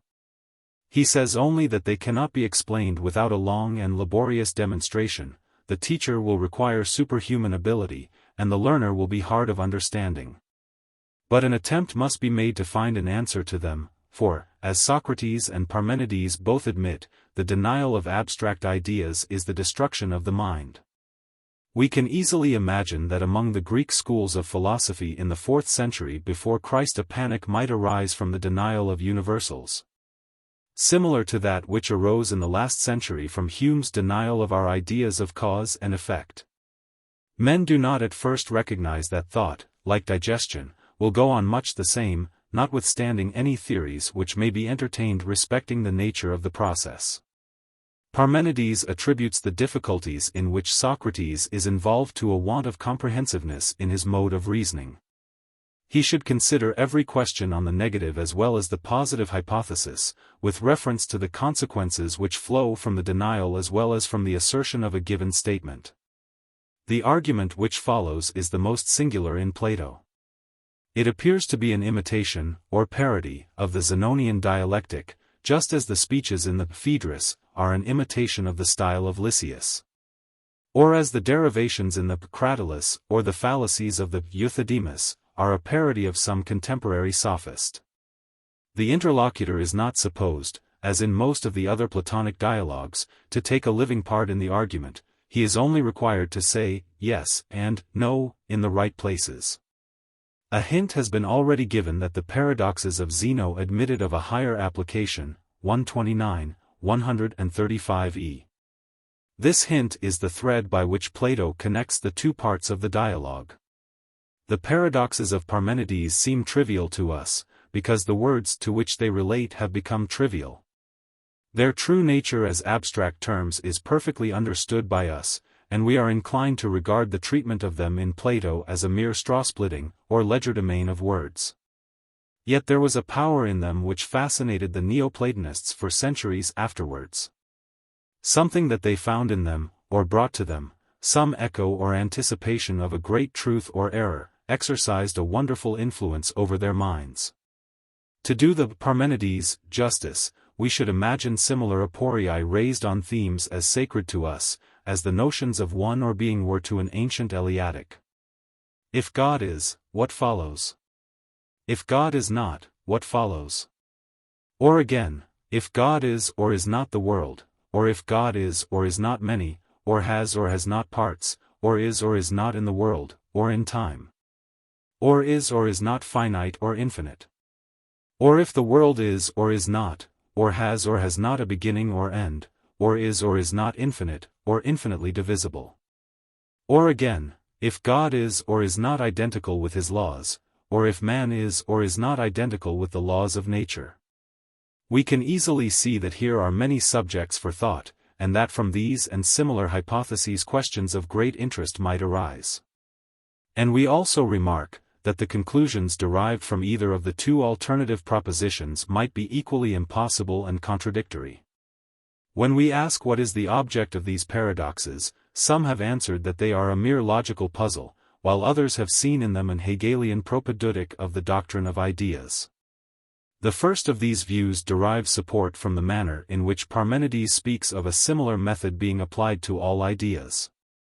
Yet it is hard to suppose that Plato would have furnished so elaborate an example, not of his own but of the Eleatic dialectic, had he intended only to give an illustration of method.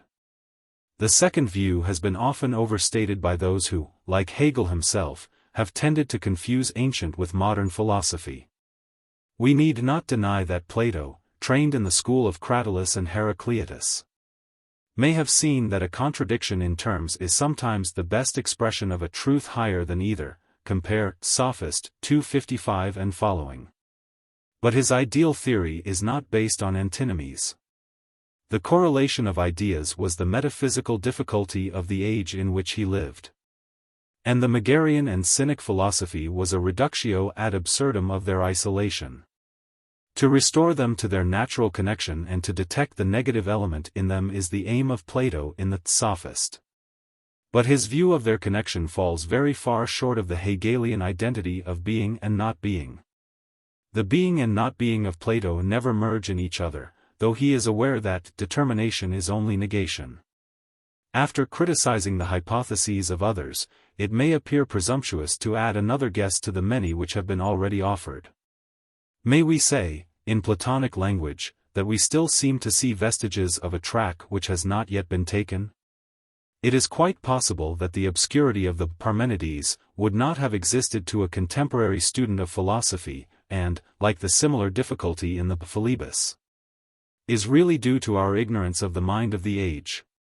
There is an obscure Megarian influence on Plato which cannot wholly be cleared up, and is not much illustrated by the doubtful tradition of his retirement to Megara after the death of Socrates. For Megara was within a walk of Athens, Phaedrus 227e, and Plato might have learned the Megarian doctrines without settling there.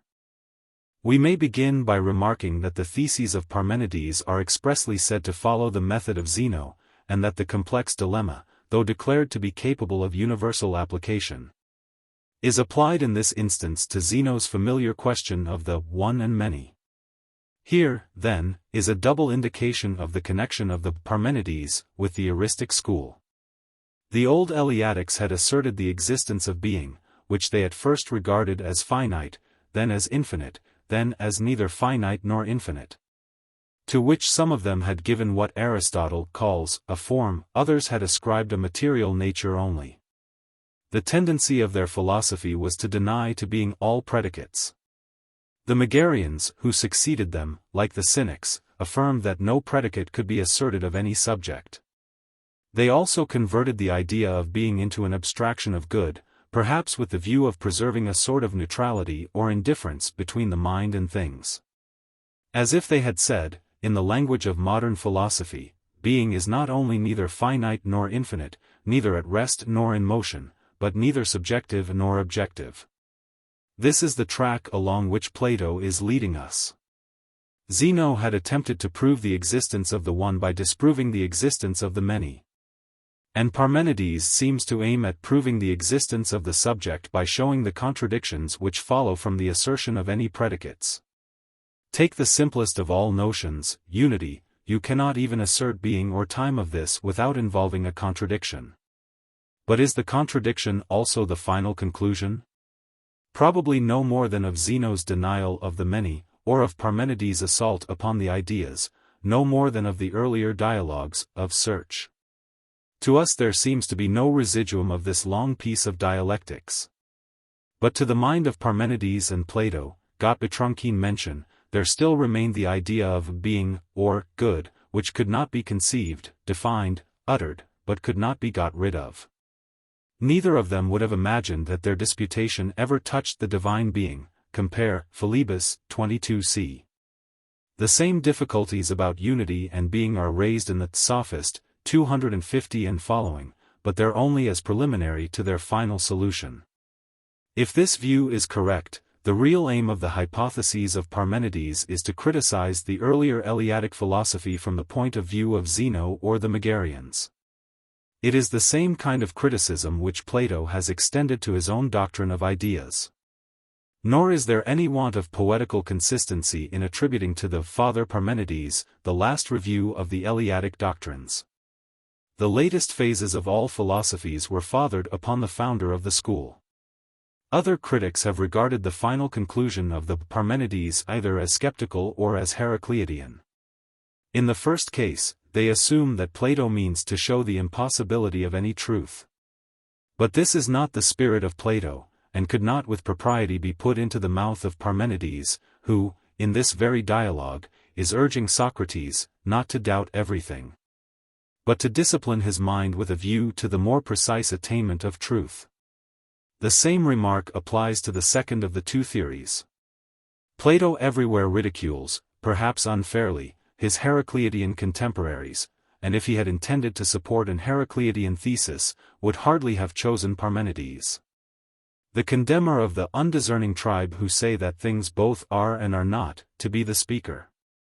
Nor, thirdly, can we easily persuade ourselves with Zeller that by the one he means the idea, and that he is seeking to prove indirectly the unity of the idea in the multiplicity of phenomena. We may now endeavor to thread the mazes of the labyrinth which Parmenides knew so well, and trembled at the thought of them. The argument has two divisions. There is the hypothesis that one is. 2. One is not. If one is, it is nothing. If one is not, it is everything. But is and is not may be taken in two senses. Either one is one, or one has being, from which opposite consequences are deduced. I.a. If one is one, it is nothing, 137c, 142b. I.b. If one has being, it is all things, 142b, 157b. To which are appended two subordinate consequences. I.aa. If one has being, all other things are, 157b, 159b. I.bb. If one is one, all other things are not, 159b, 160b. The same distinction is then applied to the negative hypothesis. 2.a. If one is not one, it is all things, 160b, 163b. 2.b. If one has not being, it is nothing, 163b, 164b. Involving two parallel consequences respecting the other or remainder. 2.aa. If one is not one, other things are all, 164b, 165e. I.bb. If one has not being, other things are not, 165e to the end. I cannot refuse, said Parmenides, since, as Zeno remarks, we are alone, though I may say with Ibycus, who in his old age fell in love, I, like the old racehorse, tremble at the prospect of the course which I am to run, and which I know so well. But as I must attempt this laborious game, what shall be the subject? Suppose I take my own hypothesis of the one. By all means, said Zeno. And who will answer me? Shall I propose the youngest? He will be the most likely to say what he thinks, and his answers will give me time to breathe. I am the youngest, said Aristoteles, and at your service. Proceed with your questions. The result may be summed up as follows. IA. One is not many, and therefore has no parts, and therefore is not a whole, which is a sum of parts, and therefore has neither beginning, middle, nor end, and is therefore unlimited. And therefore formless, being neither round nor straight, for neither round nor straight can be defined without assuming that they have parts.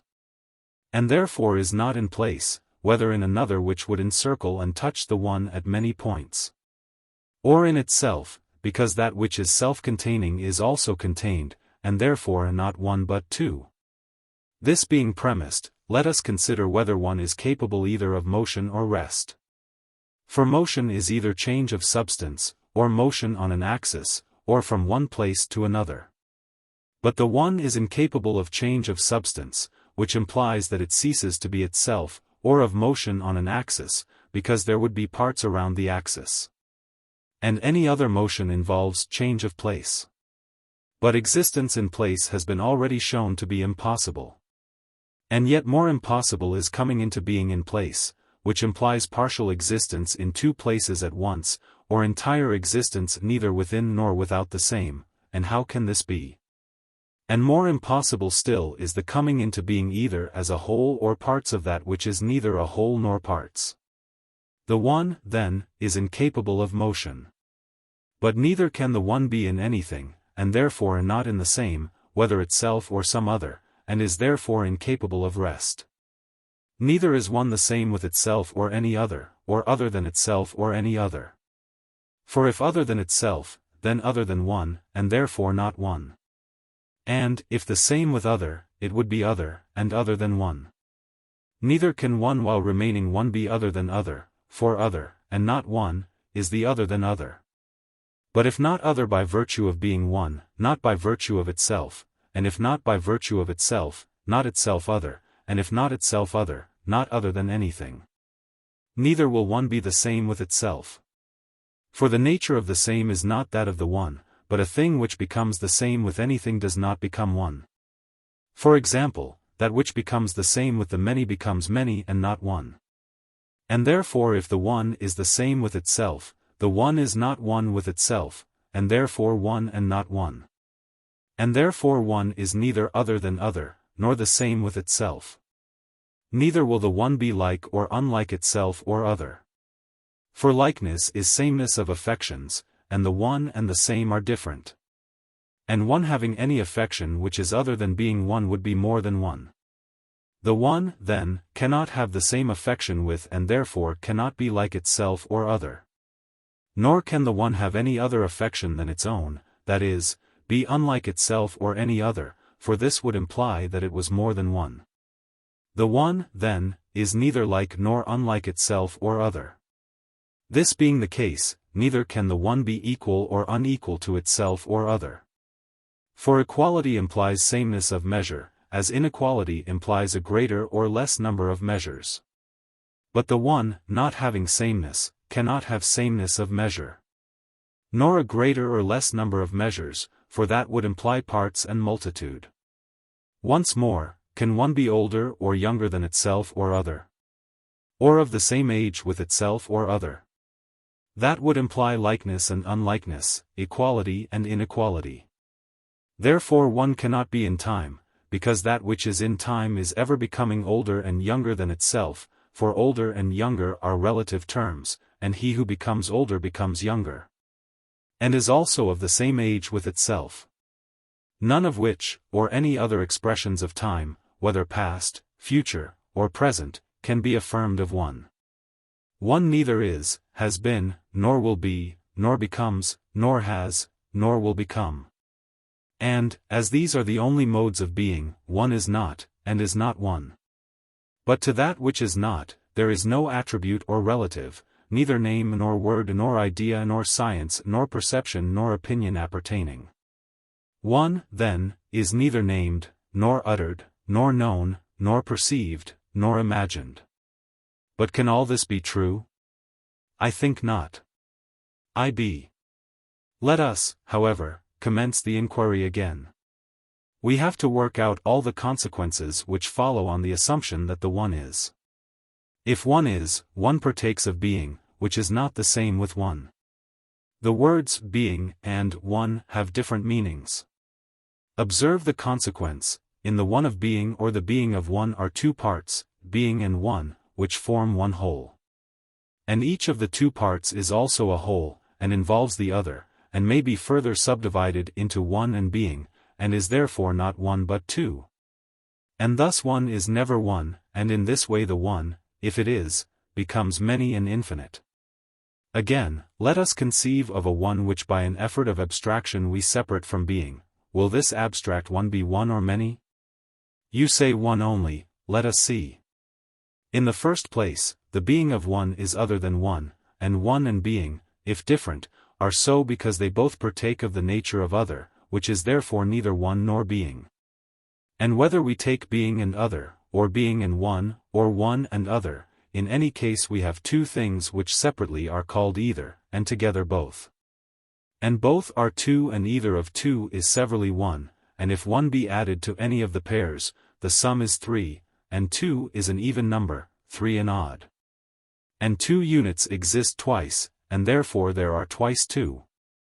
And 3 units exist thrice, and therefore there are thrice 3, and taken together they give twice 3 and thrice 2. We have even numbers multiplied into even, and odd into even, and even into odd numbers. But if one is, and both odd and even numbers are implied in one, must not every number exist? And number is infinite, and therefore existence must be infinite, for all and every number partakes of being. Therefore being has the greatest number of parts, and every part, however great or however small, is equally one. But can one be in many places and yet be a whole? If not a whole, it must be divided into parts and represented by a number corresponding to the number of the parts. And if so, we were wrong in saying that being has the greatest number of parts. For being is coequal and coextensive with one, and has no more parts than one, and so the abstract one broken up into parts by being is many and infinite. But the parts are parts of a whole, and the whole is their containing limit, and the one is therefore limited as well as infinite in number. And that which is a whole has beginning, middle, and end, and a middle is equidistant from the extremes. And one is therefore of a certain figure, round or straight, or a combination of the two, and being a whole includes all the parts which are the whole, and is therefore self-contained. But then, again, the whole is not in the parts, whether all or some. Not in all, because, if in all, also in one, for, if wanting in any one, how in all? Not in some, because the greater would then be contained in the less. But if not in all, nor in any, nor in some, either nowhere or in other. And if nowhere, nothing, therefore in other. The one as a whole, then, is in another, but regarded as a sum of parts is in itself, and is, therefore, both in itself and in another. This being the case, the one is at once both at rest and in motion, at rest, because resting in itself, in motion, because it is ever in other. And if there is truth in what has preceded, one is the same and not the same with itself and other. For everything in relation to every other thing is either the same with it or other. Or if neither the same nor other, then in the relation of part to a whole or whole to a part.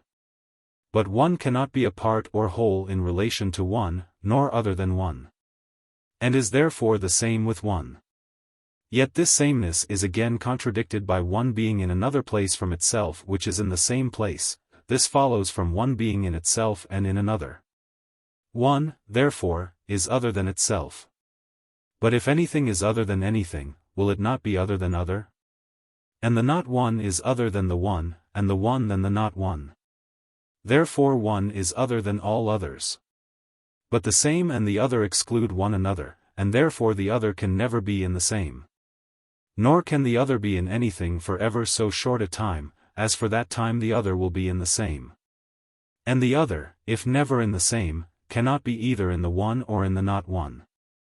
And one is not other than not one, either by reason of other or of itself, and therefore they are not other than one another at all. Neither can the not one partake or be part of one, for in that case it would be one, nor can the not one be number, for that also involves one. And therefore, not being other than the one or related to the one as a whole to parts or parts to a whole, not one is the same as one. Wherefore the one is the same and also not the same with the others and also with itself. And is therefore like and unlike itself and the others, and just as different from the others as they are from the one, neither more nor less. But if neither more nor less, equally different. And therefore the one and the others have the same relations. This may be illustrated by the case of names. When you repeat the same name twice over, you mean the same thing. And when you say that the other is other than the one, or the one other than the other, this very word other, tau epsilon rho omicron nu, which is attributed to both, implies sameness. One, then, as being other than others, and other as being other than one, are alike in that they have the relation of otherness, and likeness is similarity of relations. And everything as being other of everything is also like everything. Again, same and other, like and unlike, are opposites, and since in virtue of being other than the others the one is like them, in virtue of being the same it must be unlike. Again, one, as having the same relations, has no difference of relation, and is therefore not unlike, and therefore like, or, as having different relations, is different and unlike. Thus, one, as being the same and not the same with itself and others, for both these reasons and for either of them, is also like and unlike itself and the others. Again, how far can one touch itself and the others? As existing in others, it touches the others, and as existing in itself, touches only itself. But from another point of view, that which touches another must be next in order of place. One, therefore, must be next in order of place to itself, and would therefore be two, and in two places. But one cannot be two, and therefore cannot be in contact with itself. Nor again can one touch the other. Two objects are required to make one contact, three objects make two contacts. And all the objects in the world, if placed in a series, would have as many contacts as there are objects, less one. But if one only exists, and not two, there is no contact. And the others, being other than one, have no part in one, and therefore none in number, and therefore two has no existence, and therefore there is no contact. For all which reasons, one has and has not contact with itself and the others. Once more, is one equal and unequal to itself and the others? Suppose one and the others to be greater or less than each other or equal to one another. They will be greater or less or equal by reason of equality or greatness or smallness inhering in them in addition to their own proper nature. Let us begin by assuming smallness to be inherent in one. In this case the inherence is either in the whole or in a part. If the first, smallness is either coextensive with the whole one, or contains the whole, and, if coextensive with the one, is equal to the one, or if containing the one will be greater than the one. But smallness thus performs the function of equality or of greatness, which is impossible. Again, if the inherence be in a part, the same contradiction follows, smallness will be equal to the part or greater than the part. Therefore smallness will not inhere in anything, and except the idea of smallness there will be nothing small. Neither will greatness, for greatness will have a greater. And there will be no small in relation to which it is great. And there will be no great or small in objects, but greatness and smallness will be relative only to each other. Therefore the others cannot be greater or less than the one, also the one can neither exceed nor be exceeded by the others, and they are therefore equal to one another. And this will be true also of the one in relation to itself. One will be equal to itself as well as to the others, tau lambda lambda alpha. Yet one, being in itself, must also be about itself, containing and contained, and is therefore greater and less than itself. Further, there is nothing beside the one and the others. And as these must be in something, they must therefore be in one another. And as that in which a thing is greater than the thing, the inference is that they are both greater and less than one another, because containing and contained in one another. Therefore the one is equal to and greater and less than itself or other, having also measures or parts or numbers equal to or greater or less than itself or other. But does one partake of time? This must be acknowledged, if the one partakes of being. For to be is the participation of being in present time, to have been, in past, to be about to be, in future time. And as time is ever moving forward, the one becomes older than itself, and therefore younger than itself, and is older and also younger when in the process of becoming it arrives at the present. And it is always older and younger, for at any moment the one is, and therefore it becomes and is not older and younger than itself but during an equal time with itself. And is therefore contemporary with itself. And what are the relations of the one to the others? Is it or does it become older or younger than they? At any rate the others are more than one, and one, being the least of all numbers, must be prior in time to greater numbers. But on the other hand, one must come into being in a manner accordant with its own nature. Now one has parts or others, and has therefore a beginning, middle, and end, of which the beginning is first and the end last. And the parts come into existence first. Last of all the whole, contemporaneously with the end, being therefore younger, while the parts or others are older than the one. But, again, the one comes into being in each of the parts as much as in the whole, and must be of the same age with them. Therefore one is at once older and younger than the parts or others, and also contemporaneous with them, for no part can be a part which is not one. Is this true of becoming as well as being? Thus much may be affirmed, that the same things which are older or younger cannot become older or younger in a greater degree than they were at first by the addition of equal times. But, on the other hand, the one, if older than others, has come into being a longer time than they have. And when equal time is added to a longer and shorter, the relative difference between them is diminished. In this way that which was older becomes younger, and that which was younger becomes older, that is to say, younger and older than at first. And they ever become and never have become, for then they would be. Thus the one and others always are and are becoming and not becoming younger and also older than one another. And one, partaking of time and also partaking of becoming older and younger, admits of all time, present, past, and future, was, is, shall be, was becoming, is becoming, will become. And there is science of the one, and opinion and name and expression, as is already implied in the fact of our inquiry. Yet once more, if one be one and many, and neither one nor many, and also participant of time, must there not be a time at which one as being one partakes of being? And a time when one as not being one is deprived of being? But these two contradictory states cannot be experienced by the one both together, there must be a time of transition. And the transition is a process of generation and destruction, into and from being and not being, the one and the others. For the generation of the one is the destruction of the others, and the generation of the others is the destruction of the one.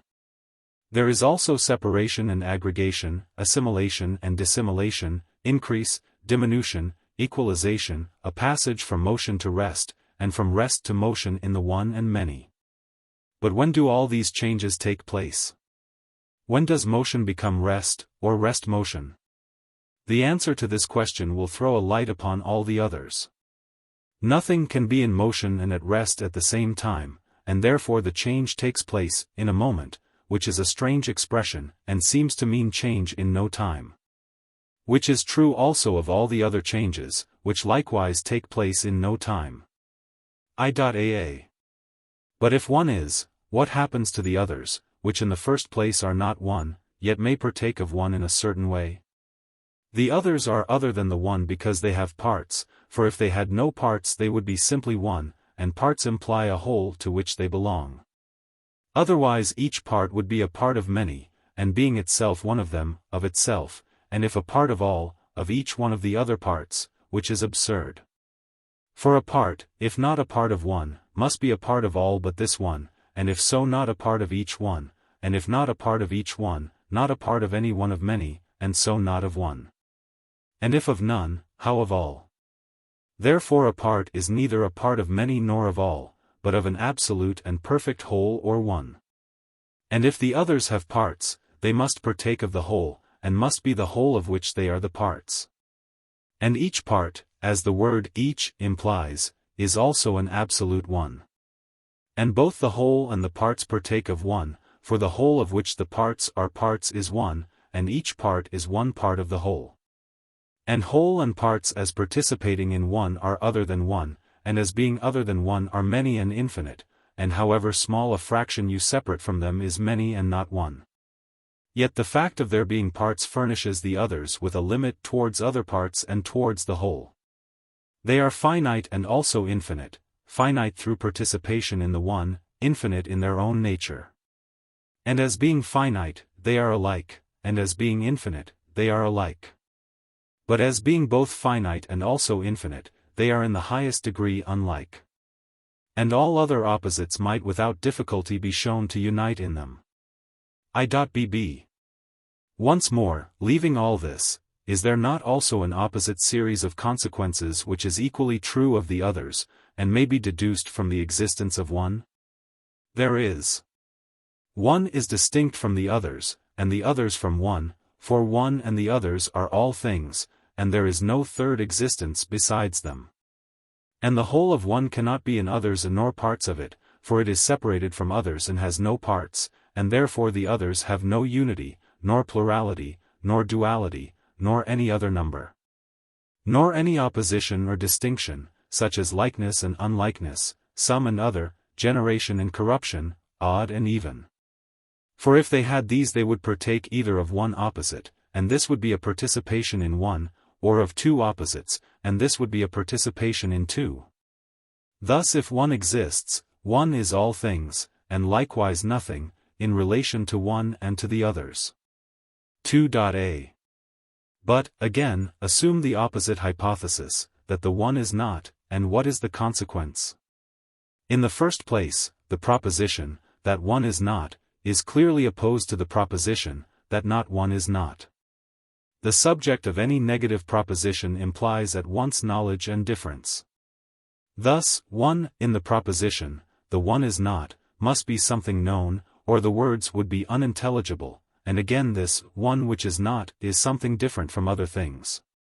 Moreover, this and that, some and other, may be all attributed or related to the one which is not, and which though non-existent may and must have plurality. If the one only is non-existent and nothing else. But if all is not being there is nothing which can be spoken of. Also the one which is not differs, and is different in kind from the others, and therefore unlike them. And they being other than the one, are unlike the one, which is therefore unlike them. But one, being unlike other, must be like itself. For the unlikeness of one to itself is the destruction of the hypothesis, and one cannot be equal to the others. For that would suppose being in the one, and the others would be equal to one and like one, both which are impossible, if one does not exist. The one which is not, then, if not equal is unequal to the others, and inequality implies great and small, and equality lies between great and small. And therefore the one which is not partakes of equality. Further, the one which is not has being, for that which is true is, and it is true that the one is not. And so the one which is not, if remitting aught of the being of non-existence, would become existent. For not being implies the being of not being, and being the not being of not being. Or more truly being partakes of the being of being and not of the being of not being, and not being of the being of not being and not of the not being of not being. And therefore the one which is not has being and also not being. And the union of being and not being involves change or motion. But how can not being, which is nowhere, move or change, either from one place to another or in the same place? And whether it is or is not, it would cease to be one if experiencing a change of substance. The one which is not, then, is both in motion and at rest, is altered and unaltered, and becomes and is destroyed, and does not become and is not destroyed. 2b. Once more, let us ask the question, if one is not, what happens in regard to one? The expression, is not, implies negation of being. Do we mean by this to say that a thing, which is not, in a certain sense is? Or do we mean absolutely to deny being of it? The latter. Then the one which is not can neither be nor become nor perish nor experience change of substance or place. Neither can rest, or motion, or greatness, or smallness, or equality, or unlikeness, or likeness either to itself or other, or attribute or relation, or now or hereafter or formerly. Or knowledge or opinion or perception or name or anything else be asserted of that which is not. 2. Once more, if one is not, what becomes of the others? If we speak of them they must be, and their very name implies difference, and difference implies relation, not to the one, which is not, but to one another. And they are others of each other not as units but as infinities, the least of which is also infinity, and capable of infinitesimal division. And they will have no unity or number, but only a semblance of unity and number. And the least of them will appear large and manifold in comparison with the infinitesimal fractions into which it may be divided. Further, each particle will have the appearance of being equal with the fractions. For in passing from the greater to the less it must reach an intermediate point, which is equality. Moreover, each particle, although having a limit in relation to itself and to other particles, yet it has neither beginning, middle, nor end. For there is always a beginning before the beginning, and a middle within the middle, and an end beyond the end, because the infinitesimal division is never arrested by the one. Thus all being is one at a distance, and broken up when near, and like at a distance and unlike when near. And also the particles which compose being seem to be like and unlike, in rest and motion, in generation and corruption, in contact and separation, if one is not. II.bb. Once more, let us inquire, if the one is not, and the others of the one are, what follows? In the first place, the others will not be the one, nor the many, for in that case the one would be contained in them, neither will they appear to be one or many. Because they have no communion or participation in that which is not, nor semblance of that which is not. If one is not, the others neither are, nor appear to be one or many, like or unlike, in contact or separation. In short, if one is not, nothing is. The result of all which is, that whether one is or is not, one and the others, in relation to themselves and to one another, are and are not, and appear to be and appear not to be. In all manner of ways. On the first hypothesis we may remark, first, that one is an identical proposition, from which we might expect that no further consequences could be deduced. The train of consequences which follows, is inferred by altering the predicate into not many. Yet, perhaps, if a strict heuristic had been present, omicron nu rho epsilon kappa alpha nu pi alpha rho nu, he might have affirmed that the not many presented a different aspect of the conception from the one, and was therefore not identical with it. Such a subtlety would be very much in character with the Zenonian dialectic. Secondly, we may note, that the conclusion is really involved in the premises. For one is conceived as one, in a sense which excludes all predicates. When the meaning of one has been reduced to a point, there is no use in saying that it has neither parts nor magnitude. Thirdly, the conception of the same is, first of all, identified with the one, and then by a further analysis distinguished from, and even opposed to it. Fourthly, we may detect notions, which have reappeared in modern philosophy, e.g.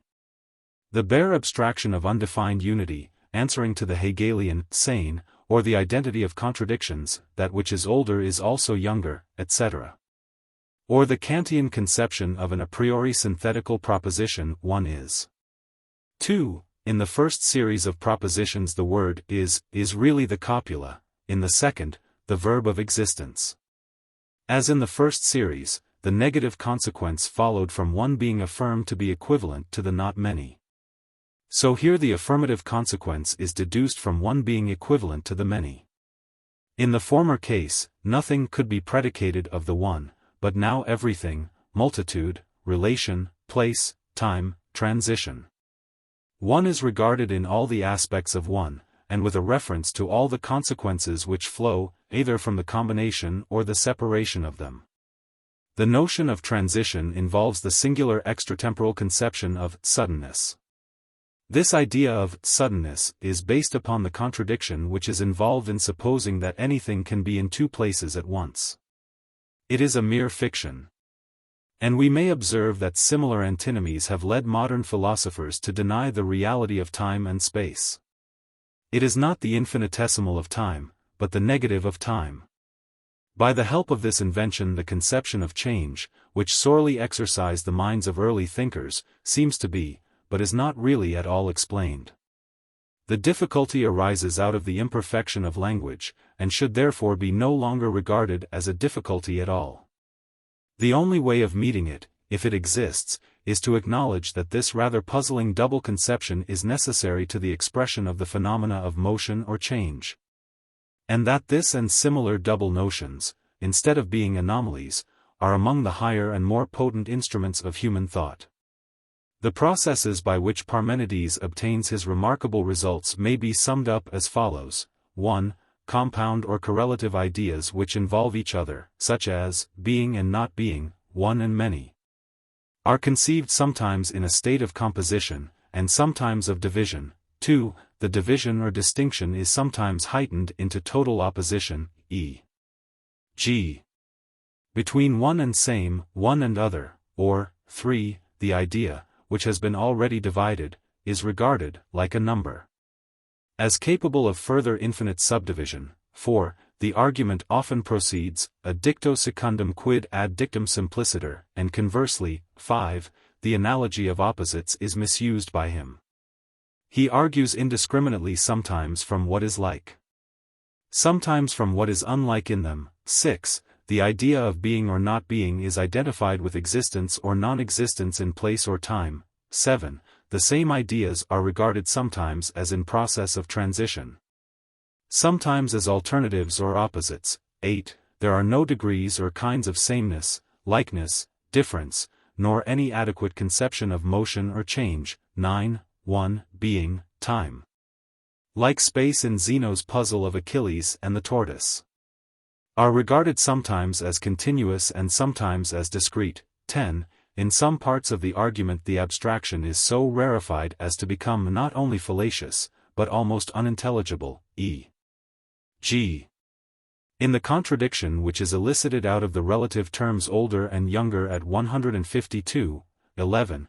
The relation between two terms is regarded under contradictory aspects, as for example when the existence of the one and the non-existence of the one are equally assumed to involve the existence of the many. 12.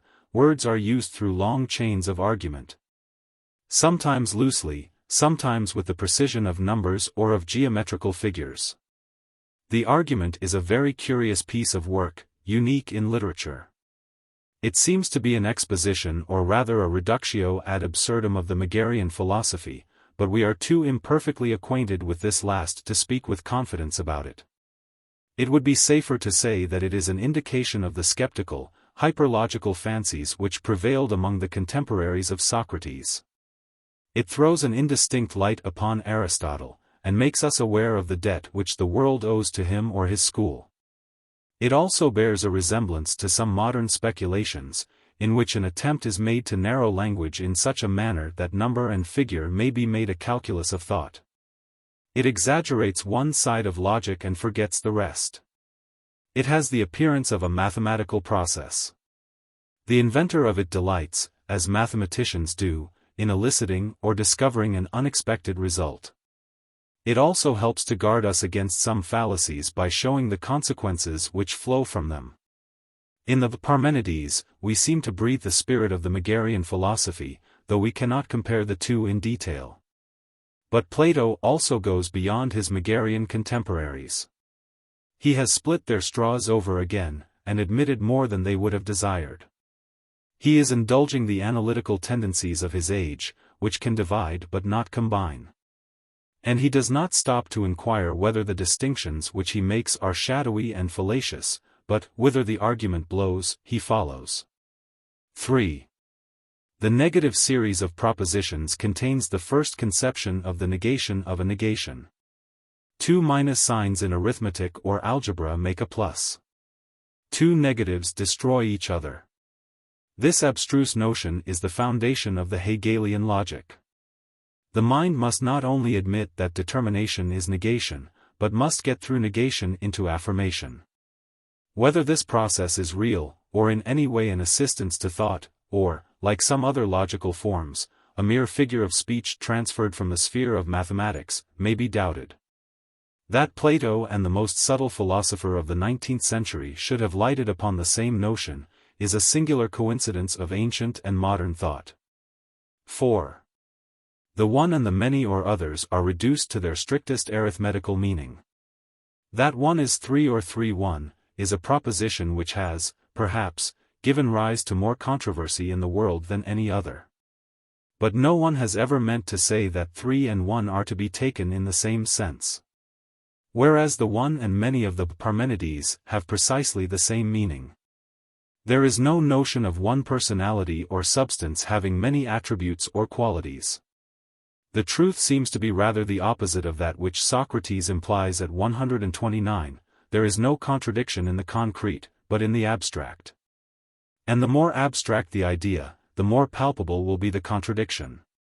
For just as nothing can persuade us that the number 1 is the number 3, so neither can we be persuaded that any abstract idea is identical with its opposite. Although they may both inhere together in some external object, or some more comprehensive conception. Ideas, persons, things may be one in one sense and many in another, and may have various degrees of unity and plurality.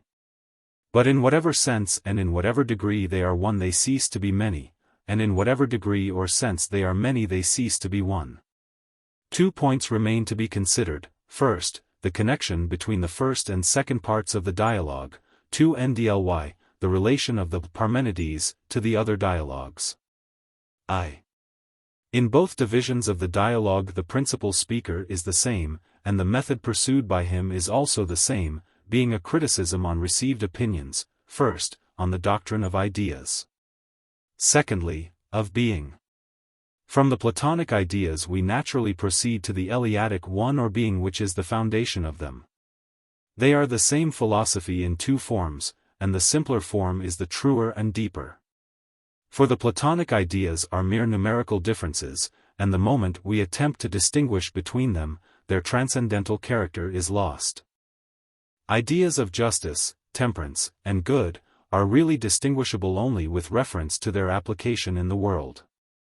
If we once ask how they are related to individuals or to the ideas of the divine mind, they are again merged in the aboriginal notion of being. No one can answer the questions which Parmenides asks of Socrates. And yet these questions are asked with the express acknowledgement that the denial of ideas will be the destruction of the human mind. The true answer to the difficulty here thrown out is the establishment of a rational psychology, and this is a work which is commenced in the Sophist. Plato, in urging the difficulty of his own doctrine of ideas, is far from denying that some doctrine of ideas is necessary, and for this he is paving the way. In a similar spirit he criticizes the Eleatic doctrine of being, not intending to deny ontology, but showing that the old Eleatic notion, and the very name being, is unable to maintain itself against the subtleties of the Megarians. He did not mean to say that being or substance had no existence, but he is preparing for the development of his later view, that ideas were capable of relation. The fact that contradictory consequences follow from the existence or non-existence of one or many, does not prove that they have or have not existence, but rather that some different mode of conceiving them is required. Parmenides may still have thought that being was, just as Kant would have asserted the existence of things in themselves, while denying the transcendental use of the categories.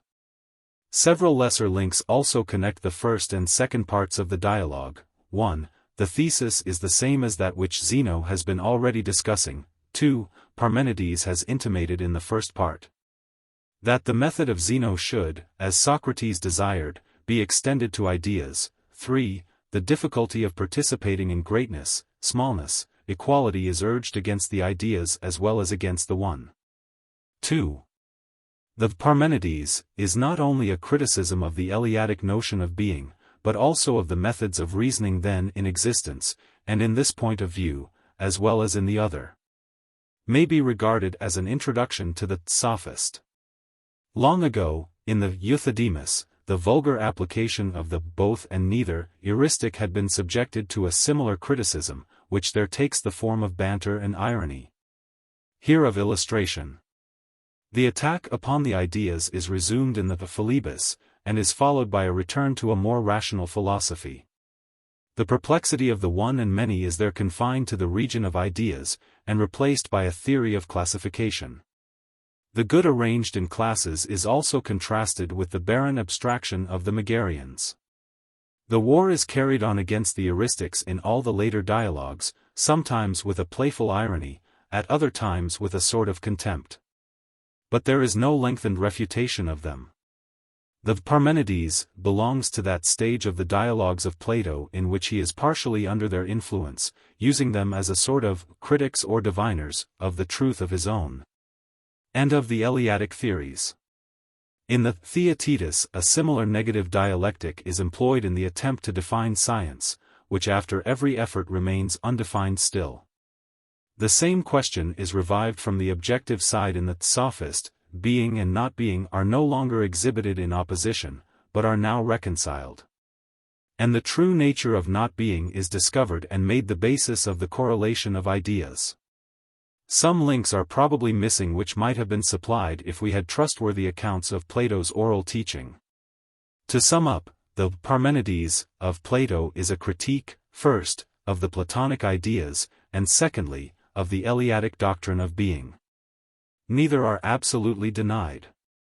But certain difficulties and consequences are shown in the assumption of either, which prove that the Platonic as well as the Eleatic doctrine must be remodeled.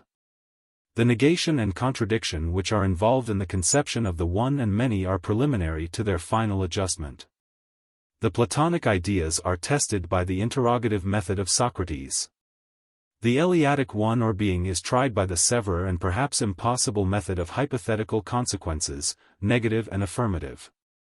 In the latter we have an example of the Zenonian or Megarian dialectic, which proceeded, not by assailing premises, but conclusions. This is worked out and improved by Plato. When primary abstractions are used in every conceivable sense, any or every conclusion may be deduced from them. The words, one, other, being, like, same, whole, and their opposites, have slightly different meanings, as they are applied to objects of thought or objects of sense, to number, time, place, and to the higher ideas of the reason. And out of their different meanings this feast of contradictions has been provided. The Parmenides of Plato belongs to a stage of philosophy which has passed away. At first we read it with a purely antiquarian or historical interest, and with difficulty throw ourselves back into a state of the human mind in which unity and being occupied the attention of philosophers. We admire the precision of the language, in which, as in some curious puzzle, each word is exactly fitted into every other. And long trains of argument are carried out with a sort of geometrical accuracy. We doubt whether any abstract notion could stand the searching cross-examination of Parmenides, and may at last perhaps arrive at the conclusion that Plato has been using an imaginary method to work out an unmeaning conclusion. But the truth is, that he is carrying on a process which is not either useless or unnecessary in any age of philosophy. We fail to understand him, because we do not realize that the questions which he is discussing could have had any value or importance. We suppose them to be like the speculations of some of the schoolmen, which end in nothing.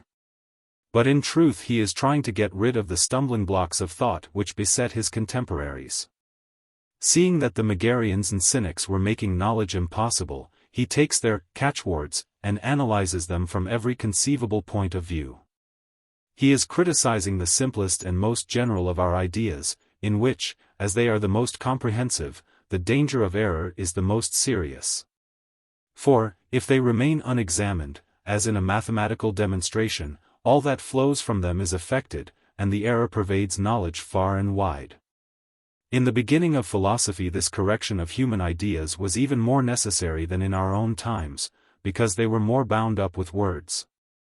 And words, when once presented to the mind, exercised a greater power over thought. There is a natural realism which says, can there be a word devoid of meaning, or an idea which is an idea of nothing? In modern times, mankind have often given too great importance to a word or idea. The philosophy of the ancients was still more in slavery to them, because they had not the experience of error, which would have placed them above the illusion. The method of the Parmenides may be compared with the process of purgation, which Bacon sought to introduce into philosophy. Plato is warning us against two sorts of idols of the den: first, his own ideas, which he himself, having created, is unable to connect in any way with the external world. Secondly, against two idols in particular, unity and being, which had grown up in the pre-Socratic philosophy, and were still standing in the way of all progress and development of thought. He does not say with Bacon, let us make truth by experiment, or, from these vague and inexact notions let us turn to facts. The time has not yet arrived for a purely inductive philosophy. The instruments of thought must first be forged, that they may be used hereafter by modern inquirers. How, while mankind were disputing about universals, could they classify phenomena? How could they investigate causes, when they had not as yet learned to distinguish between a cause and an end? How could they make any progress in the sciences without first arranging them? These are the deficiencies which Plato is seeking to supply in an age when knowledge was a shadow of a name only. In the earlier dialogues, the Socratic conception of universals is illustrated by his genius. In the Phaedrus, the nature of division is explained. In the Republic, the law of contradiction and the unity of knowledge are asserted. In the later dialogues, he is constantly engaged both with the theory and practice of classification. These were the new weapons, as he terms them in the Philebus, which he was preparing for the use of some who, in after ages, would be found ready enough to disown their obligations to the great master, or rather, perhaps, would be incapable of understanding them. Numberless fallacies, as we are often truly told, have originated in a confusion of the copula and the verb of existence. Would not the distinction which Plato by the mouth of Parmenides makes between one is one and one has being have saved us from this and many similar confusions? We see again that a long period in the history of philosophy was a barren tract, not uncultivated, but unfruitful, because there was no inquiry into the relation of language and thought. And the metaphysical imagination was incapable of supplying the missing link between words and things. The famous dispute between nominalists and realists would never have been heard of, if, instead of transferring the Platonic ideas into a crude Latin phraseology, the spirit of Plato had been truly understood and appreciated. Upon the term substance at least two celebrated theological controversies appear to hinge, which would not have existed, or at least not in their present form, if we had interrogated the word substance, as Plato has the notions of unity and being.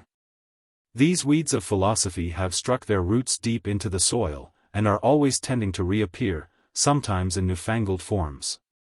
While similar words, such as development, evolution, law, and the like, are constantly put in the place of facts, even by writers who profess to base truth entirely upon fact. In an unmetaphysical age there is probably more metaphysics in the common sense, i.e., more a priori assumption, than in any other, because there is more complete unconsciousness that we are resting on our own ideas, while we please ourselves with the conviction that we are resting on facts. We do not consider how much metaphysics are required to place us above metaphysics, or how difficult it is to prevent the forms of expression which are ready-made for our use from outrunning actual observation and experiment. In the last century the educated world were astonished to find that the whole fabric of their ideas was falling to pieces, because Hume amused himself by analyzing the word cause into uniform sequence. Then arose a philosophy which, equally regardless of the history of the mind, sought to save mankind from skepticism by assigning to our notions of cause and effect, substance and accident, whole and part, a necessary place in human thought.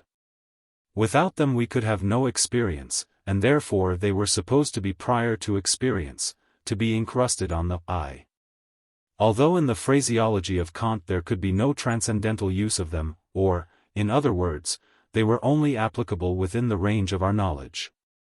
But into the origin of these ideas, which he obtains partly by an analysis of the proposition, partly by development of the ego, he never inquires, they seem to him to have a necessary existence.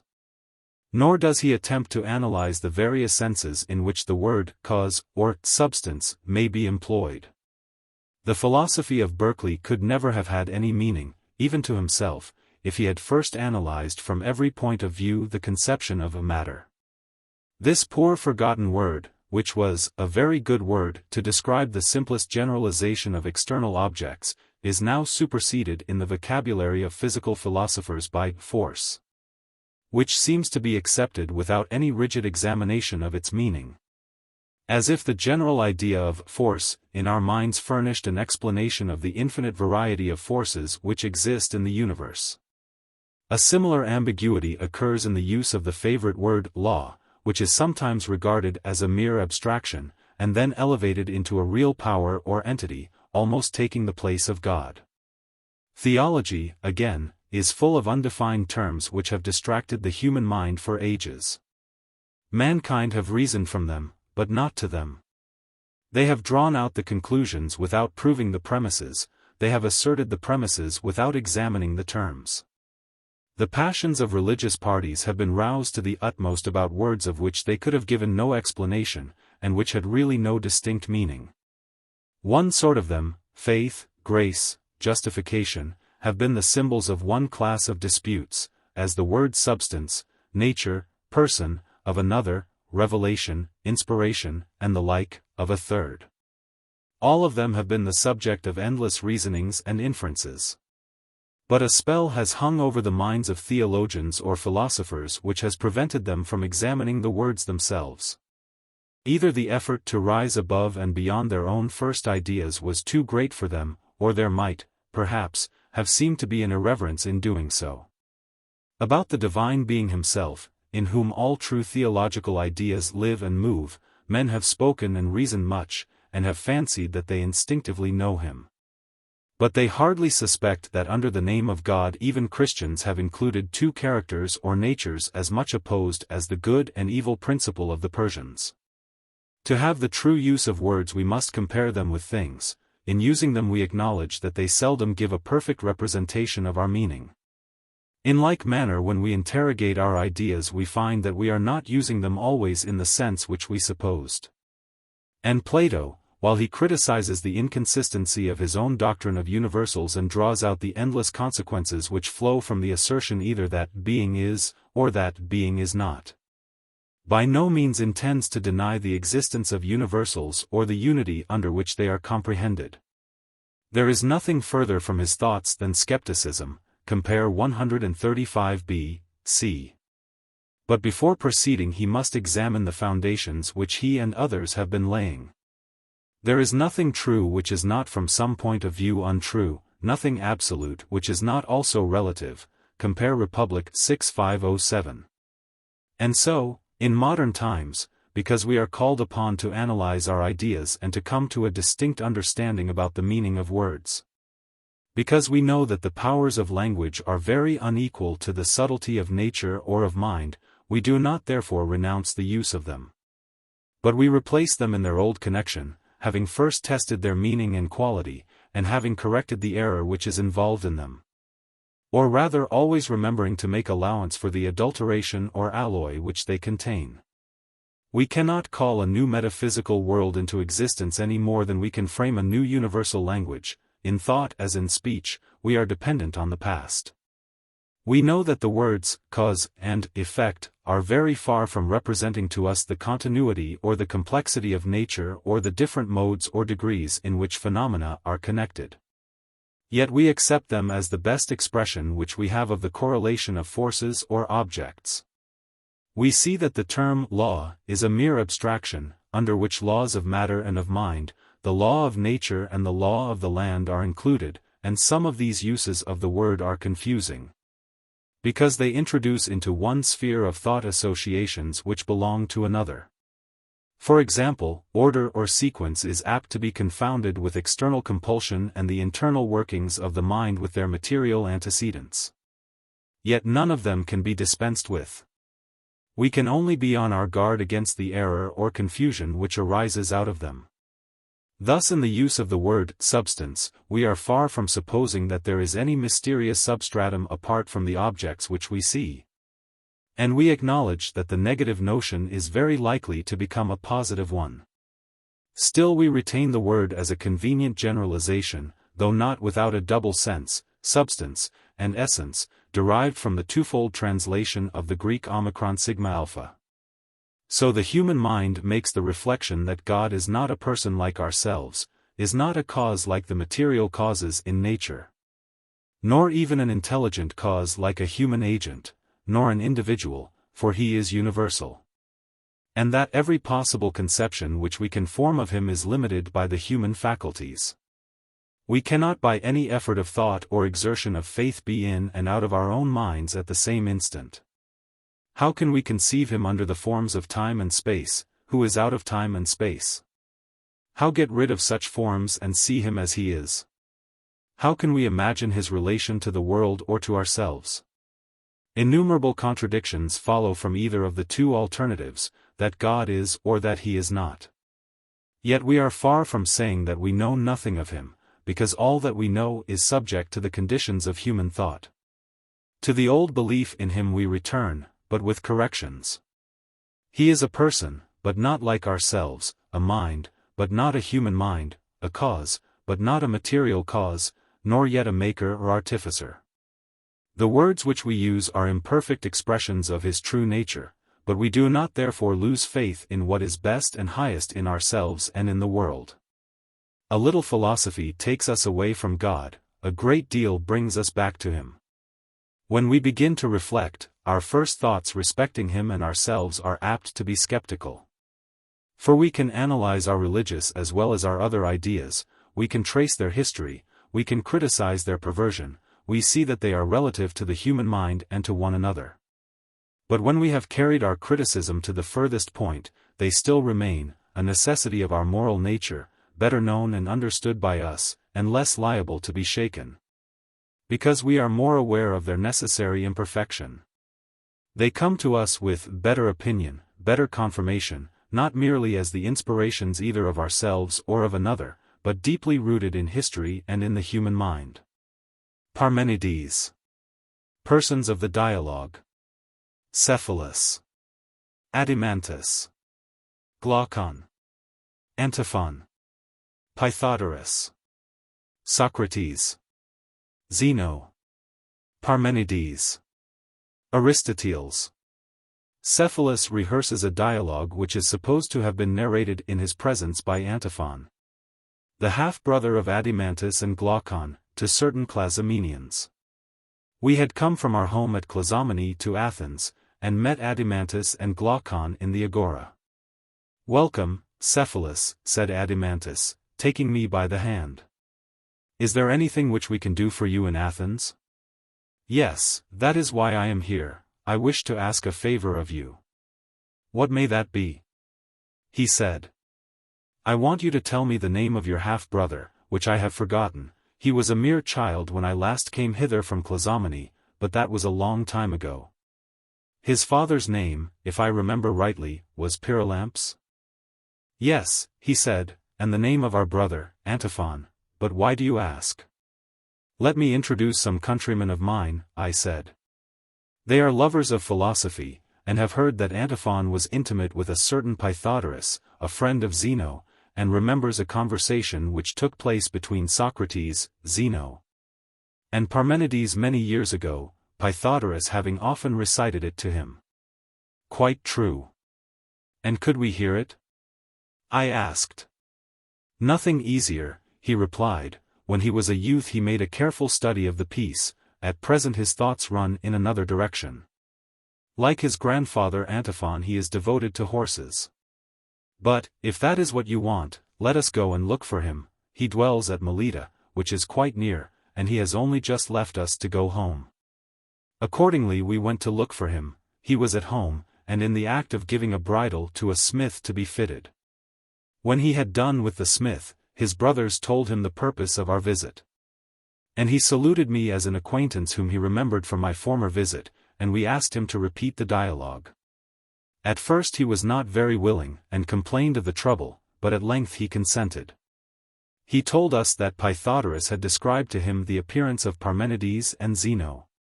They came to Athens, as he said, at the great Panathenea. The former was, at the time of his visit, about 65 years old, very white with age, but well favored. Zeno was nearly 40 years of age, tall and fair to look upon. In the days of his youth he was reported to have been beloved by Parmenides. He said that they lodged with Pythagoras in the Ceramicus, outside the wall, whither Socrates, then a very young man, came to see them, and many others with him.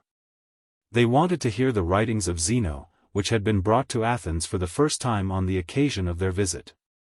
These Zeno himself read to them in the absence of Parmenides, and had very nearly finished when Pythagoras entered, and with him Parmenides and Aristoteles, who was afterwards one of the 30. And heard the little that remained of the dialogue. Pythagoras had heard Zeno repeat them before.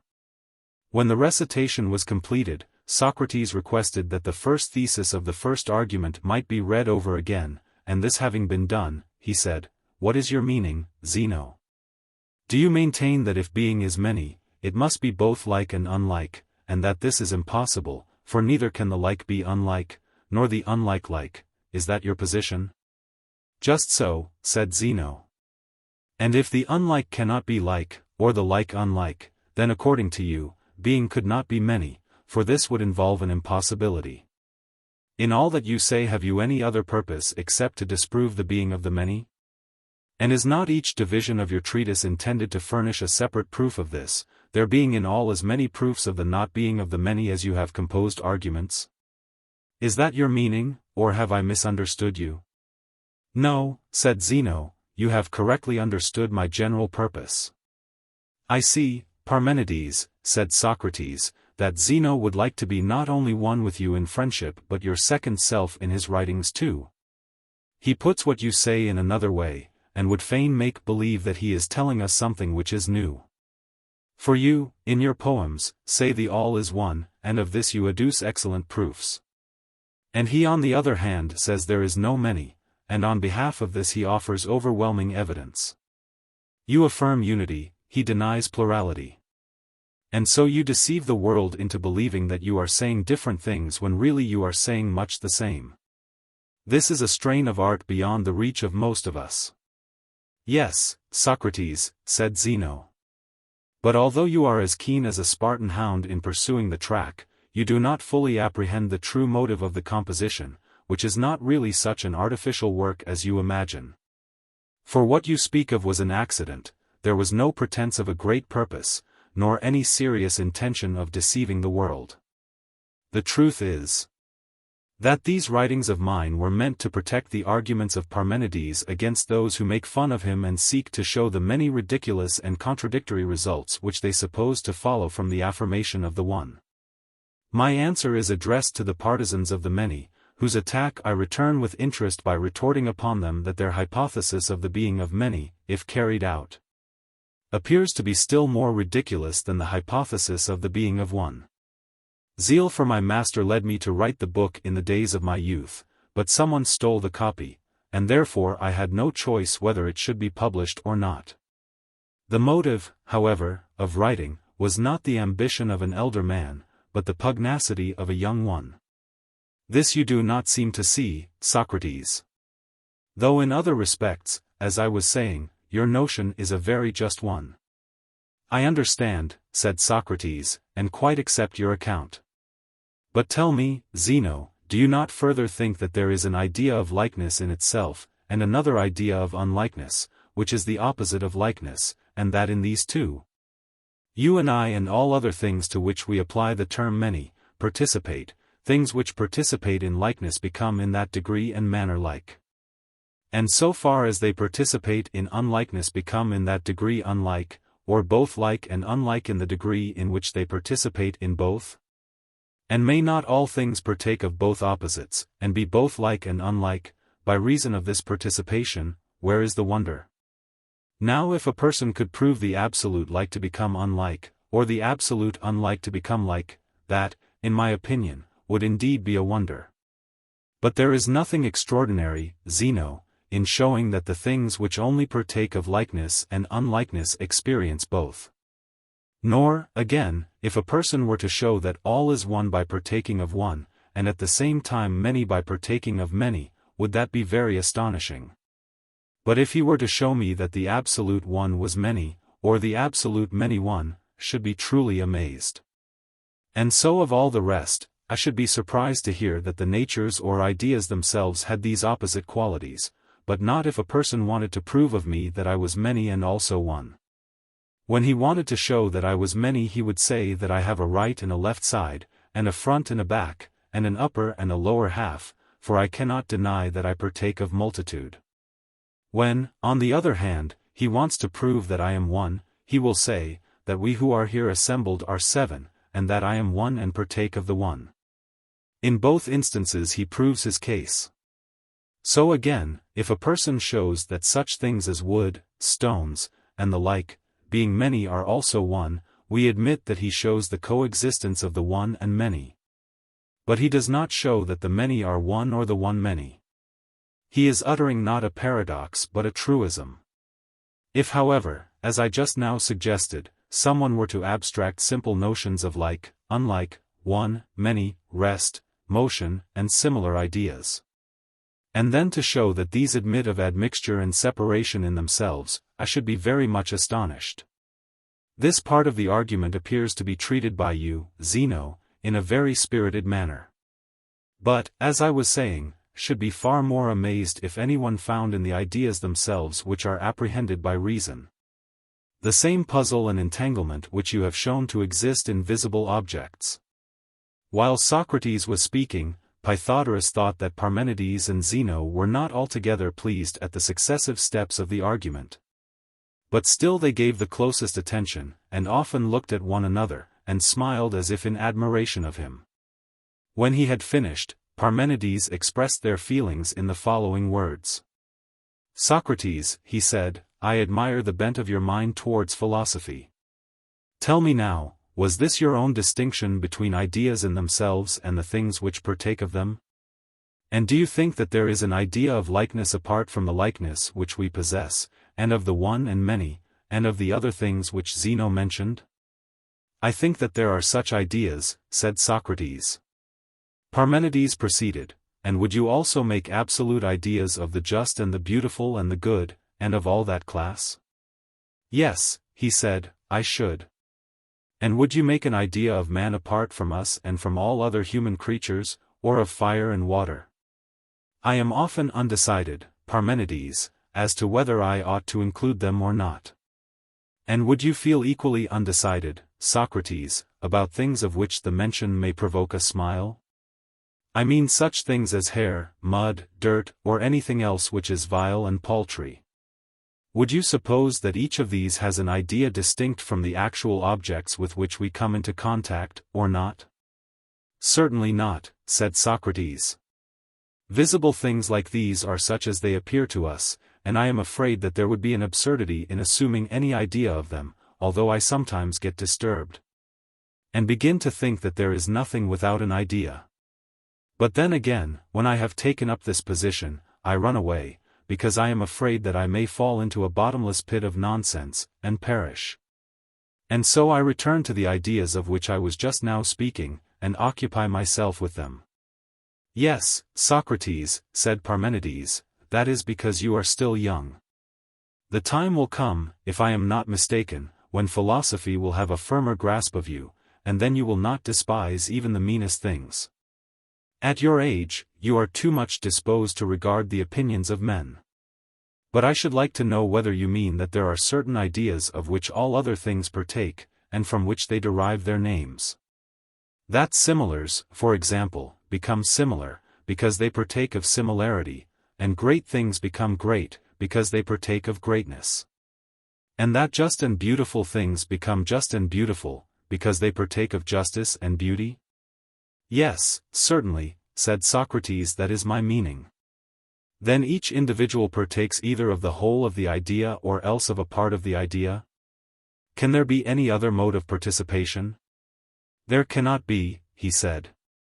Then do you think that the whole idea is one, and yet, being one, is in each one of the many?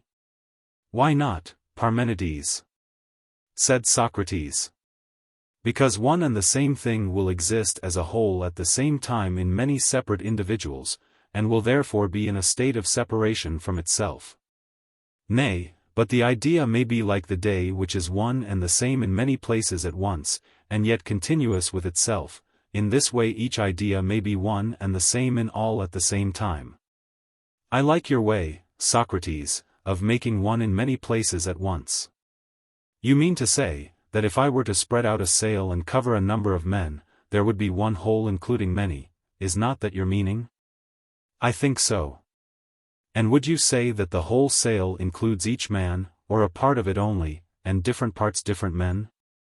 The latter. Then, Socrates, the ideas themselves will be divisible, and things which participate in them will have a part of them only and not the whole idea existing in each of them? That seems to follow. Then would you like to say, Socrates, that the one idea is really divisible and yet remains one? Certainly not, he said. Suppose that you divide absolute greatness, and that of the many great things, each one is great in virtue of a portion of greatness less than absolute greatness. Is that conceivable? No.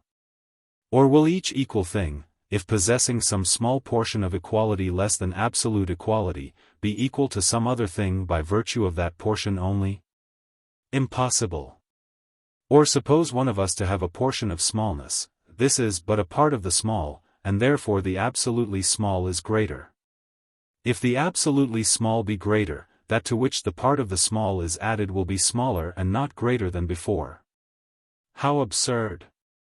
Then in what way, Socrates, will all things participate in the ideas, if they are unable to participate in them either as parts or wholes? Indeed, he said, you have asked a question which is not easily answered. Well, said Parmenides, and what do you say of another question? What question?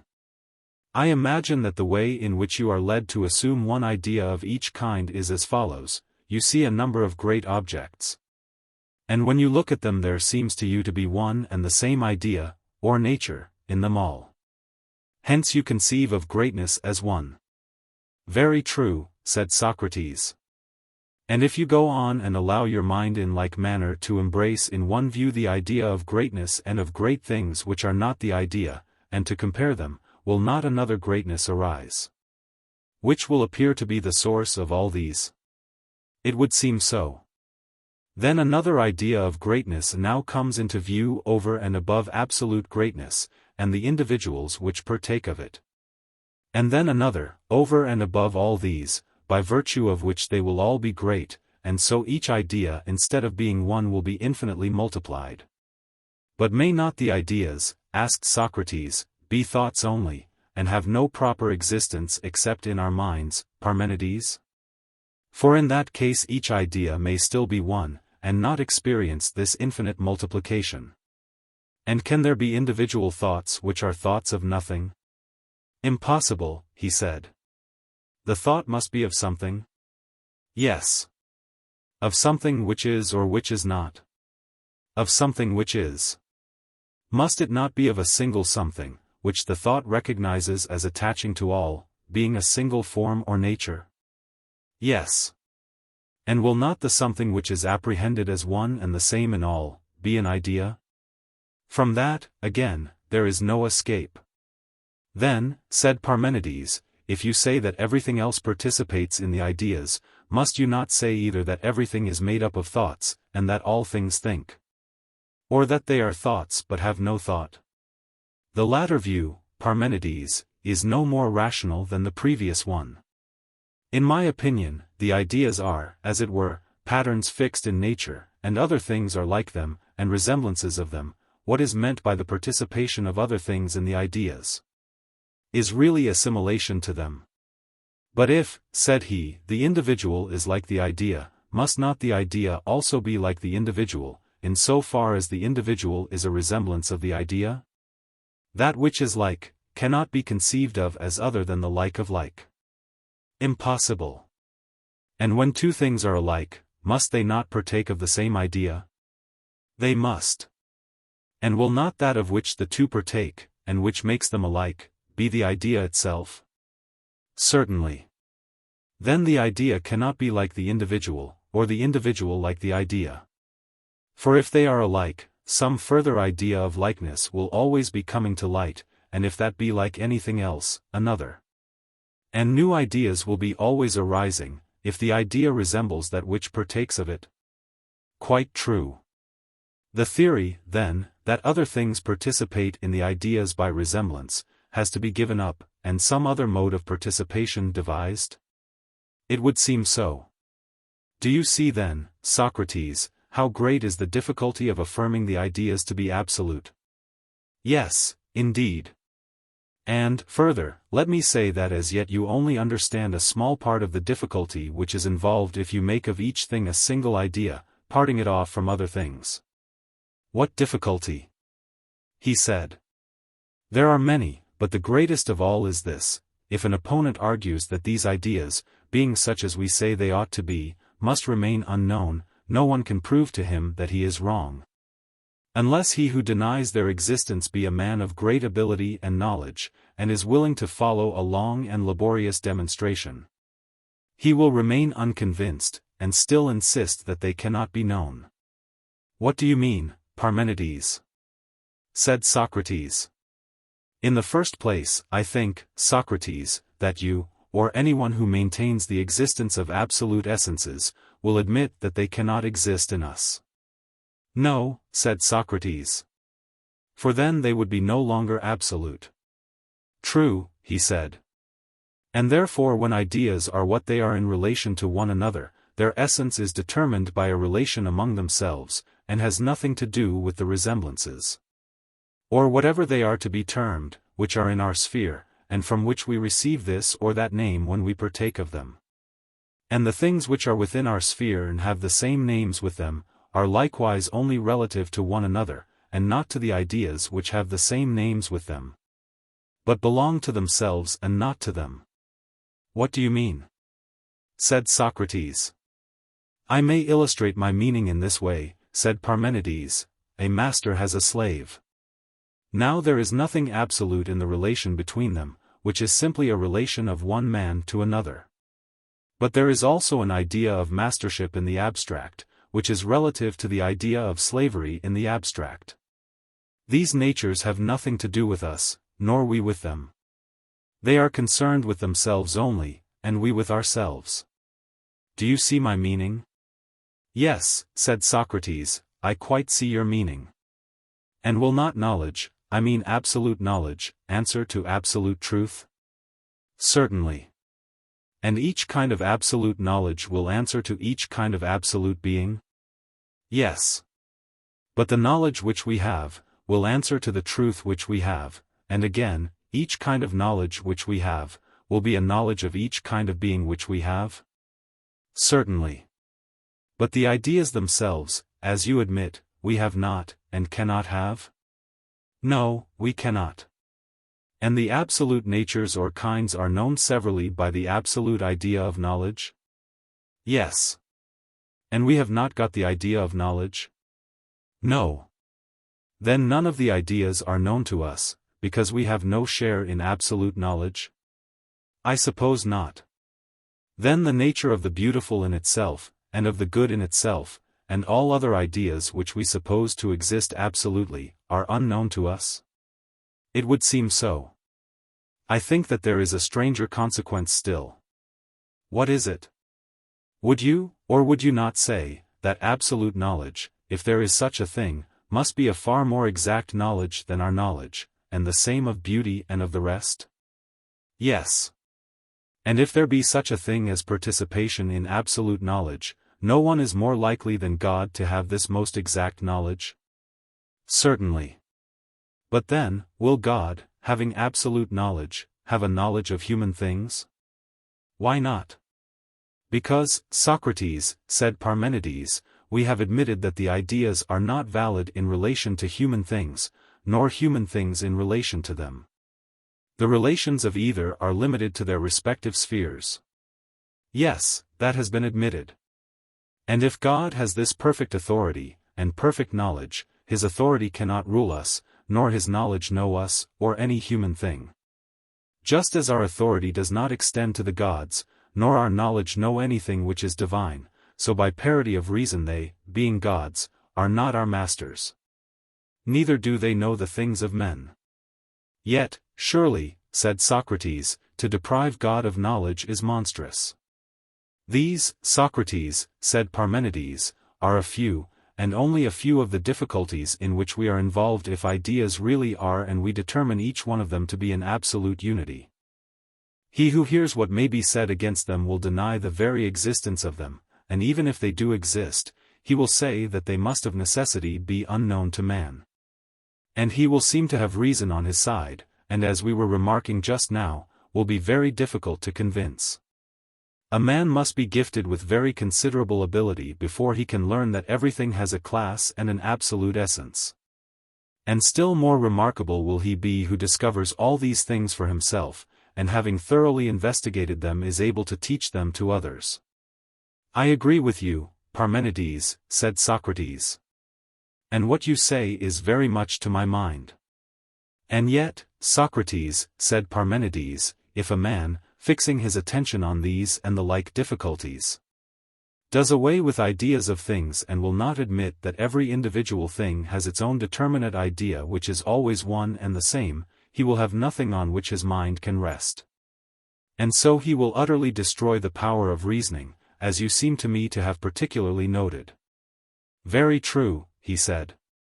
But, then, what is to become of philosophy? Whither shall we turn, if the ideas are unknown? I certainly do not see my way at present. Yes, said Parmenides. And I think that this arises, Socrates, out of your attempting to define the beautiful, the just, the good, and the ideas generally, without sufficient previous training. I noticed your deficiency, when I heard you talking here with your friend Aristoteles, the day before yesterday. The impulse that carries you towards philosophy is assuredly noble and divine. But there is an art which is called by the vulgar idle talking, and which is often imagined to be useless. In that you must train and exercise yourself, now that you are young, or truth will elude your grasp. And what is the nature of this exercise, Parmenides, which you would recommend? That which you heard Zeno practicing. At the same time, I give you credit for saying to him that you did not care to examine the perplexity in reference to visible things, or to consider the question that way. But only in reference to objects of thought, and to what may be called ideas. Why, yes, he said, there appears to me to be no difficulty in showing by this method that visible things are like and unlike and may experience anything. Quite true, said Parmenides. But I think that you should go a step further, and consider not only the consequences which flow from a given hypothesis, but also the consequences which flow from denying the hypothesis. And that will be still better training for you. What do you mean? He said. I mean, for example, that in the case of this very hypothesis of Zeno's about the many, you should inquire not only what will be the consequences to the many in relation to themselves and to the one in relation to itself and the many, on the hypothesis of the being of the many, but also what will be the consequences to the one and the many in their relation to themselves and to each other, on the opposite hypothesis. Or, again, if likeness is or is not, what will be the consequences in either of these cases to the subjects of the hypothesis, and to other things, in relation both to themselves and to one another. And so of unlikeness. And the same holds good of motion and rest, of generation and destruction, and even of being and not being. In a word, when you suppose anything to be or not to be, or to be in any way affected, you must look at the consequences in relation to the thing itself, and to any other things which you choose, to each of them singly, to more than one, and to all. And so of other things, you must look at them in relation to themselves and to anything else which you suppose either to be or not to be, if you would train yourself perfectly and see the real truth. That, Parmenides, is a tremendous business of which you speak, and I do not quite understand you. Will you take some hypothesis and go through the steps, then I shall apprehend you better. That, Socrates, is a serious task to impose on a man of my years. Then will you, Zeno? Said Socrates. Zeno answered with a smile, let us make our petition to Parmenides himself, who is quite right in saying that you are hardly aware of the extent of the task which you are imposing on him. And if there were more of us I should not ask him, for these are not subjects which anyone, especially at his age, can well speak of before a large audience. Most people are not aware that this roundabout progress through all things is the only way in which the mind can attain truth and wisdom. And therefore, Parmenides, I join in the request of Socrates, that I may hear the process again which I have not heard for a long time. When Zeno had thus spoken, Pythagoras, according to Antiphon's report of him, said, that he himself and Aristoteles and the whole company entreated Parmenides to give an example of the process. I cannot refuse, said Parmenides. And yet I feel rather like Ibycus, who, when in his old age, against his will, he fell in love, compared himself to an old racehorse, who was about to run in a chariot race. Shaking with fear at the course he knew so well, this was his simile of himself. And I also experience a trembling when I remember through what an ocean of words I have to wade at my time of life. But I must indulge you, as Zeno says that I ought, and we are alone. Where shall I begin? And what shall be our first hypothesis, if I am to attempt this laborious pastime? Shall I begin with myself, and take my own hypothesis the one? And consider the consequences which follow on the supposition either of the being or of the not being of one? By all means, said Zeno. And who will answer me? He said. Shall I propose the youngest? He will not make difficulties and will be the most likely to say what he thinks, and his answers will give me time to breathe. I am the one whom you mean, Parmenides, said Aristoteles. For I am the youngest and at your service. Ask, and I will answer. Parmenides proceeded, Ia. If one is, he said, the one cannot be many? Impossible. Then the one cannot have parts, and cannot be a whole? Why not? Because every part is part of a whole, is it not? Yes. And what is a whole? Would not that of which no part is wanting be a whole? Certainly. Then, in either case, the one would be made up of parts, both as being a whole, and also as having parts? To be sure. And in either case, the one would be many, and not one? True. But, surely, it ought to be one and not many? It ought. Then, if the one is to remain one, it will not be a whole, and will not have parts? No. But if it has no parts, it will have neither beginning, middle, nor end, for these would of course be parts of it. Right. But then, again, a beginning and an end are the limits of everything? Certainly. Then the one, having neither beginning nor end, is unlimited? Yes, unlimited. And therefore formless, for it cannot partake either of round or straight. But why? Why, because the round is that of which all the extreme points are equidistant from the center. Yes. And the straight is that of which the center intercepts the view of the extremes? True. Then the one would have parts and would be many, if it partook either of a straight or of a circular form? Assuredly. But having no parts, it will be neither straight nor round? Right. And, being of such a nature, it cannot be in any place, for it cannot be either in another or in itself. How so? Because if it were in another, it would be encircled by that in which it was, and would touch it at many places and with many parts. But that which is one and indivisible, and does not partake of a circular nature, cannot be touched all round in many places. Certainly not. But if, on the other hand, one were in itself, it would also be contained by nothing else but itself, 302 that is to say, if it were really in itself. For nothing can be in anything which does not contain it. Impossible. But then, that which contains must be other than that which is contained. For the same whole cannot do and suffer both at once. And if so, one will be no longer one, but two. True. Then one cannot be anywhere, either in itself or in another. No. Further consider, whether that which is of such a nature can have either rest or motion. Why not? Why, because the one, if it were moved, would be either moved in place or changed in nature. For these are the only kinds of motion. Yes. And the one, when it changes and ceases to be itself, cannot be any longer one. It cannot. It cannot therefore experience the sort of motion which is change of nature? Clearly not.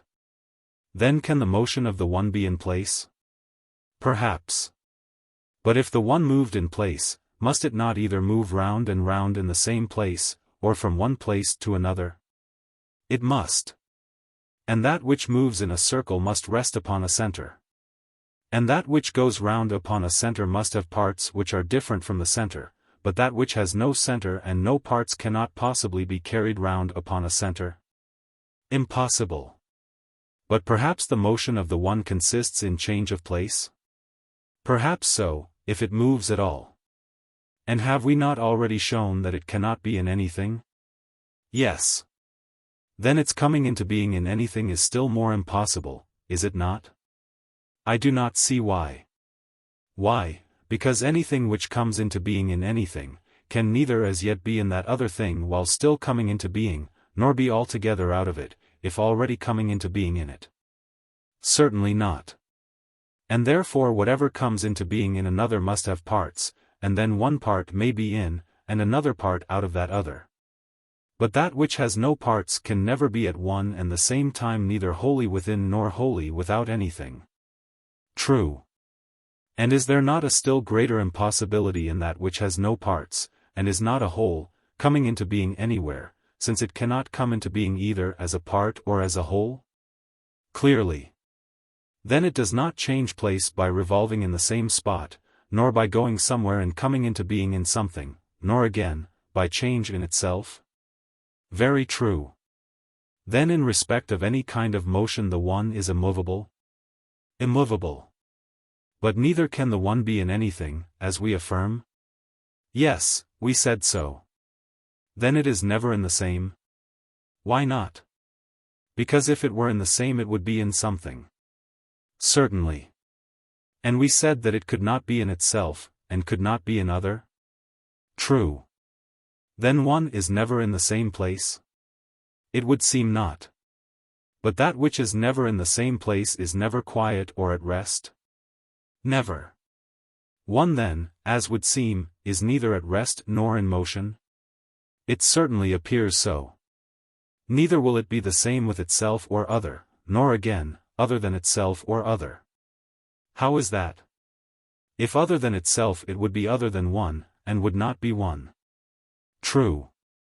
And if the same with other, it would be that other, and not itself, so that upon this supposition too, it would not have the nature of one, but would be other than one? It would. Then it will not be the same with other, or other than itself. It will not. Neither will it be other than other, while it remains one. For not one, but only other, can be other than other, and nothing else. True. Then not by virtue of being one will it be other? Certainly not. But if not by virtue of being one, not by virtue of itself, and if not by virtue of itself, not itself, and itself not being other at all, will not be other than anything? Right. Neither will one be the same with itself. How not? Surely the nature of the one is not the nature of the same. Why not? It is not when anything becomes the same with anything that it becomes one. What of that? Anything which becomes the same with the many, necessarily becomes many and not one. True. But, if there were no difference between the one and the same, when a thing became the same, it would always become one, and when it became one, the same? Certainly. And, therefore, if one be the same with itself, it is not one with itself, and will therefore be one and also not one. Surely that is impossible. And therefore the one can neither be other than other, nor the same with itself. Impossible. And thus the one can neither be the same, nor other, either in relation to itself or other. No. Neither will the one be like anything or unlike itself or other. Why not? Because likeness is sameness of affections. Yes. And sameness has been shown to be of a nature distinct from oneness? That has been shown. But if the one had any other affection than that of being one, it would be affected in such a way as to be more than one, which is impossible. True. Then the one can never be so affected as to be the same either with another or with itself? Clearly not. Then it cannot be like another, or like itself. No. Nor can it be affected so as to be other, for then it would be affected in such a way as to be more than one. It would. That which is affected otherwise than itself or another, will be unlike itself or another, for sameness of affections is likeness. True. But the one, as appears, never being affected otherwise, is never unlike itself or other? Never. Then the one will never be either like or unlike itself or other. Plainly not. Again, being of this nature, it can neither be equal nor unequal either to itself or to other. How is that? Why, because the one if equal must be of the same measures as that to which it is equal. True. And if greater or less than things which are commensurable with it, the one will have more measures than that which is less, and fewer than that which is greater. Yes. And so of things which are not commensurate with it, the one will have greater measures than that which is less and smaller than that which is greater. Certainly. But how can that which does not partake of sameness, have either the same measures or have anything else the same? Impossible. And not having the same measures, the one cannot be equal either with itself or with another. It appears so.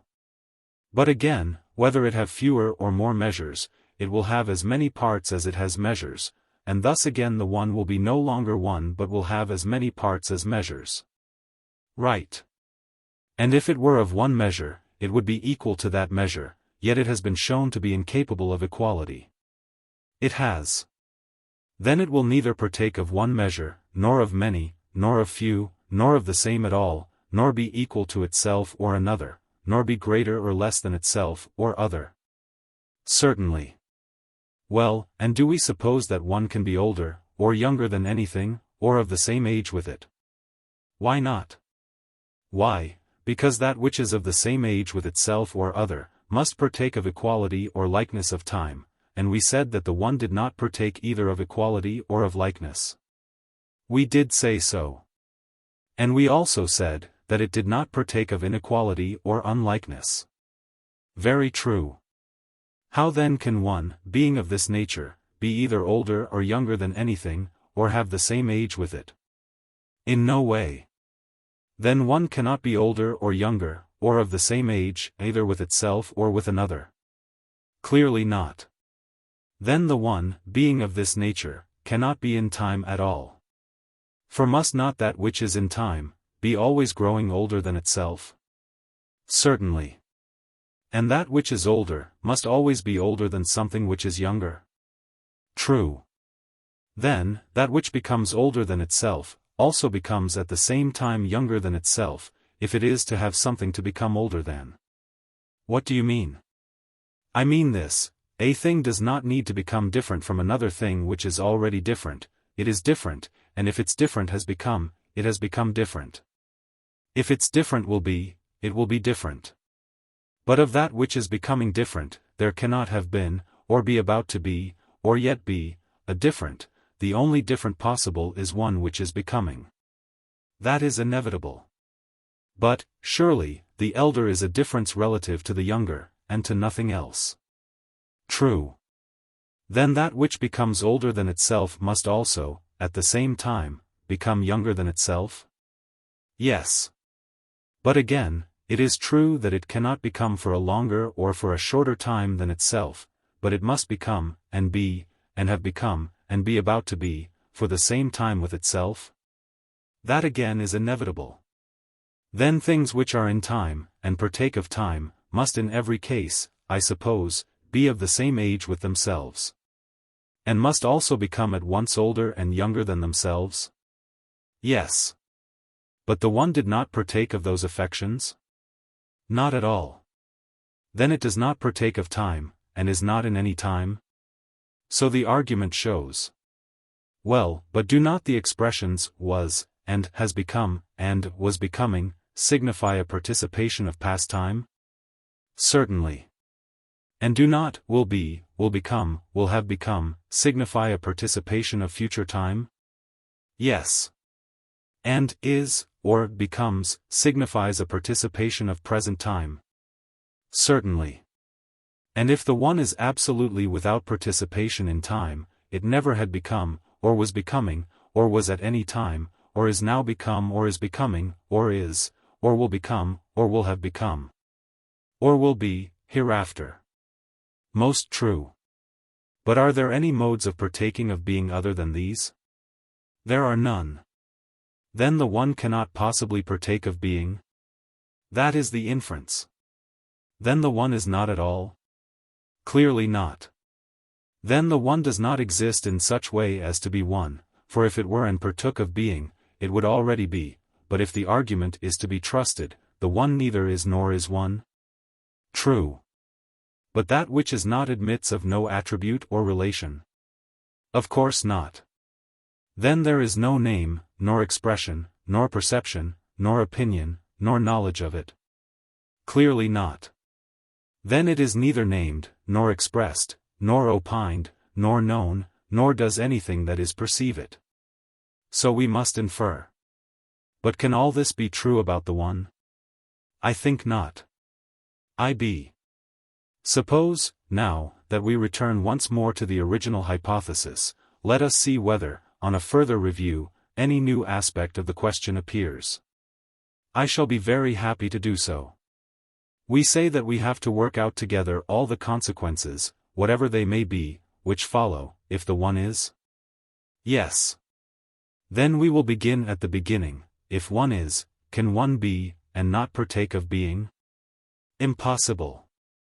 Then the one will have being, but its being will not be the same with the one. For if the same, it would not be the being of the one, nor would the one have participated in being, for the proposition that one is would have been identical with the proposition that one is one. But our hypothesis is not if one is one, what will follow, but if one is, am I not right? Quite right. We mean to say, that being has not the same significance as one? Of course. And when we put them together shortly, and say, one is, that is equivalent to saying, partakes of being? Quite true. Once more then let us ask, if one is what will follow? Does not this hypothesis necessarily imply that one is of such a nature as to have parts? How so? In this way, if being is predicated of the one, if the one is, and one of being, if being is one. And if being and one are not the same, and since the one, which we have assumed, is, must not the whole, if it is one, itself be, and have for its parts, one and being? Certainly. And is each of these parts, one and being, to be simply called a part, or must the word part be relative to the word whole? The latter. Then that which is one is both a whole and has a part? Certainly. Again, of the parts of the one, if it is, I mean being and one, does either fail to imply the other? Is the one wanting to being, or being to the one? Impossible. Thus, each of the parts also has in turn both one and being, and is at the least made up of two parts, and the same principle goes on forever, and every part whatever has always these two parts. For being always involves one, and one being, so that one is always disappearing, and becoming two. Certainly. And so the one, if it is, must be infinite in multiplicity? Clearly. Let us take another direction. What direction? We say that the one partakes of being and therefore it is? Yes. And in this way, the one, if it has being, has turned out to be many? True. But now, let us abstract the one which, as we say, partakes of being, and try to imagine it apart from that of which, as we say, it partakes. Will this abstract one be one only or many? One, I think. Let us see, must not the being of one be other than one? For the one is not being, but, considered as one, only partook of being? Certainly. If being and the one be two different things, it is not because the one is one that it is other than being, nor because being is being that it is other than the one. But they differ from one another in virtue of otherness and difference. Certainly. So that the other is not the same, either with the one or with being? Certainly not. And therefore whether we take being in the other, or being in the one, or the one and the other, in every such case we take two things, which may be rightly called both. How so? In this way, you may speak of being? Yes. And also of one? Yes. Then now we have spoken of either of them? Yes. Well, and when I speak of being in one, I speak of them both? Certainly. And if I speak of being in the other, or of the one and the other, in any such case do I not speak of both? Yes. And must not that which is correctly called both, be also two? Undoubtedly. And of two things how can either by any possibility not be one? It cannot. Then, if the individuals of the pair are together two, they must be severally one? Clearly. And if each of them is one, then by the addition of any one to any pair, the whole becomes three? Yes. And three are odd, and two are even? Of course. And if there are two there must also be twice, and if there are three there must be thrice, that is, if twice one makes two, and thrice one three? Certainly. There are two, and twice, and therefore there must be twice two, and there are three, and there is thrice, and therefore there must be thrice three? Of course. If there are three and twice, there is twice three, and if there are two and thrice, there is thrice two? Undoubtedly. Here, then, we have even taken even times, and odd taken odd times, and even taken odd times, and odd taken even times. True. And if this is so, does any number remain which has no necessity to be? None whatever. Then if one is, number must also be? It must. But if there is number, there must also be many, and infinite multiplicity of being, for number is infinite in multiplicity, and partakes also of being. Am I not right? Certainly. And if all number participates in being, every part of number will also participate? Yes. Then being is distributed over the whole multitude of things, and nothing that is, however small or however great, is devoid of it?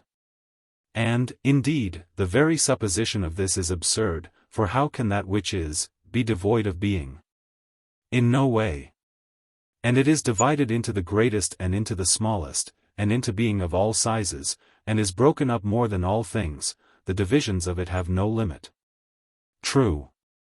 Then it has the greatest number of parts? Yes, the greatest number. Is there any of these which is a part of being, and yet no part? Impossible. But if it is at all and so long as it is, it must be one, and cannot be none? Certainly.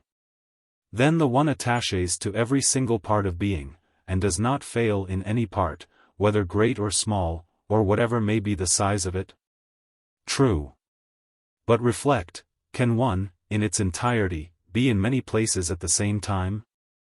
No, I see the impossibility of that. And if not in its entirety, then it is divided. For it cannot be present with all the parts of being, unless divided. True. And that which has parts will be as many as the parts are? Certainly. Then we were wrong in saying just now, that being was distributed into the greatest number of parts. For it is not distributed into parts more than the one, into parts equal to the one. The one is never wanting to being, or being to the one, but being two they are co-equal and co-extensive. Certainly that is true. The one itself, then, having been broken up into parts by being, is many and infinite? True. Then not only the one which has being is many, but the one itself distributed by being, must also be many? Certainly. Further, inasmuch as the parts are parts of a whole, the one, as a whole, will be limited, for are not the parts contained by the whole? Certainly. And that which contains, is a limit? Of course. Then the one if it has being is one and many, whole and parts, having limits and yet unlimited in number? Clearly. And because having limits, also having extremes? Certainly. And if a whole, having beginning and middle and end? For can anything be a whole without these three? And if any one of them is wanting to anything, will that any longer be a whole? No. Then the one, as appears, will have beginning, middle, and end. It will. But, again, the middle will be equidistant from the extremes, or it would not be in the middle? Yes. Then the one will partake of figure, either rectilinear or round, or a union of the two. True. And if this is the case, it will be both in itself and in another too. How? Every part is in the whole, and none is outside the whole. True. And all the parts are contained by the whole? Yes. And the one is all its parts, and neither more nor less than all? No. And the one is the whole? Of course. But if all the parts are in the whole, and the one is all of them and the whole, and they are all contained by the whole, the one will be contained by the one. And thus the one will be in itself. That is true. But then, again, the whole is not in the parts, neither in all the parts, nor in some one of them. For if it is in all, it must be in one.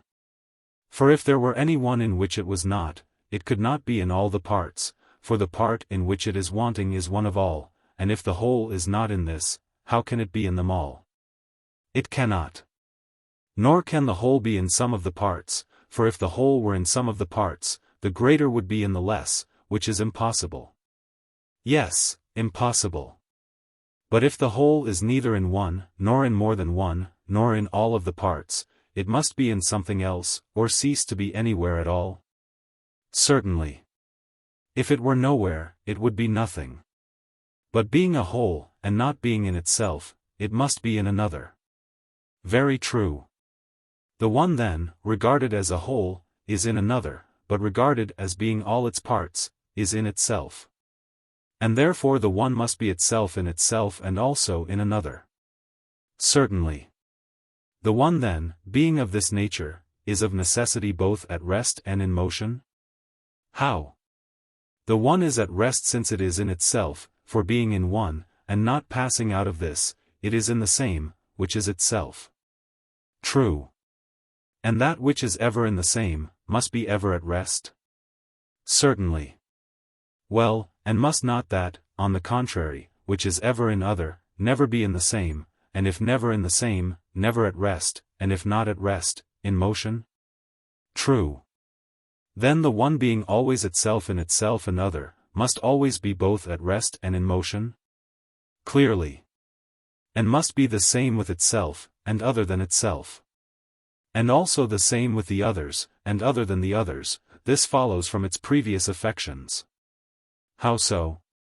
Everything in relation to every other thing, is either the same or other. Or if neither the same nor other, then in the relation of a part to a whole, or of a whole to a part. Clearly. And is the one a part of itself? Certainly not.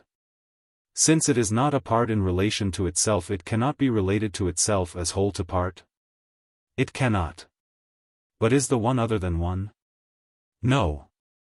And therefore not other than itself? Certainly not. If then it be neither other, nor a whole, nor a part in relation to itself, must it not be the same with itself? Certainly. But then, again, a thing which is in another place from itself, if this itself remains in the same place with itself, must be other than itself, for it will be in another place? True. Then the one has been shown to be at once in itself and in another? Yes. Thus, then, as appears, the one will be other than itself? True. Well, then, if anything be other than anything, will it not be other than that which is other? Certainly. And will not all things that are not one, be other than the one, and the one other than the not one? Of course. Then the one will be other than the others? True. But, consider, are not the absolute same, and the absolute other, opposites to one another? Of course. Then will the same ever be in the other, or the other in the same? They will not. If then the other is never in the same, there is nothing in which the other is during any space of time, for during that space of time, however small, the other would be in the same. Is not that true? Yes. And since the other is never in the same, it can never be in anything that is true. Then the other will never be either in the not one, or in the one. Certainly not. Then not by reason of otherness is the one other than the not one, or the not one other than the one. No. Nor by reason of themselves will they be other than one another, if not partaking of the other. How can they be? But if they are not other either by reason of themselves or of the other, will they not altogether escape being other than one another? They will. Again, the not one cannot partake of the one. Otherwise it would not have been not one, but would have been in some way one. True. Nor can the not one be number, for having number, it would not have been not one at all. It would not. Again, is the not one part of the one, or rather, would it not in that case partake of the one? It would. If then, in every point of view, the one and the not one are distinct, then neither is the one part or whole of the not one, nor is the not one part or whole of the one. No. But we said that things which are neither parts nor wholes of one another, nor other than one another, will be the same with one another, so we said? Yes. Then shall we say that the one, being in this relation to the not one, is the same with it? Let us say so. Then it is the same with itself and the others, and also other than itself and the others. That appears to be the inference. And it will also be like and unlike itself and the others? Perhaps. Since the one was shown to be other than the others will also be other than the one. Yes. And the one is other than the others in the same degree that the others are other than it, and neither more nor less? True. And if neither more nor less, then in a like degree? Yes. In virtue of the affection by which the one is other than others and others in like manner other than it, the one will be affected like the others and the others like the one. How do you mean? I may take as an illustration the case of names. You give a name to a thing? Yes. And you may say the name once or oftener? Yes. And when you say it once, you mention that of which it is the name? And when more than once, is it something else which you mention?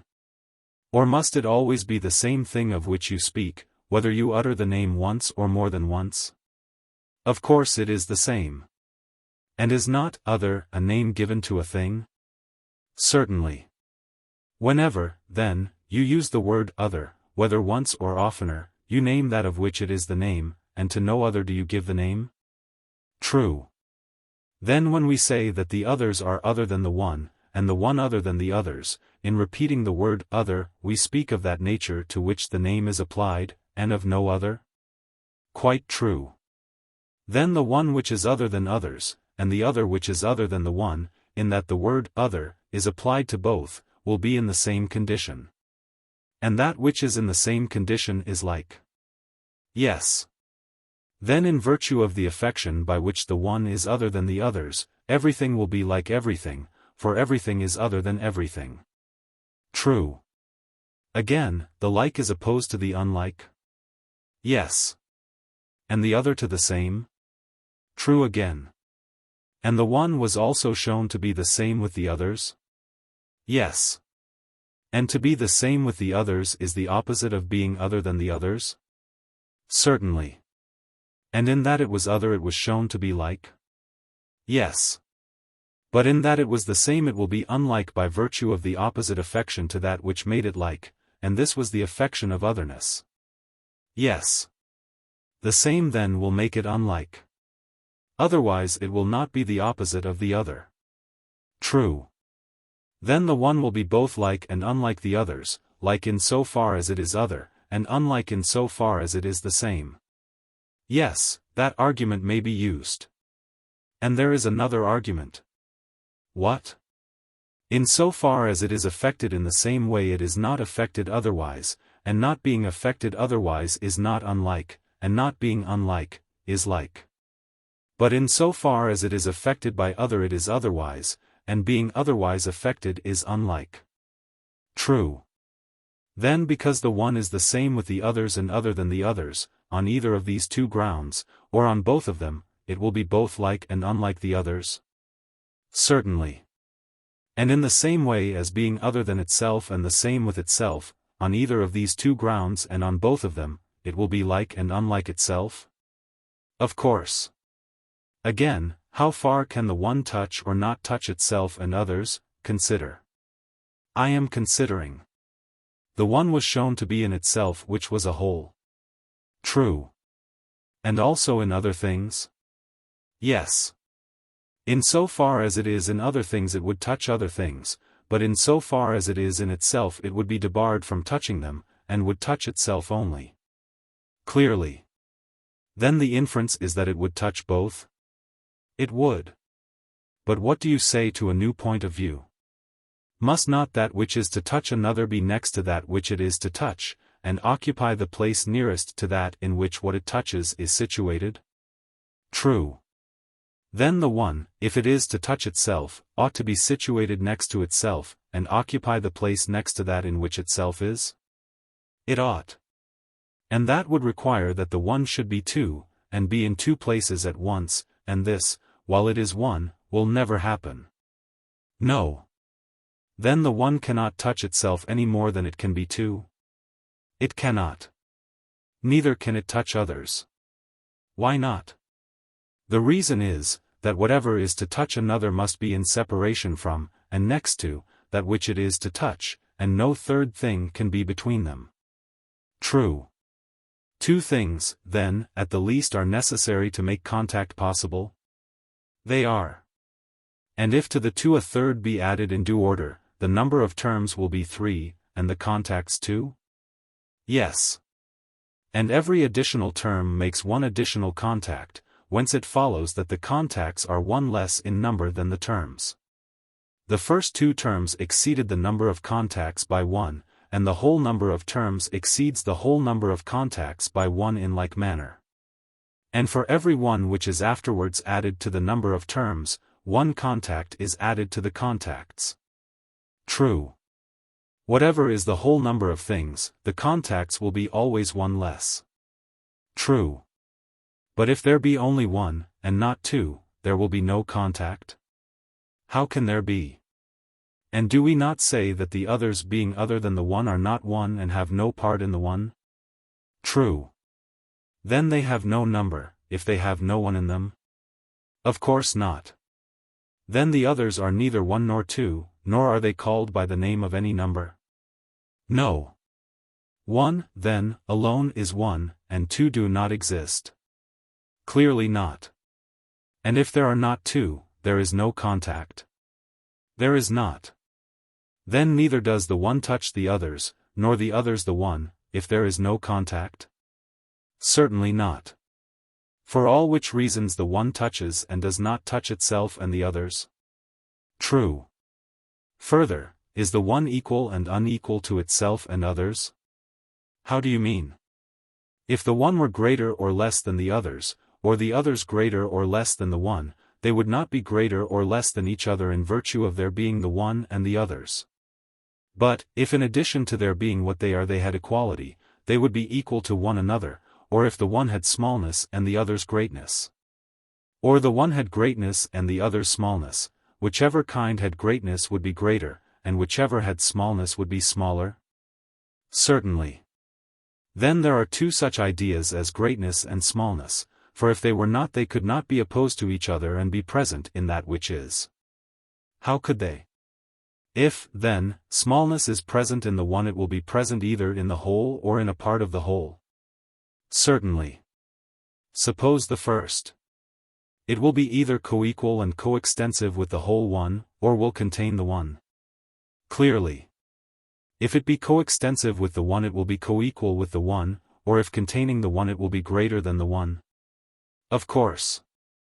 But can smallness be equal to anything or greater than anything, and have the functions of greatness and equality and not its own functions?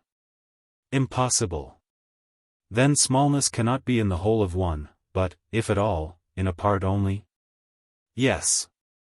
And surely not in all of a part, for then the difficulty of the whole will recur. It will be equal to or greater than any part in which it is. Certainly.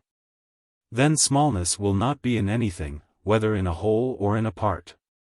Nor will there be anything small but actual smallness. True. Neither will greatness be in the one, for if greatness be in anything, there will be something greater other and besides greatness itself, namely, that in which greatness is. And this too when the small itself is not there, which the one, if it is great, must exceed. This, however, is impossible, seeing that smallness is wholly absent. True. But absolute greatness is only greater than absolute smallness, and smallness is only smaller than absolute greatness. Very true. Then other things not greater or less than the one, if they have neither greatness nor smallness. Nor have greatness or smallness any power of exceeding or being exceeded in relation to the one, but only in relation to one another. Nor will the one be greater or less than them or others, if it has neither greatness nor smallness. Clearly not. Then if the one is neither greater nor less than the others, it cannot either exceed or be exceeded by them? Certainly not. And that which neither exceeds nor is exceeded, must be on an equality. And being on an equality, must be equal. Of course. And this will be true also of the relation of the one to itself. Having neither greatness nor smallness in itself, it will neither exceed nor be exceeded by itself, but will be on an equality with and equal to itself. Certainly. Then the one will be equal both to itself and the others? Clearly so. And yet the one, being itself in itself, will also surround and be without itself. And, as containing itself, will be greater than itself, and, as contained in itself, will be less, and will thus be greater and less than itself. It will. Now there cannot possibly be anything which is not included in the one and the others? Of course not. But, surely, that which is must always be somewhere. Yes. But that which is in anything will be less, and that in which it is will be greater. In no other way can one thing be in another. True. And since there is nothing other or besides the one and the others, and they must be in something, must they not be in one another, the one in the others and the others in the one? If they are to be anywhere? That is clear. But inasmuch as the one is in the others will be greater than the one, because they contain the one, which will be less than the others, because it is contained in them. And inasmuch as the others are in the one on the same principle will be greater than the others, and the others less than the one. True. The one, then, will be equal to and greater and less than itself and the others? Clearly. And if it be greater and less and equal, it will be of equal and more and less measures or divisions than itself and the others, and if of measures, also of parts? Of course. And if of equal and more and less measures or divisions, it will be in number more or less than itself and the others, and likewise equal in number to itself and to the others? How is that? It will be of more measures than those things which it exceeds, and of as many parts as measures, and so with that to which it is equal, and that than which it is less. True. And being greater and less than itself, and equal to itself, it will be of equal measures with itself and of more and fewer measures than itself, and if of measures then also of parts? It will. And being of equal parts with itself, it will be numerically equal to itself, and being of more parts, more, and being of less, less than itself? Certainly. And the same will hold of its relation to other things, Inasmuch as it is greater than them, it will be more in number than them, and inasmuch as it is smaller, it will be less in number. And inasmuch as it is equal in size to other things, it will be equal to them in number. Certainly. Once more, then, as would appear, the one will be in number both equal to and more and less than both itself and all other things. It will. Does the one also partake of time? And is it and does it become older and younger than itself and others, and again, neither younger nor older than itself and others, by virtue of participation in time? How do you mean? If one is, being must be predicated of it? Yes. But to be, epsilon nu alpha iota, is only participation of being in present time, and to have been is the participation of being at a past time, and to be about to be is the participation of being at a future time? Very true. Then the one, since it partakes of being, partakes of time? Certainly. And is not time always moving forward? Yes. Then the one is always becoming older than itself, since it moves forward in time? Certainly. And do you remember that the older becomes older than that which becomes younger? I remember. Then since the one becomes older than itself, it becomes younger at the same time? Certainly. Thus, then, the one becomes older as well as younger than itself? Yes. And it is older, is it not? When in becoming, it gets to the point of time between was and will be, which is now, for surely in going from the past to the future, it cannot skip the present? No. And when it arrives at the present it stops from becoming older, and no longer becomes, but is older, for if it went on it would never be reached by the present. For it is the nature of that which goes on, to touch both the present and the future, letting go the present and seizing the future, while in process of becoming between them. True. But that which is becoming cannot skip the present. When it reaches the present it ceases to become, and is then whatever it may happen to be becoming. Clearly. And so the one, when in becoming older it reaches the present, ceases to become, and is then older. Certainly. And it is older than that than which it was becoming older, and it was becoming older than itself. Yes. And that which is older than that which is younger. True. Then the one is younger than itself, when in becoming older it reaches the present? Certainly. But the present is always present with the one during all its being. For whenever it is always now. Certainly. Then the one always both is and becomes older and younger than itself? Truly. And is it or does it become a longer time than itself or an equal time with itself? An equal time. But if it becomes or is for an equal time with itself, it is of the same age with itself? Of course.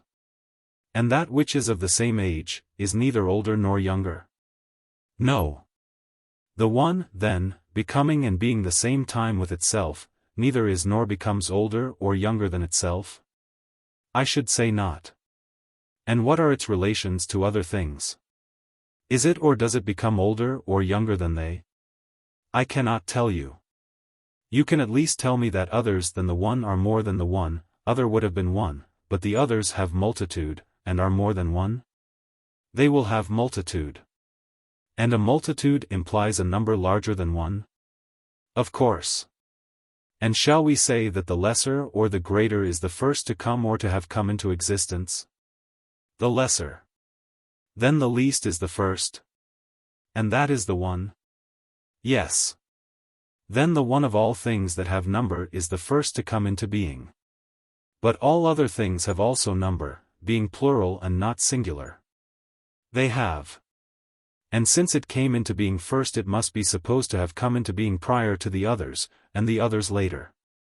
And the things which came into being later, are younger than that which preceded them. And so the other things will be younger than the one, and the one older than other things? True. What would you say of another question? Can the one have come into being contrary to its own nature, or is that impossible? Impossible. And yet, surely, the one was shown to have parts. And if parts, then a beginning, middle and end? Yes. And a beginning, both of the one itself and of all other things, comes into being first of all. And after the beginning, the others follow, until you reach the end? Certainly. And all these others we shall affirm to be parts of the whole and of the one, which, as soon as the end is reached, has become whole and one? Yes, that is what we shall say. But the end comes last, and the one is of such a nature as to come into being with the last. And, since the one cannot come into being except in accordance with its own nature, its nature will require that it should come into being after the others, simultaneously with the end. Clearly. Then the one is younger than the others and the others older than the one. That also is clear in my judgment. Well, and must not a beginning or any other part of the one or of anything, if it be a part and not parts, being a part, be also of necessity one? Certainly. And will not the one come into being together with each part, together with the first part when that comes into being, and together with the second part and with all the rest? And will not be wanting to any part, which is added to any other part until it has reached the last and become one whole? It will be wanting neither to the middle, nor to the first, nor to the last, nor to any of them, while the process of becoming is going on? True. Then the one is of the same age with all the others, so that if the one itself does not contradict its own nature, it will be neither prior nor posterior to the others, but simultaneous. And according to this argument the one will be neither older nor younger than the others, nor the others than the one. But according to the previous argument the one will be older and younger than the others and the others than the one. Certainly. After this manner then the one is and has become. But as to its becoming older and younger than the others, and the others than the one, and neither older nor younger, what shall we say?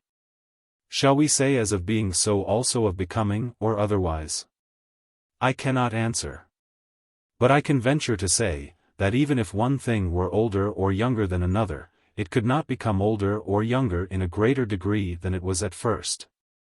For equals added to unequals, whether to periods of time or to anything else, leave the difference between them the same as at first.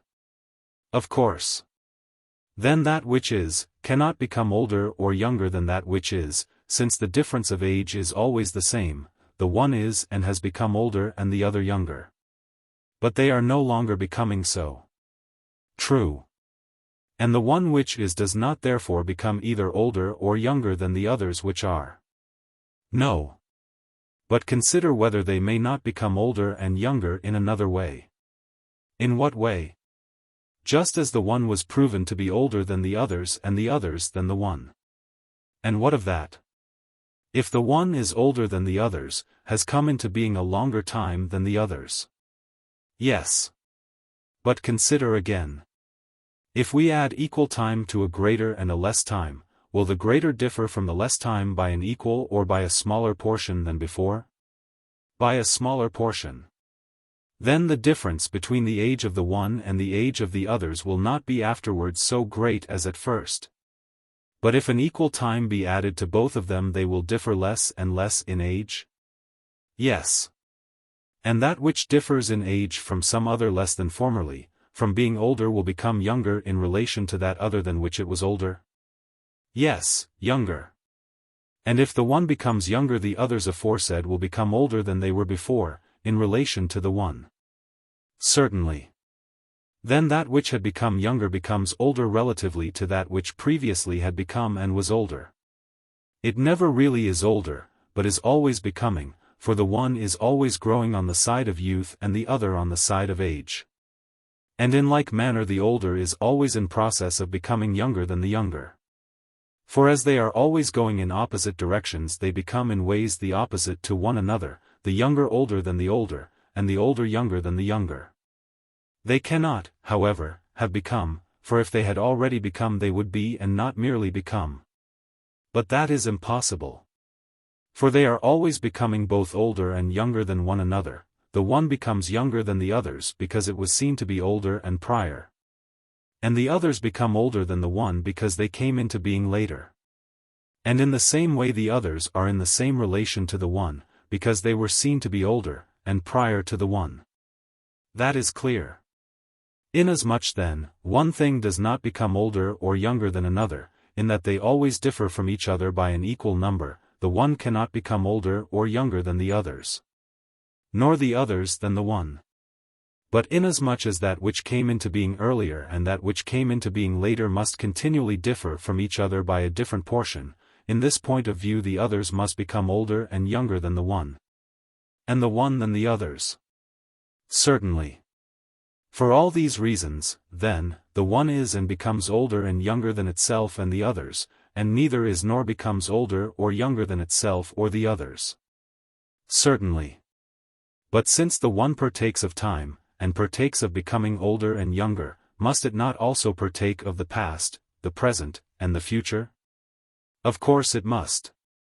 Then the one was and is and will be, and was becoming and is becoming and will become? Certainly.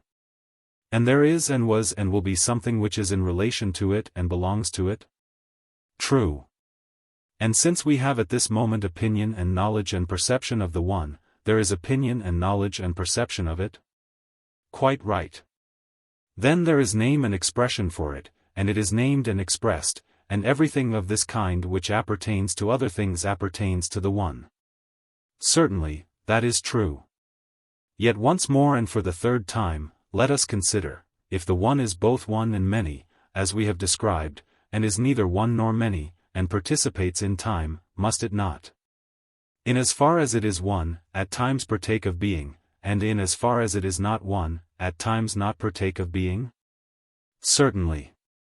But can it partake of being when not partaking of being, or not partake of being when partaking of being? Impossible. Then the one partakes and does not partake of being at different times, for that is the only way in which it can partake and not partake of the same. True. And is there not also a time at which it assumes being and relinquishes being, for how can it have and not have the same thing unless it receives and also gives it up at some time? Impossible. And the assuming of being is what you would call becoming? I should. And the relinquishing of being you would call destruction? I should. The one then, as would appear, becomes and is destroyed by taking and giving up being. Certainly. And being one and many and in process of becoming and being destroyed, when it becomes one it ceases to be many, and when many, it ceases to be one? Certainly. And as it becomes one and many, must it not inevitably experience separation and aggregation? Inevitably. And whenever it becomes like and unlike it must be assimilated and dissimilated? Yes. And when it becomes greater or less or equal it must grow or diminish or be equalized? True. And when being in motion it rests, and when being at rest it changes to motion, it can surely be in no time at all? How can it? But that a thing which is previously at rest should be afterwards in motion, or previously in motion and afterwards at rest, without experiencing change, is impossible. Impossible. And surely there cannot be a time in which a thing can be at once neither in motion nor at rest? There cannot. But neither can it change without changing. True. When then does it change? For it cannot change either when at rest, or when in motion, or when in time. It cannot. And does this strange thing in which it is at the time of changing really exist? What thing? The moment. For the moment seems to imply a something out of which change takes place into either of two states, for the change is not from the state of rest as such, nor from the state of motion as such. But there is this curious nature which we call the moment lying between rest and motion, not being in any time. And into this and out of this what is in motion changes into rest, and what is at rest into motion. So it appears. And the one then, since it is at rest and also in motion, will change to either, for only in this way can it be in both. And in changing it changes in a moment, and when it is changing it will be in no time, and will not then be either in motion or at rest. It will not.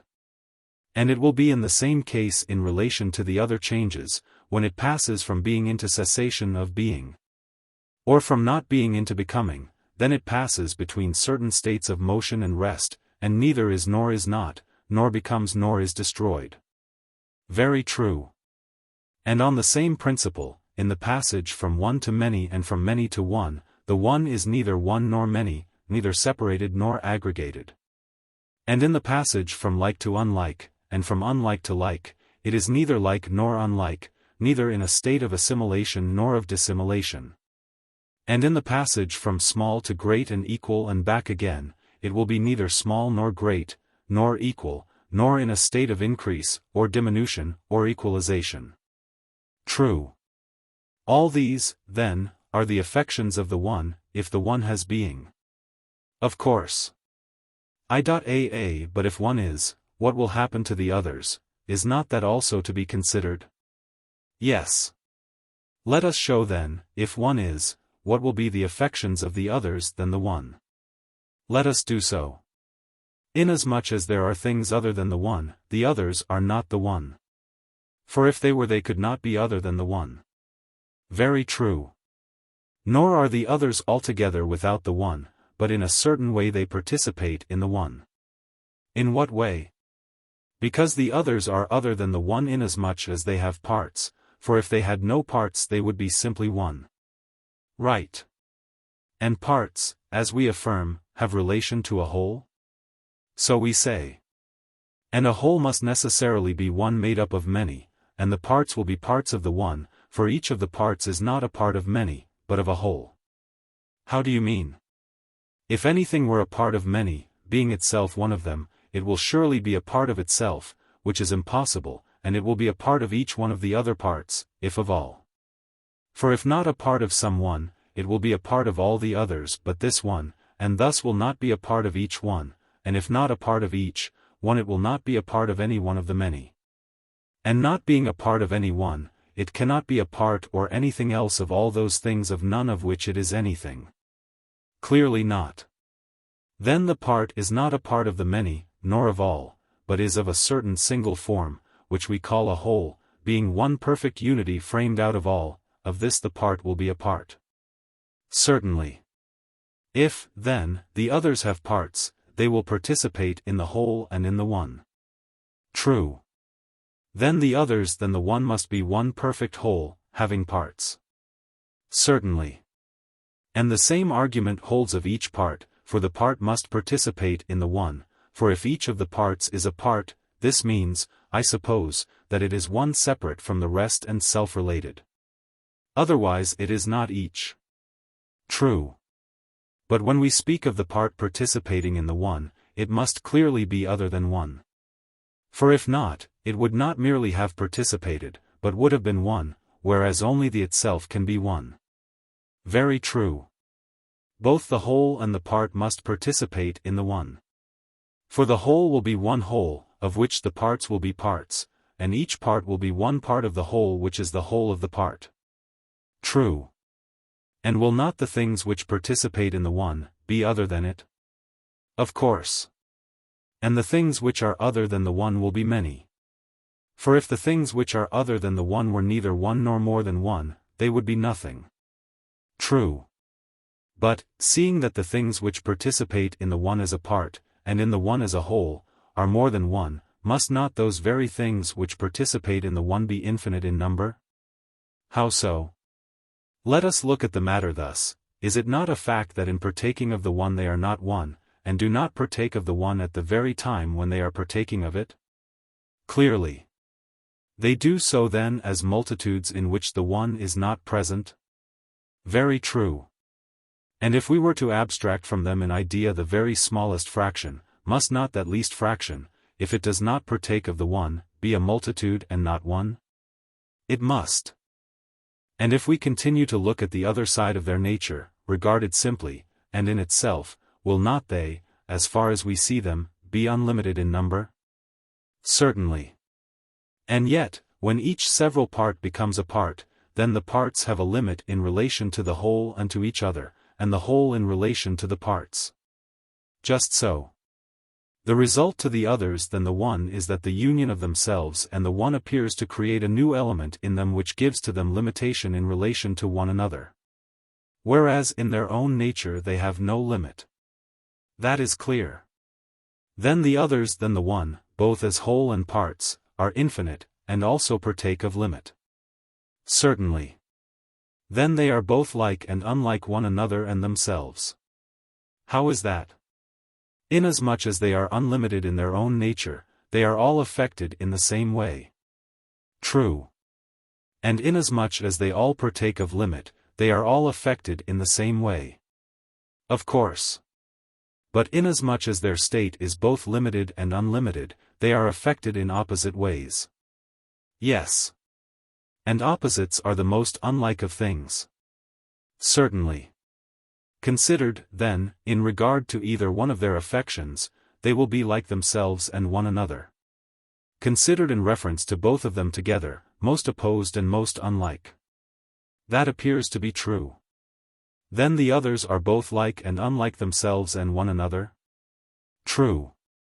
And they are the same and also different from one another, and in motion and at rest, and experience every sort of opposite affection, as may be proved without difficulty of them. Since they have been shown to have experienced the affections aforesaid? True. I.B.B. Suppose, now, that we leave the further discussion of these matters as evident, and consider again upon the hypothesis that the one is. Whether opposite of all this is or is not equally true of the others. By all means. Then let us begin again, and ask, if one is, what must be the affections of the others? Let us ask that question. Must not the one be distinct from the others, and the others from the one? Why so? Why, because there is nothing else beside them which is distinct from both of them. For the expression one and the others includes all things. Yes, all things. Then we cannot suppose that there is anything different from them in which both the one and the others might exist. There is nothing. Then the one and the others are never in the same? True. Then they are separated from each other? Yes. And we surely cannot say that what is truly one has parts. Impossible. Then the one will not be in the others as a whole, nor as part, if it be separated from the others, and has no parts? Impossible. Then there is no way in which the others can partake of the one, if they do not partake either in whole or in part. It would seem not. Then there is no way in which the others are one, or have in themselves any unity. There is not. Nor are the others many, for if they were many, each part of them would be a part of the whole. But now the others, not partaking in any way of the one, are neither one nor many, nor whole, nor part. True. Then the others neither are nor contain two or three, if entirely deprived of the one? True. Then the others are neither like nor unlike the one, nor is likeness and unlikeness in them. For if they were like and unlike, or had in them likeness and unlikeness, they would have two natures in them opposite to one another. That is clear. But for that which partakes of nothing to partake of two things was held by us to be impossible? Impossible. Then the others are neither like nor unlike nor both, for if they were like or unlike they would partake of one of those two natures, which would be one thing. And if they were both they would partake of opposites which would be two things, and this has been shown to be impossible. True. Therefore they are neither the same, nor other, nor in motion, nor at rest, nor in a state of becoming, nor of being destroyed, nor greater, nor less, nor equal. Nor have they experienced anything else of the sort. For, if they are capable of experiencing any such affection, they will participate in 1 and 2 and 3, and odd and even, and in these, as has been proved, they do not participate. Seeing that they are altogether and in every way devoid of the one. Very true. Therefore if one is, the one is all things, and also nothing, both in relation to itself and to other things. Certainly. 2.a. Well, and ought we not to consider next what will be the consequence if the one is not? Yes, we ought. What is the meaning of the hypothesis, if the one is not? Is there any difference between this and the hypothesis, if the not one is not? There is a difference, certainly. Is there a difference only, or rather are not the two expressions, if the one is not, and if the not one is not, entirely opposed? They are entirely opposed.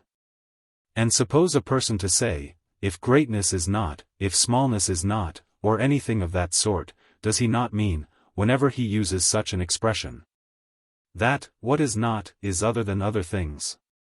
To be sure. And so when he says, if one is not, he clearly means, that what is not is other than all others. We know what he means, do we not? Yes, we do.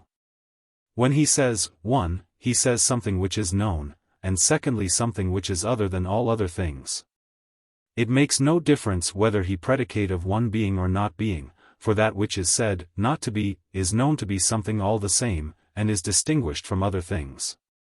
Certainly. Then I will begin again, and ask, if one is not, what are the consequences? In the first place, as would appear, there is a knowledge of it, or the very meaning of the words, if one is not, would not be known. True. Secondly, the others differ from it, or it could not be described as different from the others? Certainly. Difference, then, belongs to it as well as knowledge. For in speaking of the one as different from the others, we do not speak of a difference in the others, but in the one. Clearly so. Moreover, the one that is not is something and partakes of relation to that, and this, and these, and the like, and is an attribute of this. For the one, or the others than the one, could not have been spoken of, nor could any attribute or relative of the one that is not have been or been spoken of. Nor could it have been said to be anything, if it did not partake of some, or of the other relations just now mentioned. True. Being, then, cannot be ascribed to the one, since it is not, but the one that is not may or rather must participate in many things, if it and nothing else is not.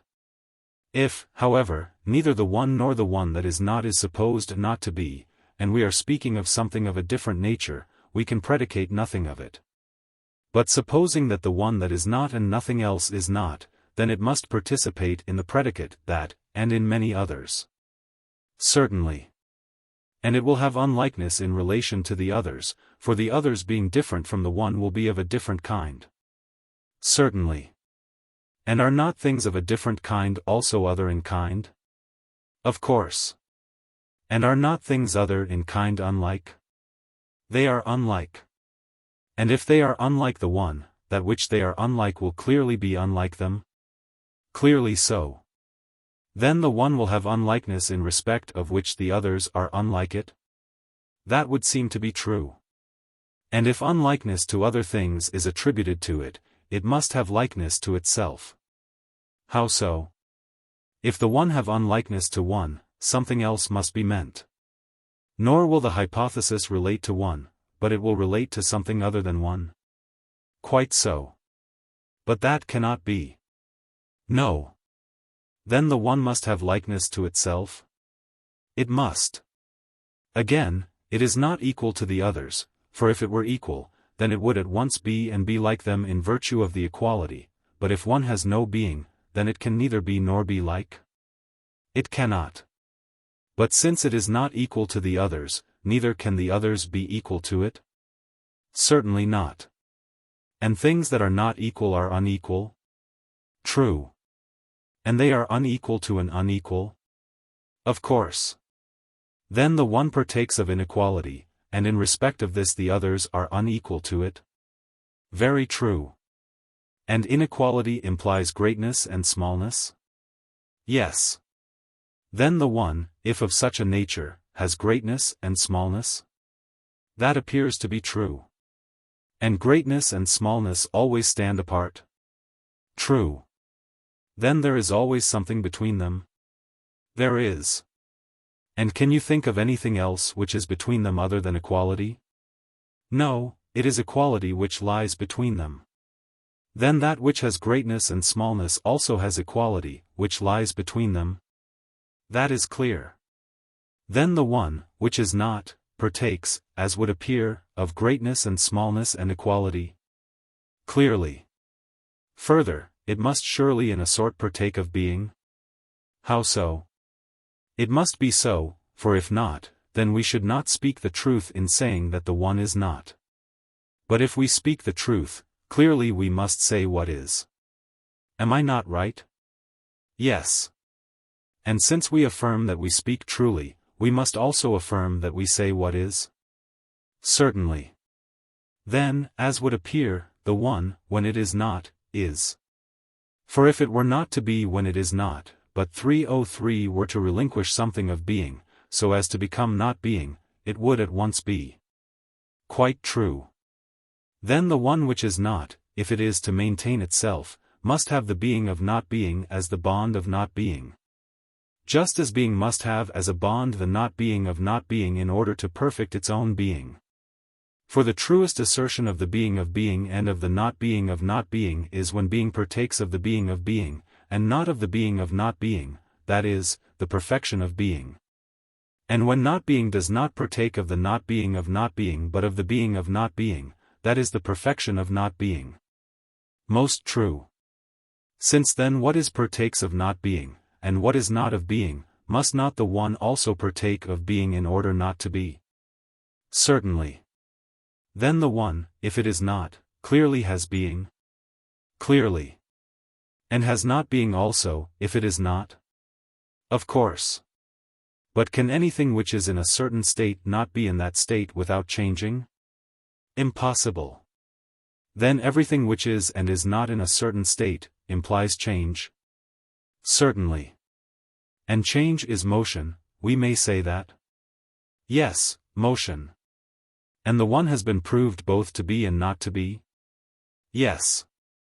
And therefore is and is not in the same state? Yes. Thus the one that is not has been shown to have motion also, because it changes from being to not being? That appears to be true. But surely if it is nowhere among what is, as is the fact, since it is not, it cannot change from one place to another? Impossible. Then it cannot move by changing place? No. Nor can it turn on the same spot, for it nowhere touches the same, for the same is, and that which is not cannot be reckoned among things that are. It cannot. Then the one, if it is not, cannot turn in that in which it is not? No. Neither can the one, whether it is or is not, be altered into other than itself, for if it altered and became different from itself, then we could not be still speaking of the one, but of something else? True. But if the one neither suffers alteration, nor turns round in the same place, nor changes place, can it still be capable of motion? Impossible. Now that which is unmoved must surely be at rest, and that which is at rest must stand still? Certainly. Then the one that is not, stands still, and is also in motion? That seems to be true. But if it be in motion it must necessarily undergo alteration, for anything which is moved, in so far as it is moved, is no longer in the same state, but in another? Yes. Then the one, being moved, is altered? Yes. And, further, if not moved in any way, it will not be altered in any way? No. Then, in so far as the one that is not is moved, it is altered, but in so far as it is not moved, it is not altered? Right. Then the one that is not is altered and is not altered? That is clear. And must not that which is altered become other than it previously was, and lose its former state and be destroyed, but that which is not altered can neither come into being nor be destroyed? Very true. And the one that is not, being altered, becomes and is destroyed, and not being altered, neither becomes nor is destroyed. And so the one that is not becomes and is destroyed, and neither becomes nor is destroyed? True. 2b. And now, let us go back once more to the beginning, and see whether these or some other consequences will follow. Let us do as you say. If one is not, we ask what will happen in respect of one? That is the question. Yes. Do not the words, is not, signify absence of being in that to which we apply them? Just so. And when we say that a thing is not, do we mean that it is not in one way but is in another? Or do we mean, absolutely, that what is not has in no sort or way or kind participation of being? Quite absolutely. Then, that which is not cannot be, or in any way participate in being? It cannot. And did we not mean by becoming, and being destroyed, the assumption of being and the loss of being? Nothing else. And can that which has no participation in being, either assume or lose being? Impossible. The one then, since it in no way is, cannot have or lose or assume being in any way. True. Then the one that is not, since it in no way partakes of being, neither perishes nor becomes? No. Then it is not altered at all, for if it were it would become and be destroyed? True. But if it be not altered it cannot be moved? Certainly not. Nor can we say that it stands, if it is nowhere, for that which stands must always be in one and the same spot? Of course. Then we must say that the one which is not never stands still and never moves. Neither. Nor is there any existing thing which can be attributed to it. For if there had been, it would partake of being? That is clear. And therefore neither smallness, nor greatness, nor equality, can be attributed to it? No. Nor yet likeness nor difference, either in relation to itself or to others? Clearly not. Well, and if nothing should be attributed to it, can other things be attributed to it? Certainly not. And therefore other things can neither be like or unlike, the same, or different in relation to it. They cannot. Nor can what is not, be anything, or be this thing, or be related to or the attribute of this or that or other, or be past, present, or future. Nor can knowledge, or opinion, or perception, or expression, or name, or any other thing that is, have any concern with it. No. Then the one that is not has no condition of any kind? Such appears to be the conclusion. 2. Yet once more, if one is not, what becomes of the others? Let us determine that. Yes, let us determine that. The others must surely be. For if they, like the one, were not, we could not be now speaking of them. True. But to speak of the others implies difference. The terms other and different are synonymous? True. Other means other than other, and different, different from the different? Yes. Then, if there are to be others, there is something than which they will be other? Certainly. And what can that be, for if the one is not, they will not be other than the one. They will not. Then they will be other than each other. For the only remaining alternative is that they are other than nothing. True. And they are each other than one another, as being plural and not singular. For if one is not, they cannot be singular, but every particle of them is infinite in number. And even if a person takes that which appears to be the smallest fraction, this, which seemed one, in a moment evanesces into many, as in a dream, and from being the smallest becomes very great. In comparison with the fractions into which it is split up? Very true. And in such particles the others will be other than one another, if others are, and the one is not? Exactly. And will there not be many particles, each appearing to be one, but not being one, if one is not? True. And it would seem that number can be predicated of them if each of them appears to be one, though it is really many? It can. And there will seem to be odd and even among them, which will also have no reality, if one is not? Yes. And there will appear to be a least among them. And even this will seem large and manifold in comparison with the many small fractions which are contained in it? Certainly. And each particle will be imagined to be equal to the many and little. For it could not have appeared to pass from the greater to the less without having appeared to arrive at the middle, and thus would arise the appearance of equality. Yes. And having neither beginning, middle, nor end, each separate particle yet appears to have a limit in relation to itself and other. How so? Because, when a person conceives of any one of these as such, prior to the beginning another beginning appears, and there is another end, remaining after the end. And in the middle truer middles within but smaller, because no unity can be conceived of any of them, since the one is not. Very true. And so all being, whatever we think of, must be broken up into fractions, for a particle will have to be conceived of without unity? Certainly. And such being when seen indistinctly and at a distance, appears to be one. But when seen near and with keen intellect, every single thing appears to be infinite, since it is deprived of the one, which is not. Nothing more certain. Then each of the others must appear to be infinite and finite, and one and many, if others than the one exist and not the one. They must. Then will they not appear to be like and unlike? In what way? Just as in a picture things appear to be all one to a person standing at a distance, and to be in the same state and alike? True.